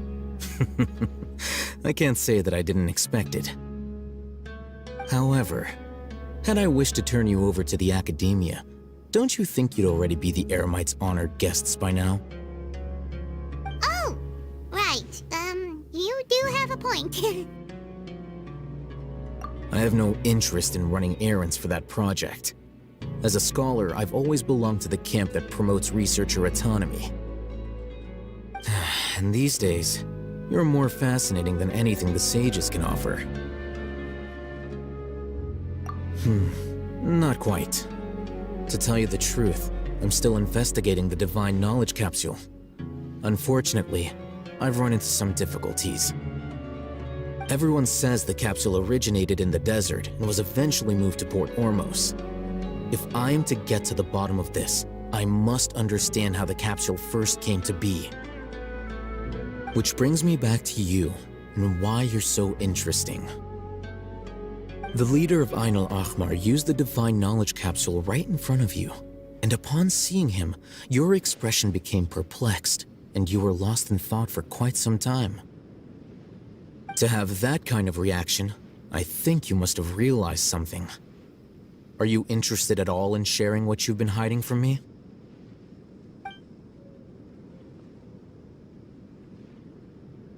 Alhaitham, you really have a ridiculous eye for detail. What kind of person even notices or remembers stuff like that? So that's your answer. Well, I do work for the Academia after all. So considering that, it is indeed wise to keep your cards close to your chest. But that does prove you do have some undisclosed information about the Divine Knowledge Capsule. Am I right? No matter. Rather than simply learning the answers from you, I'd still prefer to investigate on my own. Speaking of, you two are also headed to the desert? That's right! We have the same plan as you! But we don't really have any concrete goals at the moment. Then I'd suggest starting with Aru Village. It's the largest settlement in the desert, so it'll probably have more resources and intel than anywhere else. Well, would you like to head there together? It's always better to travel with someone you know. Let's go!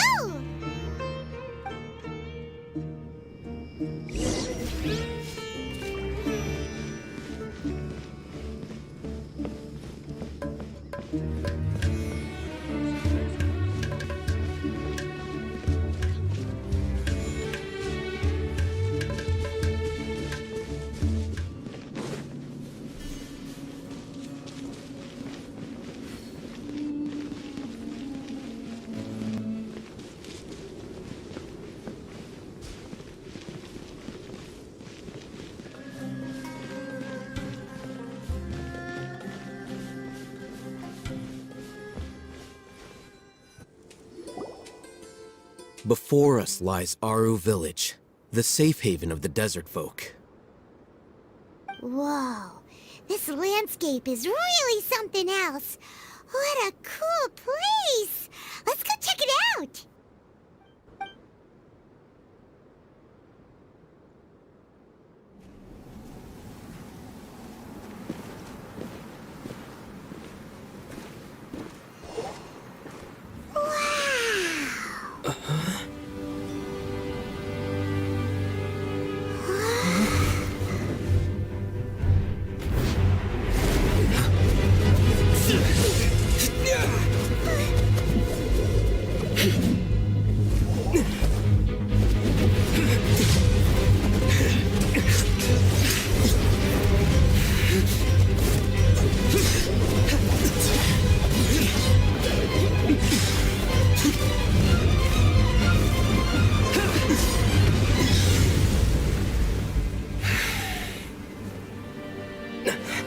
Cyno.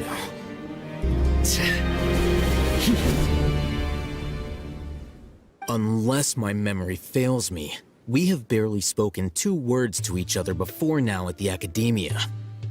Would you care to enlighten me as to when and how I invited the General Mahamatra's wrath?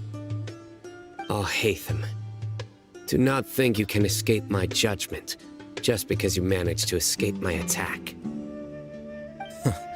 Judgment? So that's how you'd characterize your actions here, is it? Or would elimination perhaps be a more accurate description? Had I used my full strength, not even this traveler would have been able to stop me. Though styled like an assassination, I sought only to ensure that my target would be unable to flee or resist. Standard practice for the Matra. as well you know. Seemed to me more like your own personal touch. Who is that, alhaitham? Did you call him General Mahamatra? Yes. General Mahamatra Cyno, head of all the Matra at the Academia. He's a formidable hunter, and the ultimate nightmare for any who have committed academic crimes. You seem to have placed a lot of trust in alhaitham, to the point of blocking an attack for him. If I were you, I'd never choose to side with him. I wouldn't believe a single word that comes out of his mouth. I have been pursuing this scribe for a long time. I urge you, stand back and do not seek to defend him any longer. Otherwise, there will be consequences. Has alhaitham done something wrong? Paimon doesn't think he's as bad as you've made him out to be. I won't waste my breath explaining things. Alhaitham, I saw it during our fight.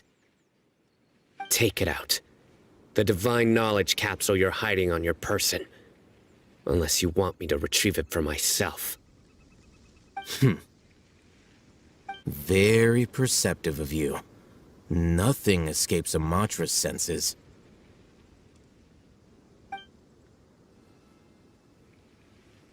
Wait, the divine knowledge capsule? Didn't it fall into the Matra's hands in Port Ormos? No wonder you speak with such confidence, Cyno. But I must admit, I'm very curious. What does this capsule mean to you?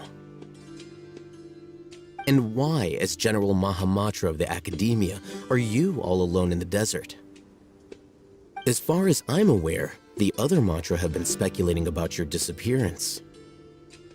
Have you been given a mission that's, let's say, morally dubious? If I was the real target of your mission, what was stopping you from simply using your authority and resources to judge me within the walls of the Academia?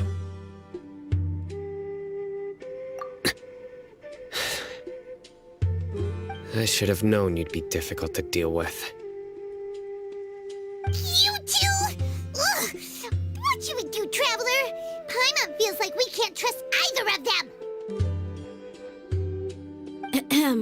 Well, look at you two, acting all tough and self-righteous over there. Wait, deyha?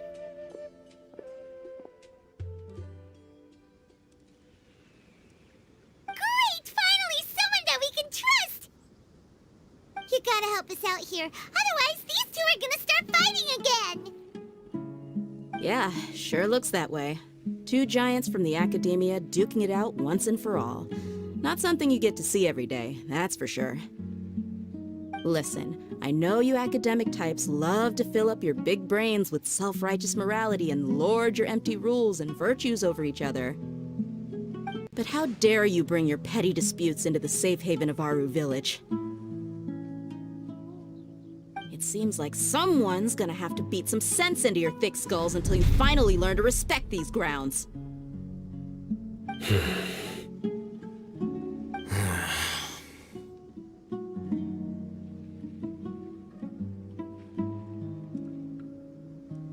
Hey, did either of you hear a word I just said?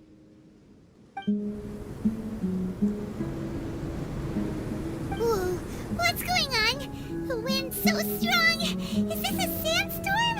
Paimon's gonna get blown away! Another sandstorm? What's up with these recently? Hey! All of you, over here, quickly! We have to take cover!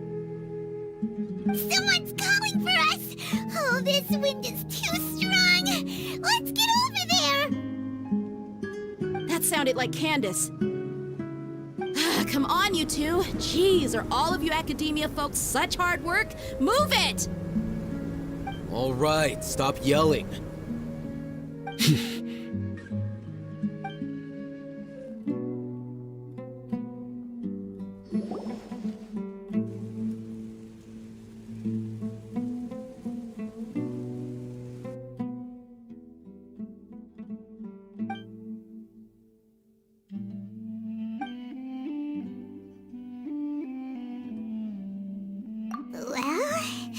This is pretty awkward. Hey, wanna play sardines with 3 people who wanna tear each other limb from limb? Sure, why not? Sounds fun. The air is so thick and heavy. Paimon can hardly keep floating anymore. My sincere apologies, everyone. This is the home of our village chief. I will have to ask you to make do with this small room until the sandstorm dies down. Please, let me introduce myself. I am Candace, protector of Aru village. Our savior has come at last! Nice to meet you, Candace. The name's Paimon. Thank you so much for helping us. There's no need to thank me. It's only right to help each other when the weather gets rough. Wow, she's so gentle and caring, like a nice older sister. Unlike those guys over there. All right. Now that we're all better acquainted, we should return to the topic at hand. As a guardian charged with the responsibility to protect my fellow villagers from harm, I was observing your conflict from afar, even before the sandstorm started. And now that you have set foot within our village itself, it is all the more my responsibility to make absolutely sure that you pose no threat whatsoever to us. So please, have an honest and sincere conversation with one another, and put your hostile feelings to rest. If anyone dares to start anything again while they are under this roof, I will not hesitate to send them out for some quality time with the creatures of the sandstorm. Oh, on second thought, Paimon may have misjudged Candace's character. And that goes for you too, Miss deyha. Do I make myself clear? All right, we got it, Candace. That's what I like to hear. So, which of you will begin? I was supposed to be a mediator, but I might have gotten a little too involved just now. Anyway, one of those two should probably start talking. Wait, that was you trying to be a mediator?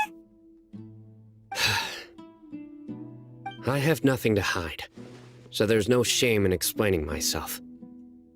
While alhaitham wasn't wrong about the other Matra not knowing my whereabouts, it's not because I've been assigned a morally dubious mission.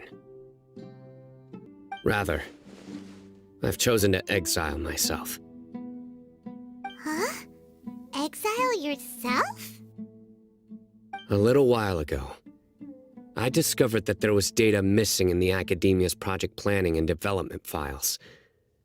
What little they did report clearly did not match the project's actual progress.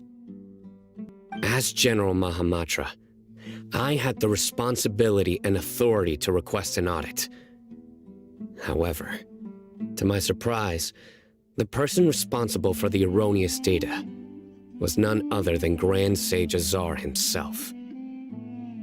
I tried to investigate the issue myself before submitting a formal audit request, but I soon found that all leads and potential pieces of incriminating evidence were carefully concealed from me.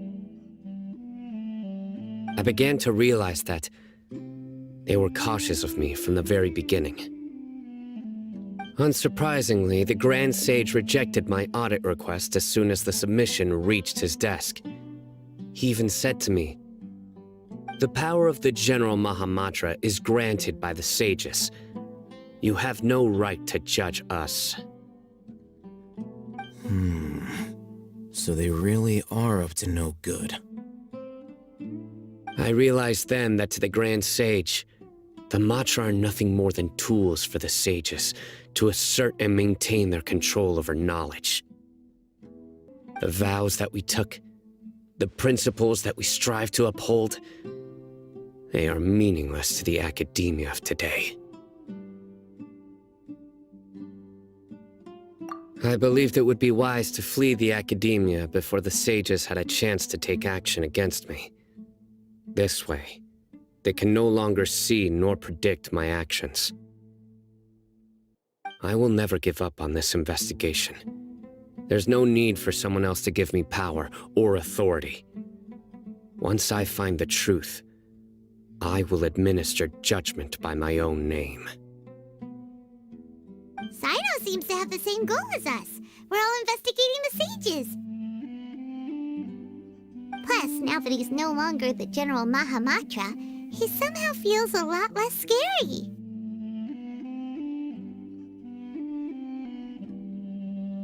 Well, Cyno, if that's your story, then why did you see alhaitham as a target? When I was investigating the matter in the academia, I overheard a conversation between alhaitham and a sage. The sages asked you to investigate a blonde-haired traveler. Do you dispute this, alhaitham? What? Like many parts of the project, this assignment was undocumented. Now throw in your suspicious behavior with the Divine Knowledge Capsule, and I think we deserve an explanation. Yes. I was indeed tasked with investigating the Traveler. Alhaitham! After all, the promised reward was so great that hardly any scholar could have refused. The sage told me, once you've completed this assignment, I can give you a glimpse of divine knowledge. A most enticing offer. Unfortunately, those academics don't know me at all. Their words contained one key piece of information, namely that divine knowledge indeed exists. That gave me all I needed to know. From my perspective, the sages are far from trustworthy. Think about it.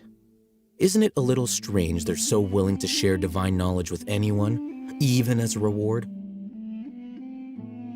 So, I began my own investigation following the lead of the Divine Knowledge Capsule. In the end, I realized my wisdom in committing to this rather than collaborating with the sages. Had I been less guarded, I probably would have ended up like that Ain al-Ahmar mercenary, incapable of remaining sane for long enough to hold a conversation. You mean that the sages originally planned to dispose of you, using one of those capsules that drive people insane?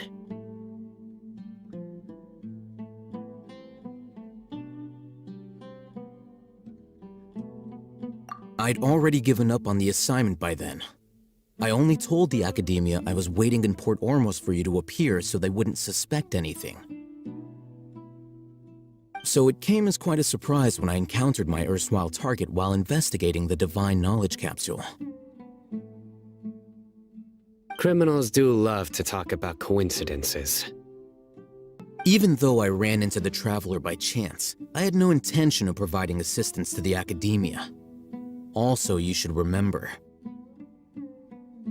you were the ones who decided to follow me and strike up a conversation after I left that tavern. That's true. Alhaitham helped us out at Caravan Rebat as well. Maybe he's telling the truth. I'm willing to apologize if that's worth anything to you. I took the Divine Knowledge Capsule behind your back because I judged its existence to be a significant risk. I felt that it would be best for no one to interact with it before it had been properly studied. After all, curiosity often proves to be the most dangerous thing in this land. You should be well aware, Scribe alhaitham, that curiosity can also lead you to danger and suspicion. Answer me this. Did the sages share any information about their project with you? Have I not made myself clear? You and I are both distrusted by the Academia. Do you really think they would tell me anything? Fine. Although you haven't completely proven your innocence, I won't regard you as an enemy, for now. As you wish. Good. I'm glad to see you two clearing up your misunderstandings. And now you, Deyha. I believe it's your turn. Oh, sorry. Whatever the boys were talking about must have been so boring that I spaced out. My situation is pretty straightforward. My employer, Dunyarzad of the Homayani family, is friends with the Traveler and is currently recovering from her illness at home. I had nothing going on, so I decided to return to Aru Village for a visit.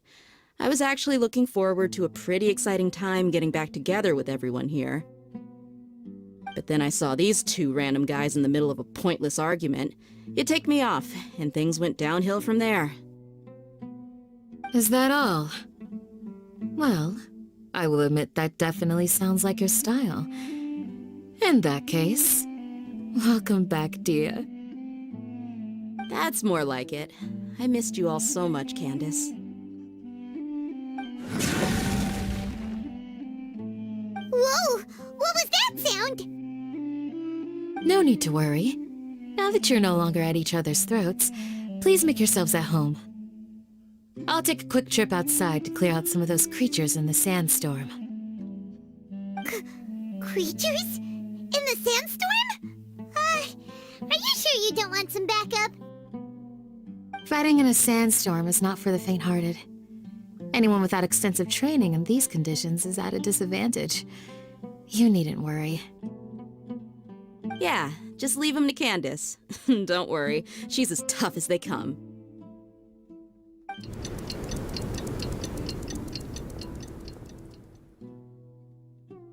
The winds died down. That means the sandstorm's over, right? Candace still isn't back yet, though. Is she alright? Maybe we should go out and check on her. When you put it that way, even I'm starting to feel a little worried.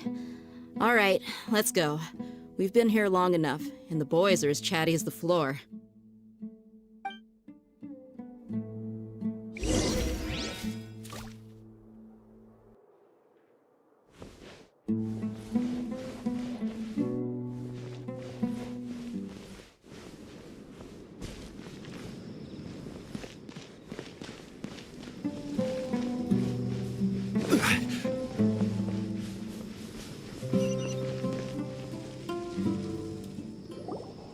Oh, Candace, you're still fighting? You've been out here dealing with these creatures the entire time? Yes. They just keep coming in waves. I've lost count of how many I've defeated. Before I realized it, even the sandstorm had stopped.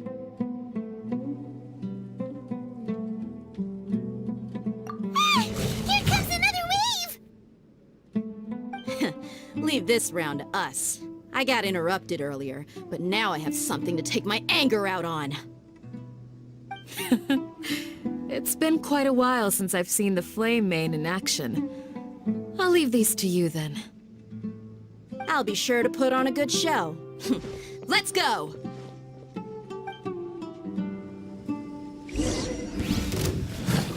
Stabilize! Illusion shut! No, my sword! Witness the power of Guwa! Order guide you! Strike this on for size! Torn to oblivion! Here comes another wave! When are they ever gonna let up?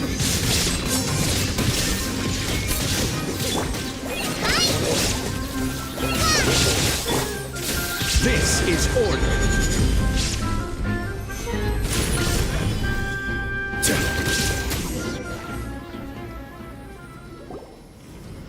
The creatures stopped appearing. Was that the last of them? What we fought just now was probably the aftermath of the sandstorm. So we should be safe for the time being. Well fought, everyone. No injuries, I hope. Huh? Who are you? Ah, my apologies. I haven't had a chance to greet you yet. I had my hands full taking care of the village's elderly and children. I am the chief of Aru Village. Everyone usually calls me Uncle Anpu. Sir, I am also originally from the desert, but I have not been back for some time now. May I ask if such sandstorms are common? I can't say they've always been common, but recently the storms have become increasingly severe and frequent. Besides sandstorms, we also occasionally get earthquakes. According to an investigator who stayed in the village a while ago, these unusual natural phenomena are related to the withering of Irminsul. Another effect of Irminsul's withering. So, Irminsul's withering causes withering zones in the forest, and sandstorms and earthquakes here in the desert? Everything in the natural world is inextricably connected to Irminsul. These regional symptoms can indeed be a reflection of Irminsul's present state. Everyone in Aru Village needs to take good care of themselves. Speaking of which, why haven't I seen a single village keeper since I got here? Village keeper? Who are they? Village guards like Candace? Does your curiosity know no bounds? Village Keeper is how Aru Village refers to mad scholars exiled here by the Academia. Most of them are scholars who lost their sanity after a period of training in the Avidia Forest. The Academia believes that their crazed mutterings may have a negative effect on the psyches of other scholars. So, they're forcibly exiled to the desert. Though if you ask me, it's all a boatload of nonsense. Alas, that's exactly what we've been trying to investigate. One by one, the village keepers have been mysteriously disappearing without a trace. But no one in the village has ever seen them leave. If you're planning to stay around the village for the next few days, I'd appreciate it if you could keep an eye out for them. I've had encounters with those people in the past. I'll see what I can do to help. The Matra are the ones responsible for their exile. Now that you're no longer with them, are you trying to alleviate your guilt and atone for your past sins?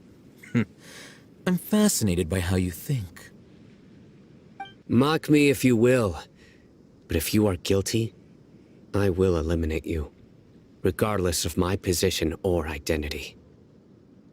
Oh, you're the former General Mahamatra. You must be an expert in these kinds of investigations. Thank you for your help.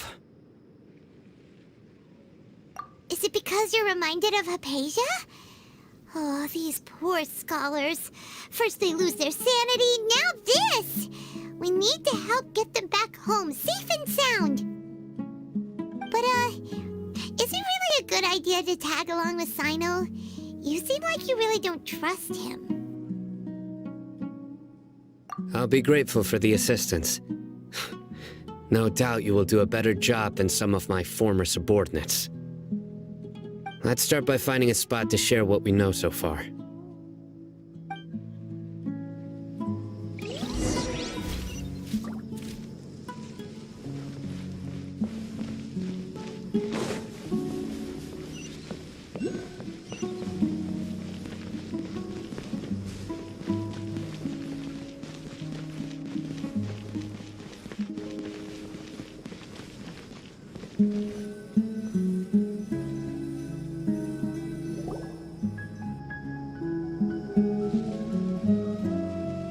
Although I've sent myself into exile, I'm still doing essentially the same things as before. Do you still have any questions for me before we start our investigation? One of my former subordinates told me that this title has its origins in a strange incident. The Academia has long exiled mad scholars to Aru Village. A mysterious phenomenon exists here. When mad scholars first arrive, they are as incoherent and deranged as before. But after spending some time here, they invariably begin to calm down. Initially, the people of Aru Village greatly resented having to take in the mad scholars. But a strange incident one night changed that. Aru village was struck by the strongest earthquake in living memory. Seeing buildings on the verge of collapse all around him, the then chief of the village was preparing to take everyone to safety. Suddenly, he noticed a mad scholar crouching in a corner, caressing the ground with his hands. A soft, green light radiated from him, like a divine glow against the backdrop of night. Despite the powerful tremors that ripped through the ground that night, all the houses remained upright, almost as if they had grown roots reaching deep into the ground. In the end, not a single building collapsed, and no one was hurt. After that, the people of Aru village treated the mad scholars with greater kindness, and began to refer to them as the village keepers. A soft green light? A mad scholar protecting Aru village? What do you make of it, traveler? Paimon thinks so too. Actually, Cyno, do you know if any of the mad scholars continued to wear their Akasha terminals at Aru village? In theory, they would continue wearing them so the academia could still monitor their activities. With that said, the main Akasha system would no longer have any interaction with them. Oh, no wonder! Everything makes sense then! Add in the fact that they calmed down, it was probably Nahida who calmed them. If you are able to draw a conclusion from this one story alone, then it appears you possess much more information than I do. So, what do you make of the story?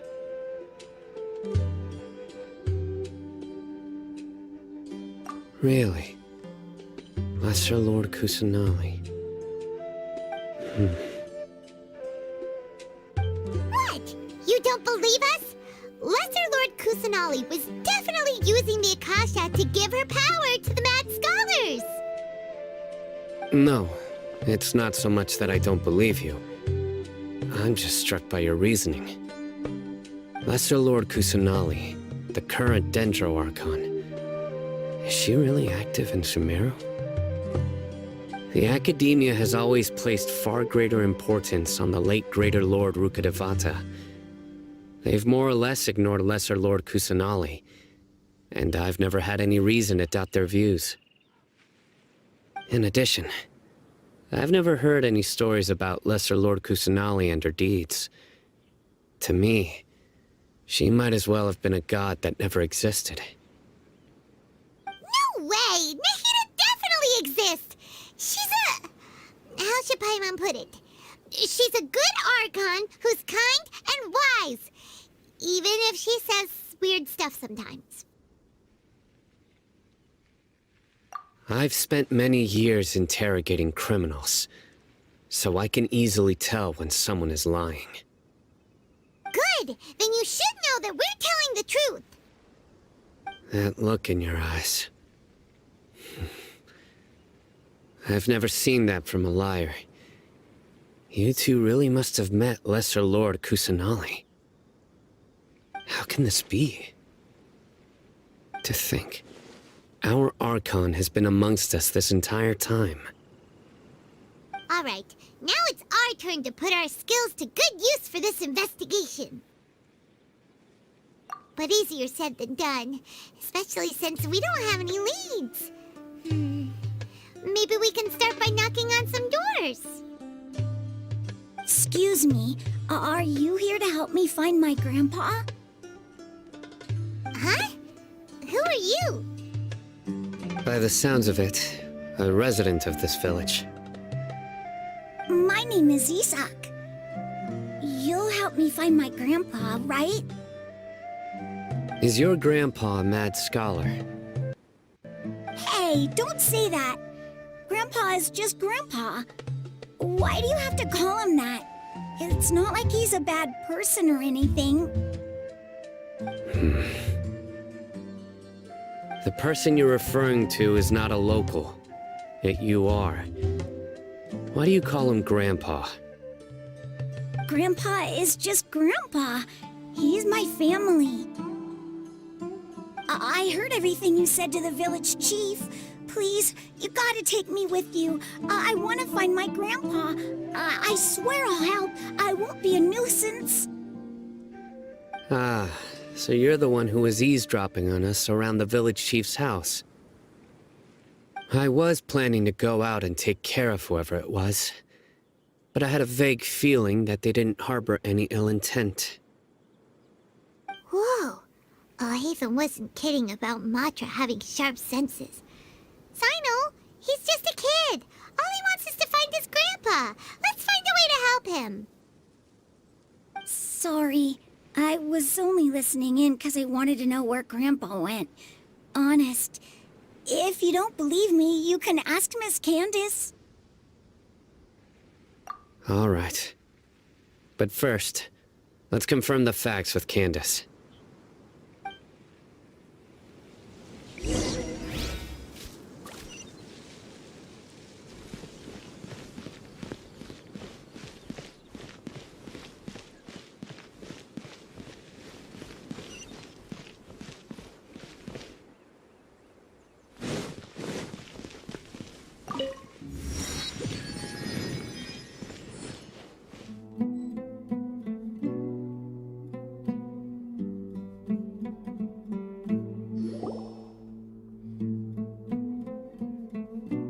Cyno is super vigilant. Is this what all the Matra are like? Ah, you're back already. We just wanted to confirm something with you. Do you know a boy by the name of Isak? I had a feeling he'd go looking for you. Huh? You knew this would happen? Yes. Although he tried his best to stay hidden, I still noticed him eavesdropping outside the window. He really wants to get his grandfather back. Isak's parents were both Aramite mercenaries who rarely returned to the village after finding employment in the city. He was raised by his grandfather. Unfortunately, it was only a few years before his grandpa passed away. Isak was still very young at the time, so various families in the village took turns caring for him so he could survive. Later, an elderly mad scholar arrived at the village. Isak thought the scholar bore a striking resemblance to his grandfather, and thus often spied on the man. However, the scholar was unkempt in appearance and incoherent in speech. Although Isak referred to the man as his grandpa, he was afraid and didn't dare to approach him. One summer night, the oft mumbling and bumbling grandpa suddenly calmed down and seemed to become more lucid. He even noticed Isak hiding in the distance.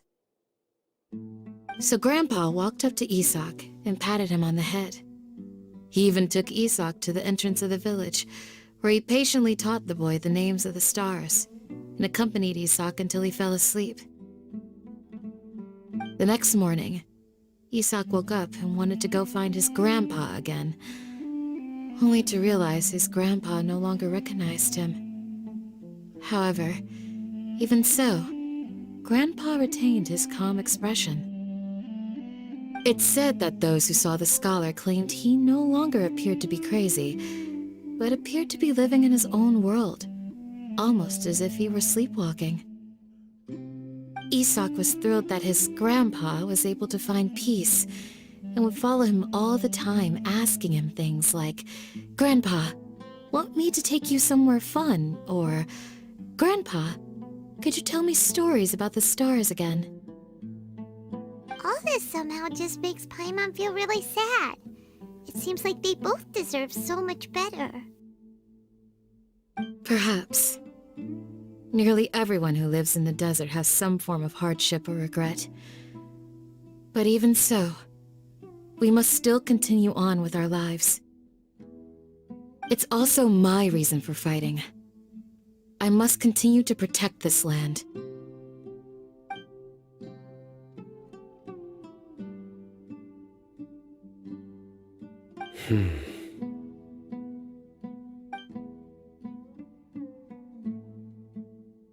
Maybe the people have always had a considerate god watching over them. Huh? What did you say, Cyno? No, nothing. As long as Esau keeps his word and doesn't get in our way, we can take him along. Perhaps you are more compassionate than I gave you credit for. Please accept my thanks on Isak's behalf, Cyno.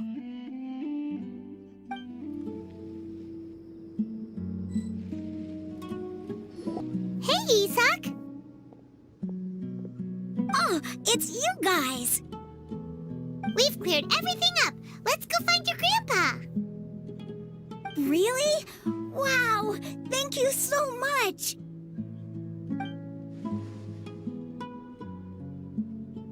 Yeah! All right. Let's ask the local residents some questions first.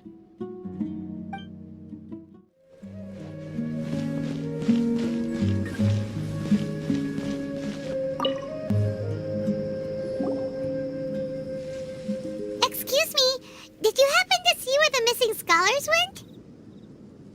You mean the village keepers? Oh, let me think. When I was eating dinner the other day, I saw one of them by the side of the road, muttering away and eating mushrooms and tree roots. They shouldn't go around eating that kind of stuff. Okay. Did you notice anything else? Anything else? No, I think that's all I have to tell you. Sorry.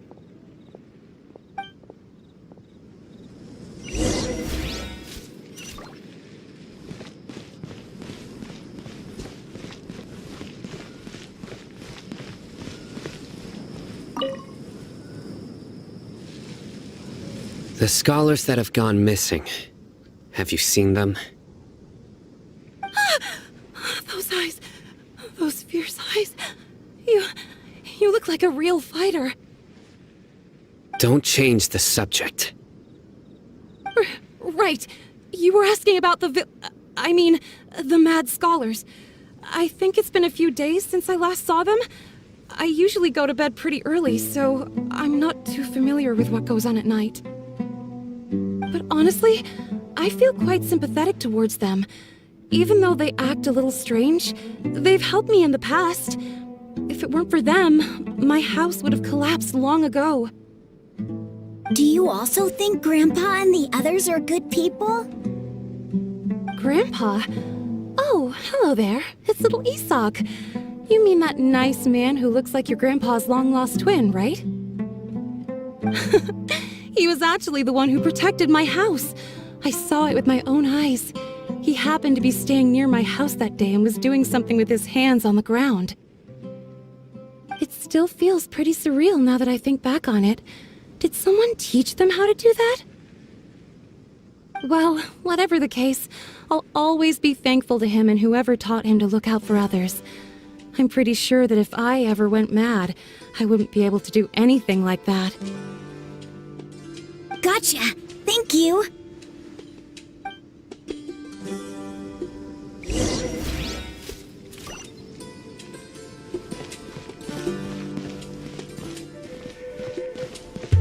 Join the Aramites. Embrace a wonderful new life.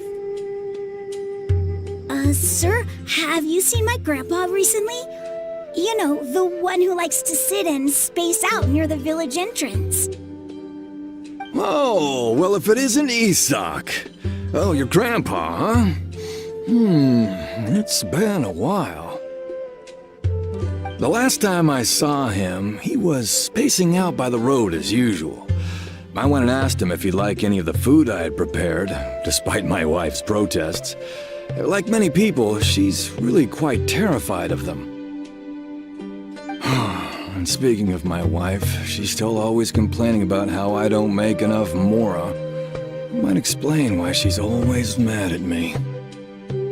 Oh, thank you. Thank you for taking care of him. It was nothing. You're looking for him, right? Did he go for a walk and get lost? Yeah. That's no good. Well, once you found him, come by my place again and I'll cook a little something for the both of you. I've known you since you were very young, so as far as I'm concerned, you're family. Please feel free to come by anytime. Wow, what a nice guy! Okay, thank you, sir. Huh? Don't say anything for now. Isak, stay here. Let's head over there. Stay quiet as you move.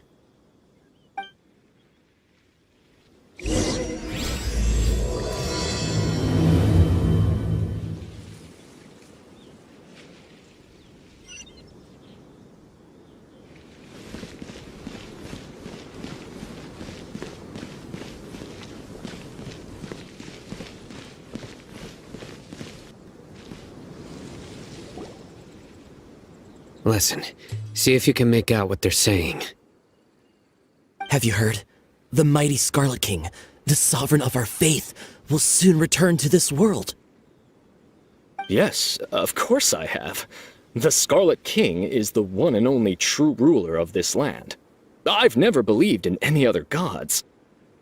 Still, you say he's coming back, but it sure doesn't feel like life's about to change around here anytime soon. What's your proof? Haven't you noticed? The village has been getting more deranged scholars than ever. Delavar was saying that many people also went insane just before the fall of the Scarlet King civilization in ancient times. We don't quite know why, but it seems like there's some sort of connection between insanity and the Scarlet King. Isn't it a sign of the Scarlet King's power that all the mad scholars have disappeared? If you ask me, they must have been chosen as the final sacrifice for the Scarlet King's resurrection. Huh. Now that you say it, that does make some sense. Does this mean our lives are finally going to take a turn for the better? Exactly. Those city folks will get what's coming to them. Now, repeat everything you've just said from the very beginning. Huh? Who are you? Where did you come from? My patience is running thin. You heard what I asked. Yeah, bro, this guy's something else. Just look at his eyes. One wrong move, and he's gonna flay us alive. Let's not get on his bad side, okay? I am no match for this guy. Oh, okay, good sir. What is it you would like to know? Tell me about the Scarlet King's resurrection. Well, I only know a few things from hearsay. I went for a drink the other day and heard others talking about a rumor that the madmen will disappear, and that the Scarlet King will return to this land. I'm not making this up, I swear!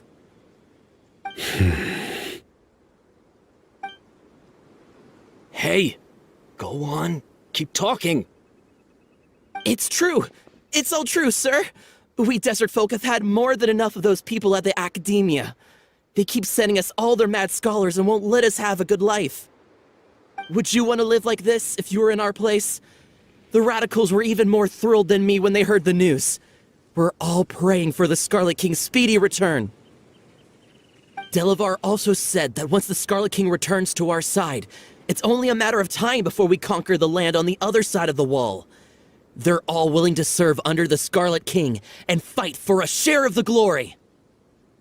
Is that so? Seems like he still wants to know more. Keep talking. Got it. At first, I told myself it was just the drink talking, but then all the mad scholars vanished without a trace, just as the rumors said. Please don't beat me up just for mentioning these rumors. If I'm guilty, then everyone else around here is also guilty. I'm just saying what the others said. The people here really like the Scarlet King, but dislike the Sumeru Archon. Where is this radical person you talked about? I haven't run into him over the past few days, so he probably hasn't been around the village. What about you, man? Have you seen him at all?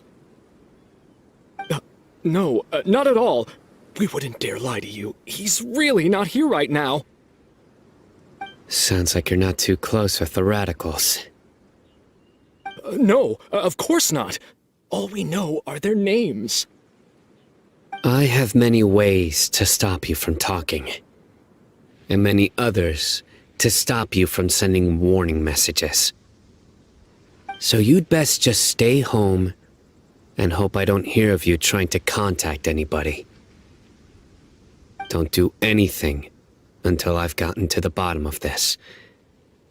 Try something foolish, and even Candace won't be able to protect you.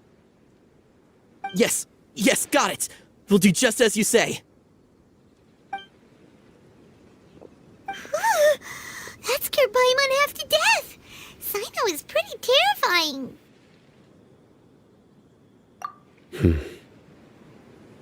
He didn't try to reassure us at all. It's like he's used to hearing that. Oh, Paimon bets lots of people have told him that before. I heard that. Sorry. It's part of being a Matra. The rumor we heard just now seems like a strong lead. But we need to check a few more places. Very well. Isak! I'm here. Where's your grandpa's house? Well, I can take you there. Just follow me.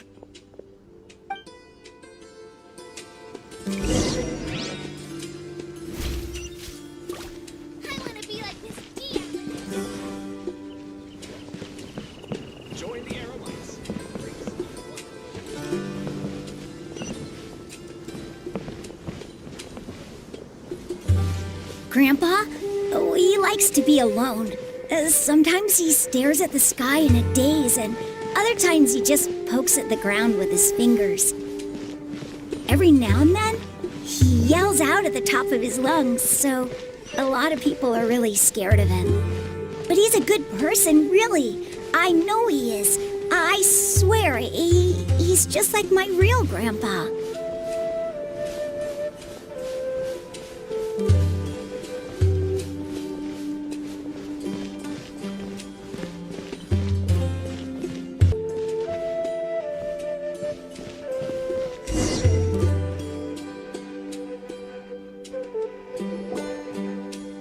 This is where Grandpa usually stays.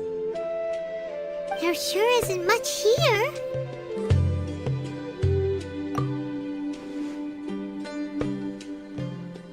No. Incense? Please don't say it's the same one as before. But are you okay? Are you getting dizzy or need to lie down? There's a scent that you can sense, but I can't. A certain traveler here once passed out from that smell. Thankfully, tighnari saved the day. And then he gave us a long lecture to explain all about how it worked. So, you know tighnari. Huh? You know him too? Are you two friends? Yes. Now that I concentrate, I can also make out the scent of incense. Wait, surely tighnari didn't lecture you too? No. No need. Did you first encounter this scent at Tighnari's house? In the forest. From a scholar.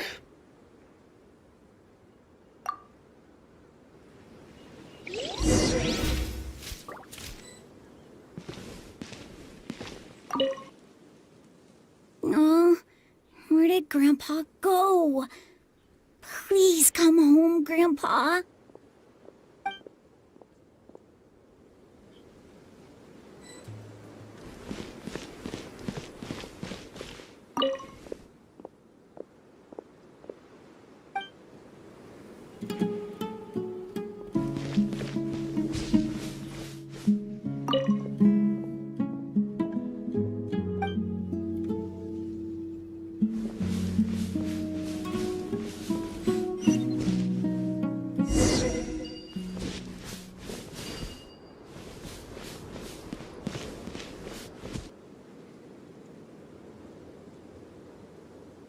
What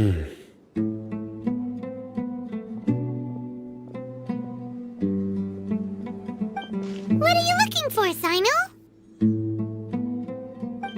Here it is. Take a look right here. Paimon doesn't see anything. Although the traces have been completely buried in the sand, there are footprints here. From the size and shape, they belong to an adult male. This pattern is a common one from this area. Local shoes. This was probably someone from the village. The scent is quite faint, but still extant. The footprints head in the direction of the door. But who would come looking for Grandpa? He doesn't have any friends. We'd have to ask whoever lured him away with the incense. Huh? So you can lure someone away with just a scent? Hey! What's wrong with liking good food? Everyone's got something they love in life. Exactly. Most scholars are fond of incense, since the smell supposedly helps them clear their minds and discover new knowledge. Even deep within the clutches of madness, they still yearn for their knowledge-seeking days, and will follow the scent whenever it presents itself. No, Grandpa. So, someone's taking advantage of their weakness? Huh. Still, why would anyone want to abduct all the scholars? Are the rumors really true? Could the disappearance of all the mad scholars have something to do with the radicals? It's highly likely. Please, you have to save my Grandpa. Grandpa's never done anything wrong. Please help him. Sounds like we'd better help get him back. Don't you worry, Isak. We won't let whoever took him get away with it. Let's head to Aru village and inform Candace and the others about what we learned here. After that, we'll set off to find the scholars.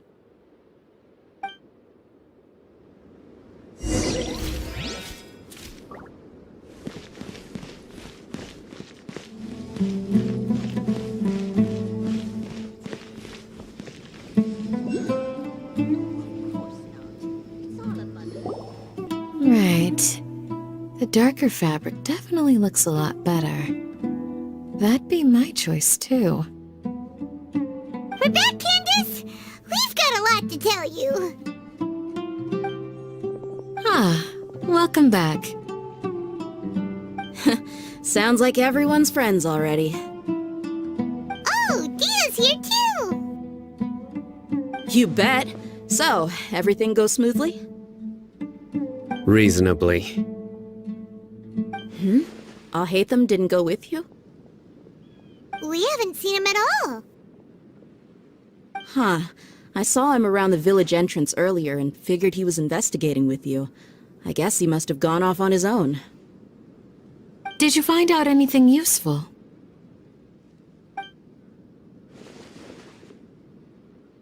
I see. So someone used a kind of incense to lead the exiled scholars away from the village.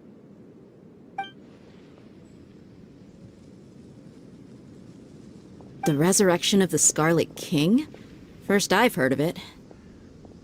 Far as I know, the kind of incense you just mentioned is only popular beyond the wall.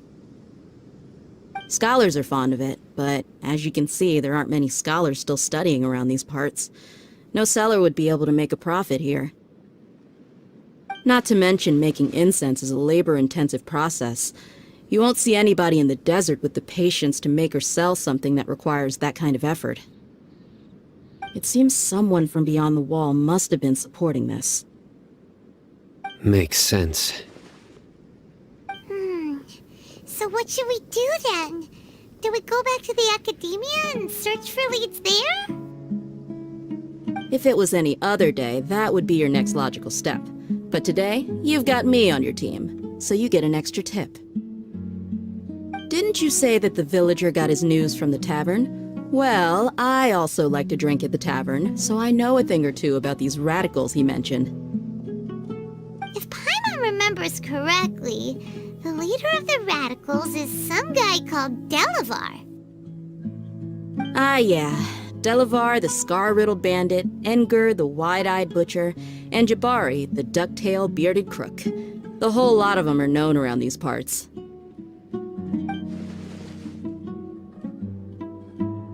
These guys have one thing in common, and that's being broke. The rougher life gets, the more they want to believe in the Scarlet King. Way they see it, the Scarlet King's resurrection is their only chance at overthrowing the Academia. Throwing all of Sumeru into chaos is the only way to change the way of life here in the desert. Anyway, that's my guess why they've chosen to become radicals. Tia! You're amazing! You really know this place inside and out!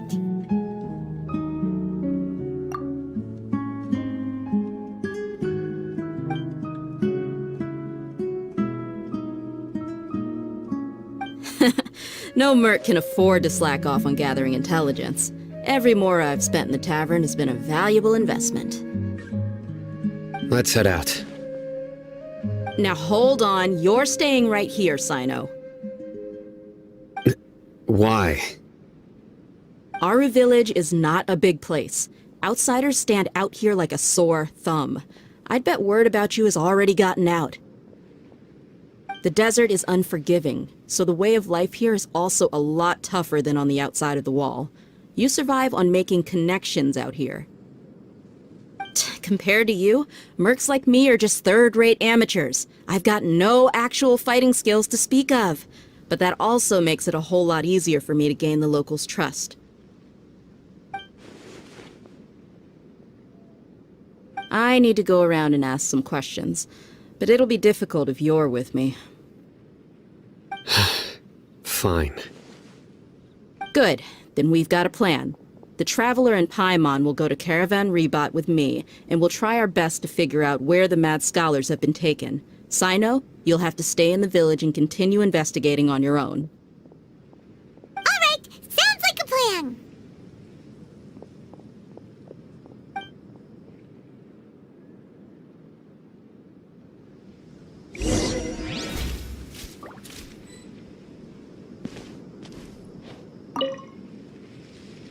Cyno, please don't take offense.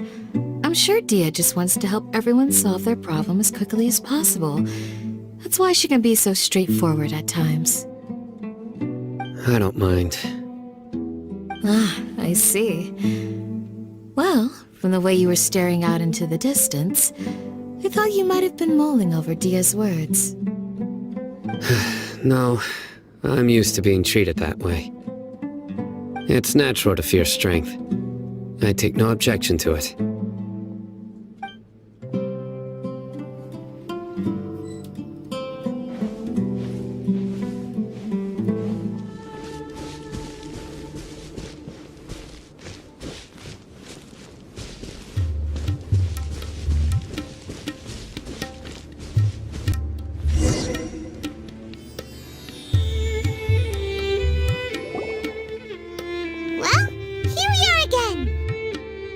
Sounds like you're starting to get familiar with the area. Paimon's amazed every time we see the wall of Samiel. How can a wall this tall even exist? It's almost unreal. I know what you mean. I had the same question every time I walked this way when I was a kid. Also, why is this high wall here? And can a wall really block sandstorms? It was only after I grew up that I realized the Wall of Samiel isn't just there to keep out the sandstorms. It serves a more important purpose, keeping out people like us. Sumeru is run by wise and mighty sages. To them, us desert dwellers are nothing but tools that can be used and discarded at their whim. We're cheap labor, like livestock, but easier to control. Nothing more. Even if a child from the desert got the chance to obtain an Akasha terminal, almost all their requests for knowledge would be denied. The Academia believes we're underserving. Geniuses like Sataria are 1 in a million. The other children never get a single chance to try and rewrite their fate. Even though the Academia knows very well that we're humans, just as they are. That's terrible. I would tear down this wall with my own hands if I could.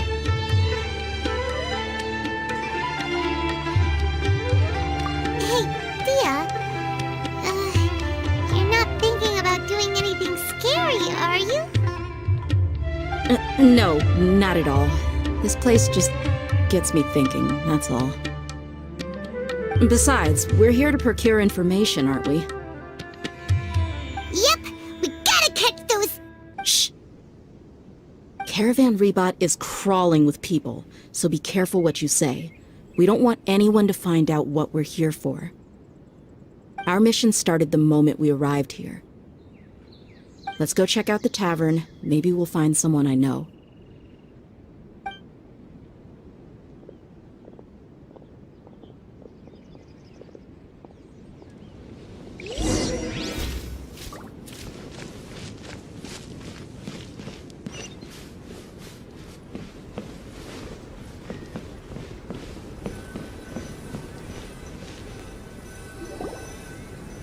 Just our luck. None of them are here today. You mean, you don't see anyone you know? Deyha, is that you? What a coincidence. You here for a drink too? Zaki. Finally, a friendly face. Oh, and who do you have with you here? Guests from another land? Hello, hello. I'm Zaki. Deyha's, how would you put it? Drinking buddy? We've had drinks together a few times. You could say we go back a ways. Anyway, as far as my friends here, they aren't too shabby, are they? You rarely see any Outlanders so friendly and respectful nowadays. Absolutely. Much better than those people on the other side of the wall. So, Deyha, are you looking for someone? Yeah. Have you seen Engur, Delavar, or Jabari recently? Of course I have. Matter of fact, we were all here drinking together just a few days ago. I've got a spice trading deal from another nation. I thought maybe Delavar and his friends might be interested. Know where I could find him? Ah, how thoughtful of you. Then I assume you also know that Delavar's been having a hard time making ends meet these days, so you came here to help him out? Hey, keep it down. Let's just say I prefer to keep this deal a secret. Y'all at Caravan Rebot are like family. If there's more to be made, why not do it together? Besides, Delavar and his friends have muscle. They'd be a good fit for escorting the goods. Yes, how considerate of you. Delavar's my friend too, so of course I can take you to him. Come with me.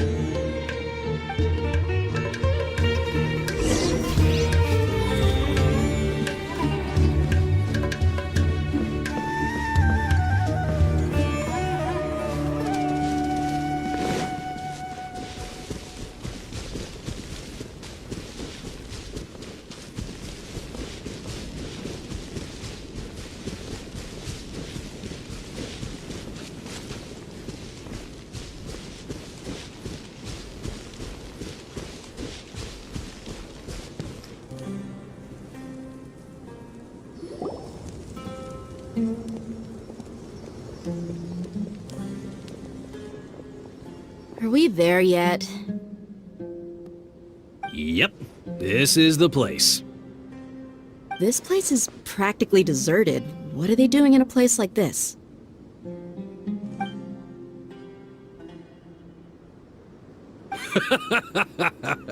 Why don't you take a guess? Go on, a wild stab in the dark. You're like lambs to the slaughter.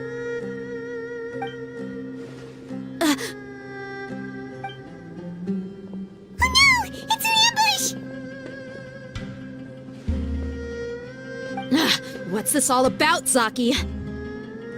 Come on, Deyha. You really think we didn't hear about what you said back in Aru village? The boys have kept a close eye on you from the moment you set foot there. Not only do I know that you're looking for Delavar, I also know that you've teamed up with people from the Academia to look for the missing scholars. So, you've been watching us from the very beginning? Uh-oh. I knew leaving Cyno behind was a mistake! And you left the strongest one in the village, didn't you? Who do you think you are? You really thought we'd fall for your little business deal nonsense? So you and Delavar have been partners all along. Deyha, I guess it's only natural for a traveling mercenary like you to be out of the loop. Those of us who hang around the tavern have stronger bonds than you think. But you got one thing right. We're all looking forward to an uprising in Sumeru. There's nothing more we'd like to see than the desert folk overthrowing the Academia. If that's the case, then I'm sure Delavar wouldn't miss a second of it. I'll be honest with you, if it weren't for what you said in the village, your little monologue about the Wall of Samiel would have convinced me that you're one of us. Delavar. And Enger, you're here too, huh? Long time no see, Miss Mercenary.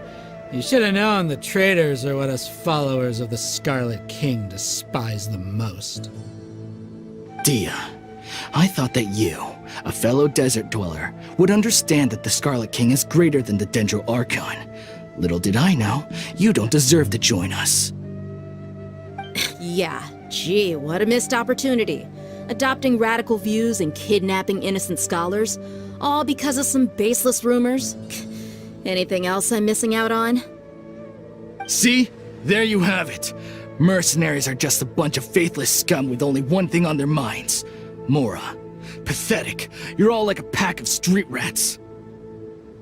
You're not wrong. Mercenaries are driven by Mora, and my faith lies with whoever's paying me. As long as there's a profit to be made, anyone can become my friend. Enough talking! Get him! Just as I expected. Let's teach him a lesson, traveler.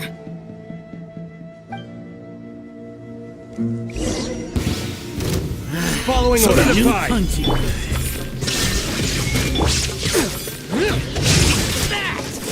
Rain outlines your fate. Let me weave you a bird. Just like we rehearsed! Torn to oblivion!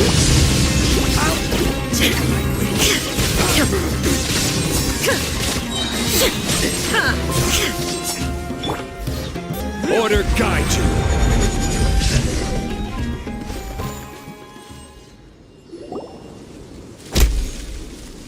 Impossible! How could you? So, what do you think about your meticulous network now, Zaki? How did you say it? It's only natural for a traveling mercenary like me to be out of the loop. I'm guessing your informant told you that I'm just an incompetent merc with no real fighting skills, correct? I mean, that is what I said after all. And of course you would believe everything he reported. The only thing you know about me is that I'm a mercenary, but you've never seen me in action. Even though you heard we went to handle monsters together, you believed that Candace was the only one doing all the real fighting. That so-called Flame Mane is just a fraud. She admitted it herself. She just uses her connections to gain the trust of others. That's what you thought, right? Ugh. You lied in the village because you figured that we'd have people watching you. And you were stupid enough to fall for it. I figured as much the first time we drank together. You all thought you were so smart. Pathetic.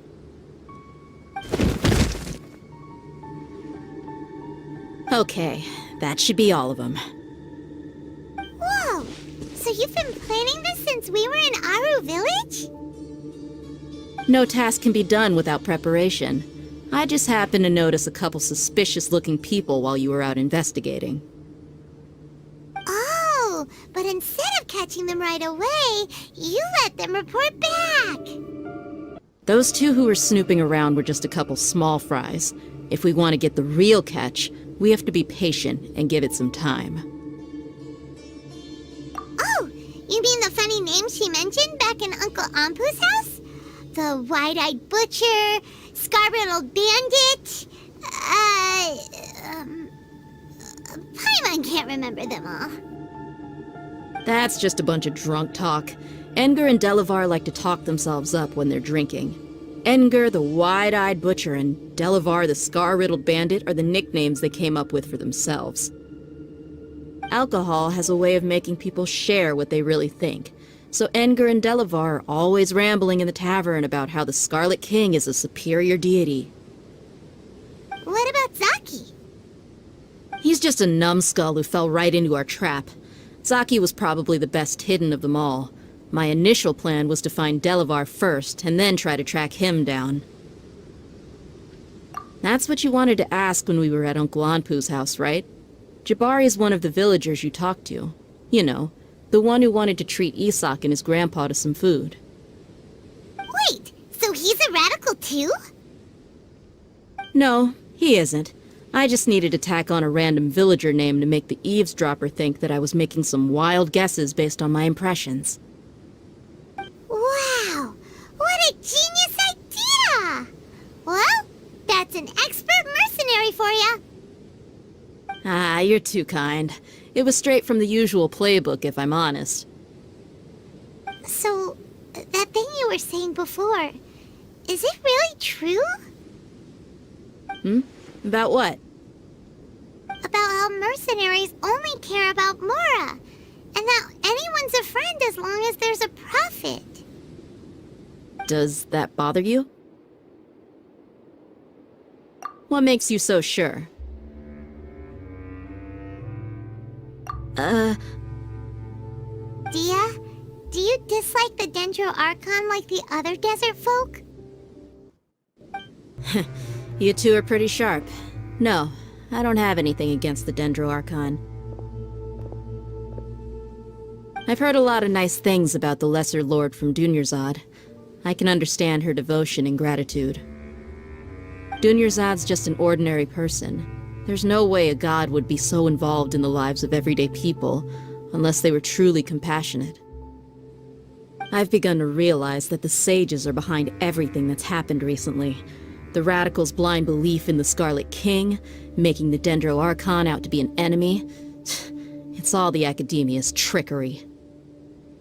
But I see through it all, and unlike them, I can never be hostile towards anyone who's never done anything wrong. Deyha. Anyway, looks like we're done with business here. Traveler, lend me a hand. Let's tie him up and bring him to the village.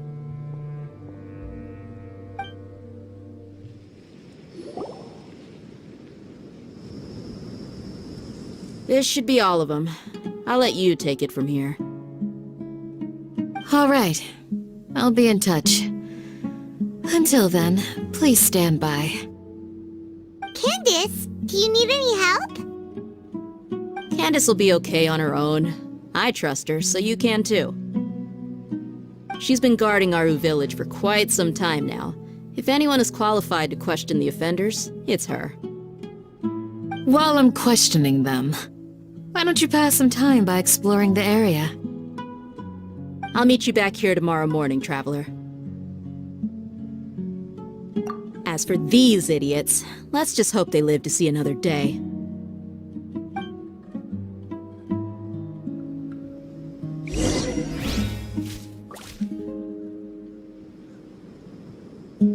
You heard the question. Now answer me! Ugh!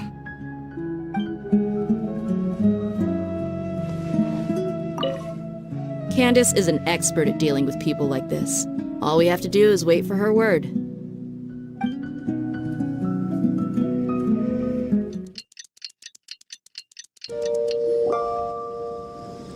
Hey, Deyha!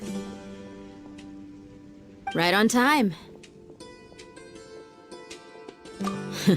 We'll know any moment now. Paimon's been wondering. You seem to know Candace pretty well. Have you been friends for a long time? We've known each other for some time now. She's a pretty interesting person. Even though she's an extremely strong warrior, she never misuses her powers against others. Oh, Paimon knows what you mean. Like a lot of martial artists say, never take the fight outside the ring. Yep, I guess you can put it that way. It takes strong convictions to be as dedicated as she is, and shoulder that kind of responsibility. Us mercs, on the other hand, we pretty much live from one day to the next. Well, Paimon thinks you're great too. Really? Thanks for that.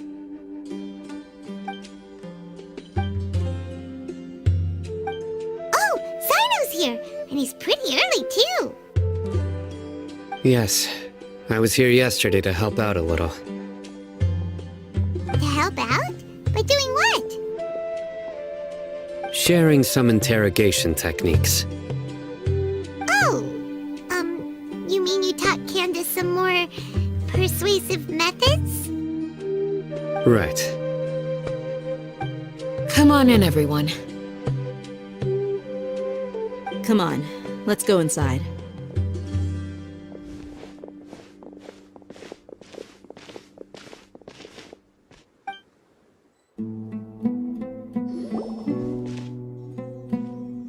Candace, where? Whoa, you look furious. Do I? Huh. What gave it away? Oh, there's no mask that can hide true bloodlust. Cover up your eyes, and it'll still show itself at the corners of your mouth. Perhaps I need to work on my composure.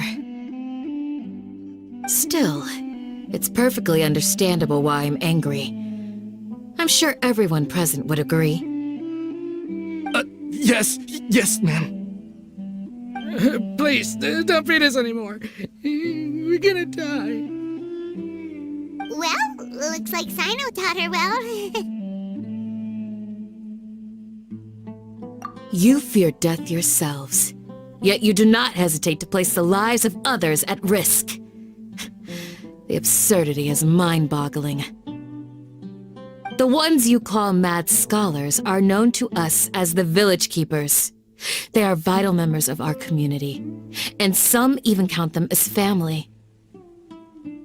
You come here, to my village, and you treat my people as nothing more than stepping stones towards your goal.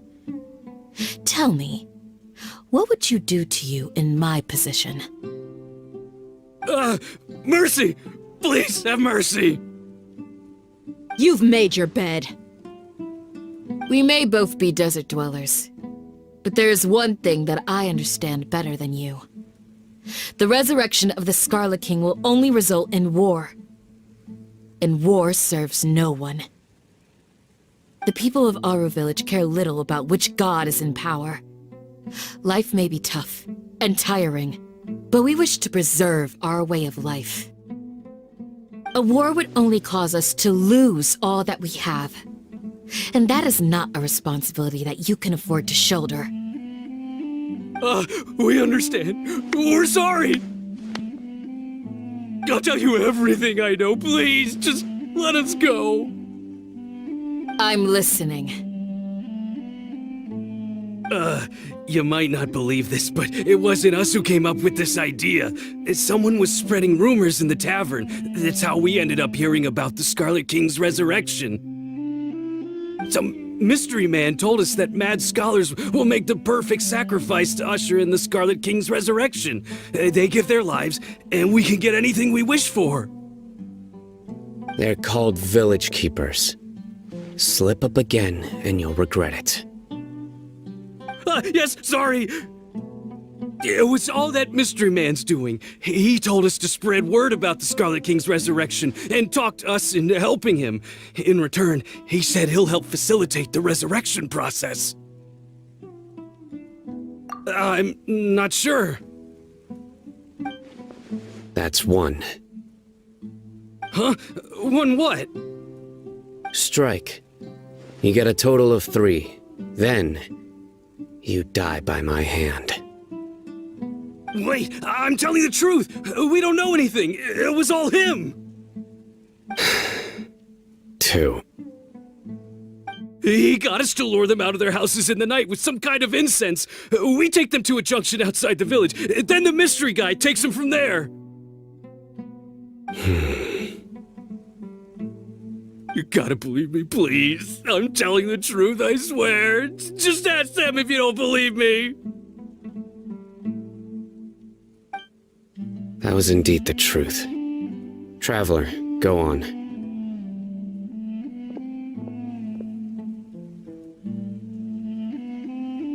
You have to believe me. If I knew that, I would have told you his name right away. I'm not risking another beating to keep his secrets. No way. That guy, he wears a cloak, and he's always careful to cover his face. He calls himself the Scarlet King's envoy. I believe I may know what's going on. Uncle Anpu? What do you mean?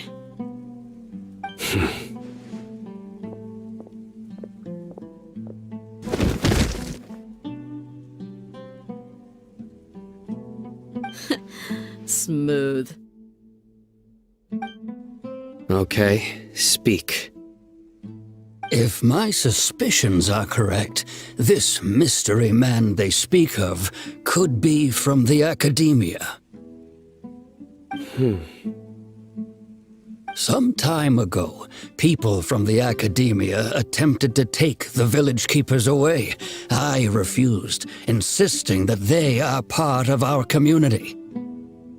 It strikes me now that this secretive character shares the same goal they had. Which means it's highly likely that the Academia was purposely spreading a false rumor to trick the radicals into delivering the village keepers right into their hands. They were the ones who brought them here to begin with. Now they're trying to take them back? We aren't gonna let that happen. Not the Academia again.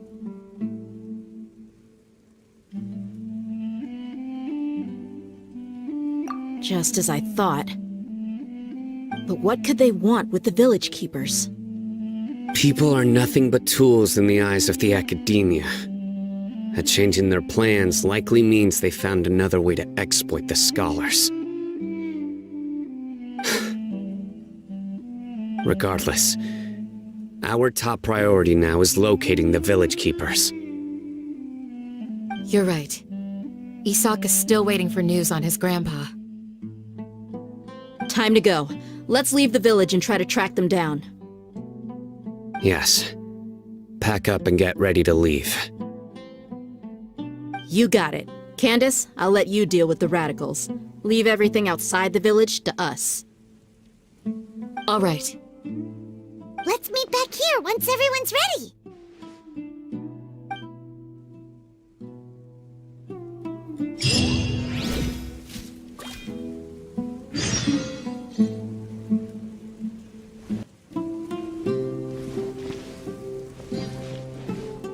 What scheme is the Academia brewing now?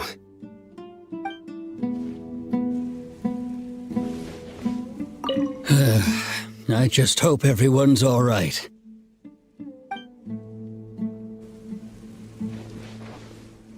You look worried. Thinking about the village keepers? Yes. I'd look for them myself if I could. As members of our village, each one of them is very important to me. You have a strong sense of belonging here. I guess I'm the opposite. Mercs are stray dogs, wherever they go. Deyha, don't say that. You can be a part of this community too. Thanks. I'll let you know when I feel like joining.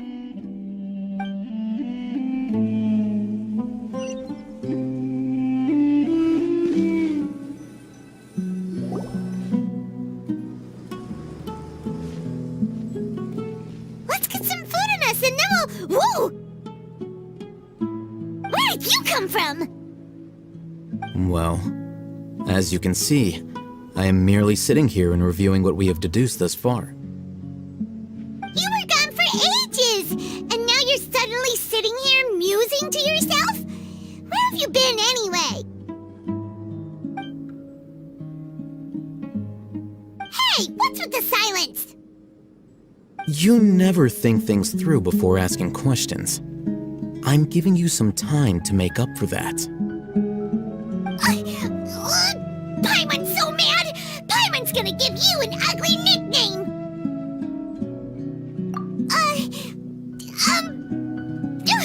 Never mind. Paimon's got nothing. There's just nothing super obvious to pick with this guy. It makes it so hard. Well, you've heard nothing to suggest I left this whole time, so clearly I stayed in the village to investigate. Anyway, you plan to leave Aru village and keep searching for the truth of this matter, yes? Yep. We're not gonna find out anything more by staying here, so we thought that we might as well take the search elsewhere.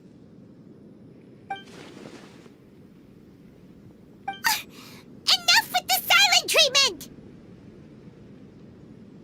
No. I'm just surprised that you decided to team up with him. Alhaitham, you haven't helped us out at all ever since we arrived at Aru village. Bold of you to question our choices. Yeah, you're all talk! While you were investigating, I had my own work to do, which I've now finished. Really? Paimon doesn't believe you. To be honest, we aren't really a team, so I have no obligation to inform you of my whereabouts. Not to mention that going separate ways allowed me to find some important information that you all had missed. Huh? Right here in the village? Correct. What did you learn? I'm going to take you to someone. But, before that, you need to understand where she's coming from. What does that mean? How do you think the residents of Aru village feel about what we're doing? In other words, do you truly believe every single word the villagers tell us? You mean some of them lied to us? Hiding the truth does not necessarily equate to lying. Again, these people have their reasons. Remember what Candace said? Most people in Aru village don't necessarily care which deity is in charge of Sumeru. That's because whether the Scarlet King or the Dendro Archon has power is of little significance to them. By contrast, the perils of their daily lives are ever-present concerns. They won't simply share everything they know with you without good reason. That's why you believed there was no further information to be found in this village. Glad you're following along. Among those you have talked to, there's someone who was consciously keeping you out of the loop. In fact, she's been observing your every move since you arrived.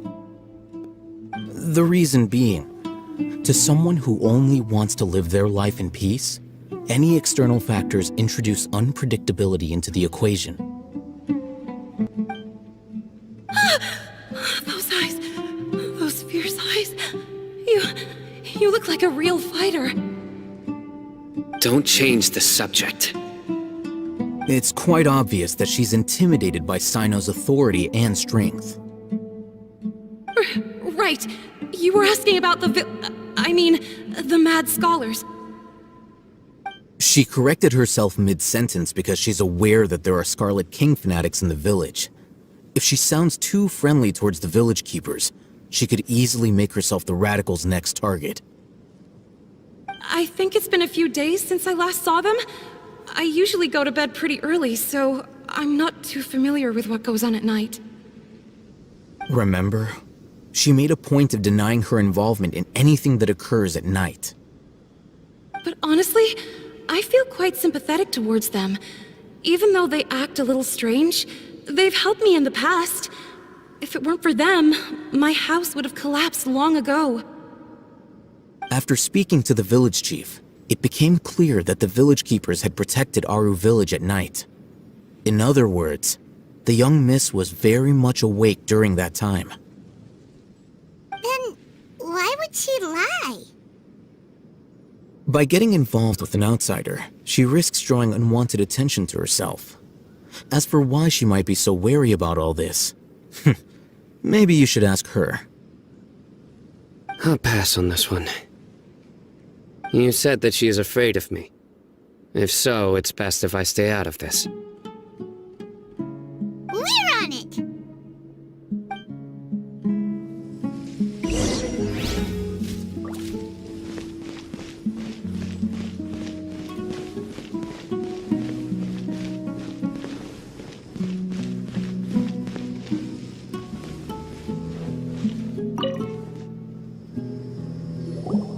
Miss Shawnee, as we discussed earlier, I've brought someone with me. Mr. Alhaitham, I'm aware of where you stand, but how can I make sure that your friends think the same as you? Huh? What do you mean? We need to clarify our stance or something? Go ahead and talk to her. You'll get the answers you want. Go on. Earn her trust. Is it really that simple?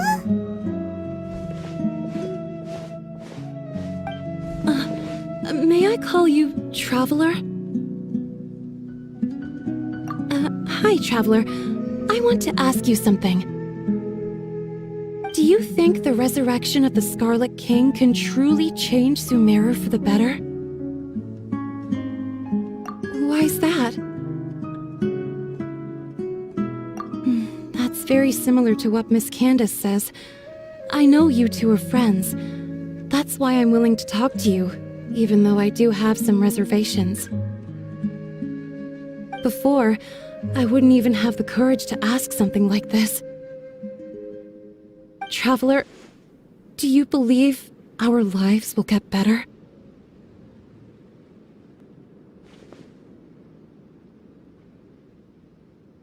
Yeah! We came here from another nation, so it isn't wrong of you to be weary. And we aren't really residents of any one nation. But even so, we've met lots of people from different places, and we've always fought for what we believed in. We have friends in Sumeru, and we want to help them. That's why we decided to stay here for a while.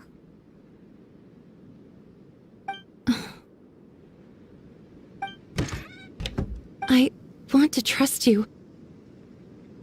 My apologies for posing my questions like that. To be honest, I didn't expect you to come back for more information. Alhaitham told us you have your reasons. It's okay. We understand. The fact is that only one side of my family is desert folk. I don't really fit in anywhere in Sumeru. Some believe in the Sumeru Archon, while others believe in the Scarlet King. I don't belong to either side, and neither side would want me. Speaking of which, the radicals mentioned that they despise traitors. Do they just think that anyone who's different from them is a traitor? Yeah.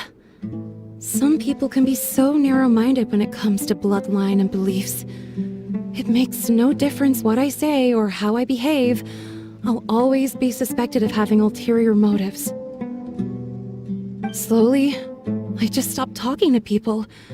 I pretended not to hear or see anything. All I want is to live my life in peace. And then it happened. The village keepers who had helped me disappeared with no explanation, and I didn't dare breathe a word about it to anyone. Until now. You can tell them. I'm sure he'll keep your secret. All right. I'll tell you what I told Alhaitham. I actually have a sharper sense of hearing than most. Sometimes, I hear strange crying sounds in the night. There are ghosts? Perhaps. I'm not sure. It's faint, but it's definitely the sound of crying. It comes from far away in the distance, and always carries very raw emotion. It used to be louder and more frequent, but ever since you arrived in the village, it doesn't seem to happen as often, and when it does, it's much quieter. I have to focus really hard to make it out. I confirmed this with the guards on night duty. They also have someone with a good ear, and he's heard similar sounds at night. But, because we're in the middle of a desert, he would rather believe that they are the cries of beasts than ghosts. There's really nothing around these parts, except for an old hospital not far from the village. I think they used to use it for treating Elazar, but it's been abandoned for years. Yeah, let's go!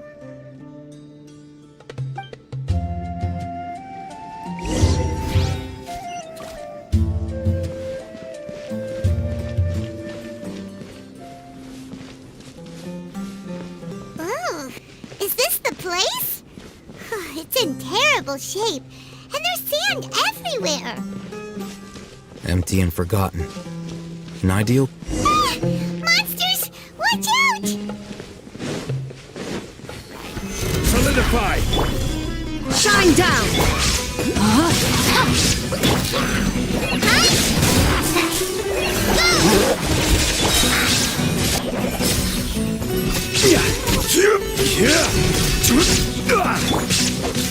No, my sword!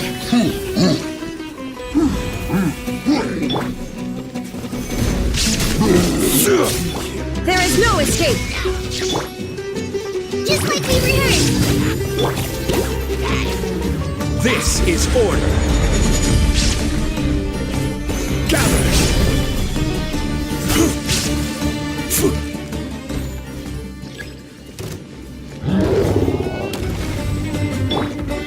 Shine down! Rain outlines your fate!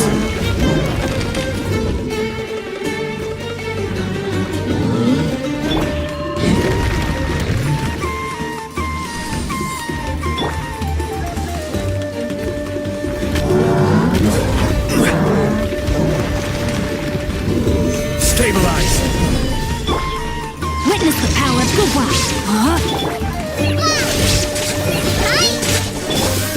Now you shall perish! There is no escape! Order guide you!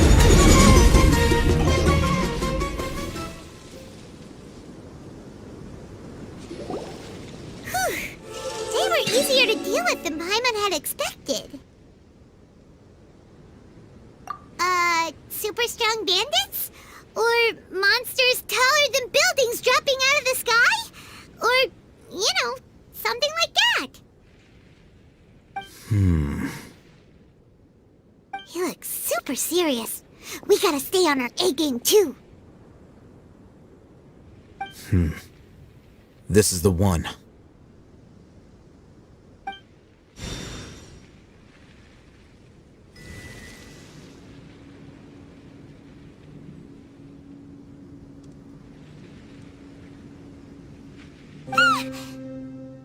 Let's go in and take a look.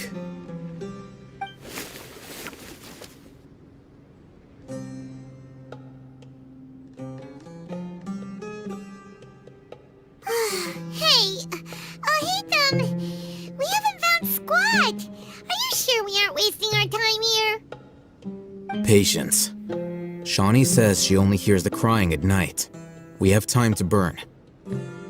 Until then,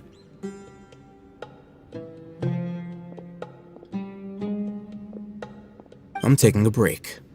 And just like that, he sits down. Wait, he even brought a book to read? What are you reading? Let Paimon see!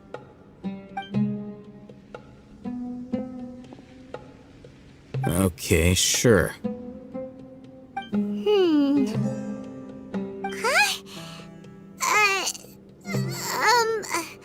The natural position, which is the positional propensity of an entity in natural motion in contrast with an object in forced motion? Huh? When free from external influences, every entity displays the tendency to follow its natural trajectory? So, you got that? Oh, Paimon gives up. You keep reading your book. See ya. How is he so relaxed? Look at him, reading an impossible book in a creepy place like this.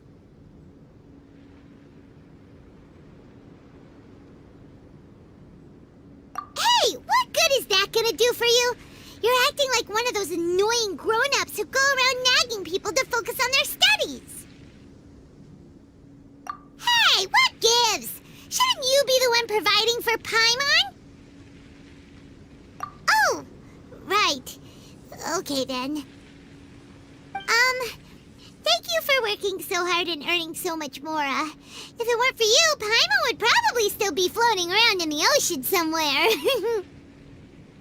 Thank you.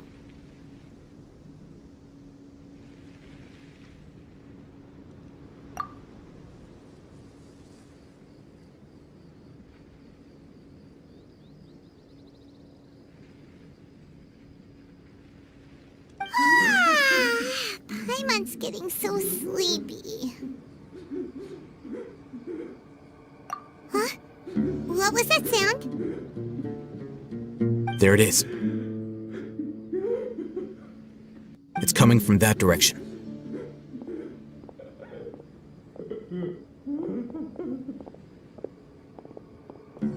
Is the sound coming from here? Huh.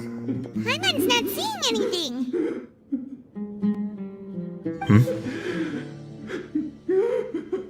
It's from below. But there's no way we can get down there. Something is off about the interior here.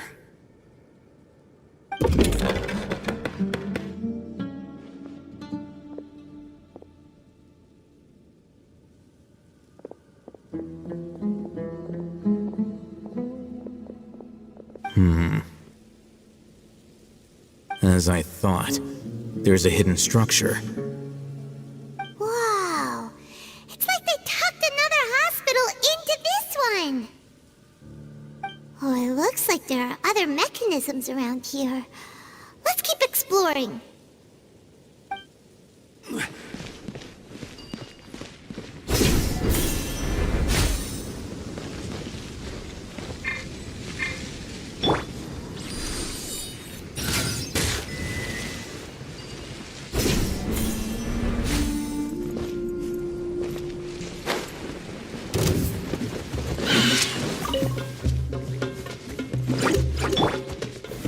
Solidified!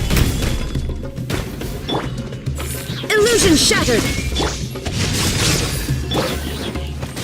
Crisis on the side! Fire! Rain cutter! Rain outlines your fate!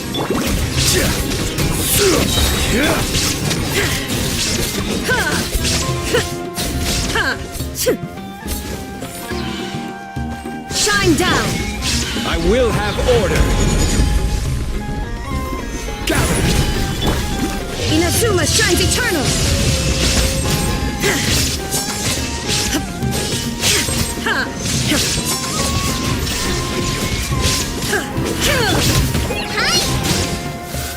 Time to act.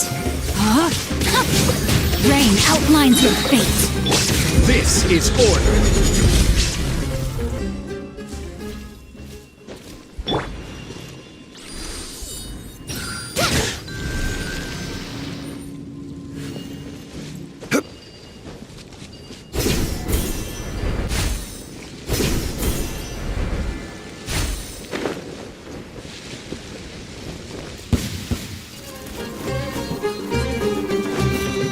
Order guide you. Stabilize.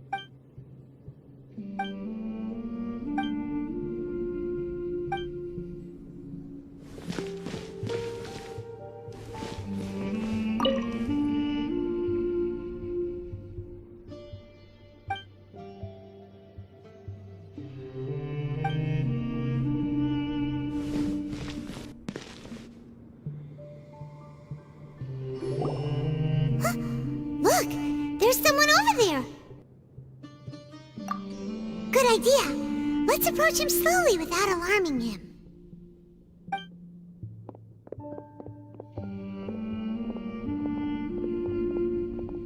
Wait.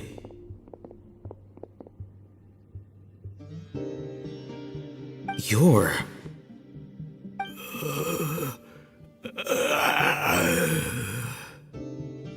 He can't speak, and his eyes are unfocused. But he looks too young to be anyone's grandfather. Also, why is he the only one here? Didn't expect to see him here. You know him? He's Razak, a senior of mine at the Academia. He's a scholar too? Is he the kind that holes up in a forest and mumbles stuff about training? No, and that's the problem. Razak was never involved in any of those things. He never trained in the forest, let alone reach Satyavada life. Leaving that question aside for the moment, him being here alone means that we might be too late. Looks like they've already taken everyone away. For whatever reason, they left Razak here. Perhaps they simply didn't have time to come back for him. There are drag marks on the ground. They're clearer by the doorway. Someone was forcefully drawing a cart that was loaded with something heavy. Loaded with people? That is one possibility. It looks like they were in a hurry, as if they were afraid of being caught. In their haste, they failed to notice Razak hiding in a corner.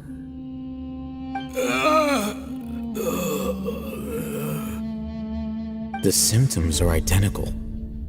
Looks like we found living proof. Huh? Why do you say that?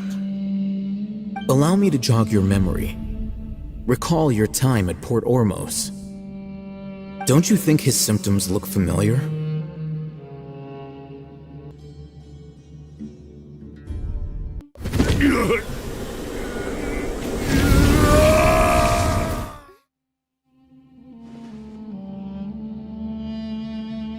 Oh, now that you mention it, they're acting the same way. Correct. The Academia is behind all of this. It isn't difficult to deduce their rationale. First, the Academia spread a false rumor of the Scarlet King's resurrection, emphasizing the role of the village keepers, the mad scholars who were exiled to Aru village. These rumors were all the persuasion that the radicals needed, and those based in Aru village leapt into action. Unbeknownst to them, of course, through rounding up the scholars, they were actually helping the Academia. As well as being able to exploit the radicals for their own ends, this scheme has one further advantage to the Academia. All the risks and responsibilities are offloaded onto the Scarlet King's followers. Life for the desert dwellers has been brutal ever since the Scarlet King's death all those years ago. Beneath the surface, feelings of desperation are widespread. Many would give everything they have for the prospect of something better. Anyone looking to exploit that for their own ends simply needs to make a few empty promises. Even if complications arise, people will see that those involved are all followers of the Scarlet King and look for no further explanation than differences of belief. A deep-seated mistrust of the desert and everyone in it by the rest of Sumeru will make sure of that. The notion of an Academia plot wouldn't even cross their minds. It may seem like a simple strategy, but it is able to work wonders under Sumeru's current circumstances. Oh, that makes a lot of sense. It's in line with the village chief's theory, too. But there's still one very important question. Wasn't it the Academia that brought the scholars to Aru village in the first place? Why does it want them back now? Throughout this process, one thing has changed: the scholars' identity. First, they were scholars. Then, they became lunatics. After that, they were exiles. And finally, they become missing persons. An exile is still patently a living, breathing human being. But when someone becomes a missing person, that is brought into question. If you can't find someone, you have no way of knowing what exactly happened to them. That makes missing people an ideal resource. Resource? For what exactly? One possibility is that the information in their brains could be extracted into knowledge capsules. Extracted? You mean canned knowledge comes from people's brains? With the technology of the Sumeru Academia, it's entirely possible. Perhaps the process caused them great suffering, which is why they cry out in the dead of night when no one is watching them. So, the human brain... Nope, nah, Paimon doesn't want to think about this. I'm the Academia scribe, after all. I'm familiar with their projects. Anyway, judging by Razak's state, the contents of a divine knowledge capsule were extracted from his mind, but something went wrong in the process. Or perhaps his curiosity got the better of him, and he used such a capsule for himself. Paimon's a little confused. Can they just use anyone's brain?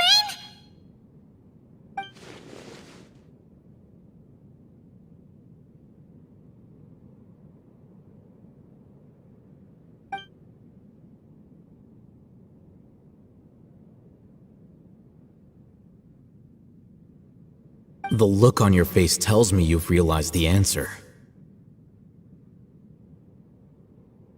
That's right. To some scholars, gaining knowledge about the gods is their entire life's pursuit. Extracting canned knowledge is just one of the extreme measures they turn to. However, I can't help but wonder, what do they seek to gain from divine knowledge? The Academia is going out of their way to look for forbidden knowledge, but what is their ultimate goal? I've spent quite some time trying to analyze the contents of the divine knowledge capsule, but to no avail. It seems like my way of thinking is too different from theirs. You mean you're not even slightly interested in getting your hands on this forbidden stuff? All scholars seek to expand the horizons of knowledge, but I'm not particularly interested in gods, so I don't share their degree of zealotry. Extracting information from people as if they were lifeless objects? If this is the direction of academic progress, then the Academia may as well shut its doors. Sounds like you're really against all this. Of course. The Academia's actions run contrary to their rules. Whether it be academics or knowledge, everything has its boundaries. If those lines are crossed, the rules and order that govern everything in the world will be destroyed. This matter needs to be corrected, just like fixing a typo in a book. Wait, didn't you step in to help because you felt sympathy for those poor people? Not to be callous, but no. My criteria are a little more restrictive than that. There is no shortage of suffering in Sumeru, and the same can be said for the rest of Teyvat as well. What do you plan to do about that? Save every last person? Probably not. Paimon's not sure. You can say that. Simply put, I don't blindly place my faith into strength or heroism. I do what I want. The divine knowledge capsule is something I want to investigate in full. That doesn't mean I'm willing to take action for the sake of a few strangers.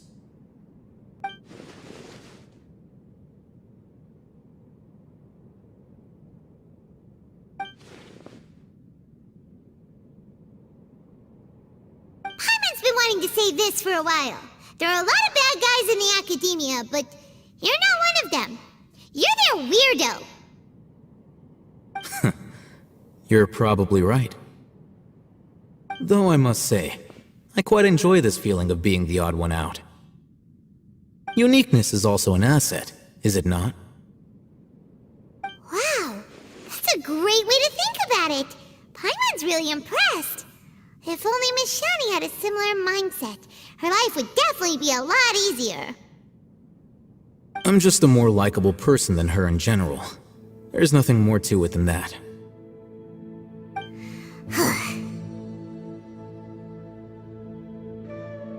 He won't last long if we leave him here. Let's take him with us. We'll work out our next step after we return to Aru village.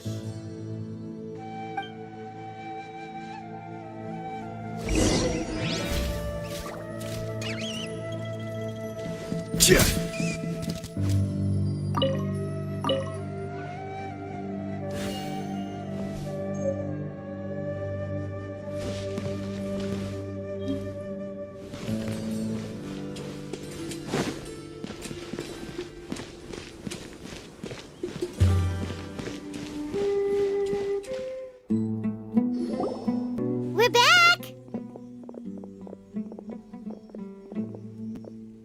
You must be tired. You should rest and take some water. What's the situation? Who's this?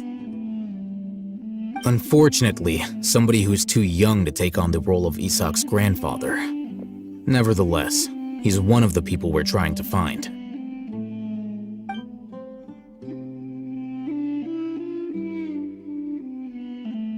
So, at one point in time, the abandoned Elazar Hospital served as the Academia's site for extracting divine cant knowledge. Yep, pretty much. Their plan must have been implemented at some point before we arrived at Aru village, since divine cant knowledge has been in circulation for a while now. Yet, they fled once we were headed to the village, almost as if they knew we were on their trail. Why is that? Yeah, why is that? We may have a mole in our midst. One of us could be secretly revealing our whereabouts to the Academia. Huh? Are our friendships that shallow? Looks like none of you have realized wherein lies the issue. Cyno, you're the reason why they can predict our movements. Wait, what's that supposed to mean? Choose your next words very carefully. It is simply a logical inference. I have my reasons. So what you're saying is, Cyno's the mole. Interesting. And here I thought you were the most suspicious one, alhaitham, since you were always acting alone. I know. You have a point, but I realized something as we were returning from the hospital. Cyno isn't like any of us. What are you trying to say? Do you still remember who you are, General Mahamatra? As a Matra, you are no doubt privy to certain kinds of information. Before you can take action against someone, you are required to have all the facts available, including the less than savory details. Simply put, the Academia has traditionally allowed you access to a wealth of sensitive information. Knowing their modus operandi, wouldn't you expect them to take precautions against you? If you want to raise a vicious wolf, you need to make sure that you can avoid its bite. The Academia is monitoring me? It's not that simple. The Academia has eyes all over Sumeru, but they have a special protocol for dealing with you. Every so often comes a Nyagarbaha Day. On this day, the Academia enters new information into the Akasha through knowledge capsules. I remember seeing the thick notebook next to the control panel once. Its contents were all about the General Mahamatra, his activities throughout the day, preferred methods of enacting judgment, everything. You're saying that the Academia entered my information into the Akasha too? But what's the point in doing that? My actions aren't important enough to be added into the Akasha. The Akasha is capable of computation. The Akasha's algorithms are entirely capable of predicting your movements using the data entered. When you would depart, the route you would follow, your destination. It knew all of this. It predicted my every move. The Academia has been watching you longer than you think. So that's how it is. Cyno adheres to his principles so strongly that he's actually a thorn in their side. Tenacity of will and steadfast faith are worthless to the Academia.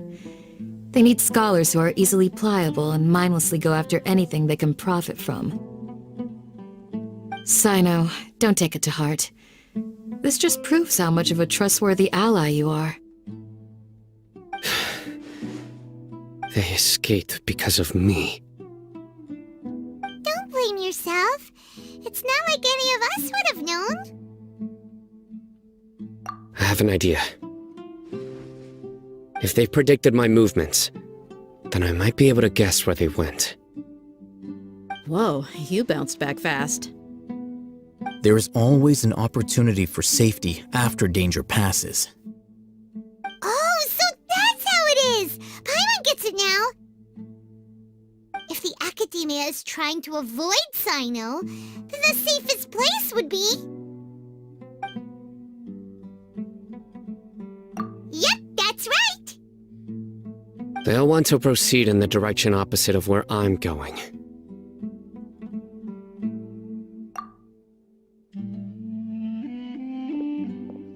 I must go. There's also something I want to investigate. Let's go, guys! After him! Please, wait! I want to go too! You want to go too? If so, you have to promise you'll stay safe. I want to find Grandpa. I promise I'll be careful and not cause any trouble. Everyone, I leave him in your hands. Yay! Let's go! Remember to pack some food with you! Paimon feels like we're missing someone, though.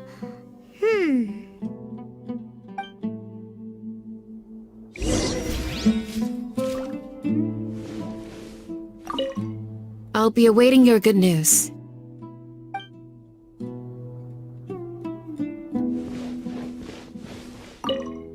Please, stay safe, everyone.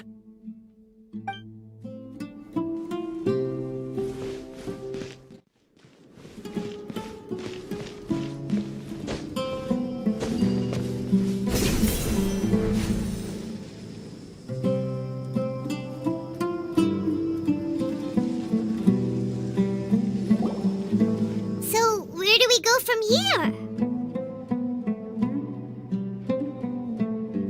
Yes. After leaving the village, we should head straight toward the desert.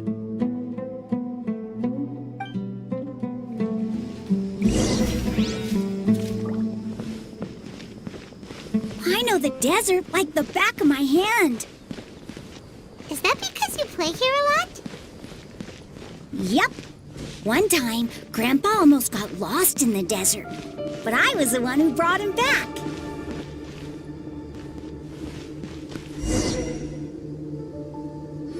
There's something here. What's this? It's buried in the sand. Looks like we'll need to roll up our sleeves and do some work. And Paimon thought running around everywhere was already enough work. Okay. So, we have to dig it out? Whatever's down there looks like it's buried really deep.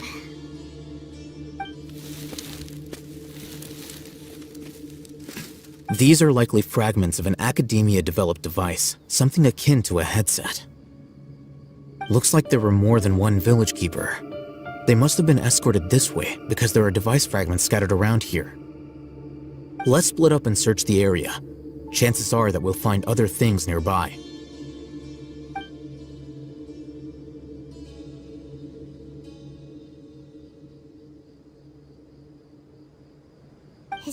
what we're searching for? It looks kinda scary. This is definitely a device used to extract divine knowledge. How did it end up buried in the sand? That can't have been part of the plan. They must have been attacked along the way. Wait, what? Grandpa, I hope you're okay. Don't worry, your grandpa's gonna be fine. Razak didn't display any signs of starvation or dehydration, which means that they left fairly recently. We should be able to catch up. One more thing. Given that the device had been entirely covered by sand, I believe the attack must have happened prior to the sandstorm. Let's keep going. They can't have gone far.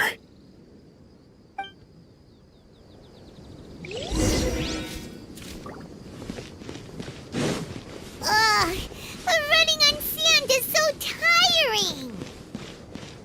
But you're flying, aren't you, Paimon? Is flying over sand tiring too? Ugh, of course it is.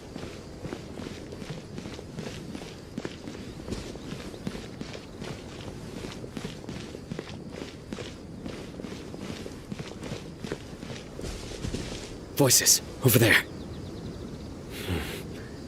It sounds like an argument. Whoa, you have really good ears.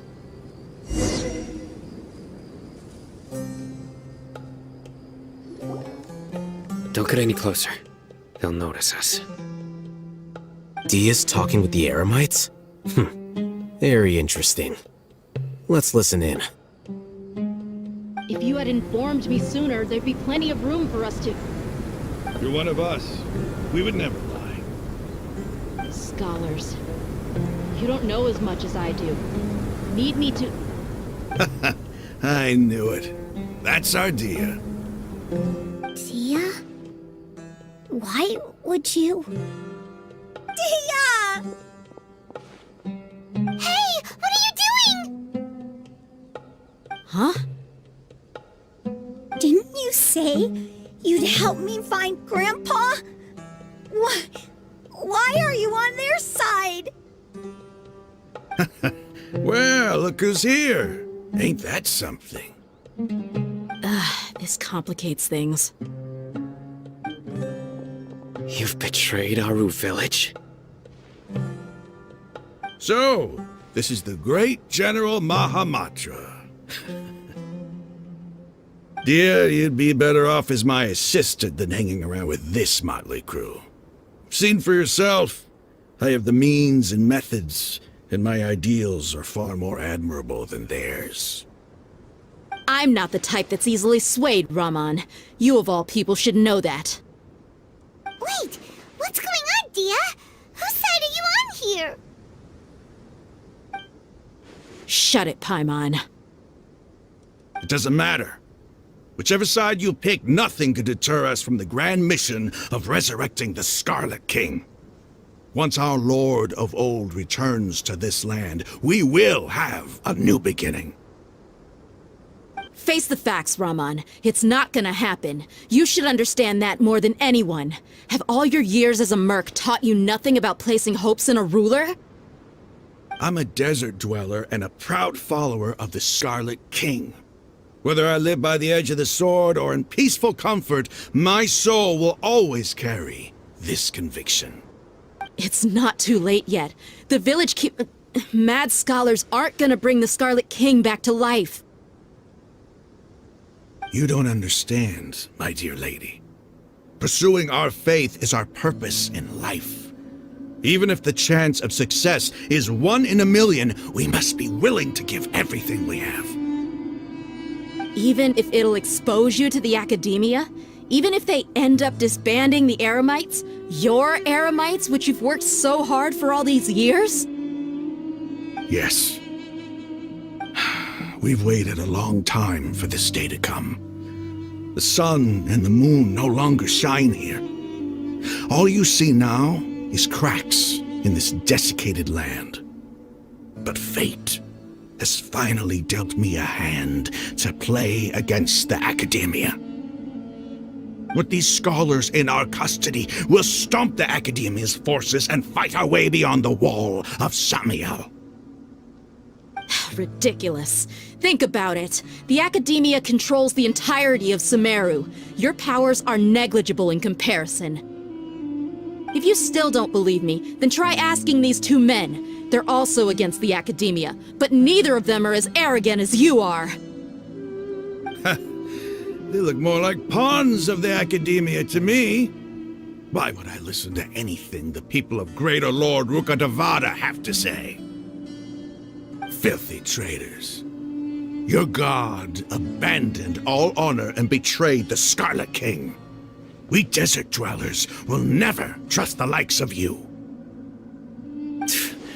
It's impossible to communicate with someone so hostile. Perhaps we should. Do you really believe that by kidnapping the scholars, you'll be able to negotiate with the Academia? These people have no value as bargaining chips, but I could be persuaded to take their place as your next hostage. These scholars were exiled from the Academia. I, on the other hand, am their current scribe, and will be a much greater asset to you. Wait, you can't be serious. So, you want to trade places with the hostages, do you? Precisely. Any wise person would gladly accept my offer. What are you thinking? What if they decide to kill you instead? Well, that would be bad luck for me.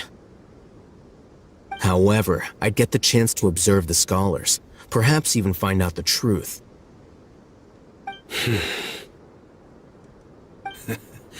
Think you can talk me over with that confident look of yours? I'm not trying to persuade you. I'm using this as a means of joining forces against the Academia. You are the scribe. What do you have against the Academia? Not all desert dwellers believe in the Scarlet King, and the same applies to the Academia. Why must all knowledge seekers approve of the Academia's way of doing things?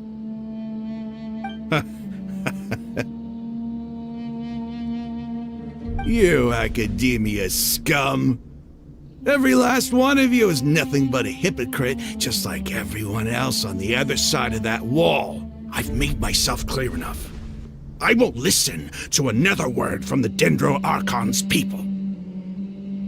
Not so fast. Alhaitham, do you stand by everything you just said? I never make empty promises. You know you're making a dangerous decision, right? I do. Good. Raman, hear me out. These people are my friends. Maybe you can't take the followers of the Dendro Archon at their word, but what about me? Do you trust me? We've known each other for years. Of course I do. In that case, I'm willing to vouch for their honesty with my right arm. Come on, Raman, don't be a coward. If you're serious about taking on the Academia, you need to steel yourself. You can't be afraid. An arm from the Flame Mane. You've piqued my interest. But what if you refuse to oblige? What should I do then? No one's a fool here, deyha. We're mercs. And mercs don't tend to live long unless they have their wits about them. You're not wrong, but this is different. I promised my friends that we'd bring back the village keepers together. Let's do it right here then. Give me your right arm as proof of your resolve. Don't listen to him! He's not even trying to negotiate! He just wants to make things more difficult! That's fine. Are you crazy? We came here to save lives. One arm for that many people is still a pretty good deal, if you ask me. Raman, I'm holding up my end of the deal here. You'd better not let me down. Sure. Go ahead and cut off her right arm. No! Damn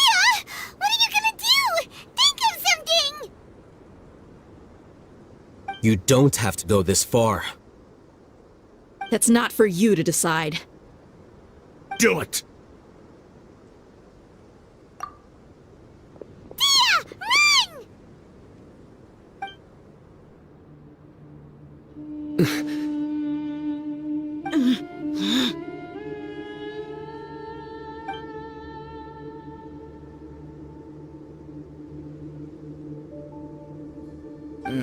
Stop! What's wrong? Can't do it? Flame Mane, you and I are both desert folk. Cutting off your arm is no different than cutting off my own fingers. Where's the sense in cutting my own kin to pieces? You've shown me that you're serious. Go on now, take your friends and leave. Meet me in the desert at noon tomorrow.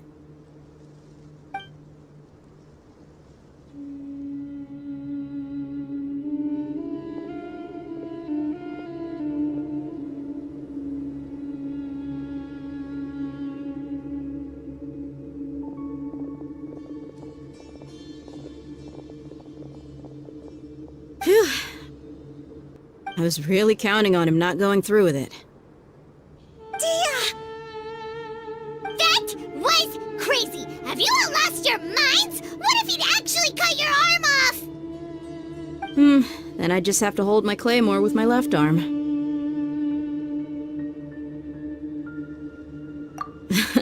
Okay, I'm sorry. But sometimes when you're out on a limb, you gotta double down to seal the deal, you know?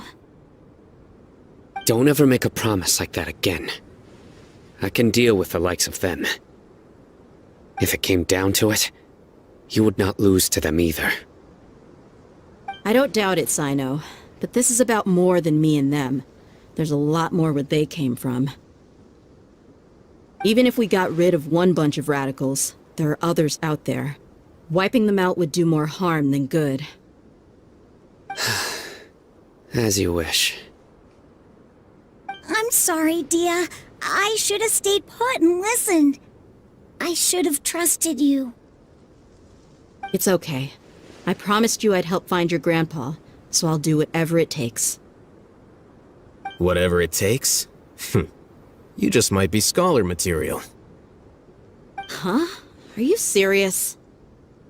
The Eremites once said that I was a lunatic. Perhaps a little madness is essential to be successful in research. Why does it feel like he's using his praise for me as an excuse to brag about himself? Okay, let's get moving. We should head back to the village and rest up. Today was just a trial run. Noon tomorrow is gonna be the hard part.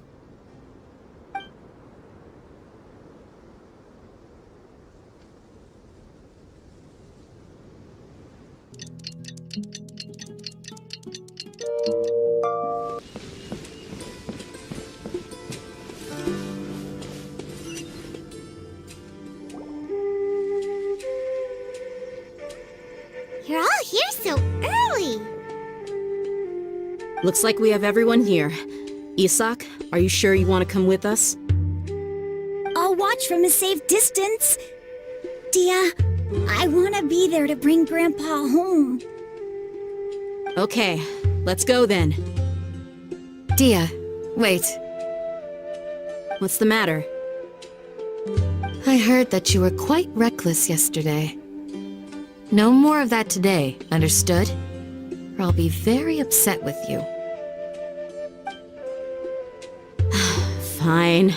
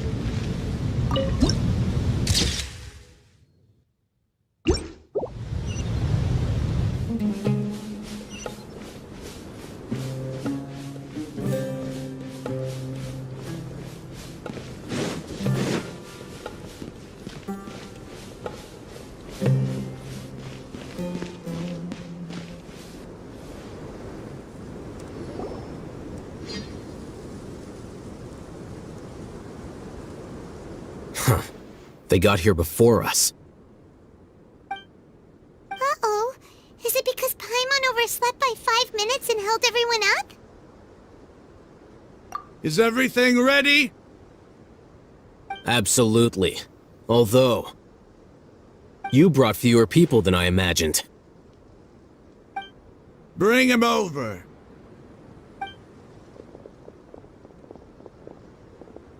Grandpa! Why is there only one of them?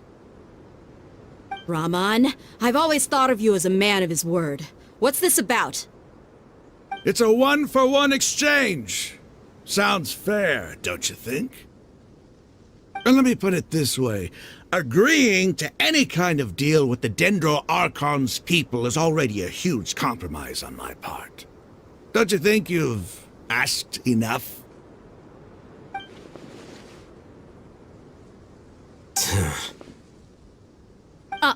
You stay right there!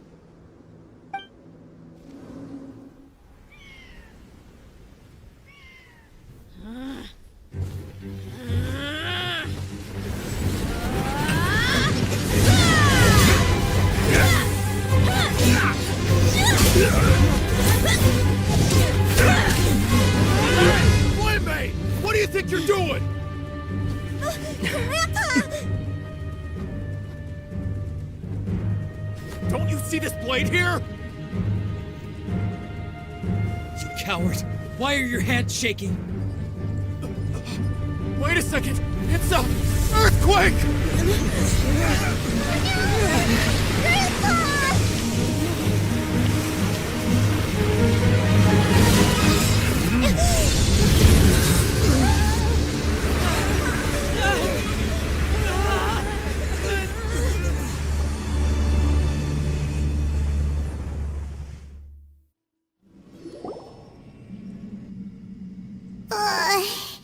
Paimon's dizzy.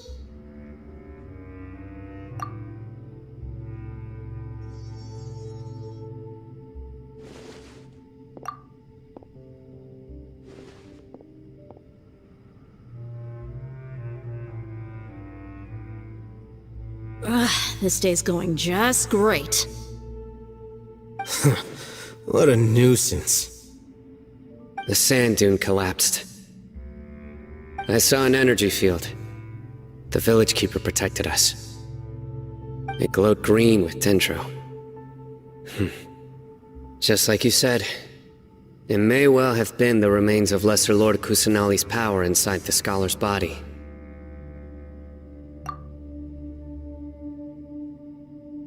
The Dendro Archon. The present one. Grandpa? Grandpa? Oh no, he's getting confused again. Hey, look around you. There used to be a temple here?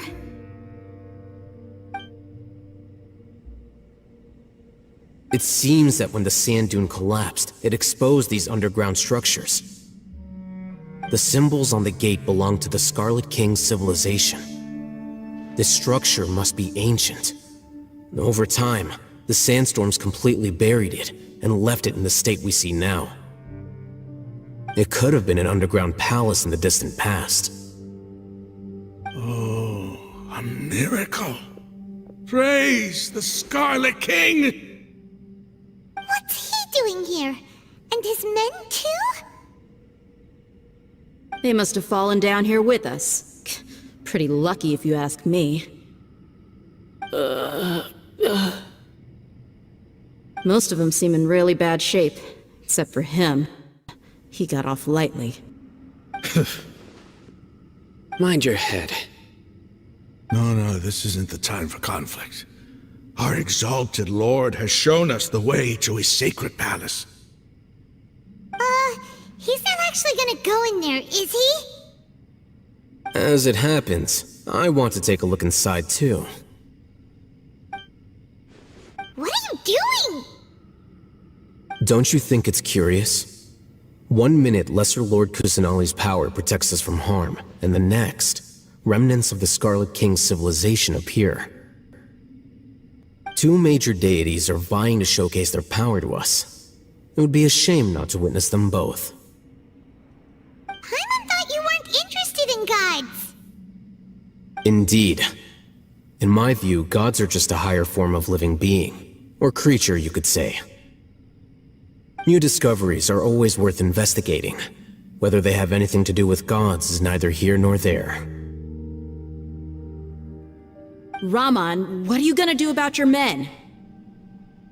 I'll just let them lay here. The Scarlet King will take care of his people. Right now, I'm going inside.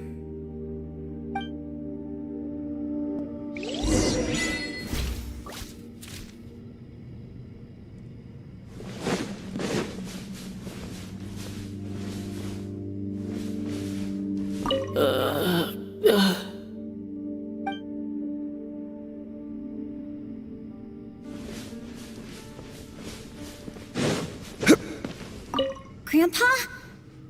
Grandpa? Oh no, he's getting confused again.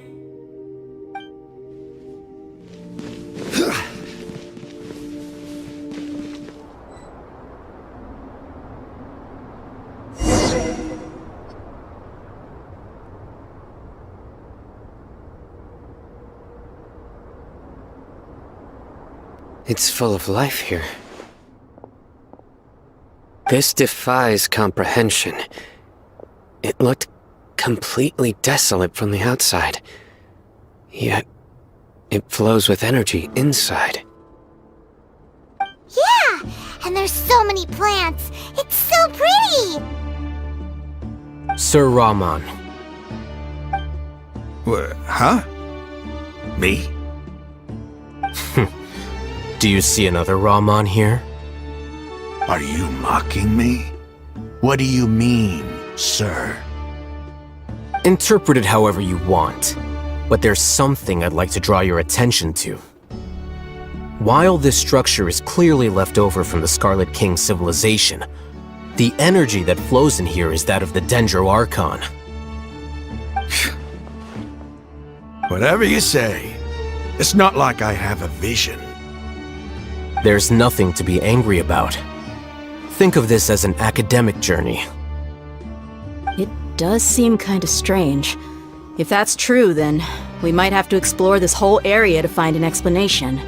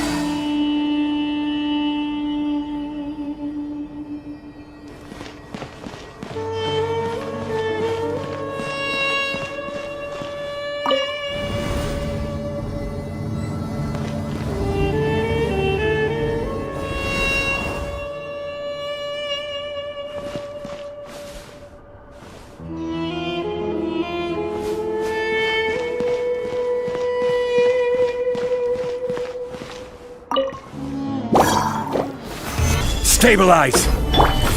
Illusion shattered! Born of ice and frost!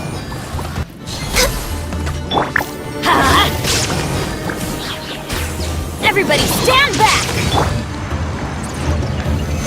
Solidify! Shine down! No touching!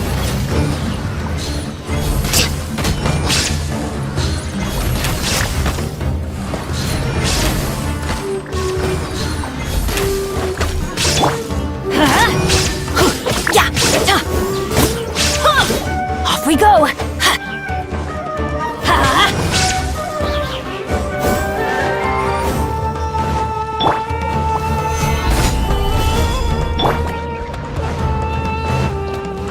Illusion shattered! Access denied!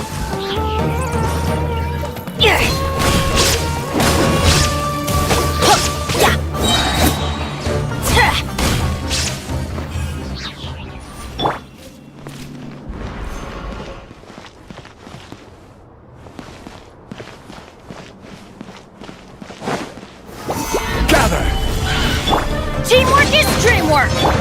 This is order. There is no escape! No touching!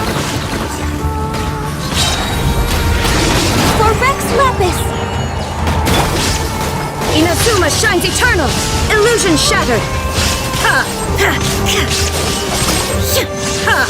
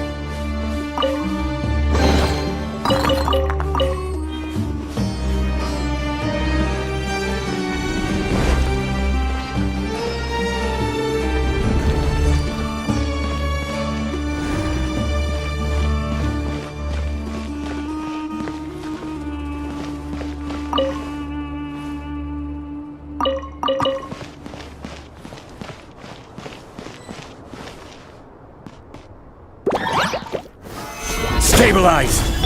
There is no escape! Let's light it up!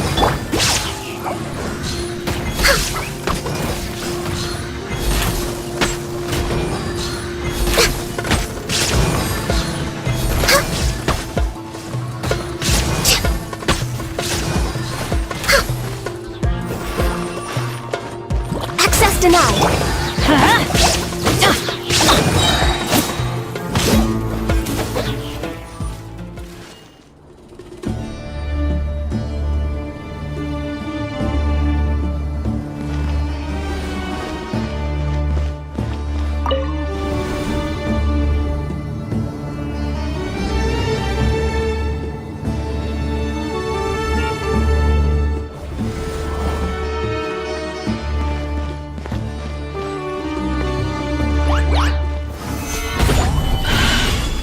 Illusion shattered!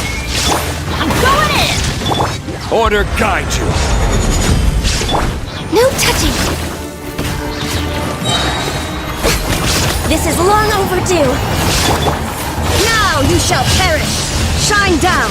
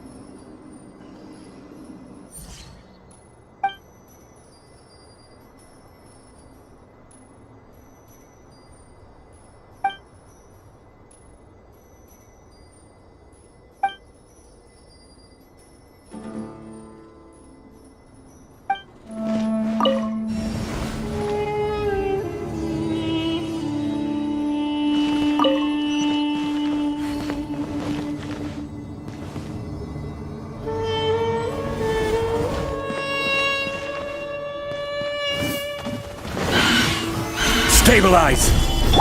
There is no escape! Access denied!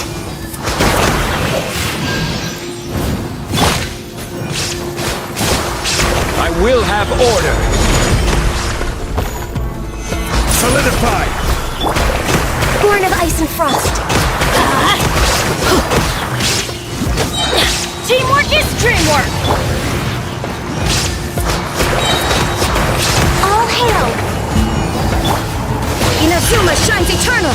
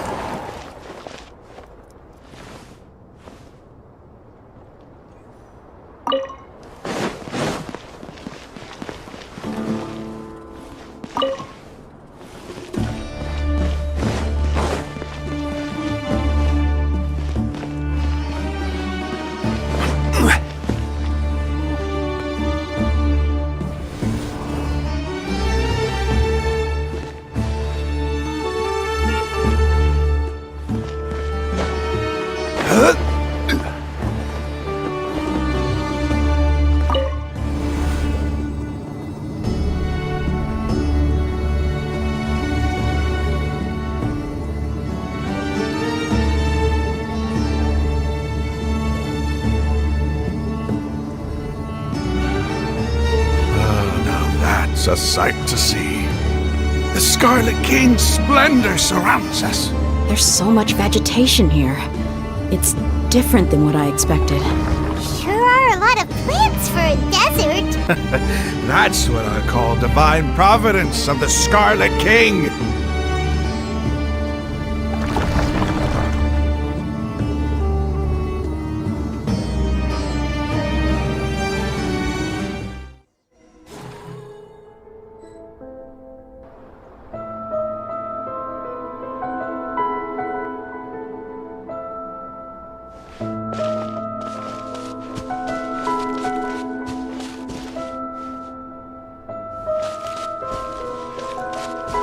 It's getting brighter! Oh, it looks so beautiful!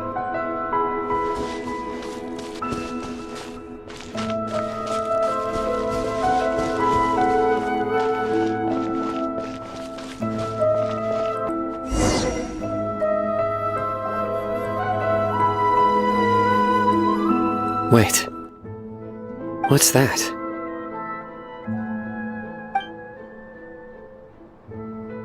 A load of flowers, and it looks like there's something among them.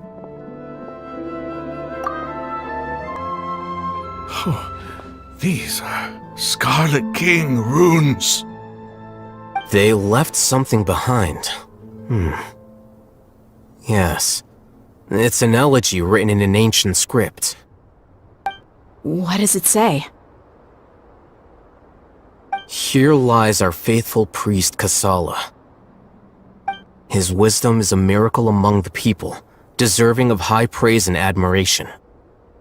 You can read ancient Scarlet King script? Of course. Every student needs to master at least 20 languages before they graduate. He's not serious, right? There's still something off about this place. The elemental energy here is too concentrated.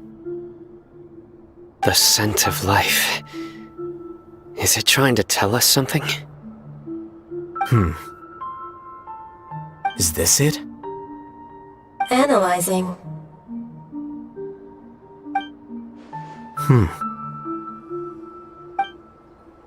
There seems to be a hidden message among these skeletal remains. Excellent. There's a device from the Scarlet King's civilization in this gravesite. I'll transmit the information over and project it for everyone to see. Isn't sharing knowledge against the Academia's rules? Yes. However, under the circumstances, I'd prefer you to see this for yourself. You'll understand after watching it.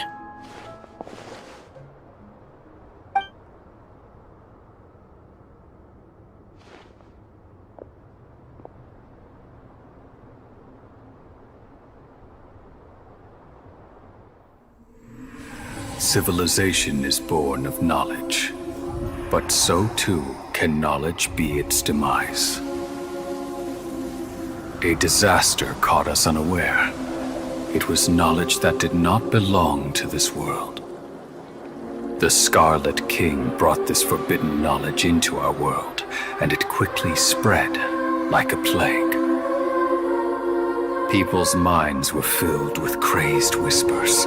Dark gray scales spread across their bodies. Even the land was stripped of its vigor. Only a desperate, deathly silence remained. Were it not for greater Lord Ruka Devata from the forests, the damage would have been irreversible. She summoned the priests to build temples and infused into them the divine power of life. The disaster was miraculously tempered, and the embers of our civilization were preserved in Aru village. Alas, the miracle could not last. As long as forbidden knowledge continued to exist, it would forever blight this world. In the end, the proud king of the desert, my eternal lord, chose to sacrifice himself. I have spent my whole life since guarding one of these many temples. But now, my duty is coming to an end. As I close my eyes for the final time, the sight of that noble deity will appear in my vision once more. In helping the Scarlet King to eradicate forbidden knowledge, she exhausted her strength, and her form became that of a small child. How strange. Now that I think of her, I no longer have any fear of death, for I sense that the spirit of life will abide with me during my eternal sleep. Children of the desert, cling no longer to past grievances, but hold tight to the memory of this act of benevolence. What was that? The priest's memories. No, impossible. Greater Lord Rukkhadevata. So the former Dendro Archon and the Scarlet King were never enemies at all. But this doesn't make any sense. The Dendro Archon's followers, they're clearly... Was that the former Dendro Archon? She became so tiny in the end.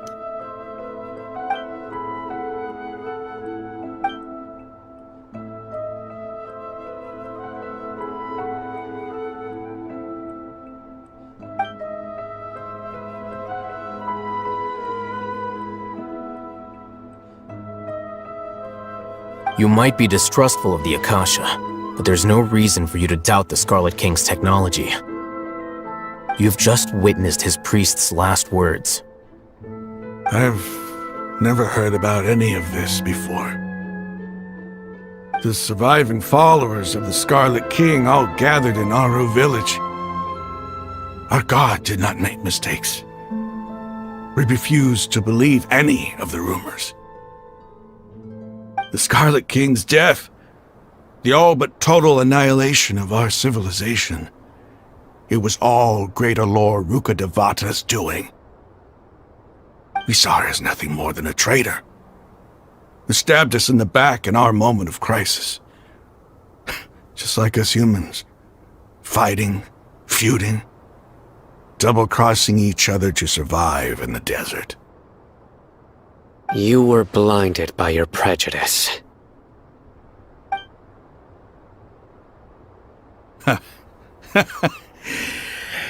If I hadn't seen this for myself, if I hadn't witnessed his last words with my own eyes, ears, and heart,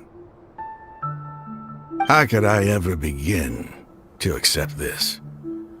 The truth is so far from what I've always known. Am I really supposed to believe that after all these years, all this time seeking revenge, suddenly now my enemy is my savior?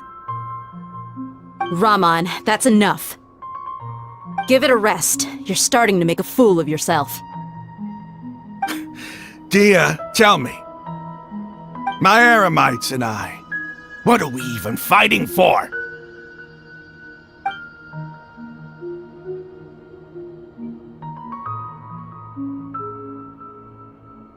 Hey, how you doing?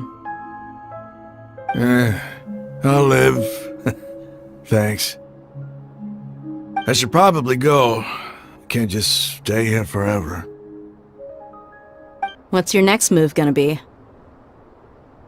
Oh, I know what you're going to ask.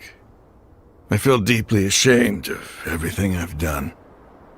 You'll get everything you're asking for. But please, give me some time. After everything that's happened here today, somehow I need to explain it to the others. It's not gonna be easy. Well, I guess that's for me to deal with. Deyha, this is where our camp's located. Make a note of it. When would be a good time for us to go? Tomorrow. I'll convince everyone that we're all on the same side. And I'll return every last one of your your village keepers. We'll share our other resources with you too. You seem to finally understand that our true enemy is the sages. Yes. The gods never gave up on anyone. It's the people responsible for all this that need to face the consequences of their actions. That must have been rough, but he seems to have figured things out now. Ramon's no fool. Being the leader of your own faction in the desert is no easy feat. It's too bad he was held back by his belief in the Scarlet King. But now that that's changed, I guess we have a few more people on our side. The outcome, at least, is favorable. We should get going too. Let's head back, have a proper meal, and a nice, long sleep. We'll need all our energy tomorrow.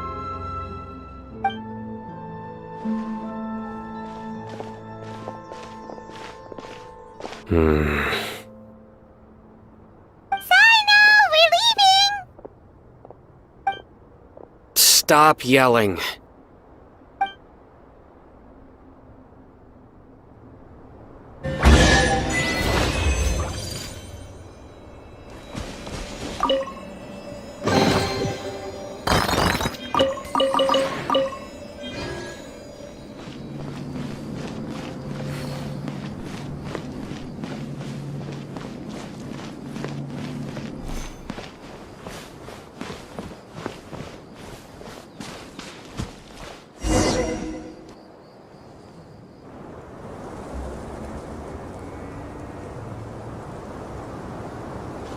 Ramon, we're here.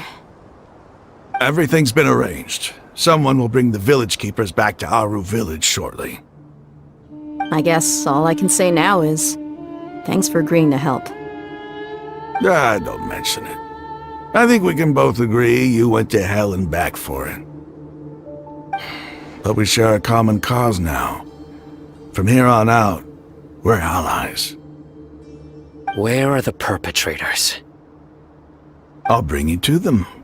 Follow me.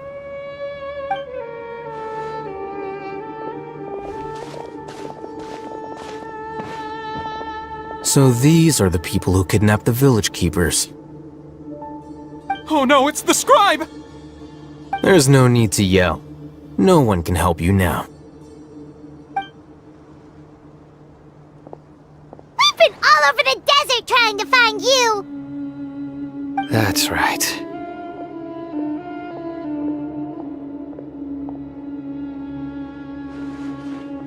General Mahamatra?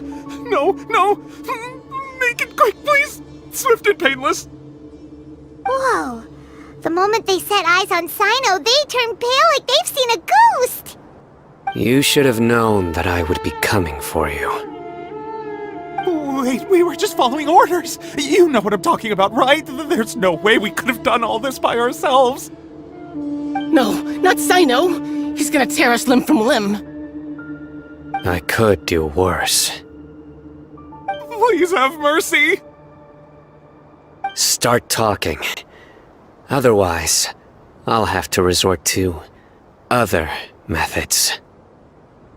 So, your superiors have kept you quite busy recently. Why? What are they trying to accomplish? They wanted to extract canned knowledge. Don't play dumb. You know what I'm really asking. They extract divine canned knowledge. Then what? I really don't know how to explain it! Well, you better start talking or you'll be sorry! You don't want to make things any more difficult for yourself, do ya? Be my guest. Huh? Huh? Uh-huh. That sure didn't sound like a fancy metaphor or anything. You're serious, aren't you? How did you know? There's no use hiding it now. Yes, you're right. The Academia is working on an important and potentially world-changing project. They are creating a new god. A god that will belong to them and to the people of Sumeru. It may seem as if Sumeru's academics are thriving, but ever since the death of Greater Lord Rukkhadevata, scholarly breakthroughs have been few and far between. The withering of Irminsul has been getting worse recently. The sages have tried everything they could think of, but nothing's worked. I'm always hearing them say things like, if only Greater Lord Rukkhadevata was still with us. Continue. And then, someone from the Fatui showed up. They called him the Doctor. He brought a gnosis and said he wanted to borrow the Academia's research facilities. The Doctor was previously expelled from the Academia. At first, the sages looked down at him in disdain. But when he said those words, everyone's expression changed. He asked them, "Do you wish to create a god?" This is what the arrogant ignorance at the extreme end of academia looks like. First, the Academia spent a long time constructing a divine vessel, which was based on an exquisite humanoid puppet. After that, they harvested dreams via the Sebzerus Festival Samsara, maximizing the Akasha's output. With the Doctor's help, and the Akasha now functioning at maximum efficiency, they were able to use it to extract the power from the Gnosis and convert it into a divine core. Next, they decided that their new god needed to possess divine wisdom. For that to happen, they needed a huge quantity of divine canned knowledge. It adds up. But how do you determine whether the knowledge extracted is of divine origin? Call it an educated guess? The Academia has been trying to figure out the exact source of the Scholar's madness for centuries, but to no avail. Nobody can explain the cause of this phenomenon. Surely you can see what that implies, Scribe Alhaitham. If it's knowledge no mortal can comprehend, then it must be something only gods are able to decipher. In other words, it's the source of the God of Wisdom's omniscience and omnipotence.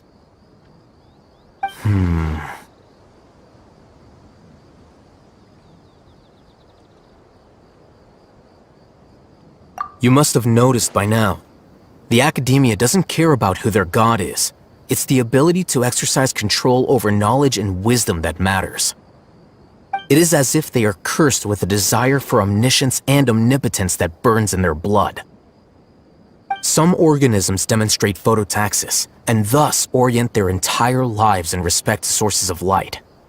For the sages, their only source of hope is the existence of a deity who embodies the acme of wisdom. This is but a form of phototaxis. For many scholars, the absence of a god of wisdom means stumbling in the darkness for the duration of their lives. Then what does Lesser Lord Kusanali mean to you? Is she not a true god present in this world? If you already have a new god, why try to create another one? From the beginning, the Academia has never treated her as a god. When the Academia first discovered Lesser Lord Kusanali, the newborn god of wisdom, the sages hoped that she would be as wise as Greater Lord Rukkhadevata. But upon evaluation, they found that at the time she possessed no more intelligence than any ordinary human child. The sages never had a ruder awakening. This forced them to accept that Greater Lord Rukkhadevata had indeed passed away. Not to mention that Lesser Lord Kusanali's gnosis had been used to power the Akasha this entire time. By herself, she has neither an Archon's raw power, nor the spectacular insight expected of a god of wisdom. Slowly but surely, people began to forget about her existence. So, this is the path the sages have chosen.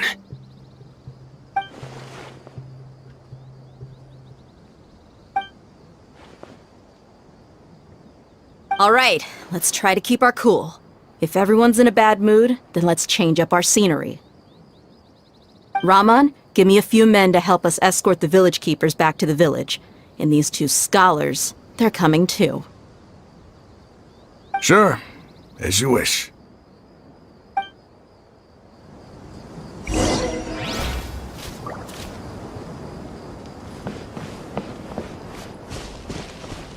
Join the airlines.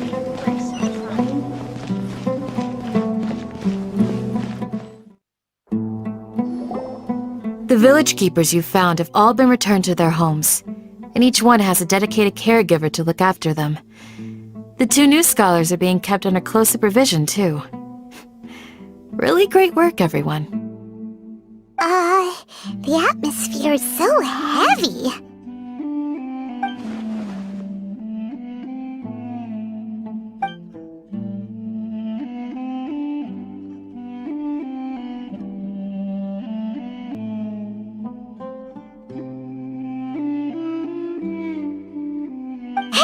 Say something! Stop spacing out! Come on, is there nothing left to talk about? In that case, let's all get some water and try to think about something else. Or I can go fetch some snacks. Oh, Paimon's so coming with you! Do you have any plans, traveler? Gods above, you're not talking about work, are you?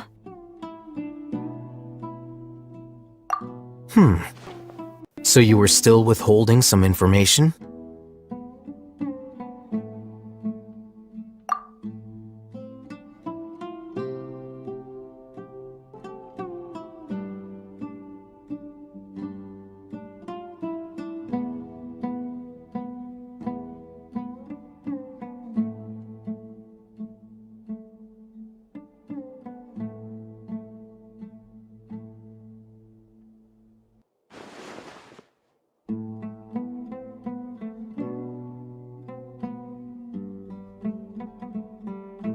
Even though we lived through all of this firsthand, it still feels super surreal to hear you talk about it again.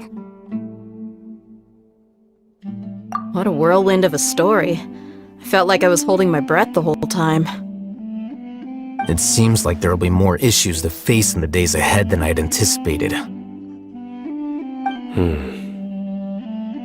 Still, now's a good time to make our next move. Now that Ramon's joined us, we'll be an even stronger team. It's time to make a plan. Indeed. These events are a flagrant transgression of the rules in every sense. We cannot allow it to continue. So, everyone, are we on the same page? Crush the sages and rescue our god. That is our ultimate goal. Well, let's brainstorm a little more about what other resources we can draw on. The next time we gather here, we must have a solid plan. Yep, it'll work out for sure.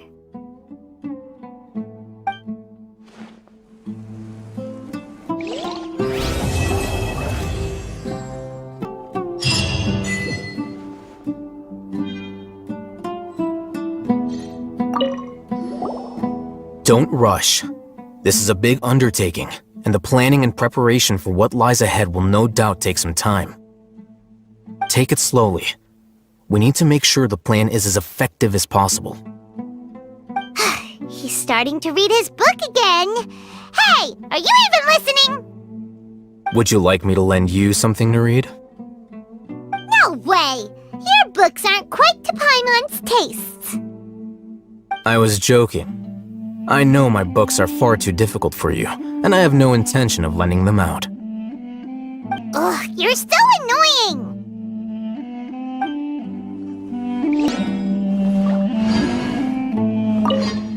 You must let me know if there's anything I can do to help. Though I cannot leave Auber Village, I can't help but feel stirred when I see the looks in your eyes. I've never felt as roused as this when fighting alone in the past. I suppose this must be the power of camaraderie.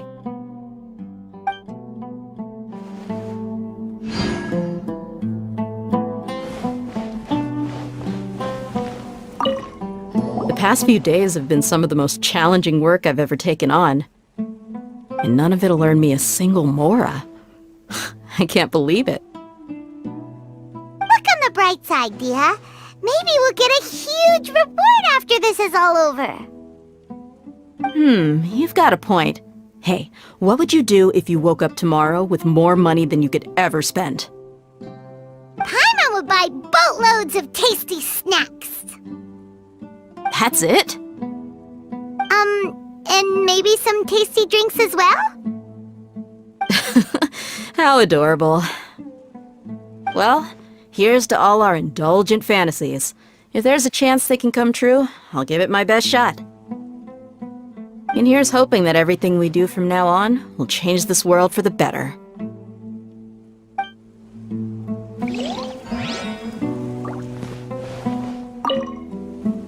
In the past, I never imagined that even the gods could suffer from hardship. If we can find a way to change all of this, will this nation become a better place?